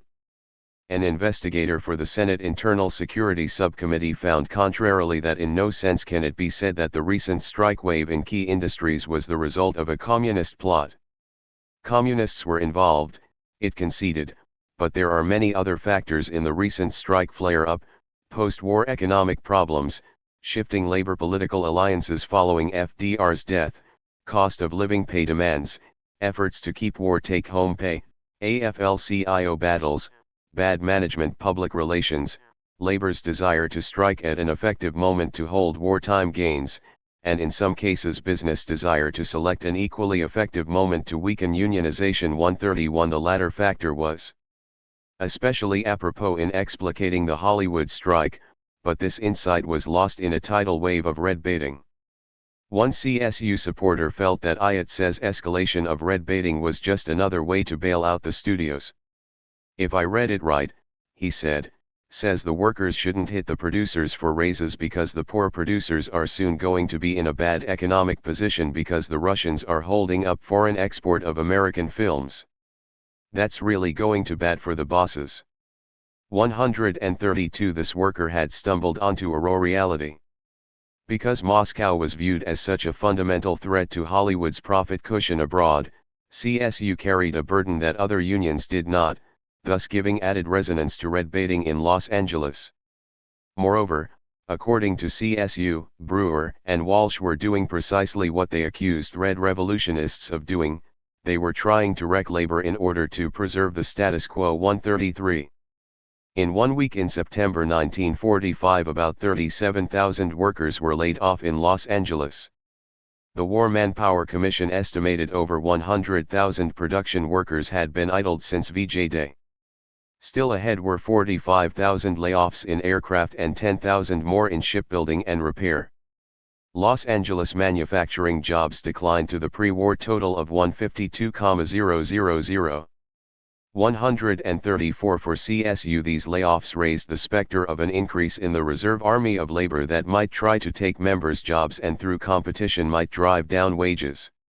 For the labor movement, this competition was more than a hint that the new post-war arrangements would be determined by capital. In this context, the CSU strike took on further meaning as a test case to ascertain which class would have the upper hand in the immediate future. Thus prompted, CSU sought to expand the reach of its pickets. Roger McDonald, born in 1905, began work at Selznick Pictures in Culver City in 1938. This illustrator worked on Gone with the Wind, Rebecca, and Intermezzo, then worked for the British producer Alexander Korda before moving on to Goldwyn, RKO, and Universal. As a production story illustrator, he used his imaginative capabilities as an artist to interpret with illustrations, the continuity, the mood, the action, the visual tempo, the characterization, the drama, as designated to him by the producer, and or the director and or the writer. 135. In 1943 he began working for Fox, where he joined the Society of Motion Picture Artists and Illustrators, which was affiliated with the painters as the screen set designers, illustrators, and decorators. By 1944 he was on the latter's executive board and found himself in the midst of the tumult that led to the 1945 strike. In September 1945, at Sorel's behest, MacDonald was dispatched to New York City to work with unions there on picketing theaters and raising funds. He checked into the Hotel Roosevelt and immediately contacted the business agent of United Scenic Artists, Local 829 of the painters, for assistance, but he appeared unenthusiastic. 136. Sorel told MacDonald to collaborate with Louis Weinstock, the communist painter, and the International Workers' Order, a fraternal organization derided by some as little more than a communist front. They have given us great cooperation financially and with pickets, Sorel said enthusiastically. Louis knows these men and can give you the necessary entree to them. 137. In this political climate, MacDonald's overtures to Weinstock and the IWO raised questions about him in others' eyes. Many of the AFL unions were suspicious that I was communist, he recalled. While most of the communists were afraid I was a plant or an undercover agent, of course, they were both wrong. Yet this occurrence illustrated the cruel dilemma CSU faced as the Red Scare lurked. The communists were not fervently ardent about Sorel's leadership, whereas the anti-communists suspected him because of his willingness to work with communists. These mutual doubts tempered devotion on all sides. Weinstock proved helpful, but he too had his qualms about the CSU leader. He criticized Sorel, said MacDonald. Yet Lawrence Lindelof, the none too progressive president of the painters, was not fond of the CSU leader either. He spat on carpet of the hotel room. Then he chewed his cigar and spat right on the wallpaper. Sorel, said to me, doesn't know what he's doing out there in Hollywood. He's always doing something crazy. From the communists' point of view, Sorel violated a cardinal principle of trade unionism with his cozy relationships with management. This, in their mind, vitiated his admirable militancy. When MacDonald was sent to Manhattan, strangely his ticket was paid for by Pat Casey, the studio's chief labor negotiator and a former close colleague of leading mobster Johnny Rosselli.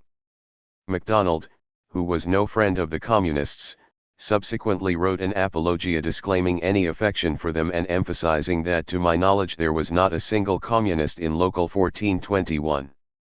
Yet even the decidedly non-radical MacDonald was puzzled by Sorel's friendship with Casey. They were friends of some kind, he observed.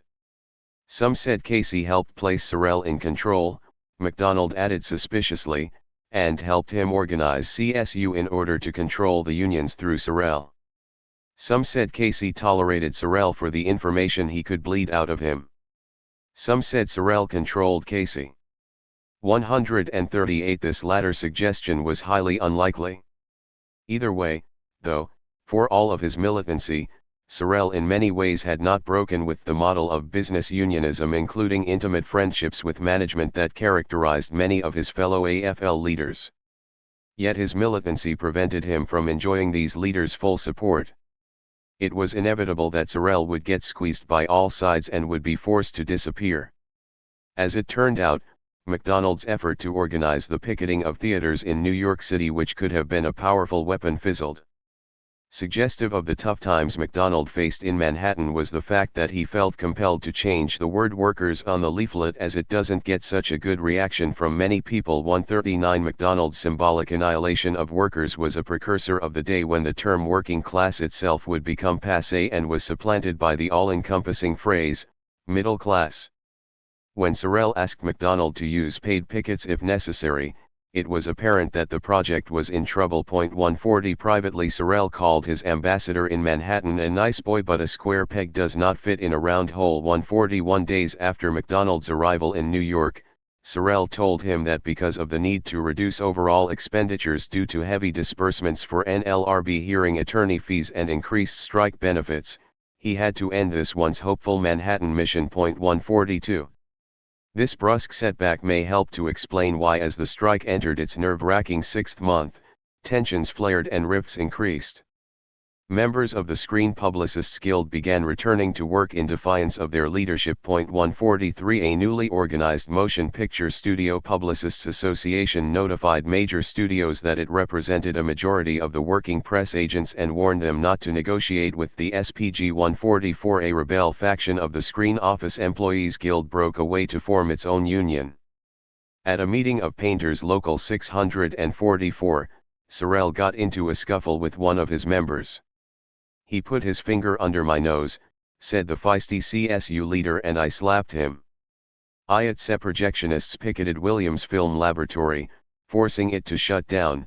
The union wanted the employer to hire more workers, but he denied having enough work to justify such a move. 145. Irma May Ross, a script clerk with Warner Brothers, cozily praised her boss. "You have fed me, clothed me, for 16 years, and made it possible for me to buy my home." With evident sincerity, she concluded, "I love Warner Brothers." 146. She was not alone in these sentiments. During the height of the unrest, scores of workers at Warner Brothers sent their employer a petition proclaiming similar sentiments. 147. Many workers feared alienating their employers by striking when there was a surplus of labor. Simultaneously, though CSU and IATSE were clawing desperately at one another, their bosses were displaying an exemplary class solidarity. At an October 1945 meeting of the Moguls, Joe Schenck said that on behalf of 20th Century Fox he would be glad to pay his pro rata share with all members of the Producers Association of any losses Warner's might incur for having borne the brunt of the strike alone. Harry Cohn of Columbia offered to let Warner Brothers use all his sets. 148. The solidarity occurred at a time when labor was busily cannibalizing itself. All of these developments were a reflection of the negative situation CSU faced as a result of the strike and the increasingly perilous plight of militant labor in Los Angeles generally. In early October 1945, in a tense 3-hour argument, IATSE and CSU squared off at the NLRB on the issue of whether the strikers were legally fired. This determination was relevant in determining whether these local 1,421 members were eligible to vote in the election for representation of the set decorators. If the strikers were illegally fired, an election could be held without them, which could have led to an IATSE victory and a maiming defeat for CSU. Still, CSU lawyer A.B. Sermon called IATSE a scarecrow, deflecting attention from the producers who were seeking to erode Sorel's Federation. 149 Ultimately CSU prevailed, and its ability to continue pressuring the studios and movie houses with pickets was no small reason why. As summer turned to fall and the strike dragged on, it was evident that something had to give. Loud and rowdy pickets remained at the studio gates, and their compatriots gathered at theaters in various locales. At the gala Hollywood premiere of Paramount's $2 million production of Duffy's Tavern, only 300 people crossed the picket lines. The average for a first performance is 3,000 admissions. Edgar Bergen was cheered and applauded by the spectators for refusing to cross the picket lines, while Paramount actor Eddie Bracken had no such scruples. 150 Smugly the studios claimed that the strike was not hurting them at all, but fewer were believing them. CSU was hurting, too. By October 1945 CSU was not just running out of money, it was running out of patience. Temperatures were at record highs and nerves were frazzled. Anger rose further when word was leaked that two members of the hearing Local 1421's case had a financial interest in theater chains. 151 Roger MacDonald's spouse was telling him that the fellows have lost the strike, or at least concede that it is probably lost, and are meeting to find the best way out of the whole thing. Picketing had failed to close theaters in other cities. There have been vague, rather conversational mentions of pickets in Seattle and Portland, nothing about lines being established in Chicago or Cleveland. She was told that there were 80,000 unionists ready to picket theaters in Detroit. However, since that time there has been no further word about it, and today when someone asked Herb about it he said they might actually get 8 pickets if they were lucky. 152. This was the calm before the storm. At one of CSU's many meetings at Hollywood's Legion Stadium, a member suggested closing down MGM in Culver City. Sorel demurred, since the chief of police at MGM was a pretty good guy and MGM is big studio and those wanting to go to work could go in at the other gates. From his 1937 experience, Sorel felt that Warner Brothers would make a better target, for it would overreact, and it did. 153 Beginning in early October and continuing for the next few weeks, a chaotic jumble of events gripped Hollywood. Strikers had begun massing at 4 a.m. on a typically warm day during this pivotal month. 154 Shortly thereafter, strikebreakers, goons and county police attacked those picketing in Burbank. They were armed with chains, bolts, hammers, 6-inch pipes, brass knuckles, wooden mallets and battery cables. 155 Blaney Matthews, head of private Gestapo, gave the orders to the county sheriff, whose men marched 2 and 3 abreast. Steel helmeted and reinforced with tear gas masks, nightsticks, some carried 30 to 30 Garand rifles and 2 were weighted down with an arsenal of tear gas bombs. 156 CSU pickets had their own white-painted air raid warden helmets that shone eerily in the pre-dawn gloom. 157 These helmets and weapons added to the perception that this strike had become a pitched battle, a war. What had incurred the ire of the studio was that mass picketing had virtually shut down the studio. What had irked CSU was the attempt to get injunctive relief to reduce sharply the size of its effective force. There were an estimated 300 pickets at the main gate and several roving squads of Huskier pickets, stopping cars and preventing any from getting near the studio. Squads also spotted 15 or 20 non-strikers, contended Variety, who were seen inside the studio yesterday standing among onlookers, and gave them a heavy battering. 158. As Sorel recalled it, erst, they drove through the picket lines at a high rate of speed, several cars. I think we took 4 people to the hospital. Now, I wasn't there at that time that happened, he reminded, but he did recall when the fire hose was dragged out, they turned it on the people's feet and just swept them right out from under. They threw tear gas bombs, there were women knocked down. It was a slaughter. 159.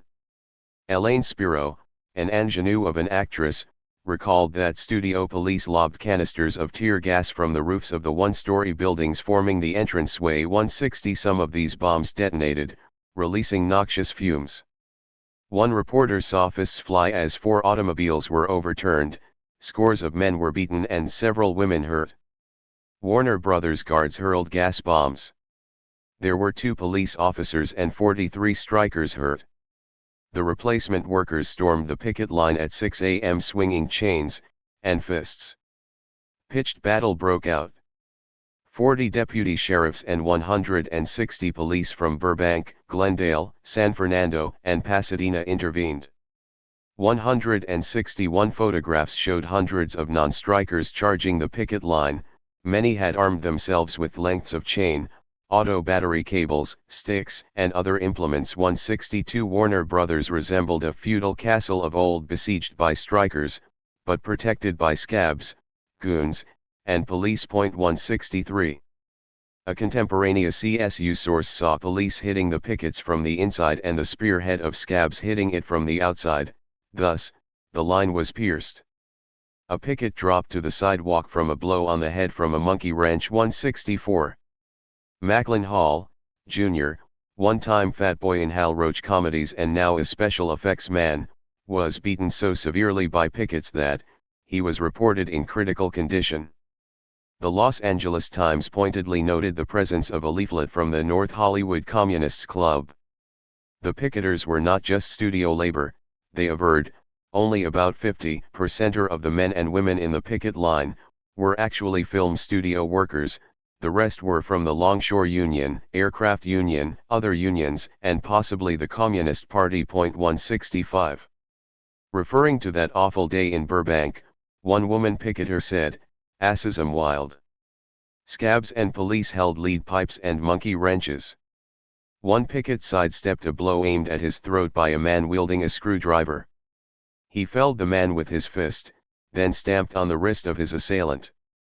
Still, strike breakers ducked through, running inside the studio. Hay ran, arms interlocked, heads down. 166.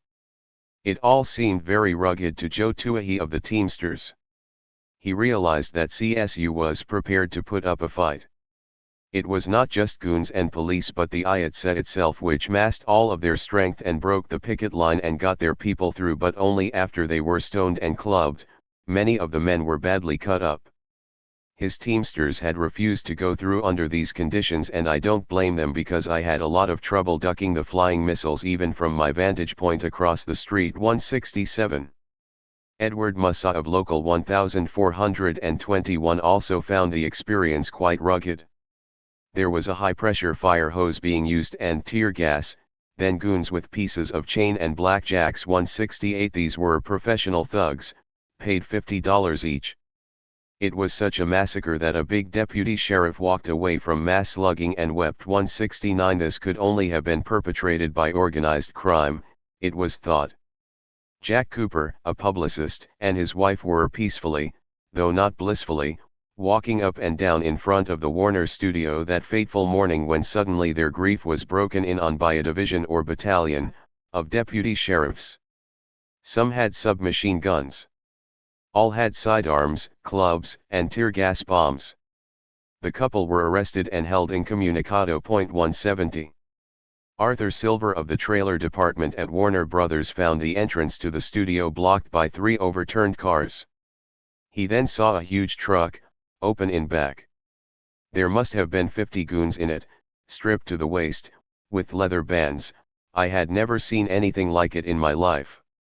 These men were monsters. And they were ready to go in to bust the strike. Quickly, Silver departed for the safety of home, but then he got an anxious call from an executive. "Mr. Warner wants you to come to the studio," he said. "How are we going to win the strike if everybody stays out?" Convinced, Silver came in and stayed at the studio. It was a wild 2 weeks. Nothing but crap games and card games at night, and the best of food. Every night the police at the auto gate would tell us when the pickets left so we could drive home and see our families. Then we'd come back at 12 o'clock and the parties would be going on. Some of the guys would get girls in there and some of the actresses would come in. Those parties were wild, he noted lasciviously and longingly. 171. The tumult continued. Elaine Spiro was so nervous she slept a few hours. She was plagued with excitement and mild anxiety. She had an excess of nervous energy that she could only release by doing some ironing, but being so excited, accidentally the hot iron brushed my left forearm, giving me a burn that left a permanent mark. The events that unfolded on October 8 also left a permanent mark on the region and the industry. Spiro saw 1,000 picketers confronted by police armed with automatic rifles. Then she saw a large open cattle truck that pulled up nearby, and about 50 tall, muscular men emerged from the rear with chains. Across the street, Artie Shaw, the musician, and Marcia Hunt, a well-known young actress, were worriedly watching the escalating confrontation. Then Spiro spied perhaps 100 helmeted LA County deputy sheriffs and lots of studio cops, running with batons at the ready. She was immobilized as she watched the scene a few feet away, goons and replacements smashing people's heads, faces, bodies, deputy sheriffs and cops knocking down men, a girl wearing a white hard hat and red cross armband pushed down onto the pavement by a scab, the cops dragging people to the paddy wagon, 3 cops beating up a bleeding man lying on the ground. 172. Many of Governor Earl Warren's angry constituents were not as shaken or disturbed by these events as was Ms. Spiro. Al Matthews, an attorney representing the plate window insurers, had a particular concern as he witnessed the shards of broken glass littering the landscape. He wanted to know if the governor knew that 2,500 pickets have surrounded Warner Brothers, they molested all persons seeking entry and overturned police autos. 173. Quickly, Warren's aide contacted Colonel Mitchell, Adjutant General's office, who reassured him that the situation at Burbank is well in hand. 174. But unbeknownst to the press and others, Mitchell sent a state guardsman to the scene in civilian clothes, though the sheriff's office did not wish to bring unfavorable comments upon itself by revealing this detail. 175. The guardsman may have felt the situation was well in hand, but he would have had a hard time convincing others of this. One angry woman complained to Warren that my husband hasn't been home for 3 days and nights now. Why? Because of these communistic-loving maniacs who threaten to get even with all the fellows who broke through the picket line. 176. That random leaflet from the North Hollywood Club of the Communist Party was coming to dominate subsequent interpretations of the Warner Brothers riot. This theme took strange twists. Alfred Haddock, a self-proclaimed Republican, told Warren that the head of the painters and carpenters both backed the Republican candidate for the presidency of this nation in the last November election and therefore are hardly red. No, he was more worried about the Warners themselves, who had put red propaganda into their pictures, such as Mission to Moscow. 177. Could it be that such a film revealed a pro-communist bias on the part of these moguls, a bias they shared with their co-religionist, the alleged Stalin of Hollywood, John Howard Lawson? Would this explain why these strikers thought they could strike militantly with impunity? Was this a conspiracy so immense that it implicated capital and labor alike? Most analysts, however, were not looking for Reds in the executive suites, but in the halls of labor. One friend of MGM Studios was very anxious for Warren to meet with Roy Brewer of IATSE, for this man has information that the strike and pickets are dominated by communists to a greater extent than any strike he has ever known. 178. This was no longer a jurisdictional dispute, said William Wilkerson of The Hollywood Reporter, but a fight against Reds. 179. The riot at Warner Brothers hit Hollywood and the nation like a thunderclap. The cult of celebrity meant that the public had a ravenous hunger for the most inane details of this star-dominated industry. Thus, when news emerged from Hollywood about Reds and labor strife, it was bound to grab national attention. George Pepper, a stalwart of the Hollywood left, told a member of the Democratic National Committee that the strike was leading to resentment against Democratic administration and has profoundly affected our power to mobilize this community behind progressive legislation. 180. He, too, had miscalculated. The White House was worried more about being associated in the public mind with Reds than in getting left-wing votes. Still, this riot in early October was simply the beginning of a chaotic period of disorder. Days later, strikers were picketing Paramount on Van Ness Street at Lemon Grove intersection. Assembling across the street opposite the picketers were IA workers. At a prearranged time, officers started clearing the way for the line crashers, who started their spearhead simultaneously with the officers' maneuvering of picketers to clear a path. The officers used their clubs to force pickets back. 181 RKO and Columbia were closed down by pickets, some of whom adopted the tactic of sit-down picketing, forcing mass arrests. 182 Mass picketing closed down Universal. The strikers' ranks were swelled by the addition of nearly 500 machinist union members from Lockheed. 183 At a Paramount theater there was a regular free-for-all. The fellow who started the fight was carrying a white-handed gun. Evidently, it was said, the producers aren't above getting hoodlums planted around a picket line. 184.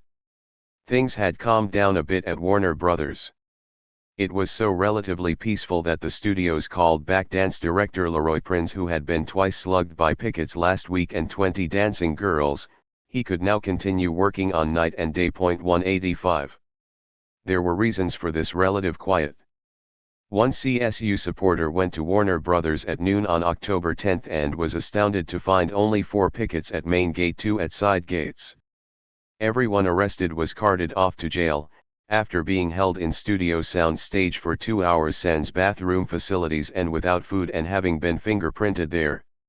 Some of the goons were those gangster scab replacements the IA had fixed up various studios with. The most incredible thing about the riot was that the firemen and guards who held the fire hoses belonged to a union affiliated with our group, and the brothers wanted to throw the local out of the conference but were told that the men would be kicked out as of yesterday. A fireman wanted to quit because he refused to turn the hoses on the crowd. Everyone directly in the path of the hoses was knocked down and rolled around in the broken glass that littered the street, and at the same time gas bombs exploded in the midst of things, it was said. Cappy Duval of IATSE had provided his men with canes, blue in color with 2 narrow metal bands around them. They were for beating picketers. 186 Some of those monkeys, about 25 men up on the parapet which towers over the sidewalk 50 or 60 feet, dropped tear gas bombs down on the pickets just before opening up with the fire hoses. It was a state of siege. 187. Sorrell, who was no stranger to violence, was not discouraged by the riot. "If they want it bloody, let's make it bloody," he cried. 188 A studio worker who claimed that Sorrell had broken his jaw and ribs as he sought to enter Warner Brothers realized the CSU leader was not engaging in puffery. 189 CSU itself was clearly not an organization of pacifists. Juliet Carr, arrested at Columbia for spitting in the eye of a police officer, claimed, "I had bronchitis, and how did I know anyone would be in the way?" 190 Another militant woman striker, Bernice M. Lesher, a 35-year-old office worker, was accused then convicted of tossing coffee on police officers at RKO. 191. Because of assistance from other unions and students from UCLA and other colleges, CSU was able to amass hundreds of pickets at a number of studios. Heavy lines formed again at Warner's, Paramount, RKO, and Republic in late October. At RKO, the studio resorted to using buses to transport workers through picket lines, after picking them up outside the lot at a pre-arranged point. Still, because of the strike, only half of the studio's scheduled films were shooting. The events of early October tarnished the already fading glitter of Tinseltown. Bette Davis continued refusing to cross the lines, thus helping disrupt production. Director Louis Milestone did not find all quiet on this Western Front. Unable to make it to the studio to continue work on Love Lies Bleeding, he had his apparently fungible chores taken over by Byron Haskins. The Screen Publicists Guild and Screen Office Employees Guild panicked, fearing that the studios would move their offices to Manhattan and fire their members in anticipation of falling revenues. Mayor Paul Brown of Burbank wanted martial law imposed, which would have meant a suspension of constitutional guarantees. 192 Monogram Pictures, soon to be extinct, revealed sharply declining profits. 193. Even executives failed to show up at Universal, the communists proclaimed with joy, as they scored the Moguls for their switch to gangster tactics. 194 In a surreal scene, several hundred cowboys and stuntmen were sent home by Republic Studio since picketing had shut down production. 195 An acute sign of the times materialized when a CSU supporter not known previously as a supporter of Reds felt compelled to say she was beginning to see why the communist Louis Weinstock, whatever his weaknesses, is a very important 196 More scribes were beginning to agree. By mid-October, all of the writers employed at Warner Brothers had either been laid off or discharged. 197 It seemed like Hollywood was falling apart or being radicalized. Pressure was building for a settlement. More than 4,000 attended a mass rally sponsored by the Hollywood left and its allies at Legion Stadium. 2 resolutions were adopted, one condemning police violence and the other demanding that Truman's Department of Labor and NLRB move to address the underlying issues of the conflict. A surprise speaker, Russell McKnight, president of IATSE Local 683, indicated that if Walsh's union did not push for a settlement it could face further fragmenting. 198 Celebrities raised their voices. John Garfield, Rex Ingram, Dalton Trumbo, and John Howard Lawson volunteered to act as observers at the picketing of the studios. They professed to be deeply shocked at the violation of American civil liberties in the breaking up of picket lines. 199 Aldous Huxley escaped from his writers' warren long enough to join Lockheed workers on the CSU picket line. 200 Meanwhile, Capitol was waging its own offensive. Joseph Schenck and 13 top flight producers met with the LA District Attorney to demand mass arrests and vigorous prosecutions of the picketers. 201 A temporary restraining order was obtained to bar CSU, inter alia, from picketing and intimidating plaintiffs with vile names or words or ridicule or cursing at, swearing at, shouting at, or making opprobrious, insulting remarks toward the studios, particularly with loudspeakers. 202 The chastened Jack Warner, who had loosened ties to the Trade Association of Moguls, now saw the need for class solidarity and hastened to tighten this relationship. 203 It seemed that CSU was not the only one that could miscalculate. The vicious brutality practiced against the strikers had soured a sector of public opinion which at this early date had not been sold completely on the idea that the unrest was all due to communist machinations. The violence caused more to examine the issues of the strike, and when they discovered that the strike resulted primarily from the Moguls thwarting the will of local 1,421 members, they were prone to sympathize with CSU.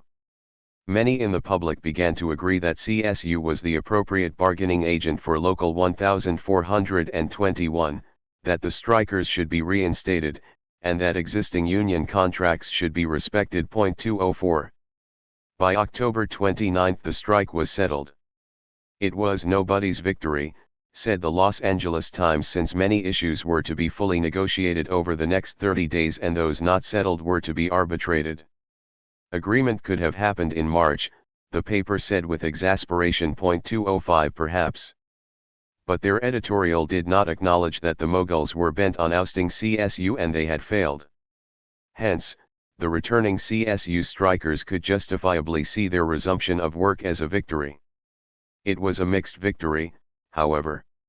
Yes, CSU was to be deemed the bargaining agent for set decorators, but IATSE could still confound the issue by encroaching on the Federation's jurisdiction over various studio tasks, and a 3-person panel was to decide any jurisdictional issues that the two could not work out themselves. The strikers' replacements were to receive severance pay when released and strikers were to return to their jobs. However, IATSE argued, no final determination was made to fire the replacements, only to prevent them from doing the work of the former strikers. 206 The stage had been set for Act 2, driving CSU out of the studios with eager replacements waiting in the wings to take the members' place on stage. Still, this had been a costly battle for the Moguls. They had lost millions during the strike, and at a time of pressing foreign competition, this loss was no wee matter. The virus of unionism had seemed to spread. RKO became alarmed as movie house managers sought to organize. 207 There were pleasant problems, too.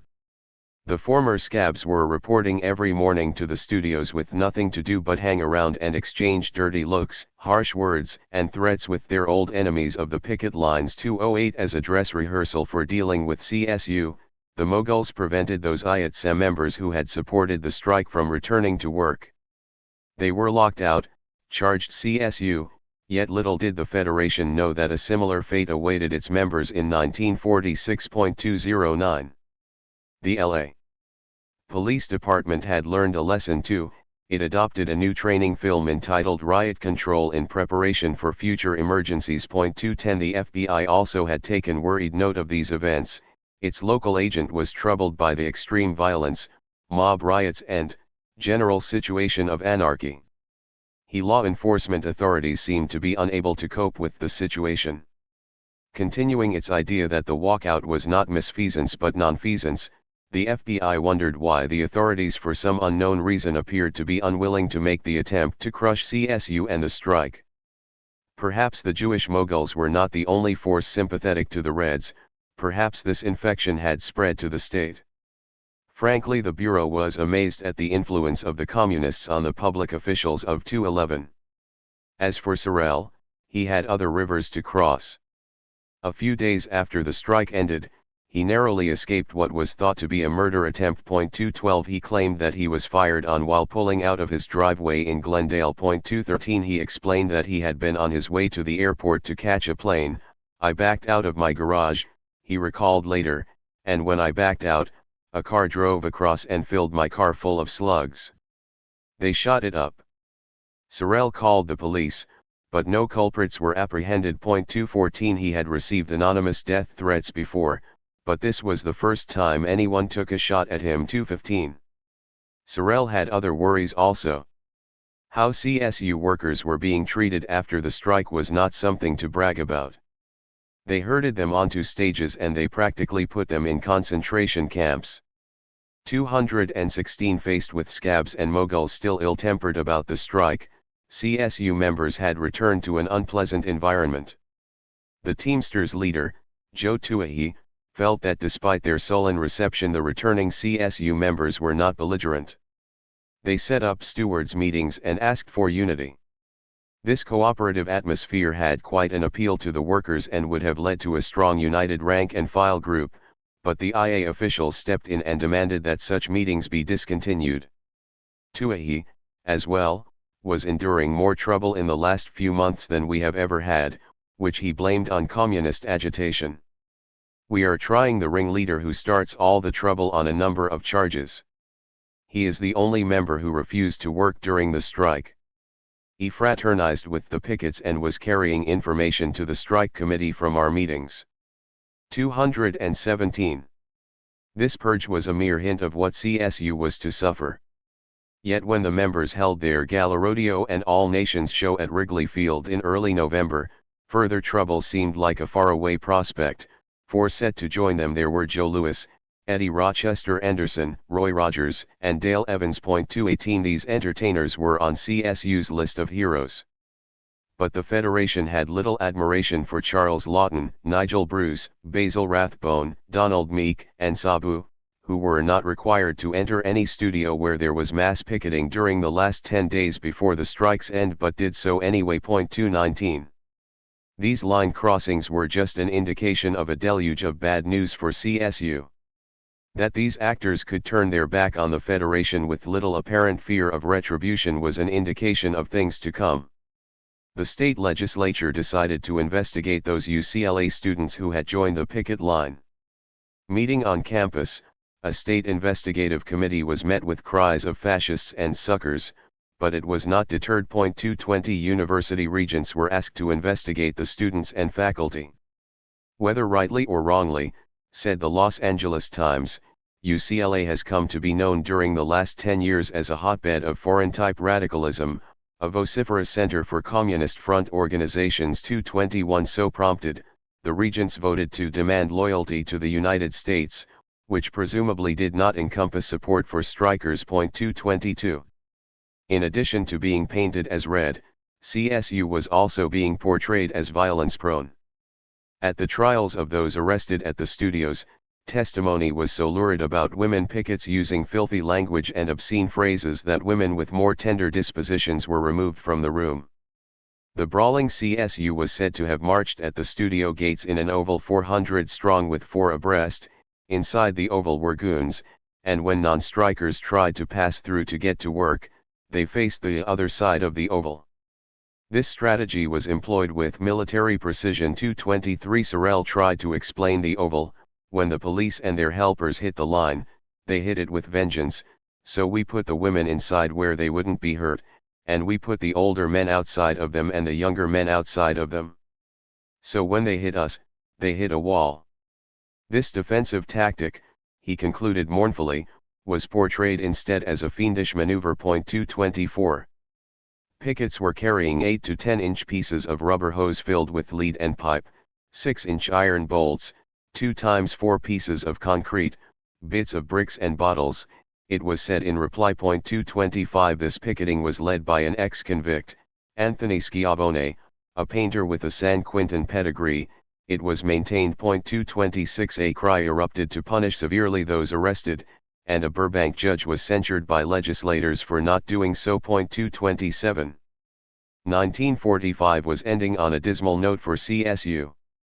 War veterans were picketing CSU headquarters at 5th and Western, some of them in uniform. These picketers were against communism, they said. 228 CSU's old nemesis Jack Tenney proclaimed that the strike was little more than a small but full dress rehearsal of the communists' new strategy. 229 Increasingly, millions across the nation were coming to agree with him. Lockout. The conclusion of the strike did not bring a respite for an increasingly beleaguered CSU. The tagging of its leaders as Reds reached a new level of intensity. Yet CSU's head, Herb Sorel, continued to maintain a touchingly naive faith in the good intentions of studio executives like Pat Casey and even Eric Johnston.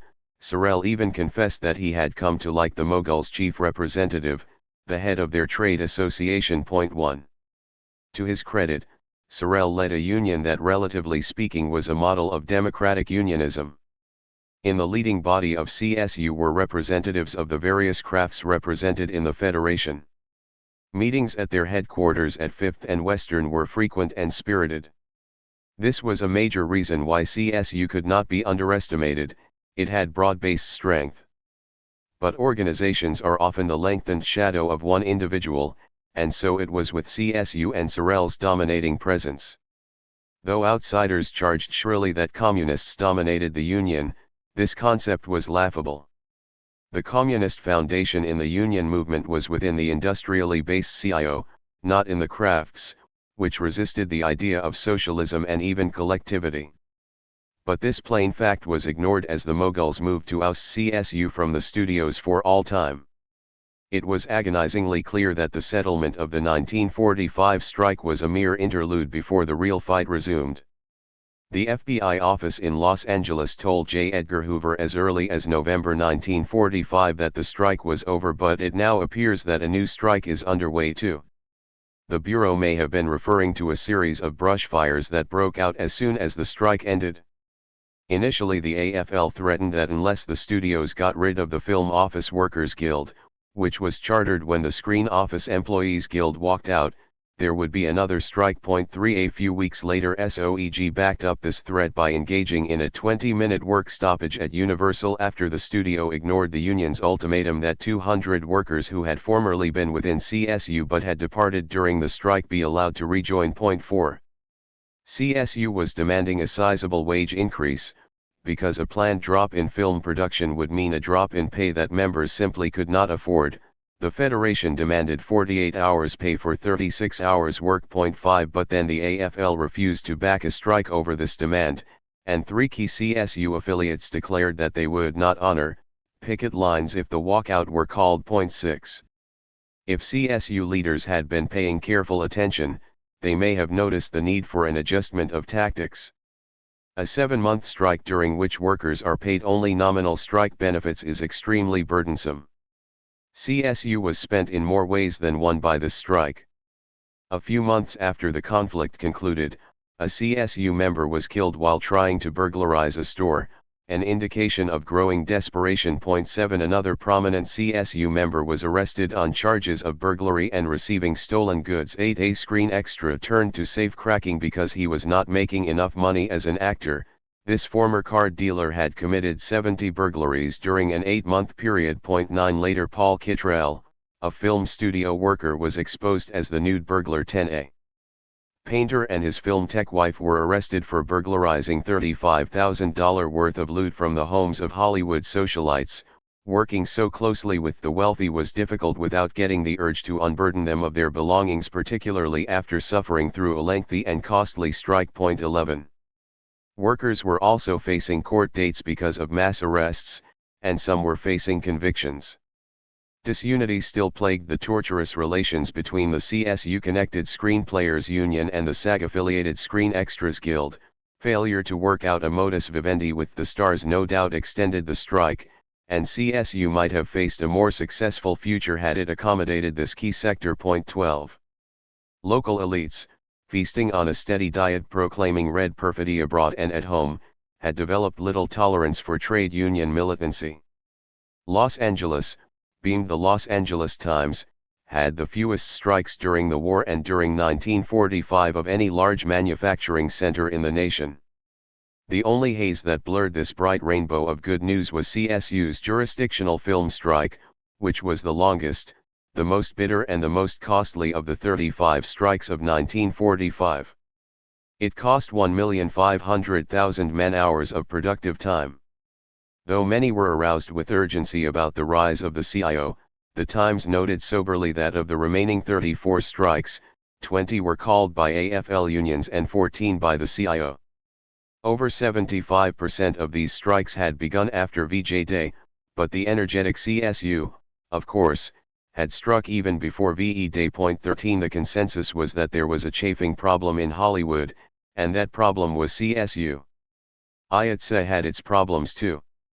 Richard Walsh was facing considerable opposition in his locals, some of which were planning to unseat him at their next convention. 14 But it was CSU that faced the most jeopardy in 1946.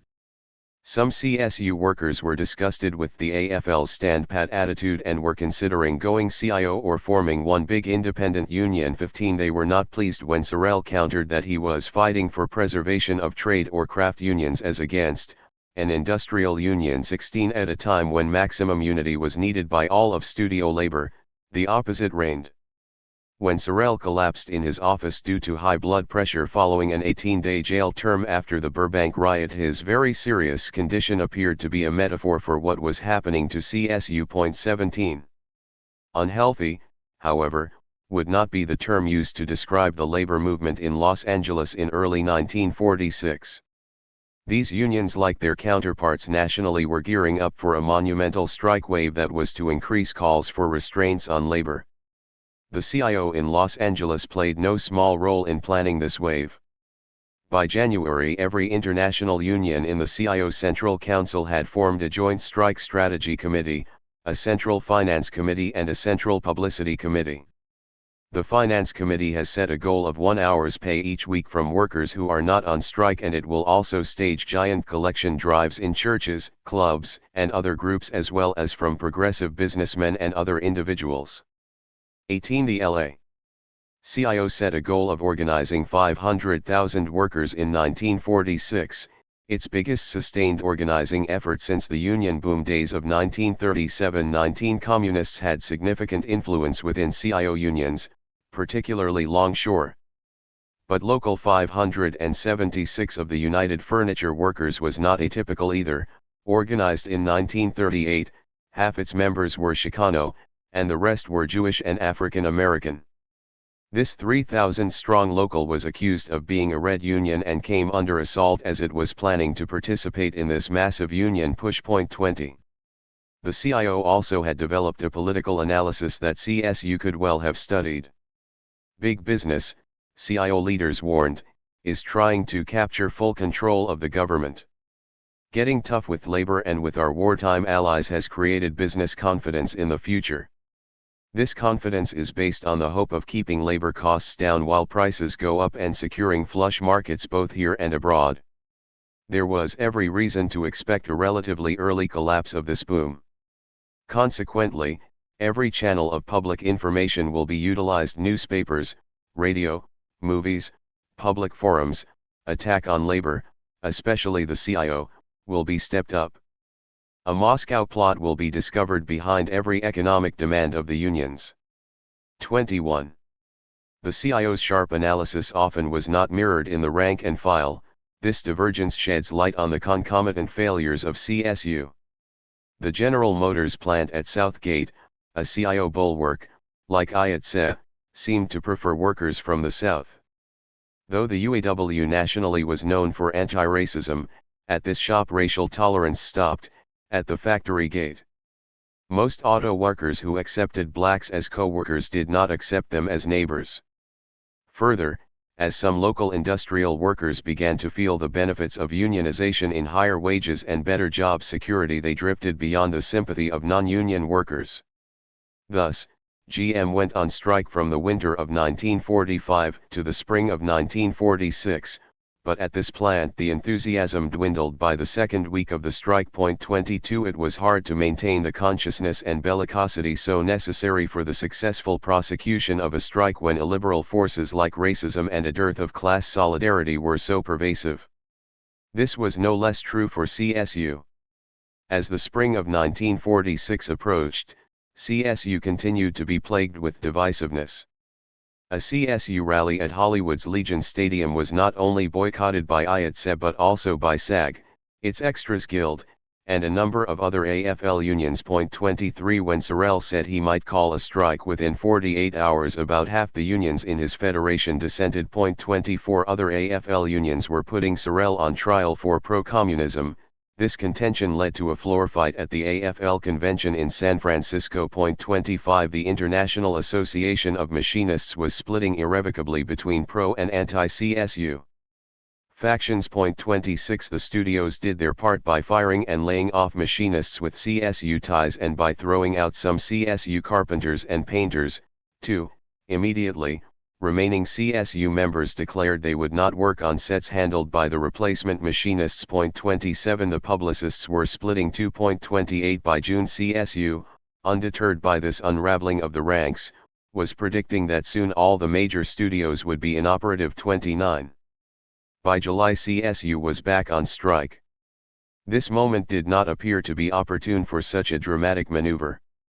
The commotion surrounding Winston Churchill's Iron Curtain speech in Fulton, Missouri, had indicated that communism was going to be even more of an issue than it had been in the recent past, and CSU was allegedly communist. Yet, despite labor disunity and other impediments, CSU prevailed.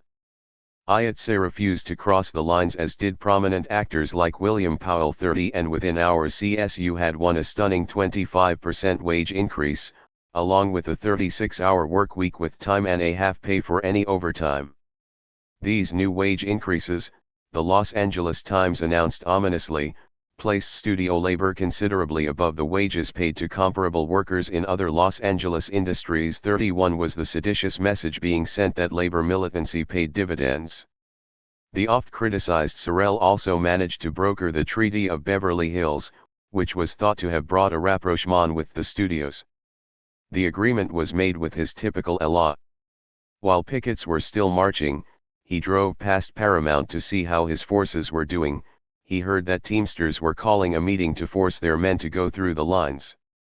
One worker asked Sorel to go to the meeting, but he was reluctant. However, after someone insinuated that he was frightened to attend, he went. "When anybody dares me I go," said the bold and sneering Sorel. Joe Tuahi, the Teamsters leader, didn't want to let him in, but was forced to do so after some members demanded Sorel's presence. Tuahi was booed. Sorel, on the other hand, spoke for over 2 hours to the attentive audience. Then in walked Roy Brewer and Cappy Duvall of IATSE, Sorel's intractable enemies. The leaders talked and decided to meet with studio executives, which led to the treaty that was designed to resolve lingering disputes. 32 The good news continued for CSU.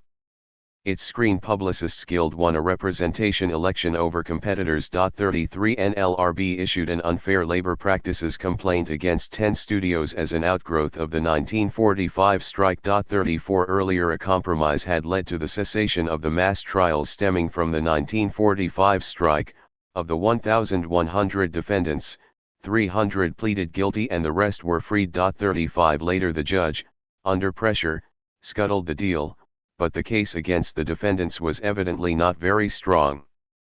At the IATSE convention, a formidable opponent of the leadership who had only lost a board position by a 6-4 vote backed CSU and asserted that brown Biov men still hold power in the union. 36 Another important player, the Screenwriters Guild, was engaged in a raucous debate as to whether it should alter its official position of not joining in strikes. This shift too was good news for CSU. 37 But in some ways this good news was a false positive, suggesting that CSU faced a situation more rosy than the actual circumstances warranted. For rumbling in the foreground could be distinctly heard the none too distant roar of anti-communism. Though Walsh had only narrowly won re-election, he was given the right to expel communists from the ranks when he saw fit without any appeal. 38 Matthew Wall, a top leader of CSU's own AFL, warned that his organization would lead boycotts of any films featuring Reds. 39 Increasingly, protest was being associated with communists and both were discredited. The popular columnist Victor Riesel exclaimed, "How me a mass picket line and I'll show you communists trying to get into the act." Seeking to turn CSU's strength with women trade unionists into a liability, he added, Times the comrades dispatch their besweatered cigarette girls with hot coffee and glamour to approach the pickets. Sometimes the left-wingers use a slick jive band and female hepcat comrades to attract the strikers to regular communist dances. 40. A military intelligence operative derided the communists' $5,000 a week radicals, an obvious threat to CSU's more affluent allies. The combined beauty and genius of these stars had become an important part of the communists' propaganda machinery. 41 Included among this crew, it was said, were Tally Weiler, Gene Kelly, Vincent Price, Sterling Hayden, and others. 42 The communists have dug into the movie industry like ticks, yelped a local newspaper. The party, it was alleged, gets more money from Hollywood salary and wage earners than any other source, including Moscow. The press warned of the making of another mission to Moscow by these Hollywood fat cats. 43 When Norval Crutcher, a key IATSE operative, tightened his ties with CSU in early 1946, many felt threatened. 44 CSU was collaborating with the Emma Lazarus Club, the steam fitters, the jewelry workers, and others, but what seemed to attract attention was the communist connection. 45 There were other troublesome signs. When redwood lumber workers went on strike in July 1946, strikebreakers were recruited from the skid rows of San Francisco, Sacramento, etc. 46 Carpenters and their allies in response decided not to touch hot lumber. At the same time, carpenters were becoming intensely worried about the trend toward prefabrication of housing, feeling that this practice might cut into their employment prospects. 47 The carpenter question was to be the crux of the 1946 lockout, and these workers were obviously in a jittery state about their future. Weeks after this contretemps involving redwood workers, 3 masked men broke into the strike headquarters of the printing trade unions. Don Steep, the lone occupant at the time, was said to have been beaten into a state of unconsciousness and securely tied. The office was wrecked. After that, an oil workers' strike reached violent heights. World War II veterans, an increasingly conservative force, formed the Yardbird Veterans Political Association and offered to recruit scabs. A GI trucking company was formed to cross picket lines that Teamsters would not violate. In turn, when the CIO Brewers Union went on strike, truckloads of scabs, herded by Los Angeles police and by the Teamsters, daily rushed the workers' picket line.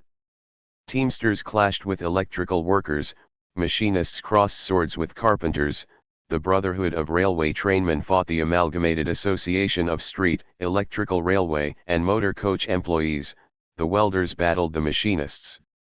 The war's end ushered in a disordered, often violent scene in labor, frequently involving the kind of jurisdictional disputes that had become de rigueur in Hollywood. This pandemonium was not conducive to trade union unity. 48. Disturbing signals proliferated as the moment approached for the lockout. In late August 1946, longtime CSU ally Jeff Kibra was indicted. He had become an organizer for the International Fishermen and Allied Workers and had been charged with violating antitrust laws after he organized boycotts and picketing to improve his members' livelihood. 49. The Hearst-owned Los Angeles Herald-Express was on strike, which meant that once work resumed, this press mogul would be even more ardent about the need to weaken or eliminate unions. 50. A nationwide musicians' strike was threatened, which reminded the public of the volatility in the entertainment industry that CSU had come to symbolize. 51. There were technological developments that did not augur well for studio labor either. Fred Pelton, a producer's labor administrator, had devised a system of studio design that could reduce the need for workers. It involved a number of stages nestled close to each other. A power center is located at most convenient point, thus requiring a minimum amount of electrical cable. Various types of studio workshops are compactly laid out adjacent to the stages. The entire industrial area of the studio is serviced by rail streets with huge railroad turntables located where needed. It could result in a 30% saving in costs of set construction and operation. RKO and Columbia were among the studios that had evinced deep interest in the new studio design. 52. Thus, despite the July 1946 victory, CSU was not in a position to take on a life-or-death struggle in September 1946, but that was precisely the position it found itself in. At a meeting of major CIO and independent unions, it was noted that management has devised a new, powerful strategy to smash unions. This new strategy is, to force a lockout with impossible demands and widely publicize the lockout as a strike, then bargain unions down to the lowest possible minimum and stall final settlement to starve out the union members and their families. 53.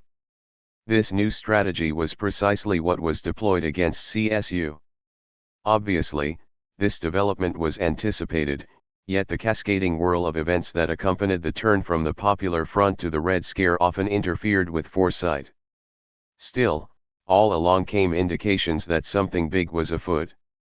It was hard for CSU to focus on structural and strategic changes in the industry, no matter how far-reaching, when the Federation was bogged down in jurisdictional contests with IATSE. These confrontations led directly to a lockout of CSU by the studios in September 1946. This dispute had emerged as a result of the 1945 strike. The conflict concerned whether CSU carpenters or IATSE grips would have control over set erection. When this task was awarded to the latter, the stage was set for the liquidation of the former. As a result of the 1945 strike and the subsequent messy working situation, in which the studios had replacements doing CSU functions, a three-man team from the AFL was established to arbitrate disputes. Unfortunately, none on the team knew much about the bizarre intricacies of studio labor, and besides, recent indications suggested that the AFL brass was not exactly enamored of CSU. So in December 1945 the team awarded set construction to IATSE, sending CSU into conniptions. Then in August 1946 the three AFL men reversed field, but IATSE declared their reversal null and void. Weeks later CSU proclaimed that unless erection was done by the carpenters, they and other CSU members would not handle these hot sets. Producers, naturally, sided with IATSE, stating that the December 1945 decision was binding. 54. The three-man panel that had made the initial decision included three AFL vice presidents, postal worker William Doherty, barber Felix Knight, and railway worker William Birthright. The men had only 30 days to investigate this issue of jurisdictional conflict, which had stumped experts for decades, and they visited only one studio. By suggesting that carpenters would control all trim and mill work while IATSE would have erection of sets, the team injected a new level of complexity in an already complicated workplace. 55. The men's leader, William Green, was in a state of general confusion himself about the situation in Hollywood. Apparently he had been told that the people were all communists, and he was reluctant to make a clear-cut statement in which he would be taking sides with a group of people who had been described to him as communists. 56. B.B. Kahane, a vice president at Columbia, conceded that an AFL arbitration decision in December 1945 granting set construction work to IATSE changed the practice that had been going on in the studios for many years. The Jesuit-Eichel distinction between erection and construction was deemed critical, though it was evident that before the strike, set building was a carpenter's function, and this classification changed only when they walked out. This dispute was not at issue during the July 1946 strike, nor was it addressed in the Treaty of Beverly Hills. 57 For years, as Sorel noted correctly, carpenters had built sets while grips had taken them apart, put them away, brought them back, and set them up or erected them. Grips used hammer and nails, but they always erected what had been already constructed by carpenters. 58 Pat Casey agreed that the grip handles the sets after they are made. He ties them up, and fixes them and braces them, and then takes them down and puts them away and stores them and brings them back to be used again. 59. There was much at stake. If Carpenter's Local 946 won set erection work, it would have had additional employment for 500 men, with another 250 jobs depending on interpretations of property work and the term miniature sets. Many lucrative jobs were at stake and increased dues payments to the locals' coffers besides. 60. Andrew Mackay, a carpenter with Scottish roots, told Congress that after he went to the studio that momentous day in September 1946 he was ordered to leave before he even had the opportunity to declare whether he would work on a hot set. Harry Beale, a carpenter foreman at Columbia, was dismissive of his IATSE counterparts. "These men are not carpenters," he declared. "I can state that, because I have had those men under me at the Sunset lot. When you give them plans, I have to discuss the plans and bring the foreman back several times to show him with reference to it, and he has not completed his work properly, and the men, it is pitiful, that is all there is to it. It takes 3 or 4 of these men to do one man's work, and it isn't half done." 61 Beale's words fell on unconcerned ears. This jurisdictional dispute over set erection had been constructed to oust CSU from the studios for all time. By the 24th or 25th of September, in 1946, said carpenter James Skelton, "All of our men had been locked out by the major studios. They were not asked to work on hot sets, they were simply fired. We never called a strike," he protested. Repeatedly in the ensuing months the carpenters had requested a meeting with the studios but were rebuffed. 62. This development was not accidental. In September 1946 Roy Brewer confessed that he met with studio executives, SAG leader Robert Montgomery, and other actors at Hollywood and Western. They discussed the suggestion that theaters and studios be closed down nationally. A plot was hatched to create hot sets that would presumably force carpenters, painters, and other CSU workers to walk out. As it turned out, those who did not leave were asked to do so. 63 At a congressional hearing in 1947, Frank Freeman of Paramount was confronted with notes from these secret meetings. IATSE had denied the notes' validity, but Freeman conceded their integrity, as they were taken down by Victor Clark, an aide to Pat Casey. 64 The guilt-ridden Casey himself confessed to Father George Dunn, a CSU ally, that he had leaked these notes, which showed clearly that the lockout had been deliberately promoted, manipulated by the producers, together with the IATSE leadership. Why did Casey admit to his action? It was a form of confession, said Dunn. 65. Charles Boren, a vice president at Paramount, acknowledged that the CSU carpenters' final checks had been made out before the unionists were asked to work on hot sets, further confirming that the lockout was no accident. It was a well-defined plan designed to oust CSU from the studios. 66. Those carpenters were removed, some by being told to leave the studio and some by being physically removed from the studio, said Zach Cobb, the carpenters' attorney.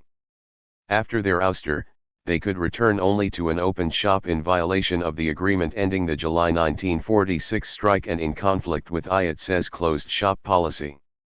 Such a situation would have created an even more conflict-ridden dual system of Operation 67.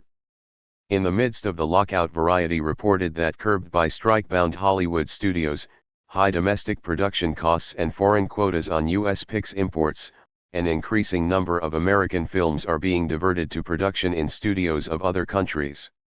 This trend was to continue. The studios were also striving to wrap up lensing on as many PIX as possible in view of the current labor strife. Thus, Fox has brought into the cutting room all 8 films slated for release during the first quarter of 1947. This hurried filmmaking's impact on quality was undetermined. 68 Inside the studios, there was worry about a work slowdown in sympathy with those being locked out. 69 This was no trivial matter since the studios were bulging with new story acquisitions, 70 yet with 130 unrelated films in the can or in the cutting room, and with a minimum number of pictures in production. The studios apparently were not caught napping by the strike. 71. Nevertheless, the studios were damaged by the lockout. SAG was informed that over 25 productions have been postponed or abandoned for the duration of this controversy. Shooting and processing of color film has been discontinued, dailies are being delayed, and inexperienced workmanship retards current production to a snail's pace. As a result, more and more actors are unemployed every week. 72. SAG, still smarting over its disputes with CSU about jurisdiction over extras, had voted 2,748 to 509 to cross the picket lines. 73 But SAG voted overwhelmingly to defeat a motion by Ward Bond requesting more police protection at the studio gates so that he and others could more easily cross the picket line. Gene Kelly led the fight against this motion. Ronald Reagan, who was in the midst of a political metamorphosis, revealed that his transformation was almost complete since he previously had favored the board of directors' order for actors to go to work rather than respect the lines. Reagan's comrade Frank Sinatra, the Bobby Sox idol who too was undergoing a conversion from left to right, but was generally considered liberal at that point, spoke sharply in favor of going through the lines. Karen Morley's effort to defeat the motion to cross the lines was turned back. 74 At this gathering that produced one of the largest attendance records in the organization's history and included all of the big-name film stars. 75. Actors were not as bad off as screenwriters, who had been handed a ukase by the Moguls demanding that scripts henceforth stress positively the ideas of free enterprise. 76 Their guild resolved to aid any member who refused to cross the lines and as a result was victimized by a producer. Many reclusive writers were not accustomed to the firearms that had been used in the vicinity of at least one of the studios. 77 They were unsettled by the presence at studio gates of police officers with no badges or badge numbers who felt free to bash picketers with impunity. 78 During the 1945 strike, their guild was subjected to disruptive tactics and worse to keep members from backing CSU. Some members were worried about harsher tactics in 1946. 79 The peremptory manner in which CSU was ejected from the studios led to discord that rivaled the Burbank riot of 1945. Painters were beaten as they tried to enter Warner's. 80 Picketers hurled rocks through buses carrying workers across picket lines. Selznick had to stop production on Little Women and the Paradigm Case due to the strife. 81 Other studios were filming on location and discovering valuable lessons in the process as they sought to escape the unrest. From a height of 1,000 feet, Sorel, an accomplished pilot, directed his troops and thereby avoided a court order barring him from the picket lines. 82 Undeterred, the studios chased him with their own airplanes. In order to duck them, he recalled, I would have to fly way out in the ocean until I got clear out to where thought I was going to China, then I would come back and land at a different airport. Another time Sorel landed in a berry patch, due to the fact that someone fixed the plane on me, i.e., sabotaged it. 83. Meanwhile, there was a near riot at MGM as 500 pickets confronted scabs. 84 Taking careful note, Joan Crawford refused to cross the picket lines, while IATSE members were threatened with dismissal if they emulated her. 85 All the while, Cameras recorded this real-life drama for possible use in subsequent court cases. 86 In response, wily picketers used mirrors to slant sunlight into the lens of cameras that were being used by the studios to make a record. 87. At first Sorel was tactful, reminding his troops that he didn't want anyone doing anything to those who cross picket lines, especially actors. He personally stymied an acid-throwing plot. But that attitude quickly changed. Because of expected violence, the ultra-chivalrous Sorel conceded that he would rather not see any women pickets. Being behind bars did not frighten this macho leader either. "Jail isn't so bad," he declared, "I had some of it. You get a nice rest." 88. Soon Sorel's soothing rhetoric changed and he began spouting words of fire. "There may be men hurt," he warned, "and there may be men killed before this is over, but we're in no mood to be pushed around anymore." Sorel brought to the picket lines a newly developed far-sounding megaphone with electric power from a battery that boomed his voice far and wide. However, his words did not influence Raoul Walsh, Mickey Rooney, Greer Garson, Esther Williams, Red Skelton, Clark Gable, and legions of others who steadily crossed CSU picket lines. 89. By the second or third week of the lockout, CSU recognized that this was not just a battle to return to the studios, it was a battle for survival. Newsreels with overheated narration brought to a larger public the story of this conflict, which had reached new heights of bitterness. 90 new picketing tactics were deployed at MGM to block entrances to the studio.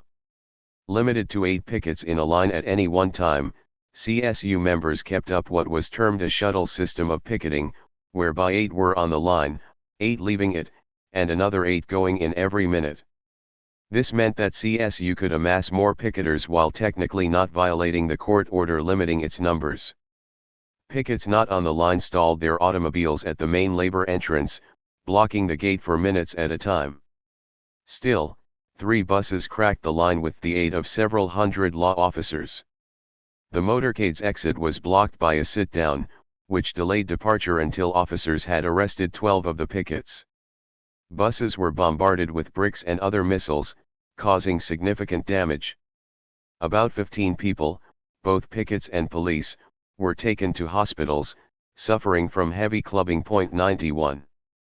There was open fighting with fists, clubs, stones, and bottles at MGM, involving CSU members, many in WW2 uniforms and some wearing battle ribbons, and their opponents. 92. "We fought for our country," one CSU member proclaimed, "now we are fighting for our jobs."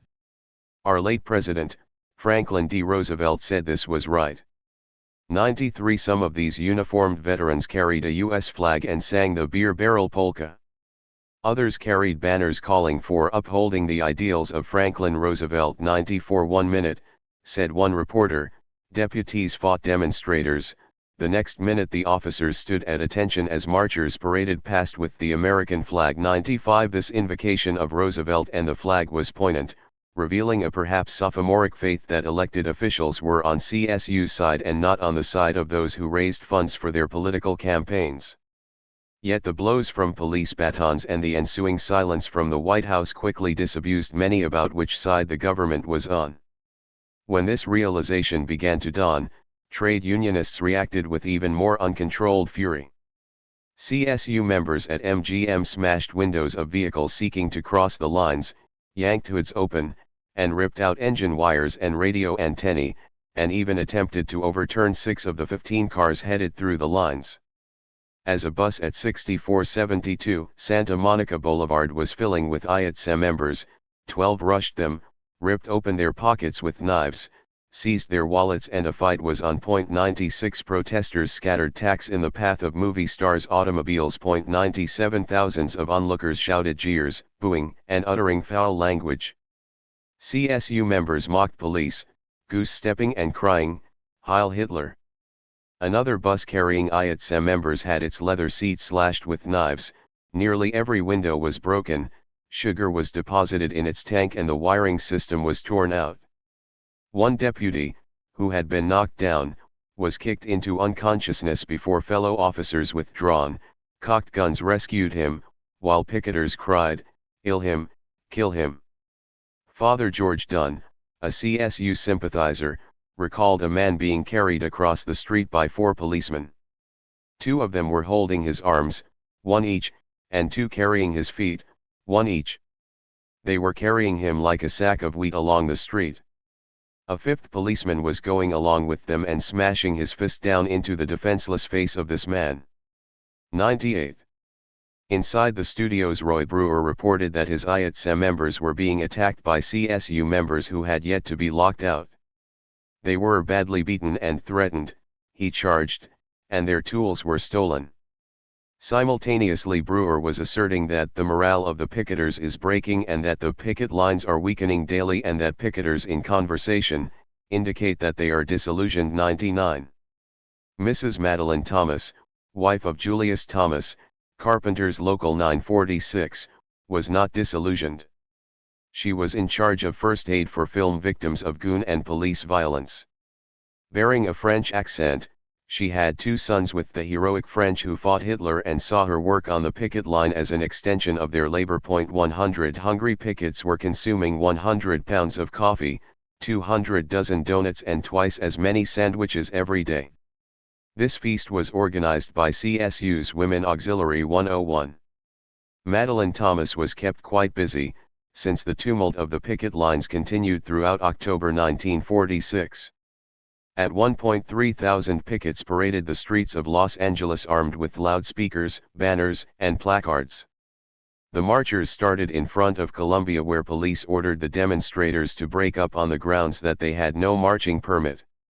Instead, the marchers toured the town, making stops at Paramount, RKO, and the Technicolor Film Laboratory. Along the route, marchers were jerked out of line and herded into waiting patrol wagons for transport to the Lincoln Heights Jail. 102 Later, stink bombs were released at 7 first-run movie houses at the peak of Saturday night business. 103. A turning point during the lockout came in mid-October when IATSE members who worked at film laboratories went on strike in solidarity with CSU. These workers were very key, said Roy Brewer. Before a set can be torn down, they require that they be able to see the set on film. The workers shut down the lab while there were 20 million unprinted negatives in their plant at that time. It was really a crisis, he sighed. But Brewer was up to the challenge. We moved in, and took charge of the laboratory local. The most noted violence took place then in the form of 5 bombings.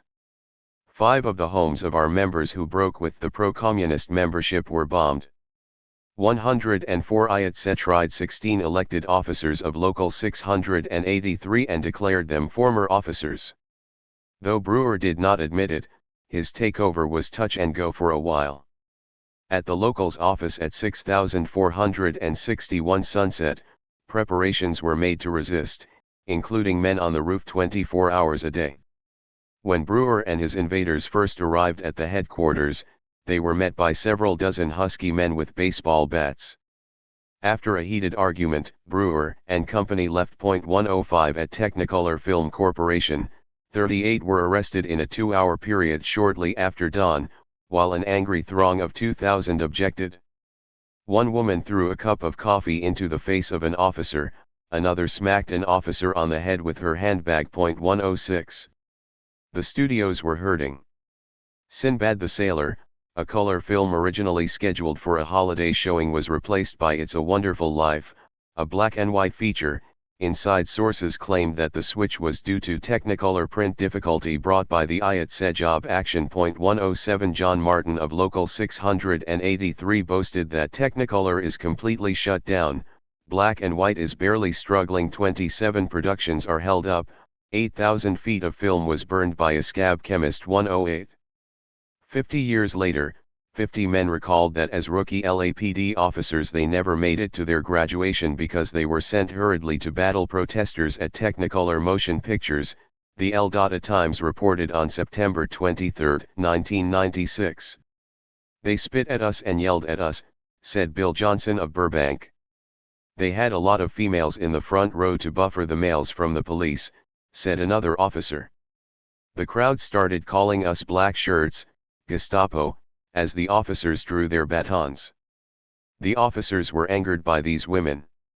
One officer was supposed to return to work at Douglas Aircraft after the war, but refused because he could not handle the fact that women he had trained were now his superiors. Now he was fighting women toe-to-toe. Just as with race, CSU was subject to criticism because of the dearth of women in its leading ranks. However, it is striking that any residual male supremacist ideas among CSU leadership did not bar them from placing women in the front line, a tactic that often disoriented adversaries. 109. The press charged that CSU was embarked on a reign of terror. 110 Mildred Schellenberger, wife of a studio worker who crossed the picket lines, said that she was awakened in the middle of night by a 4-pound rock crashing through the front screen door of her home at 6018 Carpenter Street in North Hollywood. Then she received an anonymous telephone call saying, "If your husband doesn't quit his job, you're going to be a widow." 111 A Molotov cocktail was tossed at the home of one studio worker who did not respect the picket lines. 112 An Ayatse property man was struck in the face with a blackjack as he answered the doorbell at his home. Arson was attempted at the home of one of his colleagues. 113 Subsequently, John Darby, a movie extra, was beaten to death. 114 When fire destroyed $50,000 in props at Universal, the finger of suspicion was pointed at CSU. 115 The same happened when electricity at the Consolidated Film Laboratory was cut. 116 Violence, editorialized the Los Angeles Times, had given CSU a black eye. Bad as the 1945 strike was, the 1946 one is worse for this element of underhanded terrorism, and the state must act, the paper demanded. 117 The Times worried that mass arrests would be insufficient to halt the picketing since cases were dismissed both here and in Burbank in wholesale fashion, simply because there were too many of them. Responding, Governor Warren denounced the violence. Later, top CSU leaders were indicted for criminal conspiracy as a result of the bombings of Ayatse workers' homes. 118 Sorrell was enraged. At a meeting of 7,000 he insisted that the studios were doing the bombings and were the central culprits in the wave of violence. The Moguls had imported known Chicago and Detroit gangsters, he bellowed. Few were listening, however. The joyous page 1 banner headline of a local newspaper, "GOP landslide sweeps nation," was the public's response. 119 A few days later the state responded to this clear electoral message and ignored concerns about the inefficiency of mass arrests when 700 were corralled at Columbia in one of the largest mass arrests ever made in California. 120 After 2 months of the lockout, more than 1,300 had been arrested. 121 Sorrell had his own complaints about violence. During the lockout he received a threatening phone call. "I laughed," he recalled, "because I get a lot of calls like that from a lot of crackpots. They do all kinds of things to intimidate me and my wife." Shortly thereafter an officer or someone in a police officer's uniform pulled him over as he was driving, handcuffed him, then bopped him on the head. "When I woke up," said the dazed Sorrell, "I had my hands tied behind me and my feet tied up to my hands." Sorrell claimed that he had been beaten and dumped in the desert, 50 miles north of the Mojave. 122 Luckily, he recounted, he was found in a ditch by a passing motorist. He escaped with a battered eye and friction burns on his abdomen. 123 The press had no sympathy. A biting editorial hailed the studios for not meeting with CSU until it renounced violence. Sorrell, the press chided, seems to no face-saving exit from an impossible situation. He had to admit he called a strike he can't win, and reporting to hungry members he has got nothing for them. He seems to have no alternative. 124 CSU's hungry members were indeed suffering.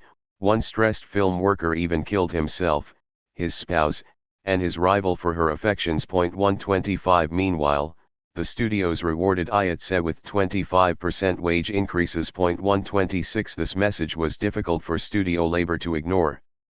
Ayatse reciprocated by taking an ever harder line against CSU. Paul Perlin, a member of Ayatse Local 80, went to his union meeting in October 1946 at 6472 Santa Monica Boulevard. He objected to a point on the floor and his business agent, William Barrett, accused him of being a spy for painters and carpenters. Said Perlin, approximately a dozen people whose faces were unfamiliar, started shouting simultaneously, "Throw the bastard out," then they made menacing moves in my direction. The very next day his supervisor informed him of Barrett's command that he be refused further employment at Enterprise Studio, though he had worked a decade in the industry and was a combat veteran. "It is imperative," pleaded Perlin, "for my living and that of my family and for the safe delivery of my unborn child that I be permitted to earn a living. I have no other source of income than my work at the studios," he implored futilely. 127 The poor unionist must have confused IATSE with CSU, where freewheeling debate in meetings was the norm. With the departure of the communist CSU, free speech limitations became rampant among studio labor. There was another difficult directive to ignore: quite simply, the Moguls were able to use their influence with the courts and police to overcome CSU. Police brutality toward picketers was par for the course in Los Angeles. 128 The Merchants and Manufacturers Association, founded in 1896, commanded the allegiance of 80 to 85% of the city's large firms. These connections between the police and the large employers in Los Angeles became so lucrative for the former that after a subsequent maritime strike, a police official recommended that each executive from each oil company in the harbor district should be invited and entertained at our police range for lunch. 129. The Moguls' affection for the police was no less intense. Rex Zimmerman, an officer with the police department of Culver City, claimed that the entire Culver City Hall were placed on the Metro-Goldwyn-Mayer Studios payroll, including himself. He was paid in cash at the rate of $1.50 per hour, in addition to his regular salary. There were no records kept and no receipts. Funds were also provided to police who came from El Segundo, Manhattan Beach, Palos Verdes Estates, Redondo Beach, Hermosa Beach, Inglewood, Santa Monica, Maywood, Southgate, and Huntington Park. These officers, who appeared in and out of uniform, were paid to do the studio's dirty work. As the lockout was reaching a crescendo, Zimmerman spied the running down of a picket by a truck owned by the Brittingham Catering Company. After the driver was booked, William Walsh, the MGM personnel director, asked him to drop the charges. He balked and Walsh became very angry. Zimmerman was suspended and almost lost his job. 130. This police assistance to the studios irked CSU and its allies to no end. "Traffic accidents and deaths are highest in the world," huffed the film technicians, "but movie producers have hundreds of police officers diverted from traffic to strike-breaking duty." 131. As a result of this aggressive policing, hundreds of CSU members saw the inside of jails. They attempted to counter this misery by breaking out in song. Here they were aided by Pete Seeger and other members of People's Songs, a left-wing group that contributed their musical skills to protesting workers. Robert Minkus had been jailed after picketing Columbia in mid-November. He faced 4 days of indignities and unspeakable crowding, food and filth. Yet he departed with his spirits high after singing songs and composing new verses. 132. The same thing happened at the Lincoln Heights jail. Girls who thought they would be depressed, found comfort and a spirit of unity through singing. We wrote our own verses to familiar tunes and used them to communicate between cells. 133 There was singing not only in jail, but on picket lines as well. At Columbia on the day of mass arrests, there were 14 gals present with fine, clear voices.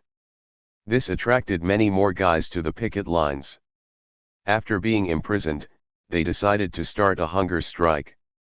This decision was reached by having the word spread via the grapevine and voted on in each cell, which was now organized in true union fashion, with a steward and a committee. Again, song was the solution as they communicated through ditties. We had set up a beautiful and novel communication system, and even the drunks and prostitutes responded favorably. 134. The drunks and prostitutes, however, must have recognized that their left-wing cellmates lacked influence with the police. This was the province of the Moguls. CSU's relationship with SAG was, well, star-crossed. The presence of stars guaranteed that this labor conflict would attract more attention than others then raging nationally, and exposure was good for CSU. However, the possibility that stars might use their celebrity on behalf of militant trade unionists filled the Moguls and their allies with grave apprehension, thus ensuring that CSU would face an extraordinarily determined opponent across the barricades. The star system had made the Screen Actors Guild essential to the continued health of Hollywood, and if CSU had been able to win over the group, it would have gained a major key to success. "You could always get Finks to wield a paintbrush or hammer," said CSU ally Father George Dunn, exaggerating slightly, but the star system made actors harder to replace. 135 In addition, the imbroglio that engulfed CSU and SAG over who would control screen extras soured their relationship.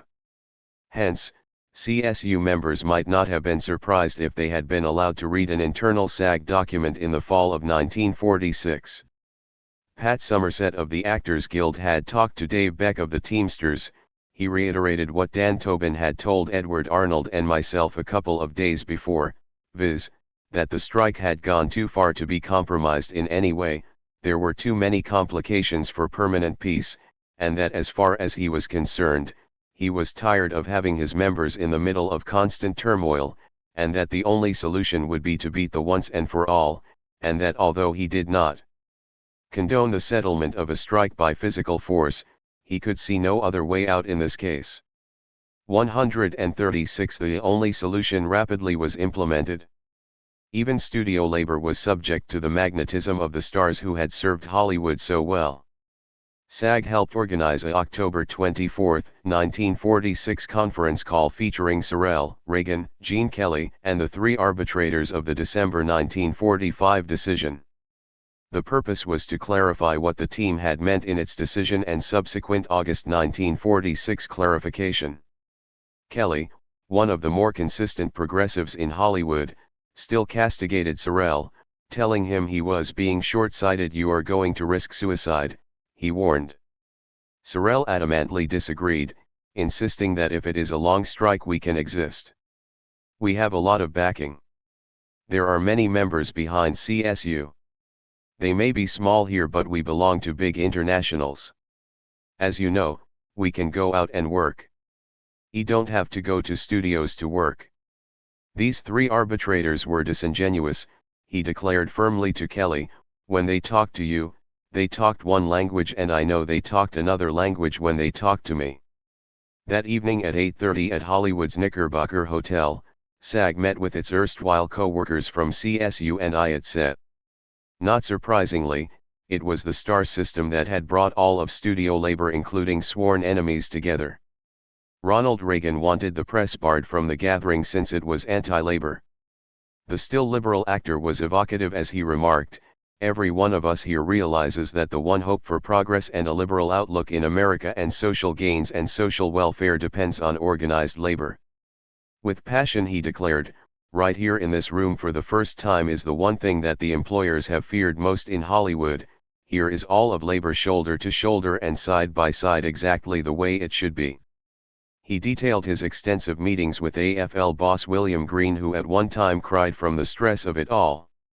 The pair met with the three arbitrators whose December 1945 decision awarding set erection to IATSE had set the current uproar in motion.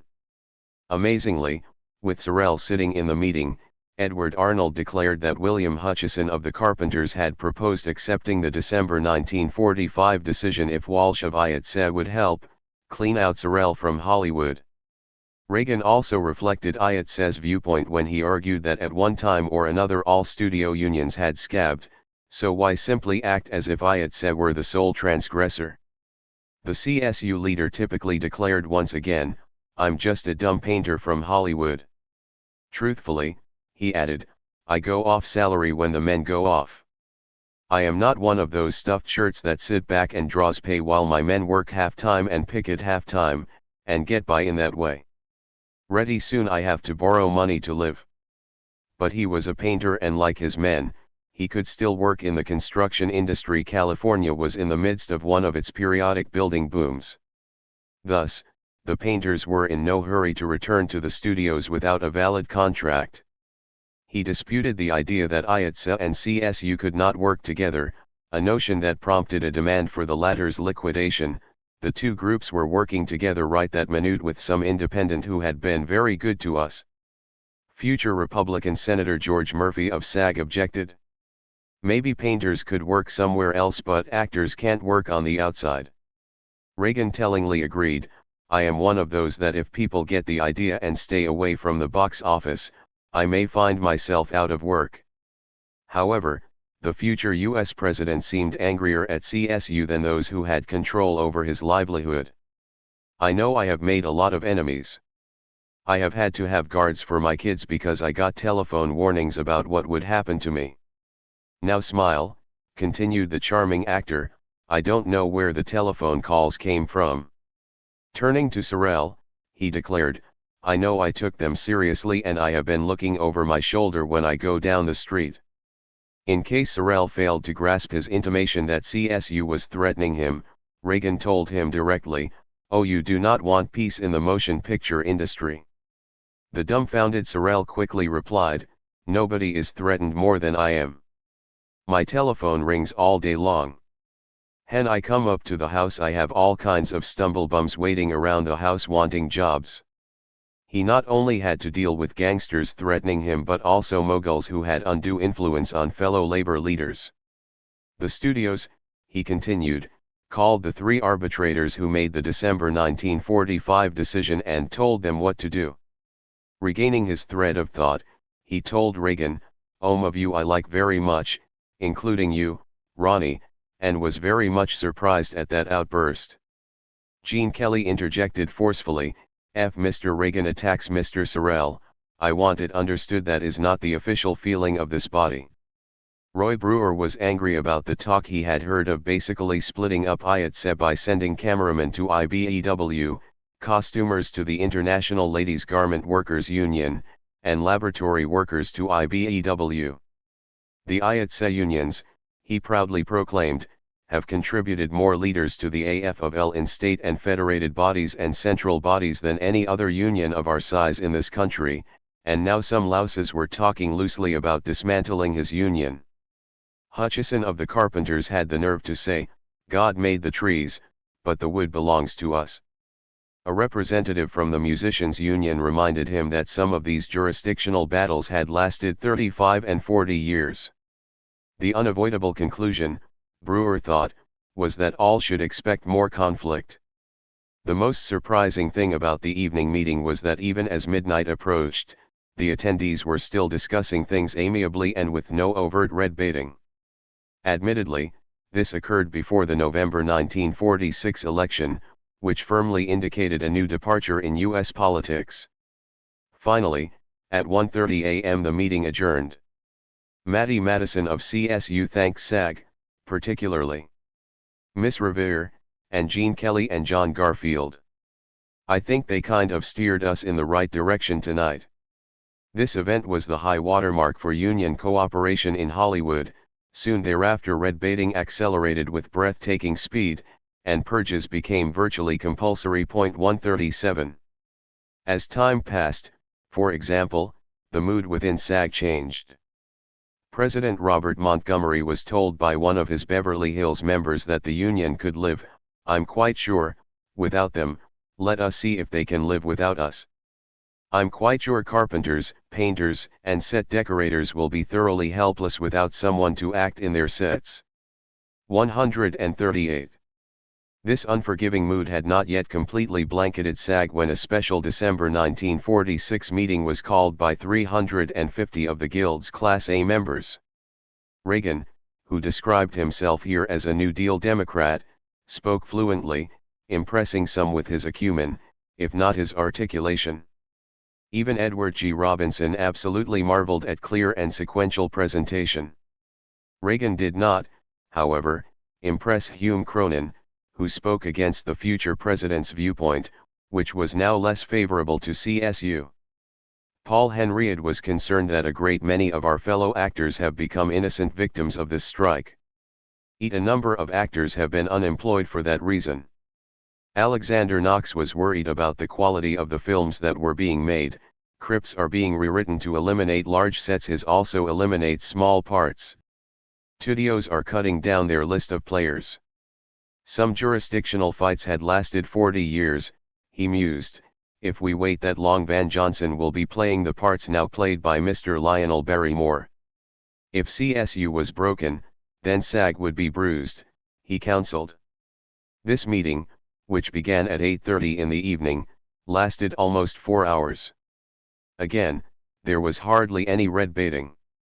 Reagan and Knox were clearly the most effective speakers, and even the former was not that hostile to CSU. Adolphe Menjot, who became a premier anti-communist, made the motion to support the SAG board, which was amended to include a call for negotiations between CSU and the studios. The motion passed. Considering that the Moguls had sworn off talking to CSU, this vote could be deemed a victory for Sorel and a victory for pro-CSU forces within SAG. 139 What was striking about this meeting was that as late as mid-December 1946, anti-communism was not as hegemonic in Hollywood as it was to become a few months later. What had happened in between to change the environment so decisively? The hearings on Taft-Hartley legislation had sent a clear signal that militant trade unionism would henceforth be viewed as equivalent to communism. Momentum gathered for a blacklist of those unwilling to observe this edict. Then came the coup de grace, the smashing of CSU. Jack Dales, longtime executive secretary of SAG, remarked later that Reagan's performance that mid-December evening propelled him into the presidency of SAG 5 months later and arguably, from there, to the White House.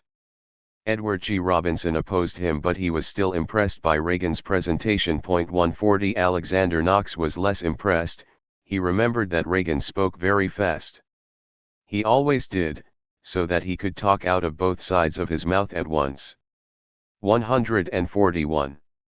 But whatever pro-CSU sentiment existed in the upper echelons of SAG withered in the heat of the post-election offensive against real and imagined Reds.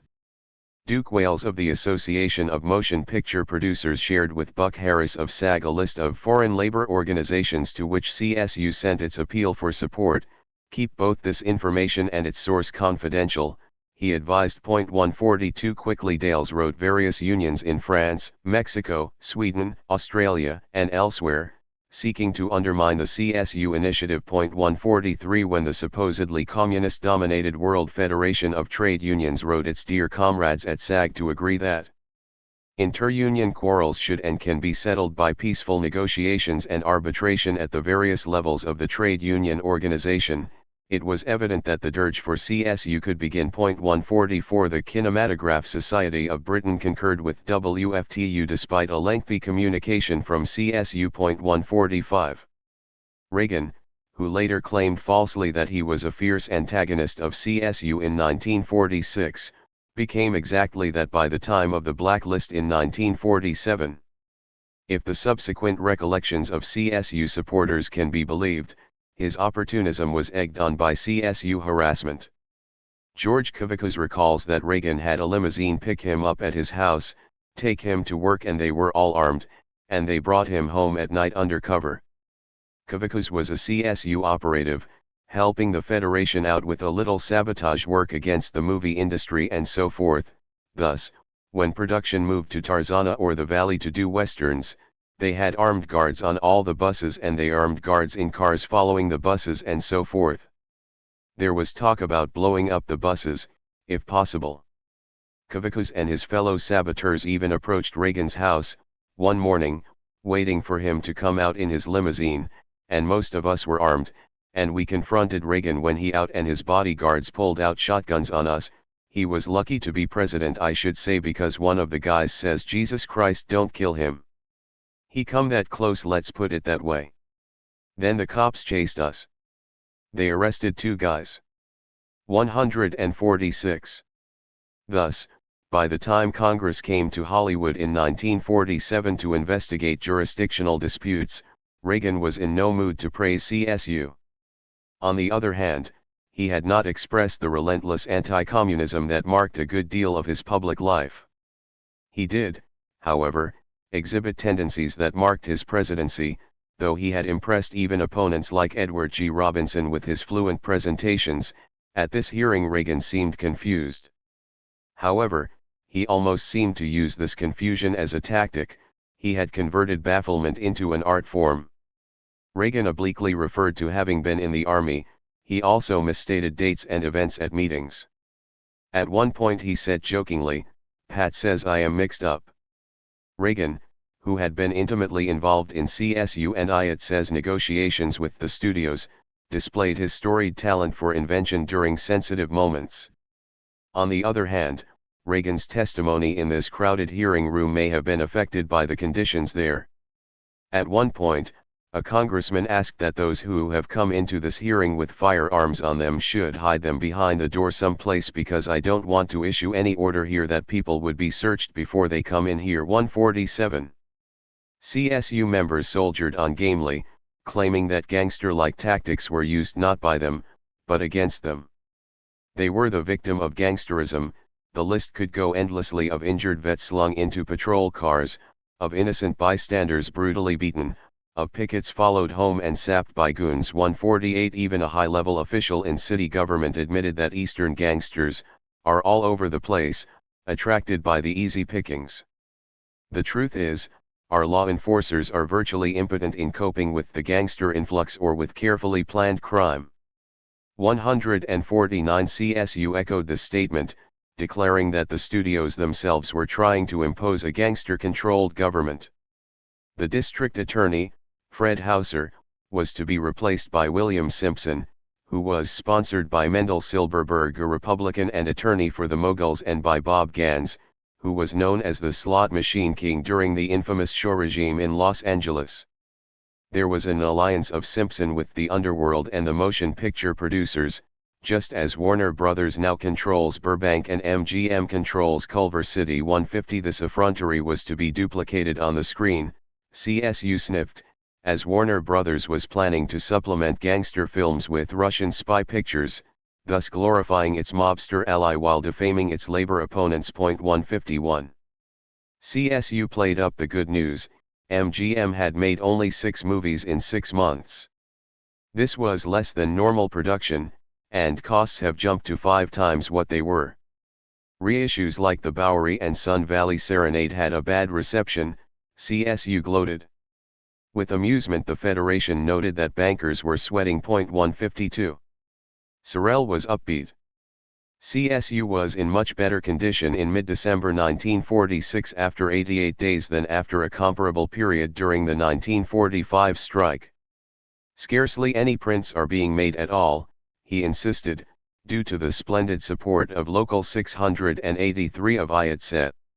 Box office had dropped 15%. 153. Hal Roach deserted the Motion Picture Producers Association, CSU said, because it is reported he completely disapproves of the labor policy. 154. Scab set designers at work for Fox at Granada Studios at 672 Lafayette Park were found en route by CSU's mobile pickets. 155. When CSU appeared, construction work was halted on a number of Quonset huts being erected on the Arceo Ranch in Encino. The same thing happened at a Warner Brothers unit filming atop Bunker Hill at 3rd and Olive Streets.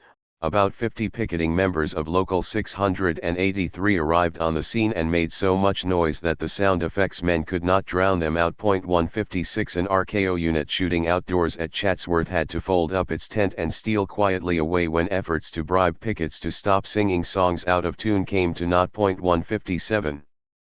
Vicente Lombardo Toledano, the Mexican labor leader, told CSU that there would be no outsourcing of developing and processing of film to his country during the lockout. 158. Toledano came to Los Angeles in February 1947 to address CSU workers and promised, according to the watchful FBI agent present, to shut down every motion picture theater in Mexico for one day in sympathy with the Hollywood unions. Days later, a CSU rally featured John Garfield, Harpo Marx, Eve Arden, and other stars. $6,000 was raised. 159. Though CSU was in the process of being purged from Hollywood, with chutzpah they called for the blacklisting of those stars who have worked so actively against us. 160. But upbeat news coverage full of official optimism could not obscure grim reality. By mid-December 1946, charges were being prepared against 1,300 who allegedly violated a court order by continuing to picket studios. 161 Deputy City Attorney Roland Wilson said he was preparing for the biggest mass trial in the history of the United States. A trial of almost 700 was planned for February. CSU was beginning to reflect the anxiety as police had to be called to its 5165 Santa Monica Boulevard meeting due to threats of physical clashes, with Sorrell predictably at the center of the dispute. 162.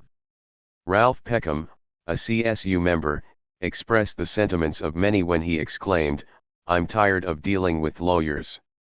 I want to go back to painting." 163 Happily, it was reported, the first break in the solidarity of the defendants came as 5 decided to plead guilty and were fined a meager $25 each. This ruling was an invitation to break ranks with CSU, and the invitation was accepted. For those not interested, the city offered another disincentive: all defendants had to attend all court sessions, including the picking of a jury. This decision effectively demobilized CSU, which had to shift from picketing to sitting in uncomfortable, makeshift courtrooms jammed with hundreds. 164. Assistant City Attorney Don Redwine energetically spiked the rumor that prosecutions would be dropped if the lockout was settled. This story provided further incentive for CSU to see through the legal hearings to their distasteful end. 165 These proceedings culminated with the jailing of CSU's attorney, Leo Gallagher, because of his vigorous advocacy. 166. The imprisonment of CSU's attorney signaled that those he was defending faced an uncertain fate at best. For those who were wondering whether they had made the proper decision by aligning with CSU, the studios helped in formulating an answer by distributing $9,941,000 in back pay to members of 12 studio non-striking unions. 167 SAG's Screen Extras Guild was to receive a cool $1 million in back pay. 168. Thus, Joe Tuahi of the Teamsters was able to maintain that the preceding bedlam had quieted down to routine picketing. Tuahi, like the Moguls, felt that the only real solution to peace in the industry is to lock out the groups that precipitate all the trouble and eventually replace them. 169 Though Tuahi remained worried about the top goons of Longshore's Harry Bridges and their ability to assist CSU, he was elated that by December 1946 the meetings Sorrell's group calls are poorly attended and the excuses threadbare. Studio executive Eddie Mannix told Tuahi that Sorrell was ready to quit too. 170 Certainly the pair hoped this rumor was true, since the Oakland General strike, which showed no sign of abating, already was feeding apprehension that the contagion of labor strife could spread. 171. This fear did not abate when it was revealed that Oakland's painters had participated in the violent actions of the dramatic two-day episode. 172 Nonetheless, despite the perception that the labor unrest in Hollywood could spread statewide and thus reinforce CSU, by as early as December 1946, the Federation had been defeated decisively. However, the reality of this defeat had not dawned in December 1946, and in any event, Hollywood had its own problems.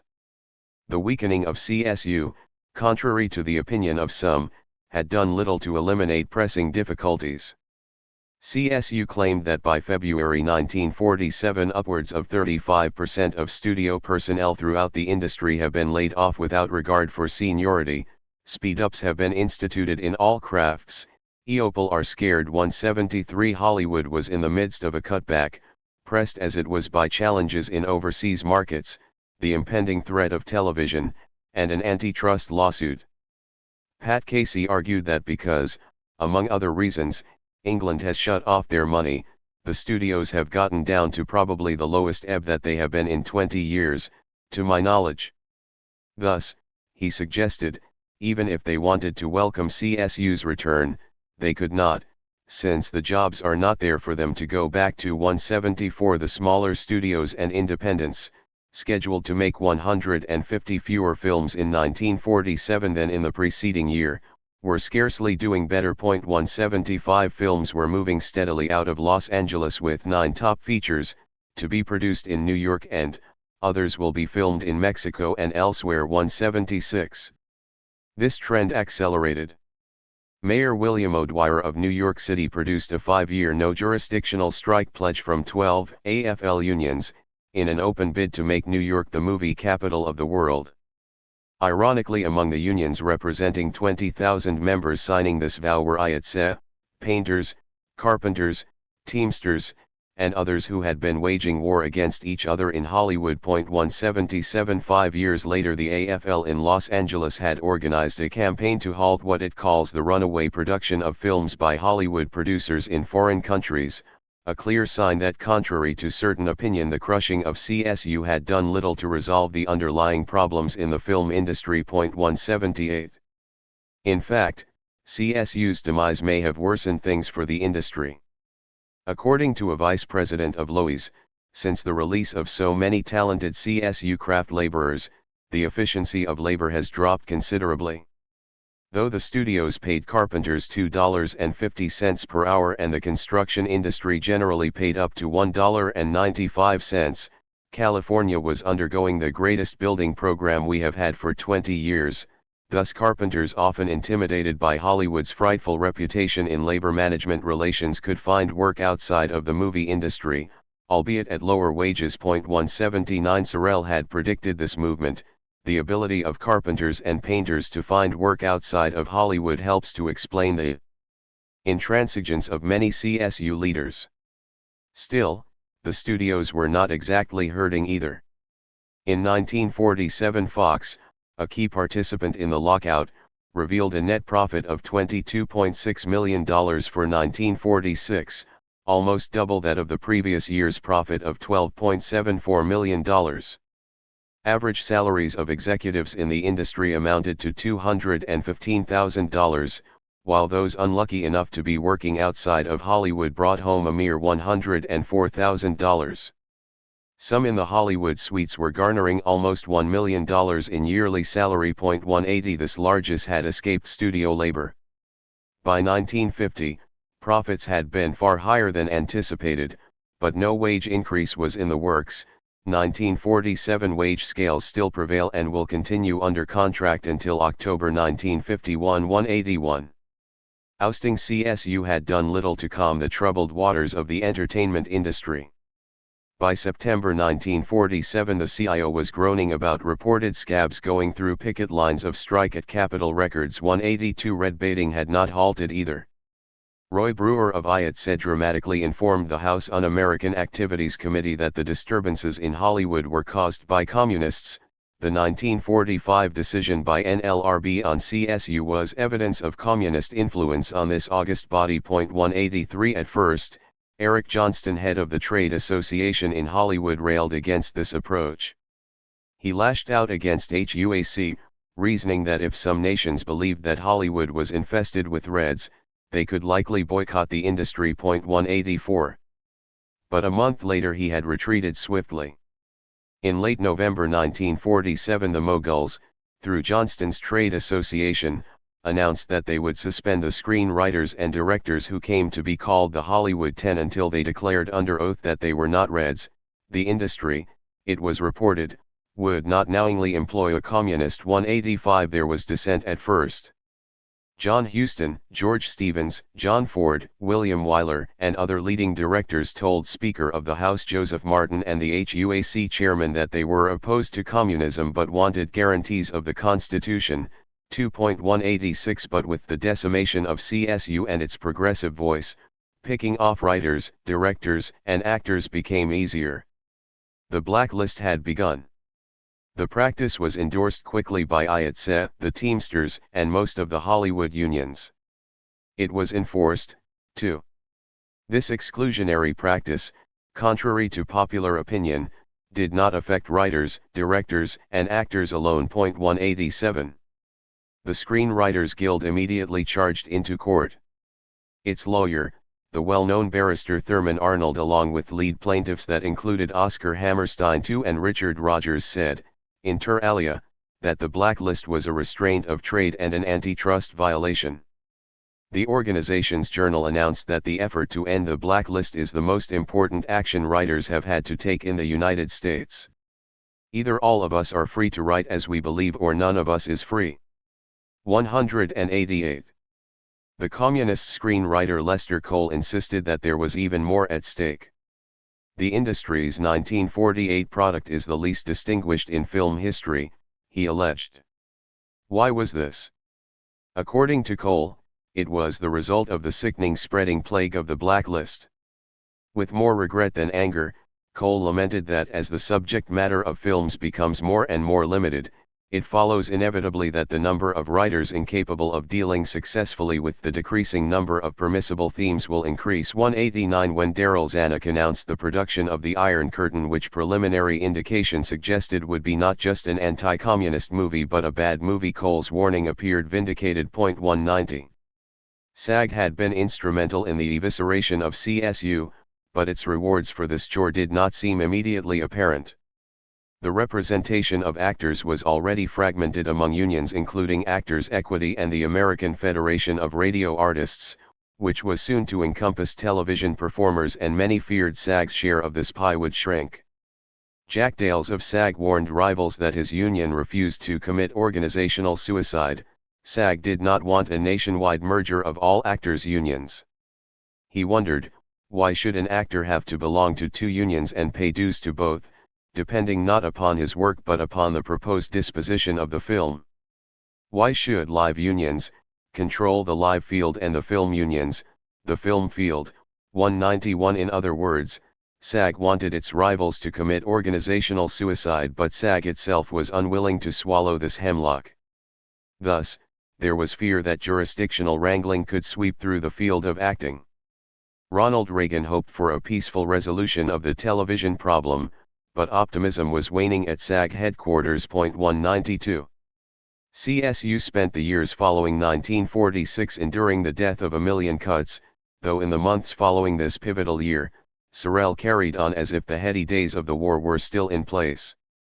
In January 1947, Pepe Ruiz, the screen cartoonist's business agent, voted to give CSU one-half-hour monthly strike assessment to fight against IATSE producer gangsterism. 193 CSU assured him that this gesture was not an unwise investment.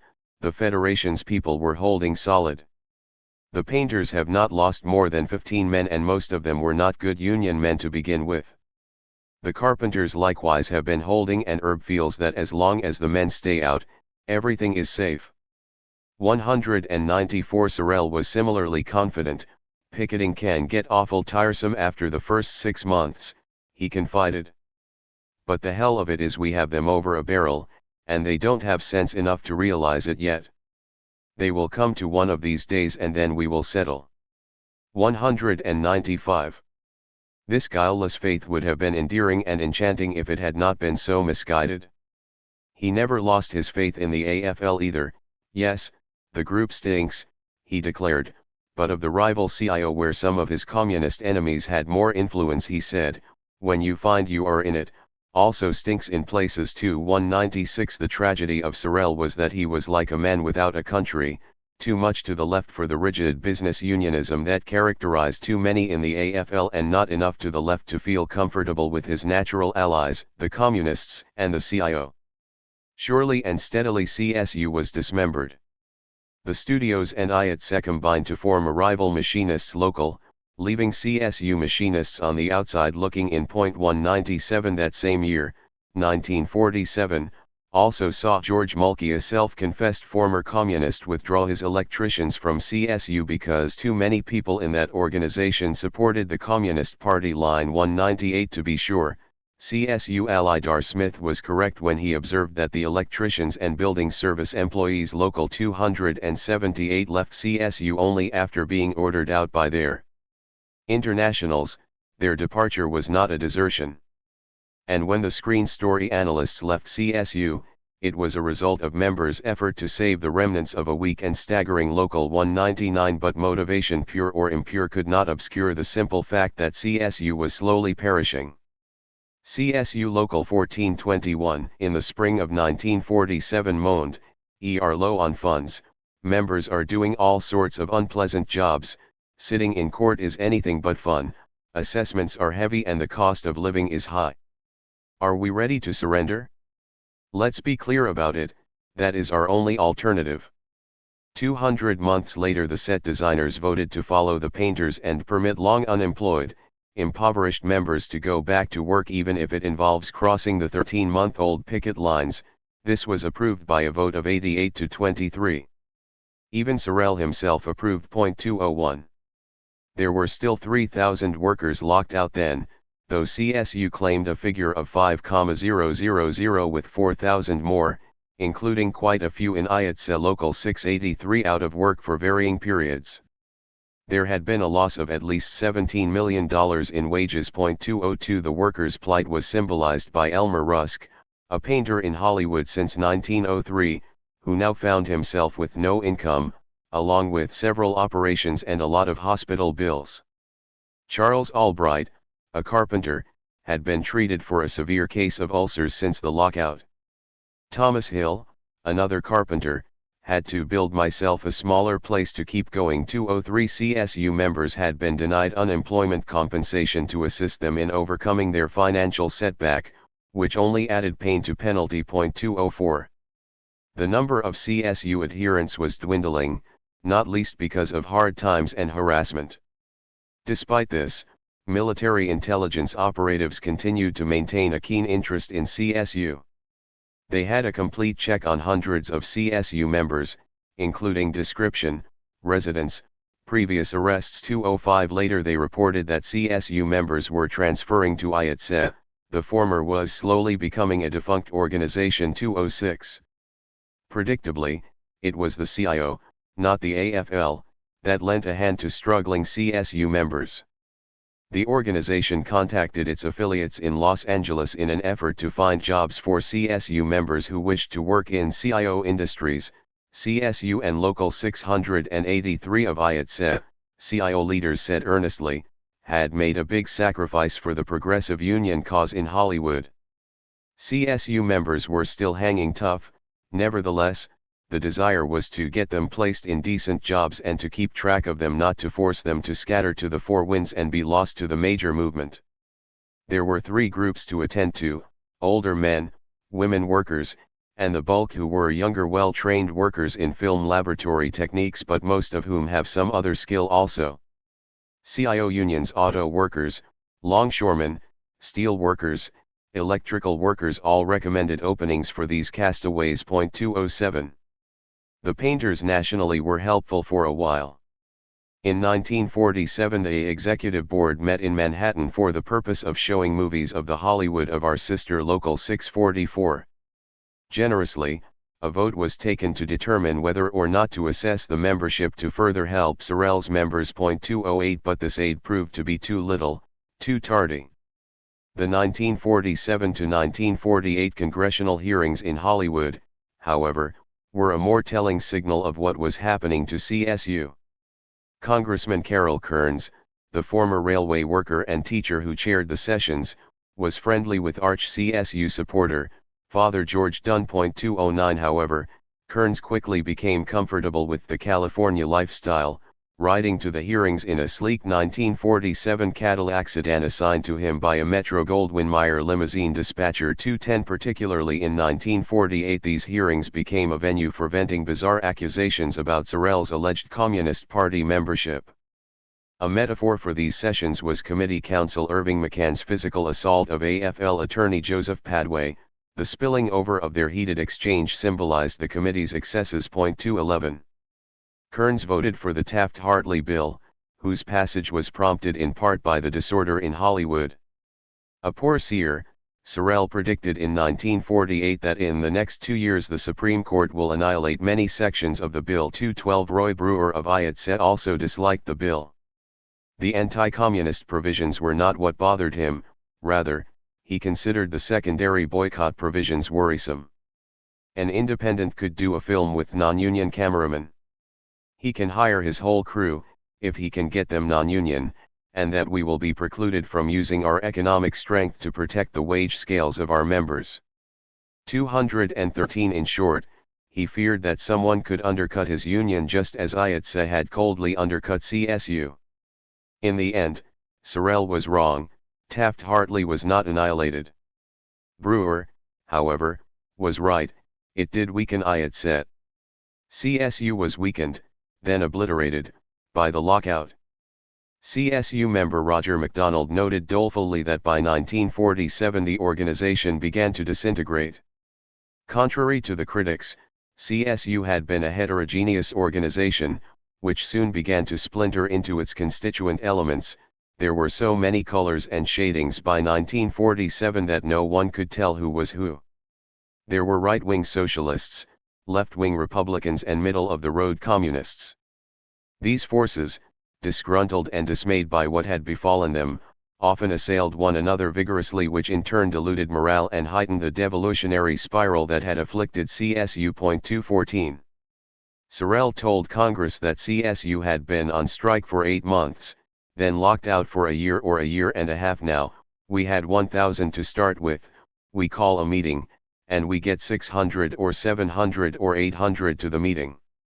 And that is the reason they are not racing back to the studios, he insisted, and they are not communists. 215. Was CSU a lost cause? It was asked in the spring of 1948.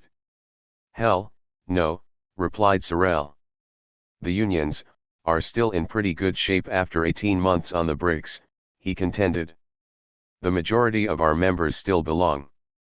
On the other hand, the studios haven't made a picture worth seeing since we've been out, and they won't.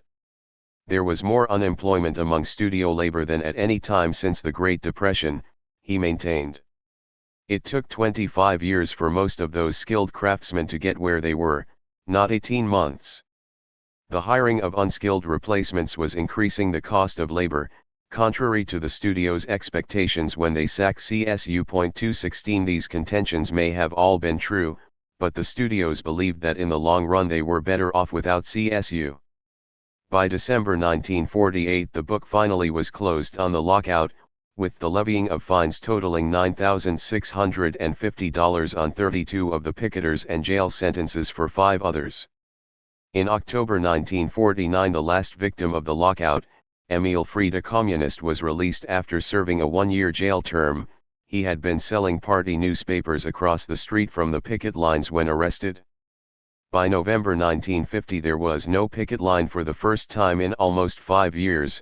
The United Brotherhood of Carpenters has called off the token picket line it had maintained ever since the so-called jurisdictional fight that started in 1946-17. Toward the end, Edmund DePatie, a vice president at Warner Brothers, recalled that many were feeling sorry for CSU. At times there was only a solitary picket marching resolutely in front of the studio. 218. The independents and IATSE leaders did not fare too well either after the defeat of CSU. By 1950 a lawsuit was alleging that the major studios had sought to pound not only CSU but also the independents like Monogram and Chadwick as well. 219. 4 years later Roy Brewer was running against his colleague Richard Walsh to determine who was to head IATSE. Brewer, who went on to work closely with future U.S. President Reagan, spoke of the almost unanimous dissatisfaction with the Walsh administration. 220. Astonishingly, he charged that the Walsh administration was too close to employers. Worse, Walsh and his team used terroristic tactics. 221. In 1952 the Painters Union in Hollywood was notified that its charter had been revoked. The union advised its members, all 300 of them, to seek a new affiliation with another union. This notification followed the Hollywood locals' refusal to oust Gerald as business agent in accordance with the International's wishes. 222. That same year Howard Hughes was so afraid of red taint that he closed down RKO. Production had been at a standstill for years, ever since he insisted on scrupulous screening of employees for supposed radical tendencies. 223. The communists themselves were the ostensible target of such measures, and they indeed were suffering. Admittedly, Louis Weinstock, the communist leader of the Painters, was re-elected in 1948, though by a slim margin. 224. 2 years later a communist, Bernadette Doyle, obtained 500,000 votes in California in her race for state superintendent of public instruction. 225. Yet, despite their mutual pain, the Reds and Gerald were still not getting along. They accused him of playing along with Congressman Kern's committee in a vain effort to cut a separate deal against the communists' interests and his own too, they suggested. 226. At the end, CSU became important as a litigant, albeit a losing one, as the lawsuits it pursued established important precedents in fields like antitrust, along with oil, sports, music, and other fields of law. 227. CSU sued the major studios and IATSE, charging a joint conspiracy to destroy the Federation and independent producers. CSU's claim was that IATSE agreed not to provide labor to the independents in order to curb their output of movies, thereby increasing the value of the major's product and guaranteeing longer runs of their movies. In return, the studios agreed to smash CSU, thereby increasing the value of IATSE. Independents produced about 15% of Hollywood's output, but its products were far less expensive, averaging 20% of the major's costs. Sorrell's lawyers pointed out that as soon as the affiliates left CSU, the majors would negotiate with them about returning to work.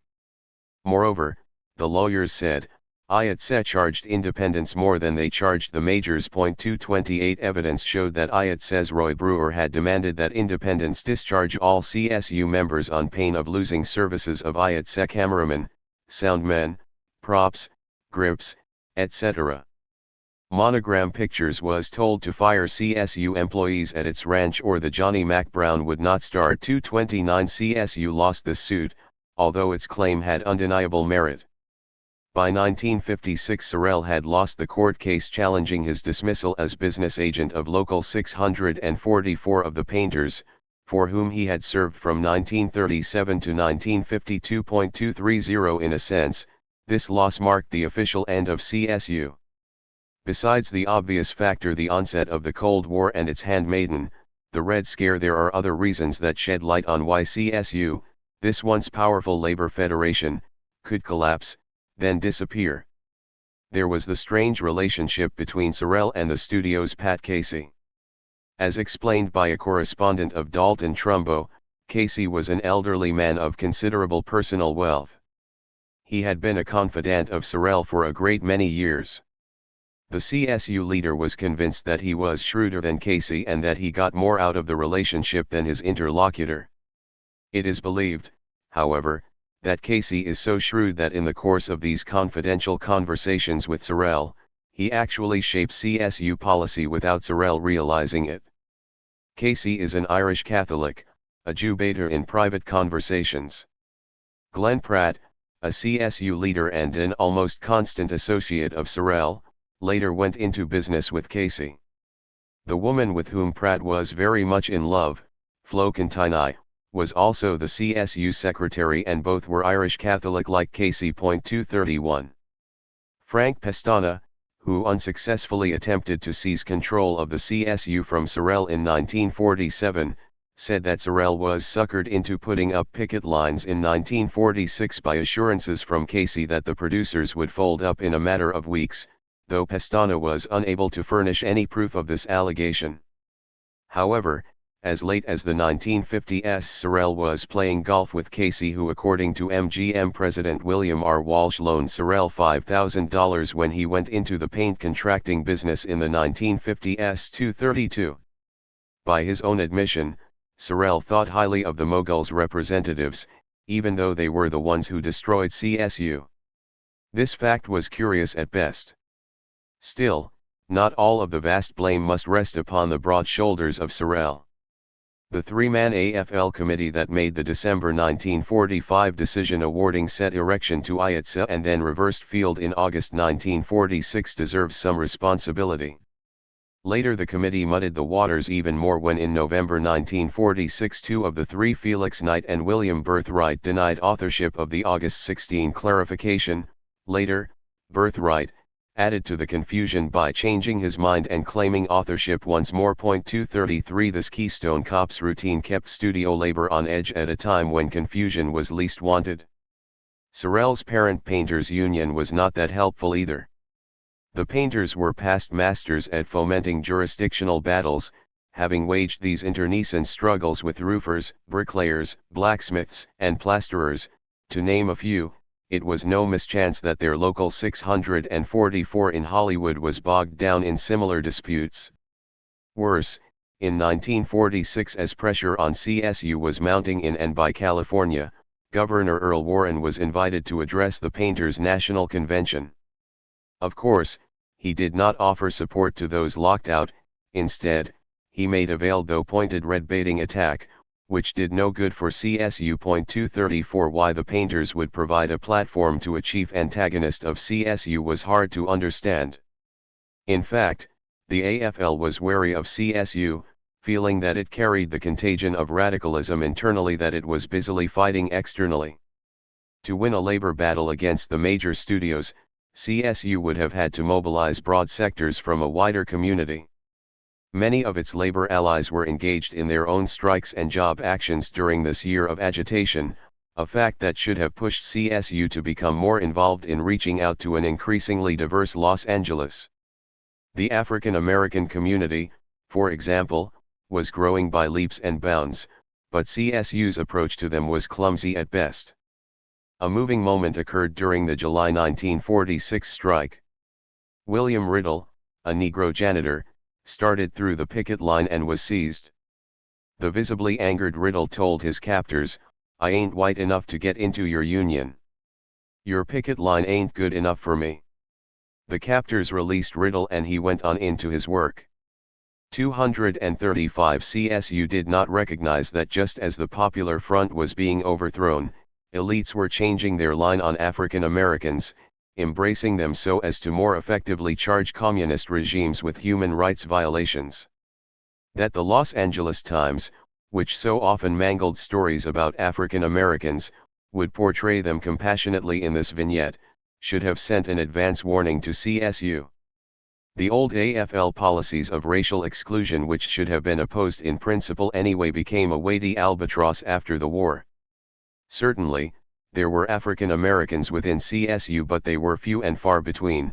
CSU would no more have considered affirmative action to increase its African American membership than it would have thought of trying to colonize Pluto.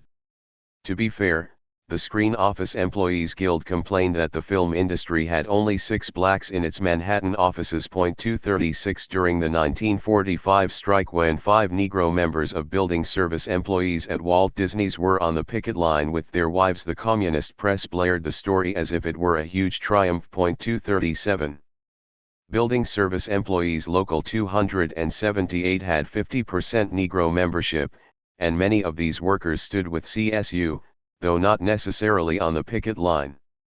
There was a tacit agreement between producers and IATSE mandating that the only work available to Negroes in the industry is janitor work and a bit of acting in stereotyped roles. 238 CSU was not energetic in attacking such calcified biases, a failure which redounded to its own detriment. Strikingly, CSU often resorted to racist iconography in its literature.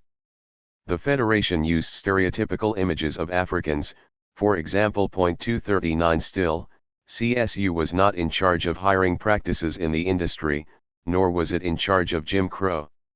It simply did not do much to oppose discrimination, even though strong efforts could have helped it. Thus, CSU was in a poor position to win over allies, like the NAACP, which were desperately interested in Hollywood. The NAACP and CSU could have united in protest against the Selznick production duel in the Sun. This Mogul, who was responsible for Gone with the Wind, was not an NAACP favorite. CSU was picketing as this movie was being made. When the movie was released, Roy Wilkins of the NAACP called it colossal trash. Members objected both to the role played by Butterfly McQueen and to the stereotyped portrayals of Native Americans. A confidant told the NAACP that it strikes a telling blow at any program attempting to better race relations through the medium of the motion picture.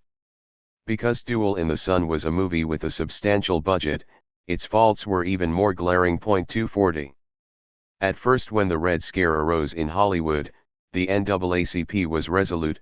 The communist issue, roared leader Walter White, was used as a means of expressing vicious anti-Semitism. But within months White was restraining Thurgood Marshall from filing an amicus brief in the Hollywood 10 case, although these men were among the writers in Hollywood who had been most friendly to Negroes. Marshall knew that liberals like Walter Wanger and Bette Davis claimed to be in the same camp, though he had yet to see anything that any of them have done for Negroes. Consequently, though he desperately wanted to do so, Marshall was prevented from coming to the defense of the left in Hollywood for fear that such an action would taint the NAACP's cause as it jockeyed to gain civil rights concessions. 241 A subtle message was sent to the NAACP leadership when Frank Barnes, a postal worker who headed the Santa Monica chapter and who had been leading the picketing at Sears Roebuck on the issue of job discrimination, was brought up on loyalty charges. He had been charged with consorting with subversive groups like the Communists and the American Jewish Congress. 242 This maneuver effectively throttled any possibility that the NAACP in Southern California would rise to the defense of CSU. Though the CSU leadership failed to fully recognize the fact, the garrote was tightening around its collective neck. 243 CSU was not terribly advanced on gender questions either. Its literature often featured scantily clad women picketers who were referred to as glamorous piquettes. 244 As the political environment changed from the Popular Front to the Red Scare, CSU was unable to adapt its tactics to incorporate newer allies that should have been incorporated all along. There were, of course, factors beyond CSU's control that led to its defeat. Not only was the national political spectrum shifting to the right. 245 As CSU took to the streets, but so was the labor movement itself. 246 In such an environment, it was more than difficult for a union that tolerated communists to any degree to survive. The terminal decline of CSU was part of a larger national trend of vibrant local unions being overrun by larger national entities like IATSE with the ample assistance of national elites. 247 Epilogue. Though the labor militance epitomized by CSU has become a distant memory as the new millennium dawns, episodes of labor unrest continue to hit Hollywood. Nonetheless, unions seem unable to curtail the power of management, though the industry itself is growing and becoming ever more profitable. Indeed, the trends that had emerged in the 1940s, particularly the influence of organized crime, have become all too real a half-century later and have spread across the globe. In the 1990s, Hollywood contained more than 4,400 firms that made their living from the film business and 100,000 freelancers who labor in the industry. Though aerospace continues to dominate the Southern California economy, Disney alone has 11,000 employees and MCA Universal has 8,000. 2 Hollywood still remains essential to the financial health of leading banks. Movies rank as one of the most profitable areas of banking and with the right understanding of the business are deemed extraordinarily safe. An executive of the Imperial Bank described the film business the way he does it, as the safest and most lucrative area of banking, similar in many respects to real estate lending. Said experience is crucial to knowing the producer and what kind of stars and creative talent are behind a film. John Miller of Chase Securities said that his parent bank Chase of Manhattan has been in the entertainment business for 50+ years and hasn't backed out and has no intention of doing so. 3. In 1997, movie ticket sales set another record as the industry appeared to be recession-proof. 4 Box office receipts that year were a hefty $6.42 billion, compared to $5.7 billion in 1996. Movie attendance in 1997 was a record 1.4 billion, a 7% increase over the previous year. In that same year, 413 films were released in the US, 125 more than were released 10 years earlier. 5 A report by Los Angeles Economic Development Corporation revealed that 96,000 jobs were added to the movie industry between 1990 and 1997. Total movie-related employment in LA County stood at 500,000, generating $25.6 billion in economic activity there. Though studios like Disney played a sizable role in this economy, the long-term growth of independents and the relative decline of studio employment had continued. A whopping 78% of jobs in this industry came from companies with 1 to 4 employees. 6 Foreign revenues in the 1990s accounted for about 42% of a film's total revenue, and those percentages are expected to grow. The nagging worry that foreign films would erode Hollywood's market share persists. The current perception is that French movies in France, Spanish movies in Spain, etc., are pushing U.S. movies out of the market. Jack Valenti, the former aide to President Lyndon B. Johnson, replaced Eric Johnston as head of the Industry Trade Association, which still has as a central purpose knocking down protectionist barriers. Valenti claimed to be the highest paid executive of such an association, which is somehow fitting given Hollywood's outsized share of the nation's export earnings. 7. Studio labor continues to be concerned about the runaway production from Southern California to friendlier climates abroad. Tax breaks and the weak Canadian dollar lured more productions north of the border. Australia also was attracting more and more Hollywood filmmakers. The Screen Actors Guild charged that in recent years 11,000 acting roles have been lost to Canada alone. Permits for feature film shooting in LA County fell 13% in 1998. Just as in the 1940s, automation and related trends continue to devour jobs in Hollywood. Between 1989 and 1999 the industry hemorrhaged a stunning 125,000 jobs. By way of comparison, when the Berlin Wall fell and the defense industry, the other pillar of the region's economy, lost 75,000 jobs over the next few years, this was seen as a national catastrophe. 9 Still, the ripple effect of this development is not negligible, given Southern California's role as the locomotive of the nation's economy. The influence of the industry on management practices could be gleaned further when prominent consultants began recommending film production techniques as a model for industry generally. Why have corporations in the first place? Why not make things the way independent films get made? That is, someone writes a script, someone agrees to direct, they get financing, choose actors and a production crew, make the film, get someone to distribute it, and then all those involved disband, perhaps never to see one another again. 10 Such thinking helped to drive a wave of downsizing that imposed the traditional insecurity of film workers onto the labor force generally. As manufacturers making other products moved vigorously to incorporate Hollywood's production techniques, workers were initiated into what some termed a virtual corporation. With militant unions like CSU out of the way, management found it easier to exercise its prerogatives unilaterally. Other industries apparently had not considered fully the implications of utilizing this Hollywood mode of production. Elmer Bernstein, a composer for the movies for almost 5 decades, noted recently that nowadays he was taking less time to create musical scores than he had at the beginning of his career. In the old days, with the studios, he recalled, they didn't worry so much about time and how long you took, because everybody was on salary. Now that everybody is working week to week, time is very important. 11 He did not comment on what impact this new mode of production has had on the quality of Hollywood music, though it is easy to infer that quality has been affected.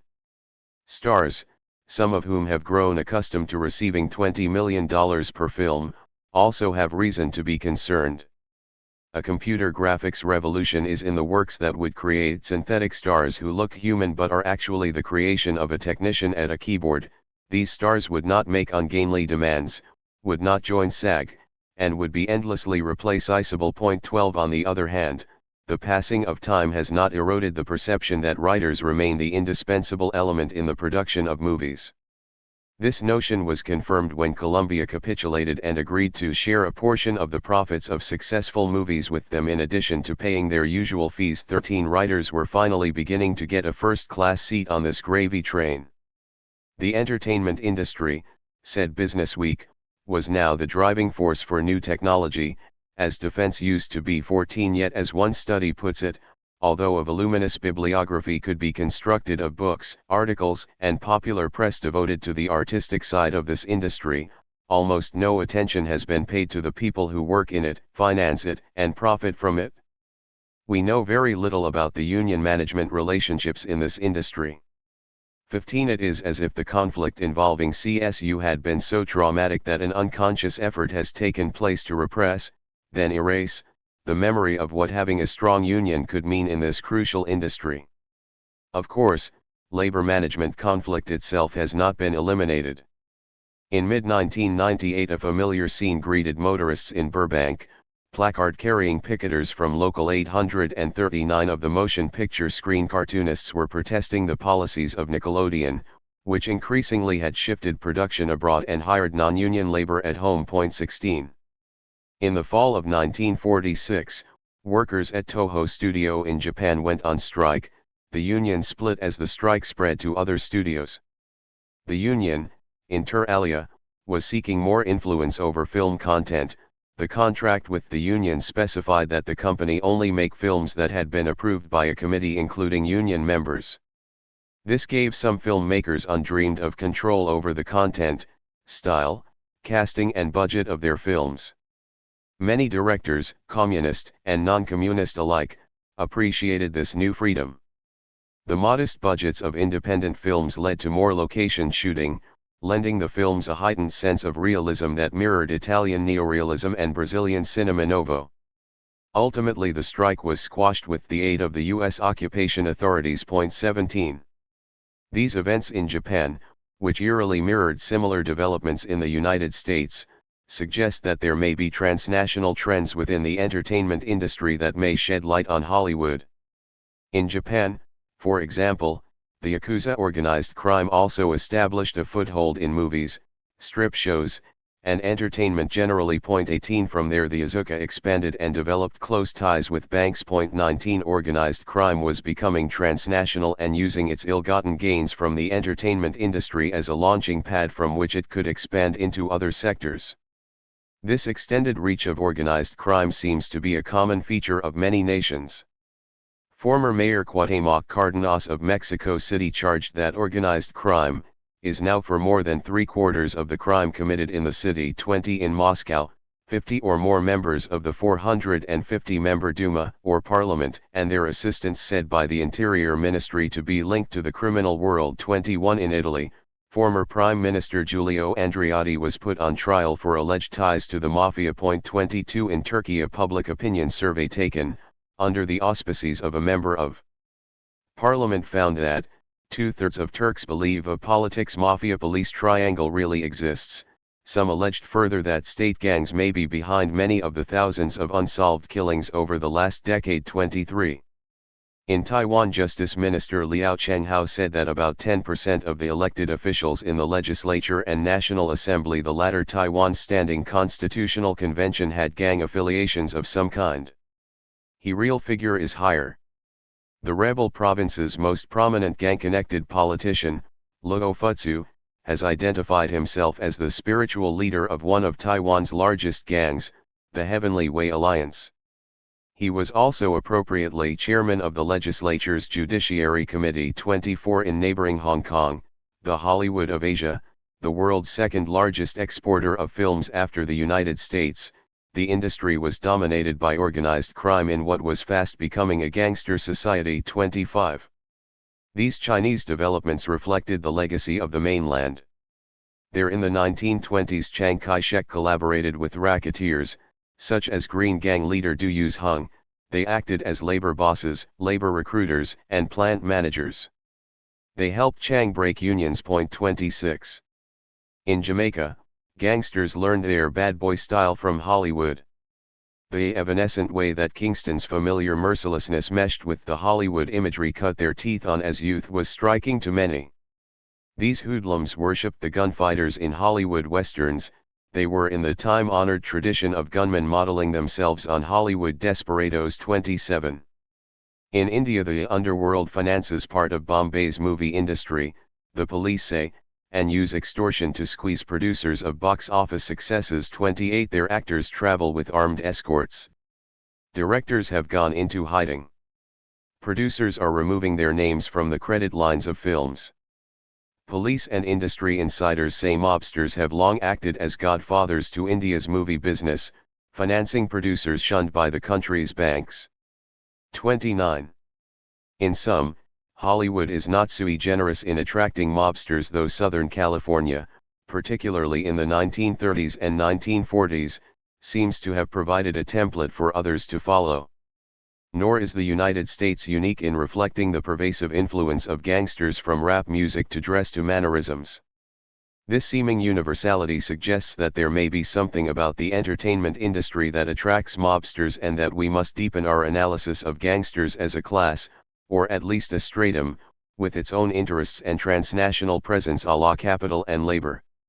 Whatever the case, in an evident continuation of developments noticed when CSU was under siege, Southern California as the example of gangsta rap exemplifies has been a hotbed of these trends. Sidney Korshak died in 1996 after almost 60 years of legal practice. One of his earliest clients was the Chicago mob. The producer of The Godfather, Robert Evans, who himself was involved in questionable activities surrounding his movie Cotton Club, called Korshak my consigliere, my godfather and my closest friend. He had good contacts, said Evans, with the heavy muscle 30, yet he brokered many deals with industry behemoths like the late Charles Blood Horne of Gulf and Western, Lou Wasserman of MCA, and Kirk Kerkorian of MGM. He worked closely with Jimmy Hoffa as the overseer of the Teamsters investments in hotels. 31 Korshak, a resident of Southern California, was not the only figure in the orbit of the entertainment industry who was accused of having mob connections. In 1978, Warner Communications was on trial for having similar arrangements. 32. The omnipresence of organized crime was made clear when Chicago began providing a bus tour of gangland spots from the 1930s, the saloons, gambling dens, shops, brothels, breweries, where Capone and his comrades did business. This bus is a theater on wheels with Chicago actors dressed in baggy pants and wide-brimmed hats, who know their parts and their history well. 33. The mob was not just a sideshow for tourists. Mobsters have expanded into money laundering, large-scale drug dealing, and more legitimate businesses. 34 Wall Street has been invaded by gangsters. 35 Small-scale mobsters are involved in more prosaic activity. In New York City, legitimate tenants were driven from their apartments by gangsters and other lowlives brought in by unscrupulous landlords, an organized ring of tenant terrorists. They hired themselves out to landlords from 1978 to 1984 and installed drug addicts, prostitutes, thieves and other criminals in vacant apartments to commit burglaries and assaults against tenants, and to cause floods, set fires, strew garbage and otherwise terrorize the tenants. 36 Most of all, mobsters still maintain control over many unions, particularly the painters who had once embraced Herb Sorrell. 37 This barbaric grip has been sustained with a kind of violence that made what happened in Los Angeles in 1945 to 1946 seem mild by comparison. 38 African Americans could not and have not remained oblivious to these developments. The Black Panther Party, which was born in California, consciously grounded itself among and within the lumpen. In fact, the party organized a singing group with this generic name, signifying a belief in the transforming role of pimps, prostitutes, gangsters. 39 The BPP was walking in the footsteps of the 1930s Harlem and Chicago policy kings and gamblers who emerged as race leaders and who, like Jack Dragna and Meyer Lansky, were ethnocentric. 40. Nowadays these trends arise almost informally. In 1997 filmmaker Spike Lee took some of his friends, muscle, he calls them, to 125th Street with baseball bats to clean the bootleg copies off the street. 41 Rap music impresario Marion Suge Knight, a member of the LA gang The Bloods, allegedly formed his firm Death Row Records from drug money. 42. In short, the tentacles of organized crime have extended their reach sensationally, even in comparison to the admittedly halcyon days of the 1940s. Strikingly, movies that glamorize the most banal and quotidian details of the gangsters' existence often provide a manual for those across the globe who seek to emulate them, as the example of Jamaica suggests. CSU's ouster from influence removed a troublesome barrier in the path of this development. The Communist Party has faded in Hollywood, along with febrile hysteria about alleged Jewish influence in the movies. As a new century opens, there is little question that the formerly obstreperous screenwriters have been eclipsed, their New Deal with Columbia notwithstanding. Film is a director's medium, it is said, and the director is the auteur of the film. One thing has not changed, however: organized crime's influence in the entertainment industry has not disappeared. By 1958, communist leader Pettis Perry claimed, here that in LA, as in Philadelphia, that when Negro people move into an area, that white left and communists immediately flee to other areas, that are still lily-white 43 by the early 1960s, resistance to racial integration remained just as obdurate in the neighborhood as in the workplace, so much so that Reds who prided themselves on their avant-garde attitudes on race were affected. Hollywood was not unaffected by these regressive trends. The NAACP said many unions there had no Negroes. 44 Spike Lee, one of the few African Americans working regularly as an actor, screenwriter, director, is bitter about this. There is no high-ranking African American, he said ruefully, who can greenlight a picture. But I can always count on my brother man security guard to wave me through the studio gates. In my meetings with various departments, distribution, marketing, publicity, 20 people in the room, I rarely see anybody who looks like me.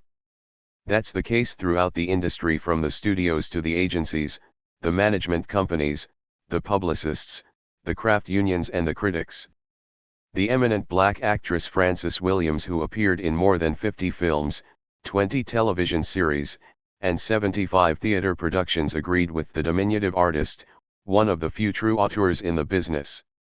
She was a leading member of SAG for decades and to her dying day continued to resent Ronald Reagan, who she charged immediately dissolved the minority committee of the union upon his ascension to leadership in the wake of CSU's demise. Not surprisingly, minority clout in the industry fell correspondingly with this maneuver. 45 Though the numbers of Latinos, Native Americans, and Asian Americans in the United States has increased dramatically since the heyday of CSU, their representation at all levels within this industry in a region where they reside in great abundance is also problematic. The role of women of all races and ethnicities has not improved dramatically either. CSU, which was heavily dependent on the militance and toil of women workers, nearly excluded them from the higher ranks of leadership. CSU tactics, e.g., having women picket in bathing suits, were questionable also. This pig-headedness obtained despite the fact that Local 683 of IATSE, whose solidarity with CSU in 1946 almost tipped things in the Federation's favor, had many women in its ranks. Yet almost 50 years after the dissolution of CSU, the situation of women workers in the industry seems little improved. The Teamsters still have mob and entertainment connections. Their leader of long-standing, Jackie Presser, had a Rolodex that bulged with the names and numbers of television and movie celebrities. Any of these luminaries also had long-time Reagan connections. One of his principal contacts was Marty Bacow, who was a bagman for film producers who wanted to buy labor peace. Teamster officials were receiving kickbacks in return for labor peace, a practice that was prevalent throughout the film industry. 46. As in the 1940s, Hollywood remains a relatively high-paying industry. In the late 1990s, the union minimum for camera operators was $1,583.20 per week, costume designers, $1,583, set decorators, $1,706.14, grips, $24 per hour, extras, $79 per diem. 47 Yet unions remain weak, and in 1987 one perceptive writer asked, "Can the Hollywood unions survive?" 48. This question was asked because IATSE had lost tremendous strength since 1946 and was barely in a position to protect the interests of its members. IATSE's triumph in 1946 had not necessarily been a boon for studio labor. In the spring of 1997, Brent Hirschman, 35, fell asleep while driving home after working 19 hours on the set of a New Line Cinema film. This exhausted father of two small children drove his car into a utility pole. He was killed instantly. Such extraordinarily long working days had become common in Hollywood. 49 At Universal, union readers were being replaced by non-union readers who were, among other things, younger than their terminated predecessors. What these displaced workers called the Mother's Day Massacre demonstrated the inability of their union to protect their jobs. 50 Meanwhile, in Burbank, Warner Brothers was downsizing, re-engineering, outsourcing. This would include possibly the mailroom, security, the fire department and maintenance/janitorial. Few weeks ago Warner shuttered its 18-month-old in-house digital effects division. 51. A stunt performer and extras on Titanic co-financed by 20th Century Fox and Paramount Pictures say they were subjected to appalling work conditions and a significant number of mishaps. These incidents were symptomatic of an even bigger safety problem in the film industry. More than a decade after director John Landis was acquitted of involuntary manslaughter charges stemming from the deaths of actor Vic Morrow and 2 children on the set of Twilight Zone the movie, there remains a shocking lack of accountability for on-set accidents. This fact may be tied to the allegation that some crew personnel who testified against John Landis reportedly had trouble finding work after the trial. The blacklist continues, albeit in other forms. On-set tragedies are on the rise. Safety problems are rife throughout the film industry, afflicting non-stunt people as well as the professional risk-takers. In 1995, no fewer than 4 people were killed on U.S. film sets, though reliable figures for the motion picture and television industry do not exist. In fact, these figures aren't even included in the data collected by the California Occupational Safety and Health Administration. CalOSHA also lacks any authority to adequately punish either production companies or distributors when performers get hurt. Spokespeople for the 7 majors claim that they don't even keep track of production injuries. 52. All the while, IATSE has not mounted the sort of vigorous protest one would expect from a union whose members are under siege. 53. Of course, non-union productions which have proliferated since 1946 have even worse records. In 1997, Sean Pattison, a stuntman, spoke movingly of what happened to him in making one of these movies. On a non-union film, I performed a stunt where I jumped off the First Street Bridge onto the back of a moving 24-foot truck. On the third jump, I hit the truck hard, resulting in a paralyzing spinal cord injury. Medically speaking, I'm a quadriplegic. 54. The proliferation of movie production in anti-union bastions like North Carolina also has compromised the health and safety of film workers. In March 1993, actor Brandon Lee died after he was shot in the abdomen during the filming in Wilmington of The Crow, released by Carolco Studio. The gun used in this fatal injury was placed in storage without being checked. When an actor pulled the trigger to shoot Lee, the explosion of a dummy round forced a bullet fragment out of the barrel, striking the 28-year-old son of Bruce Lee. In 1998, 3 were hurt, 2 critically, while filming a scene in Black Dog, starring Patrick Swayze. 55. More than a half-century after the CSU's demise, Ken Abraham, a set dresser with IATSE Local 44 and a prop person for the film and television industry, argued vehemently against proposals to change the conditions that led to Brent Hirschman's auto accident. Rather than hire more workers, studios found it cheaper to pay studio labor time and a half for overtime. The price paid bone-tired weariness that could lead to fatal accidents was rationalized as worth it. 56. Nikki Capshaw of Burbank argued just as vehemently that the problem was due to the divide-and-conquer nature of IATSE locals. Though bearing the earmarks of a horizontal industrial union, akin to the old CIO unions like the United Auto Workers, IATSE remains an uneasy alliance among often warring craft locals.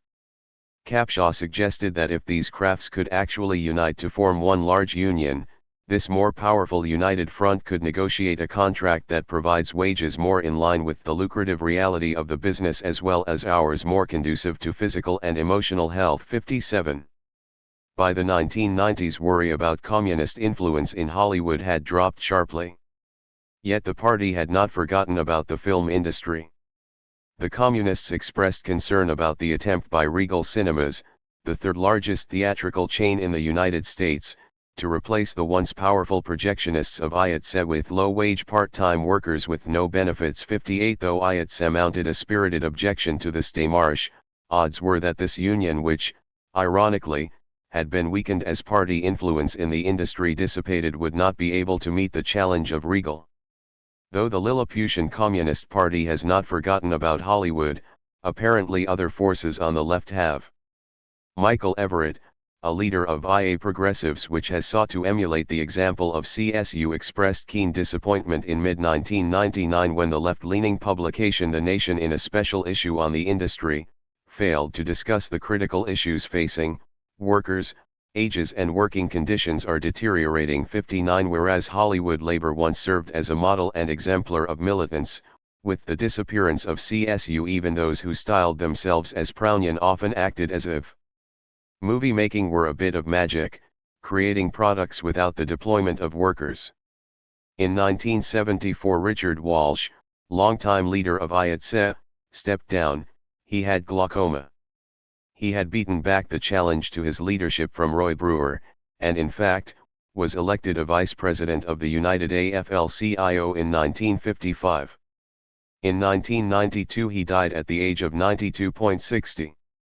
In 1975, as he was about to be called before a congressional committee investigating various CIA plots over the years including agency ties to organized crime, Johnny Rosselli was asphyxiated aboard a yacht, then his legs were sawed off so would fit into an oil drum that was found floating near Miami. 61 2 years earlier, Herb Sorrell had passed away, his notoriety having faded. He died in virtual obscurity. 62. Sorrell carried to his grave the burden of being regarded a communist in a nation that elected his interlocutor, Ronald Reagan, as president on an explicitly anti-communist platform. During his tenure in the White House, the basis was laid for the dismantling of the Soviet Union and the weakening of communist parties worldwide, including in the United States itself, where the party had fallen on hard times since the glory days of John Howard Lawson and Dalton Trumbo.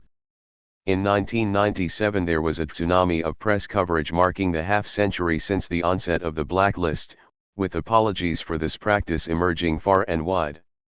But some critics charged that this regret was misplaced, given that some of those blacklisted like Lawson were card-carrying communists and, it was said, complicit in the crimes of Stalin. 63. Pete Seeger, the singer who worked closely with People's Songs, the group that helped maintain strikers' morale on picket lines and in jails during the labor unrest of the 1940s, dissented vigorously. Sure, he said, he would apologize for Stalin, but, he continued, I guess anyone who himself or herself a Christian should be prepared to apologize for the Inquisition, the burning of heretics by Protestants, the slaughter of Jews and Muslims by Crusaders. The United States could consider apologizing for stealing land from Native Americans and enslaving blacks. Europeans could apologize for worldwide conquests, Mongolians for Genghis Khan.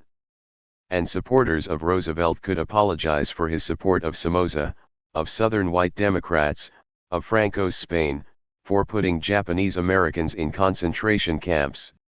64 Lost in this discourse was the fact that although rooting Reds was the ostensible basis for the blacklist, overwhelmingly the victims were non-communists.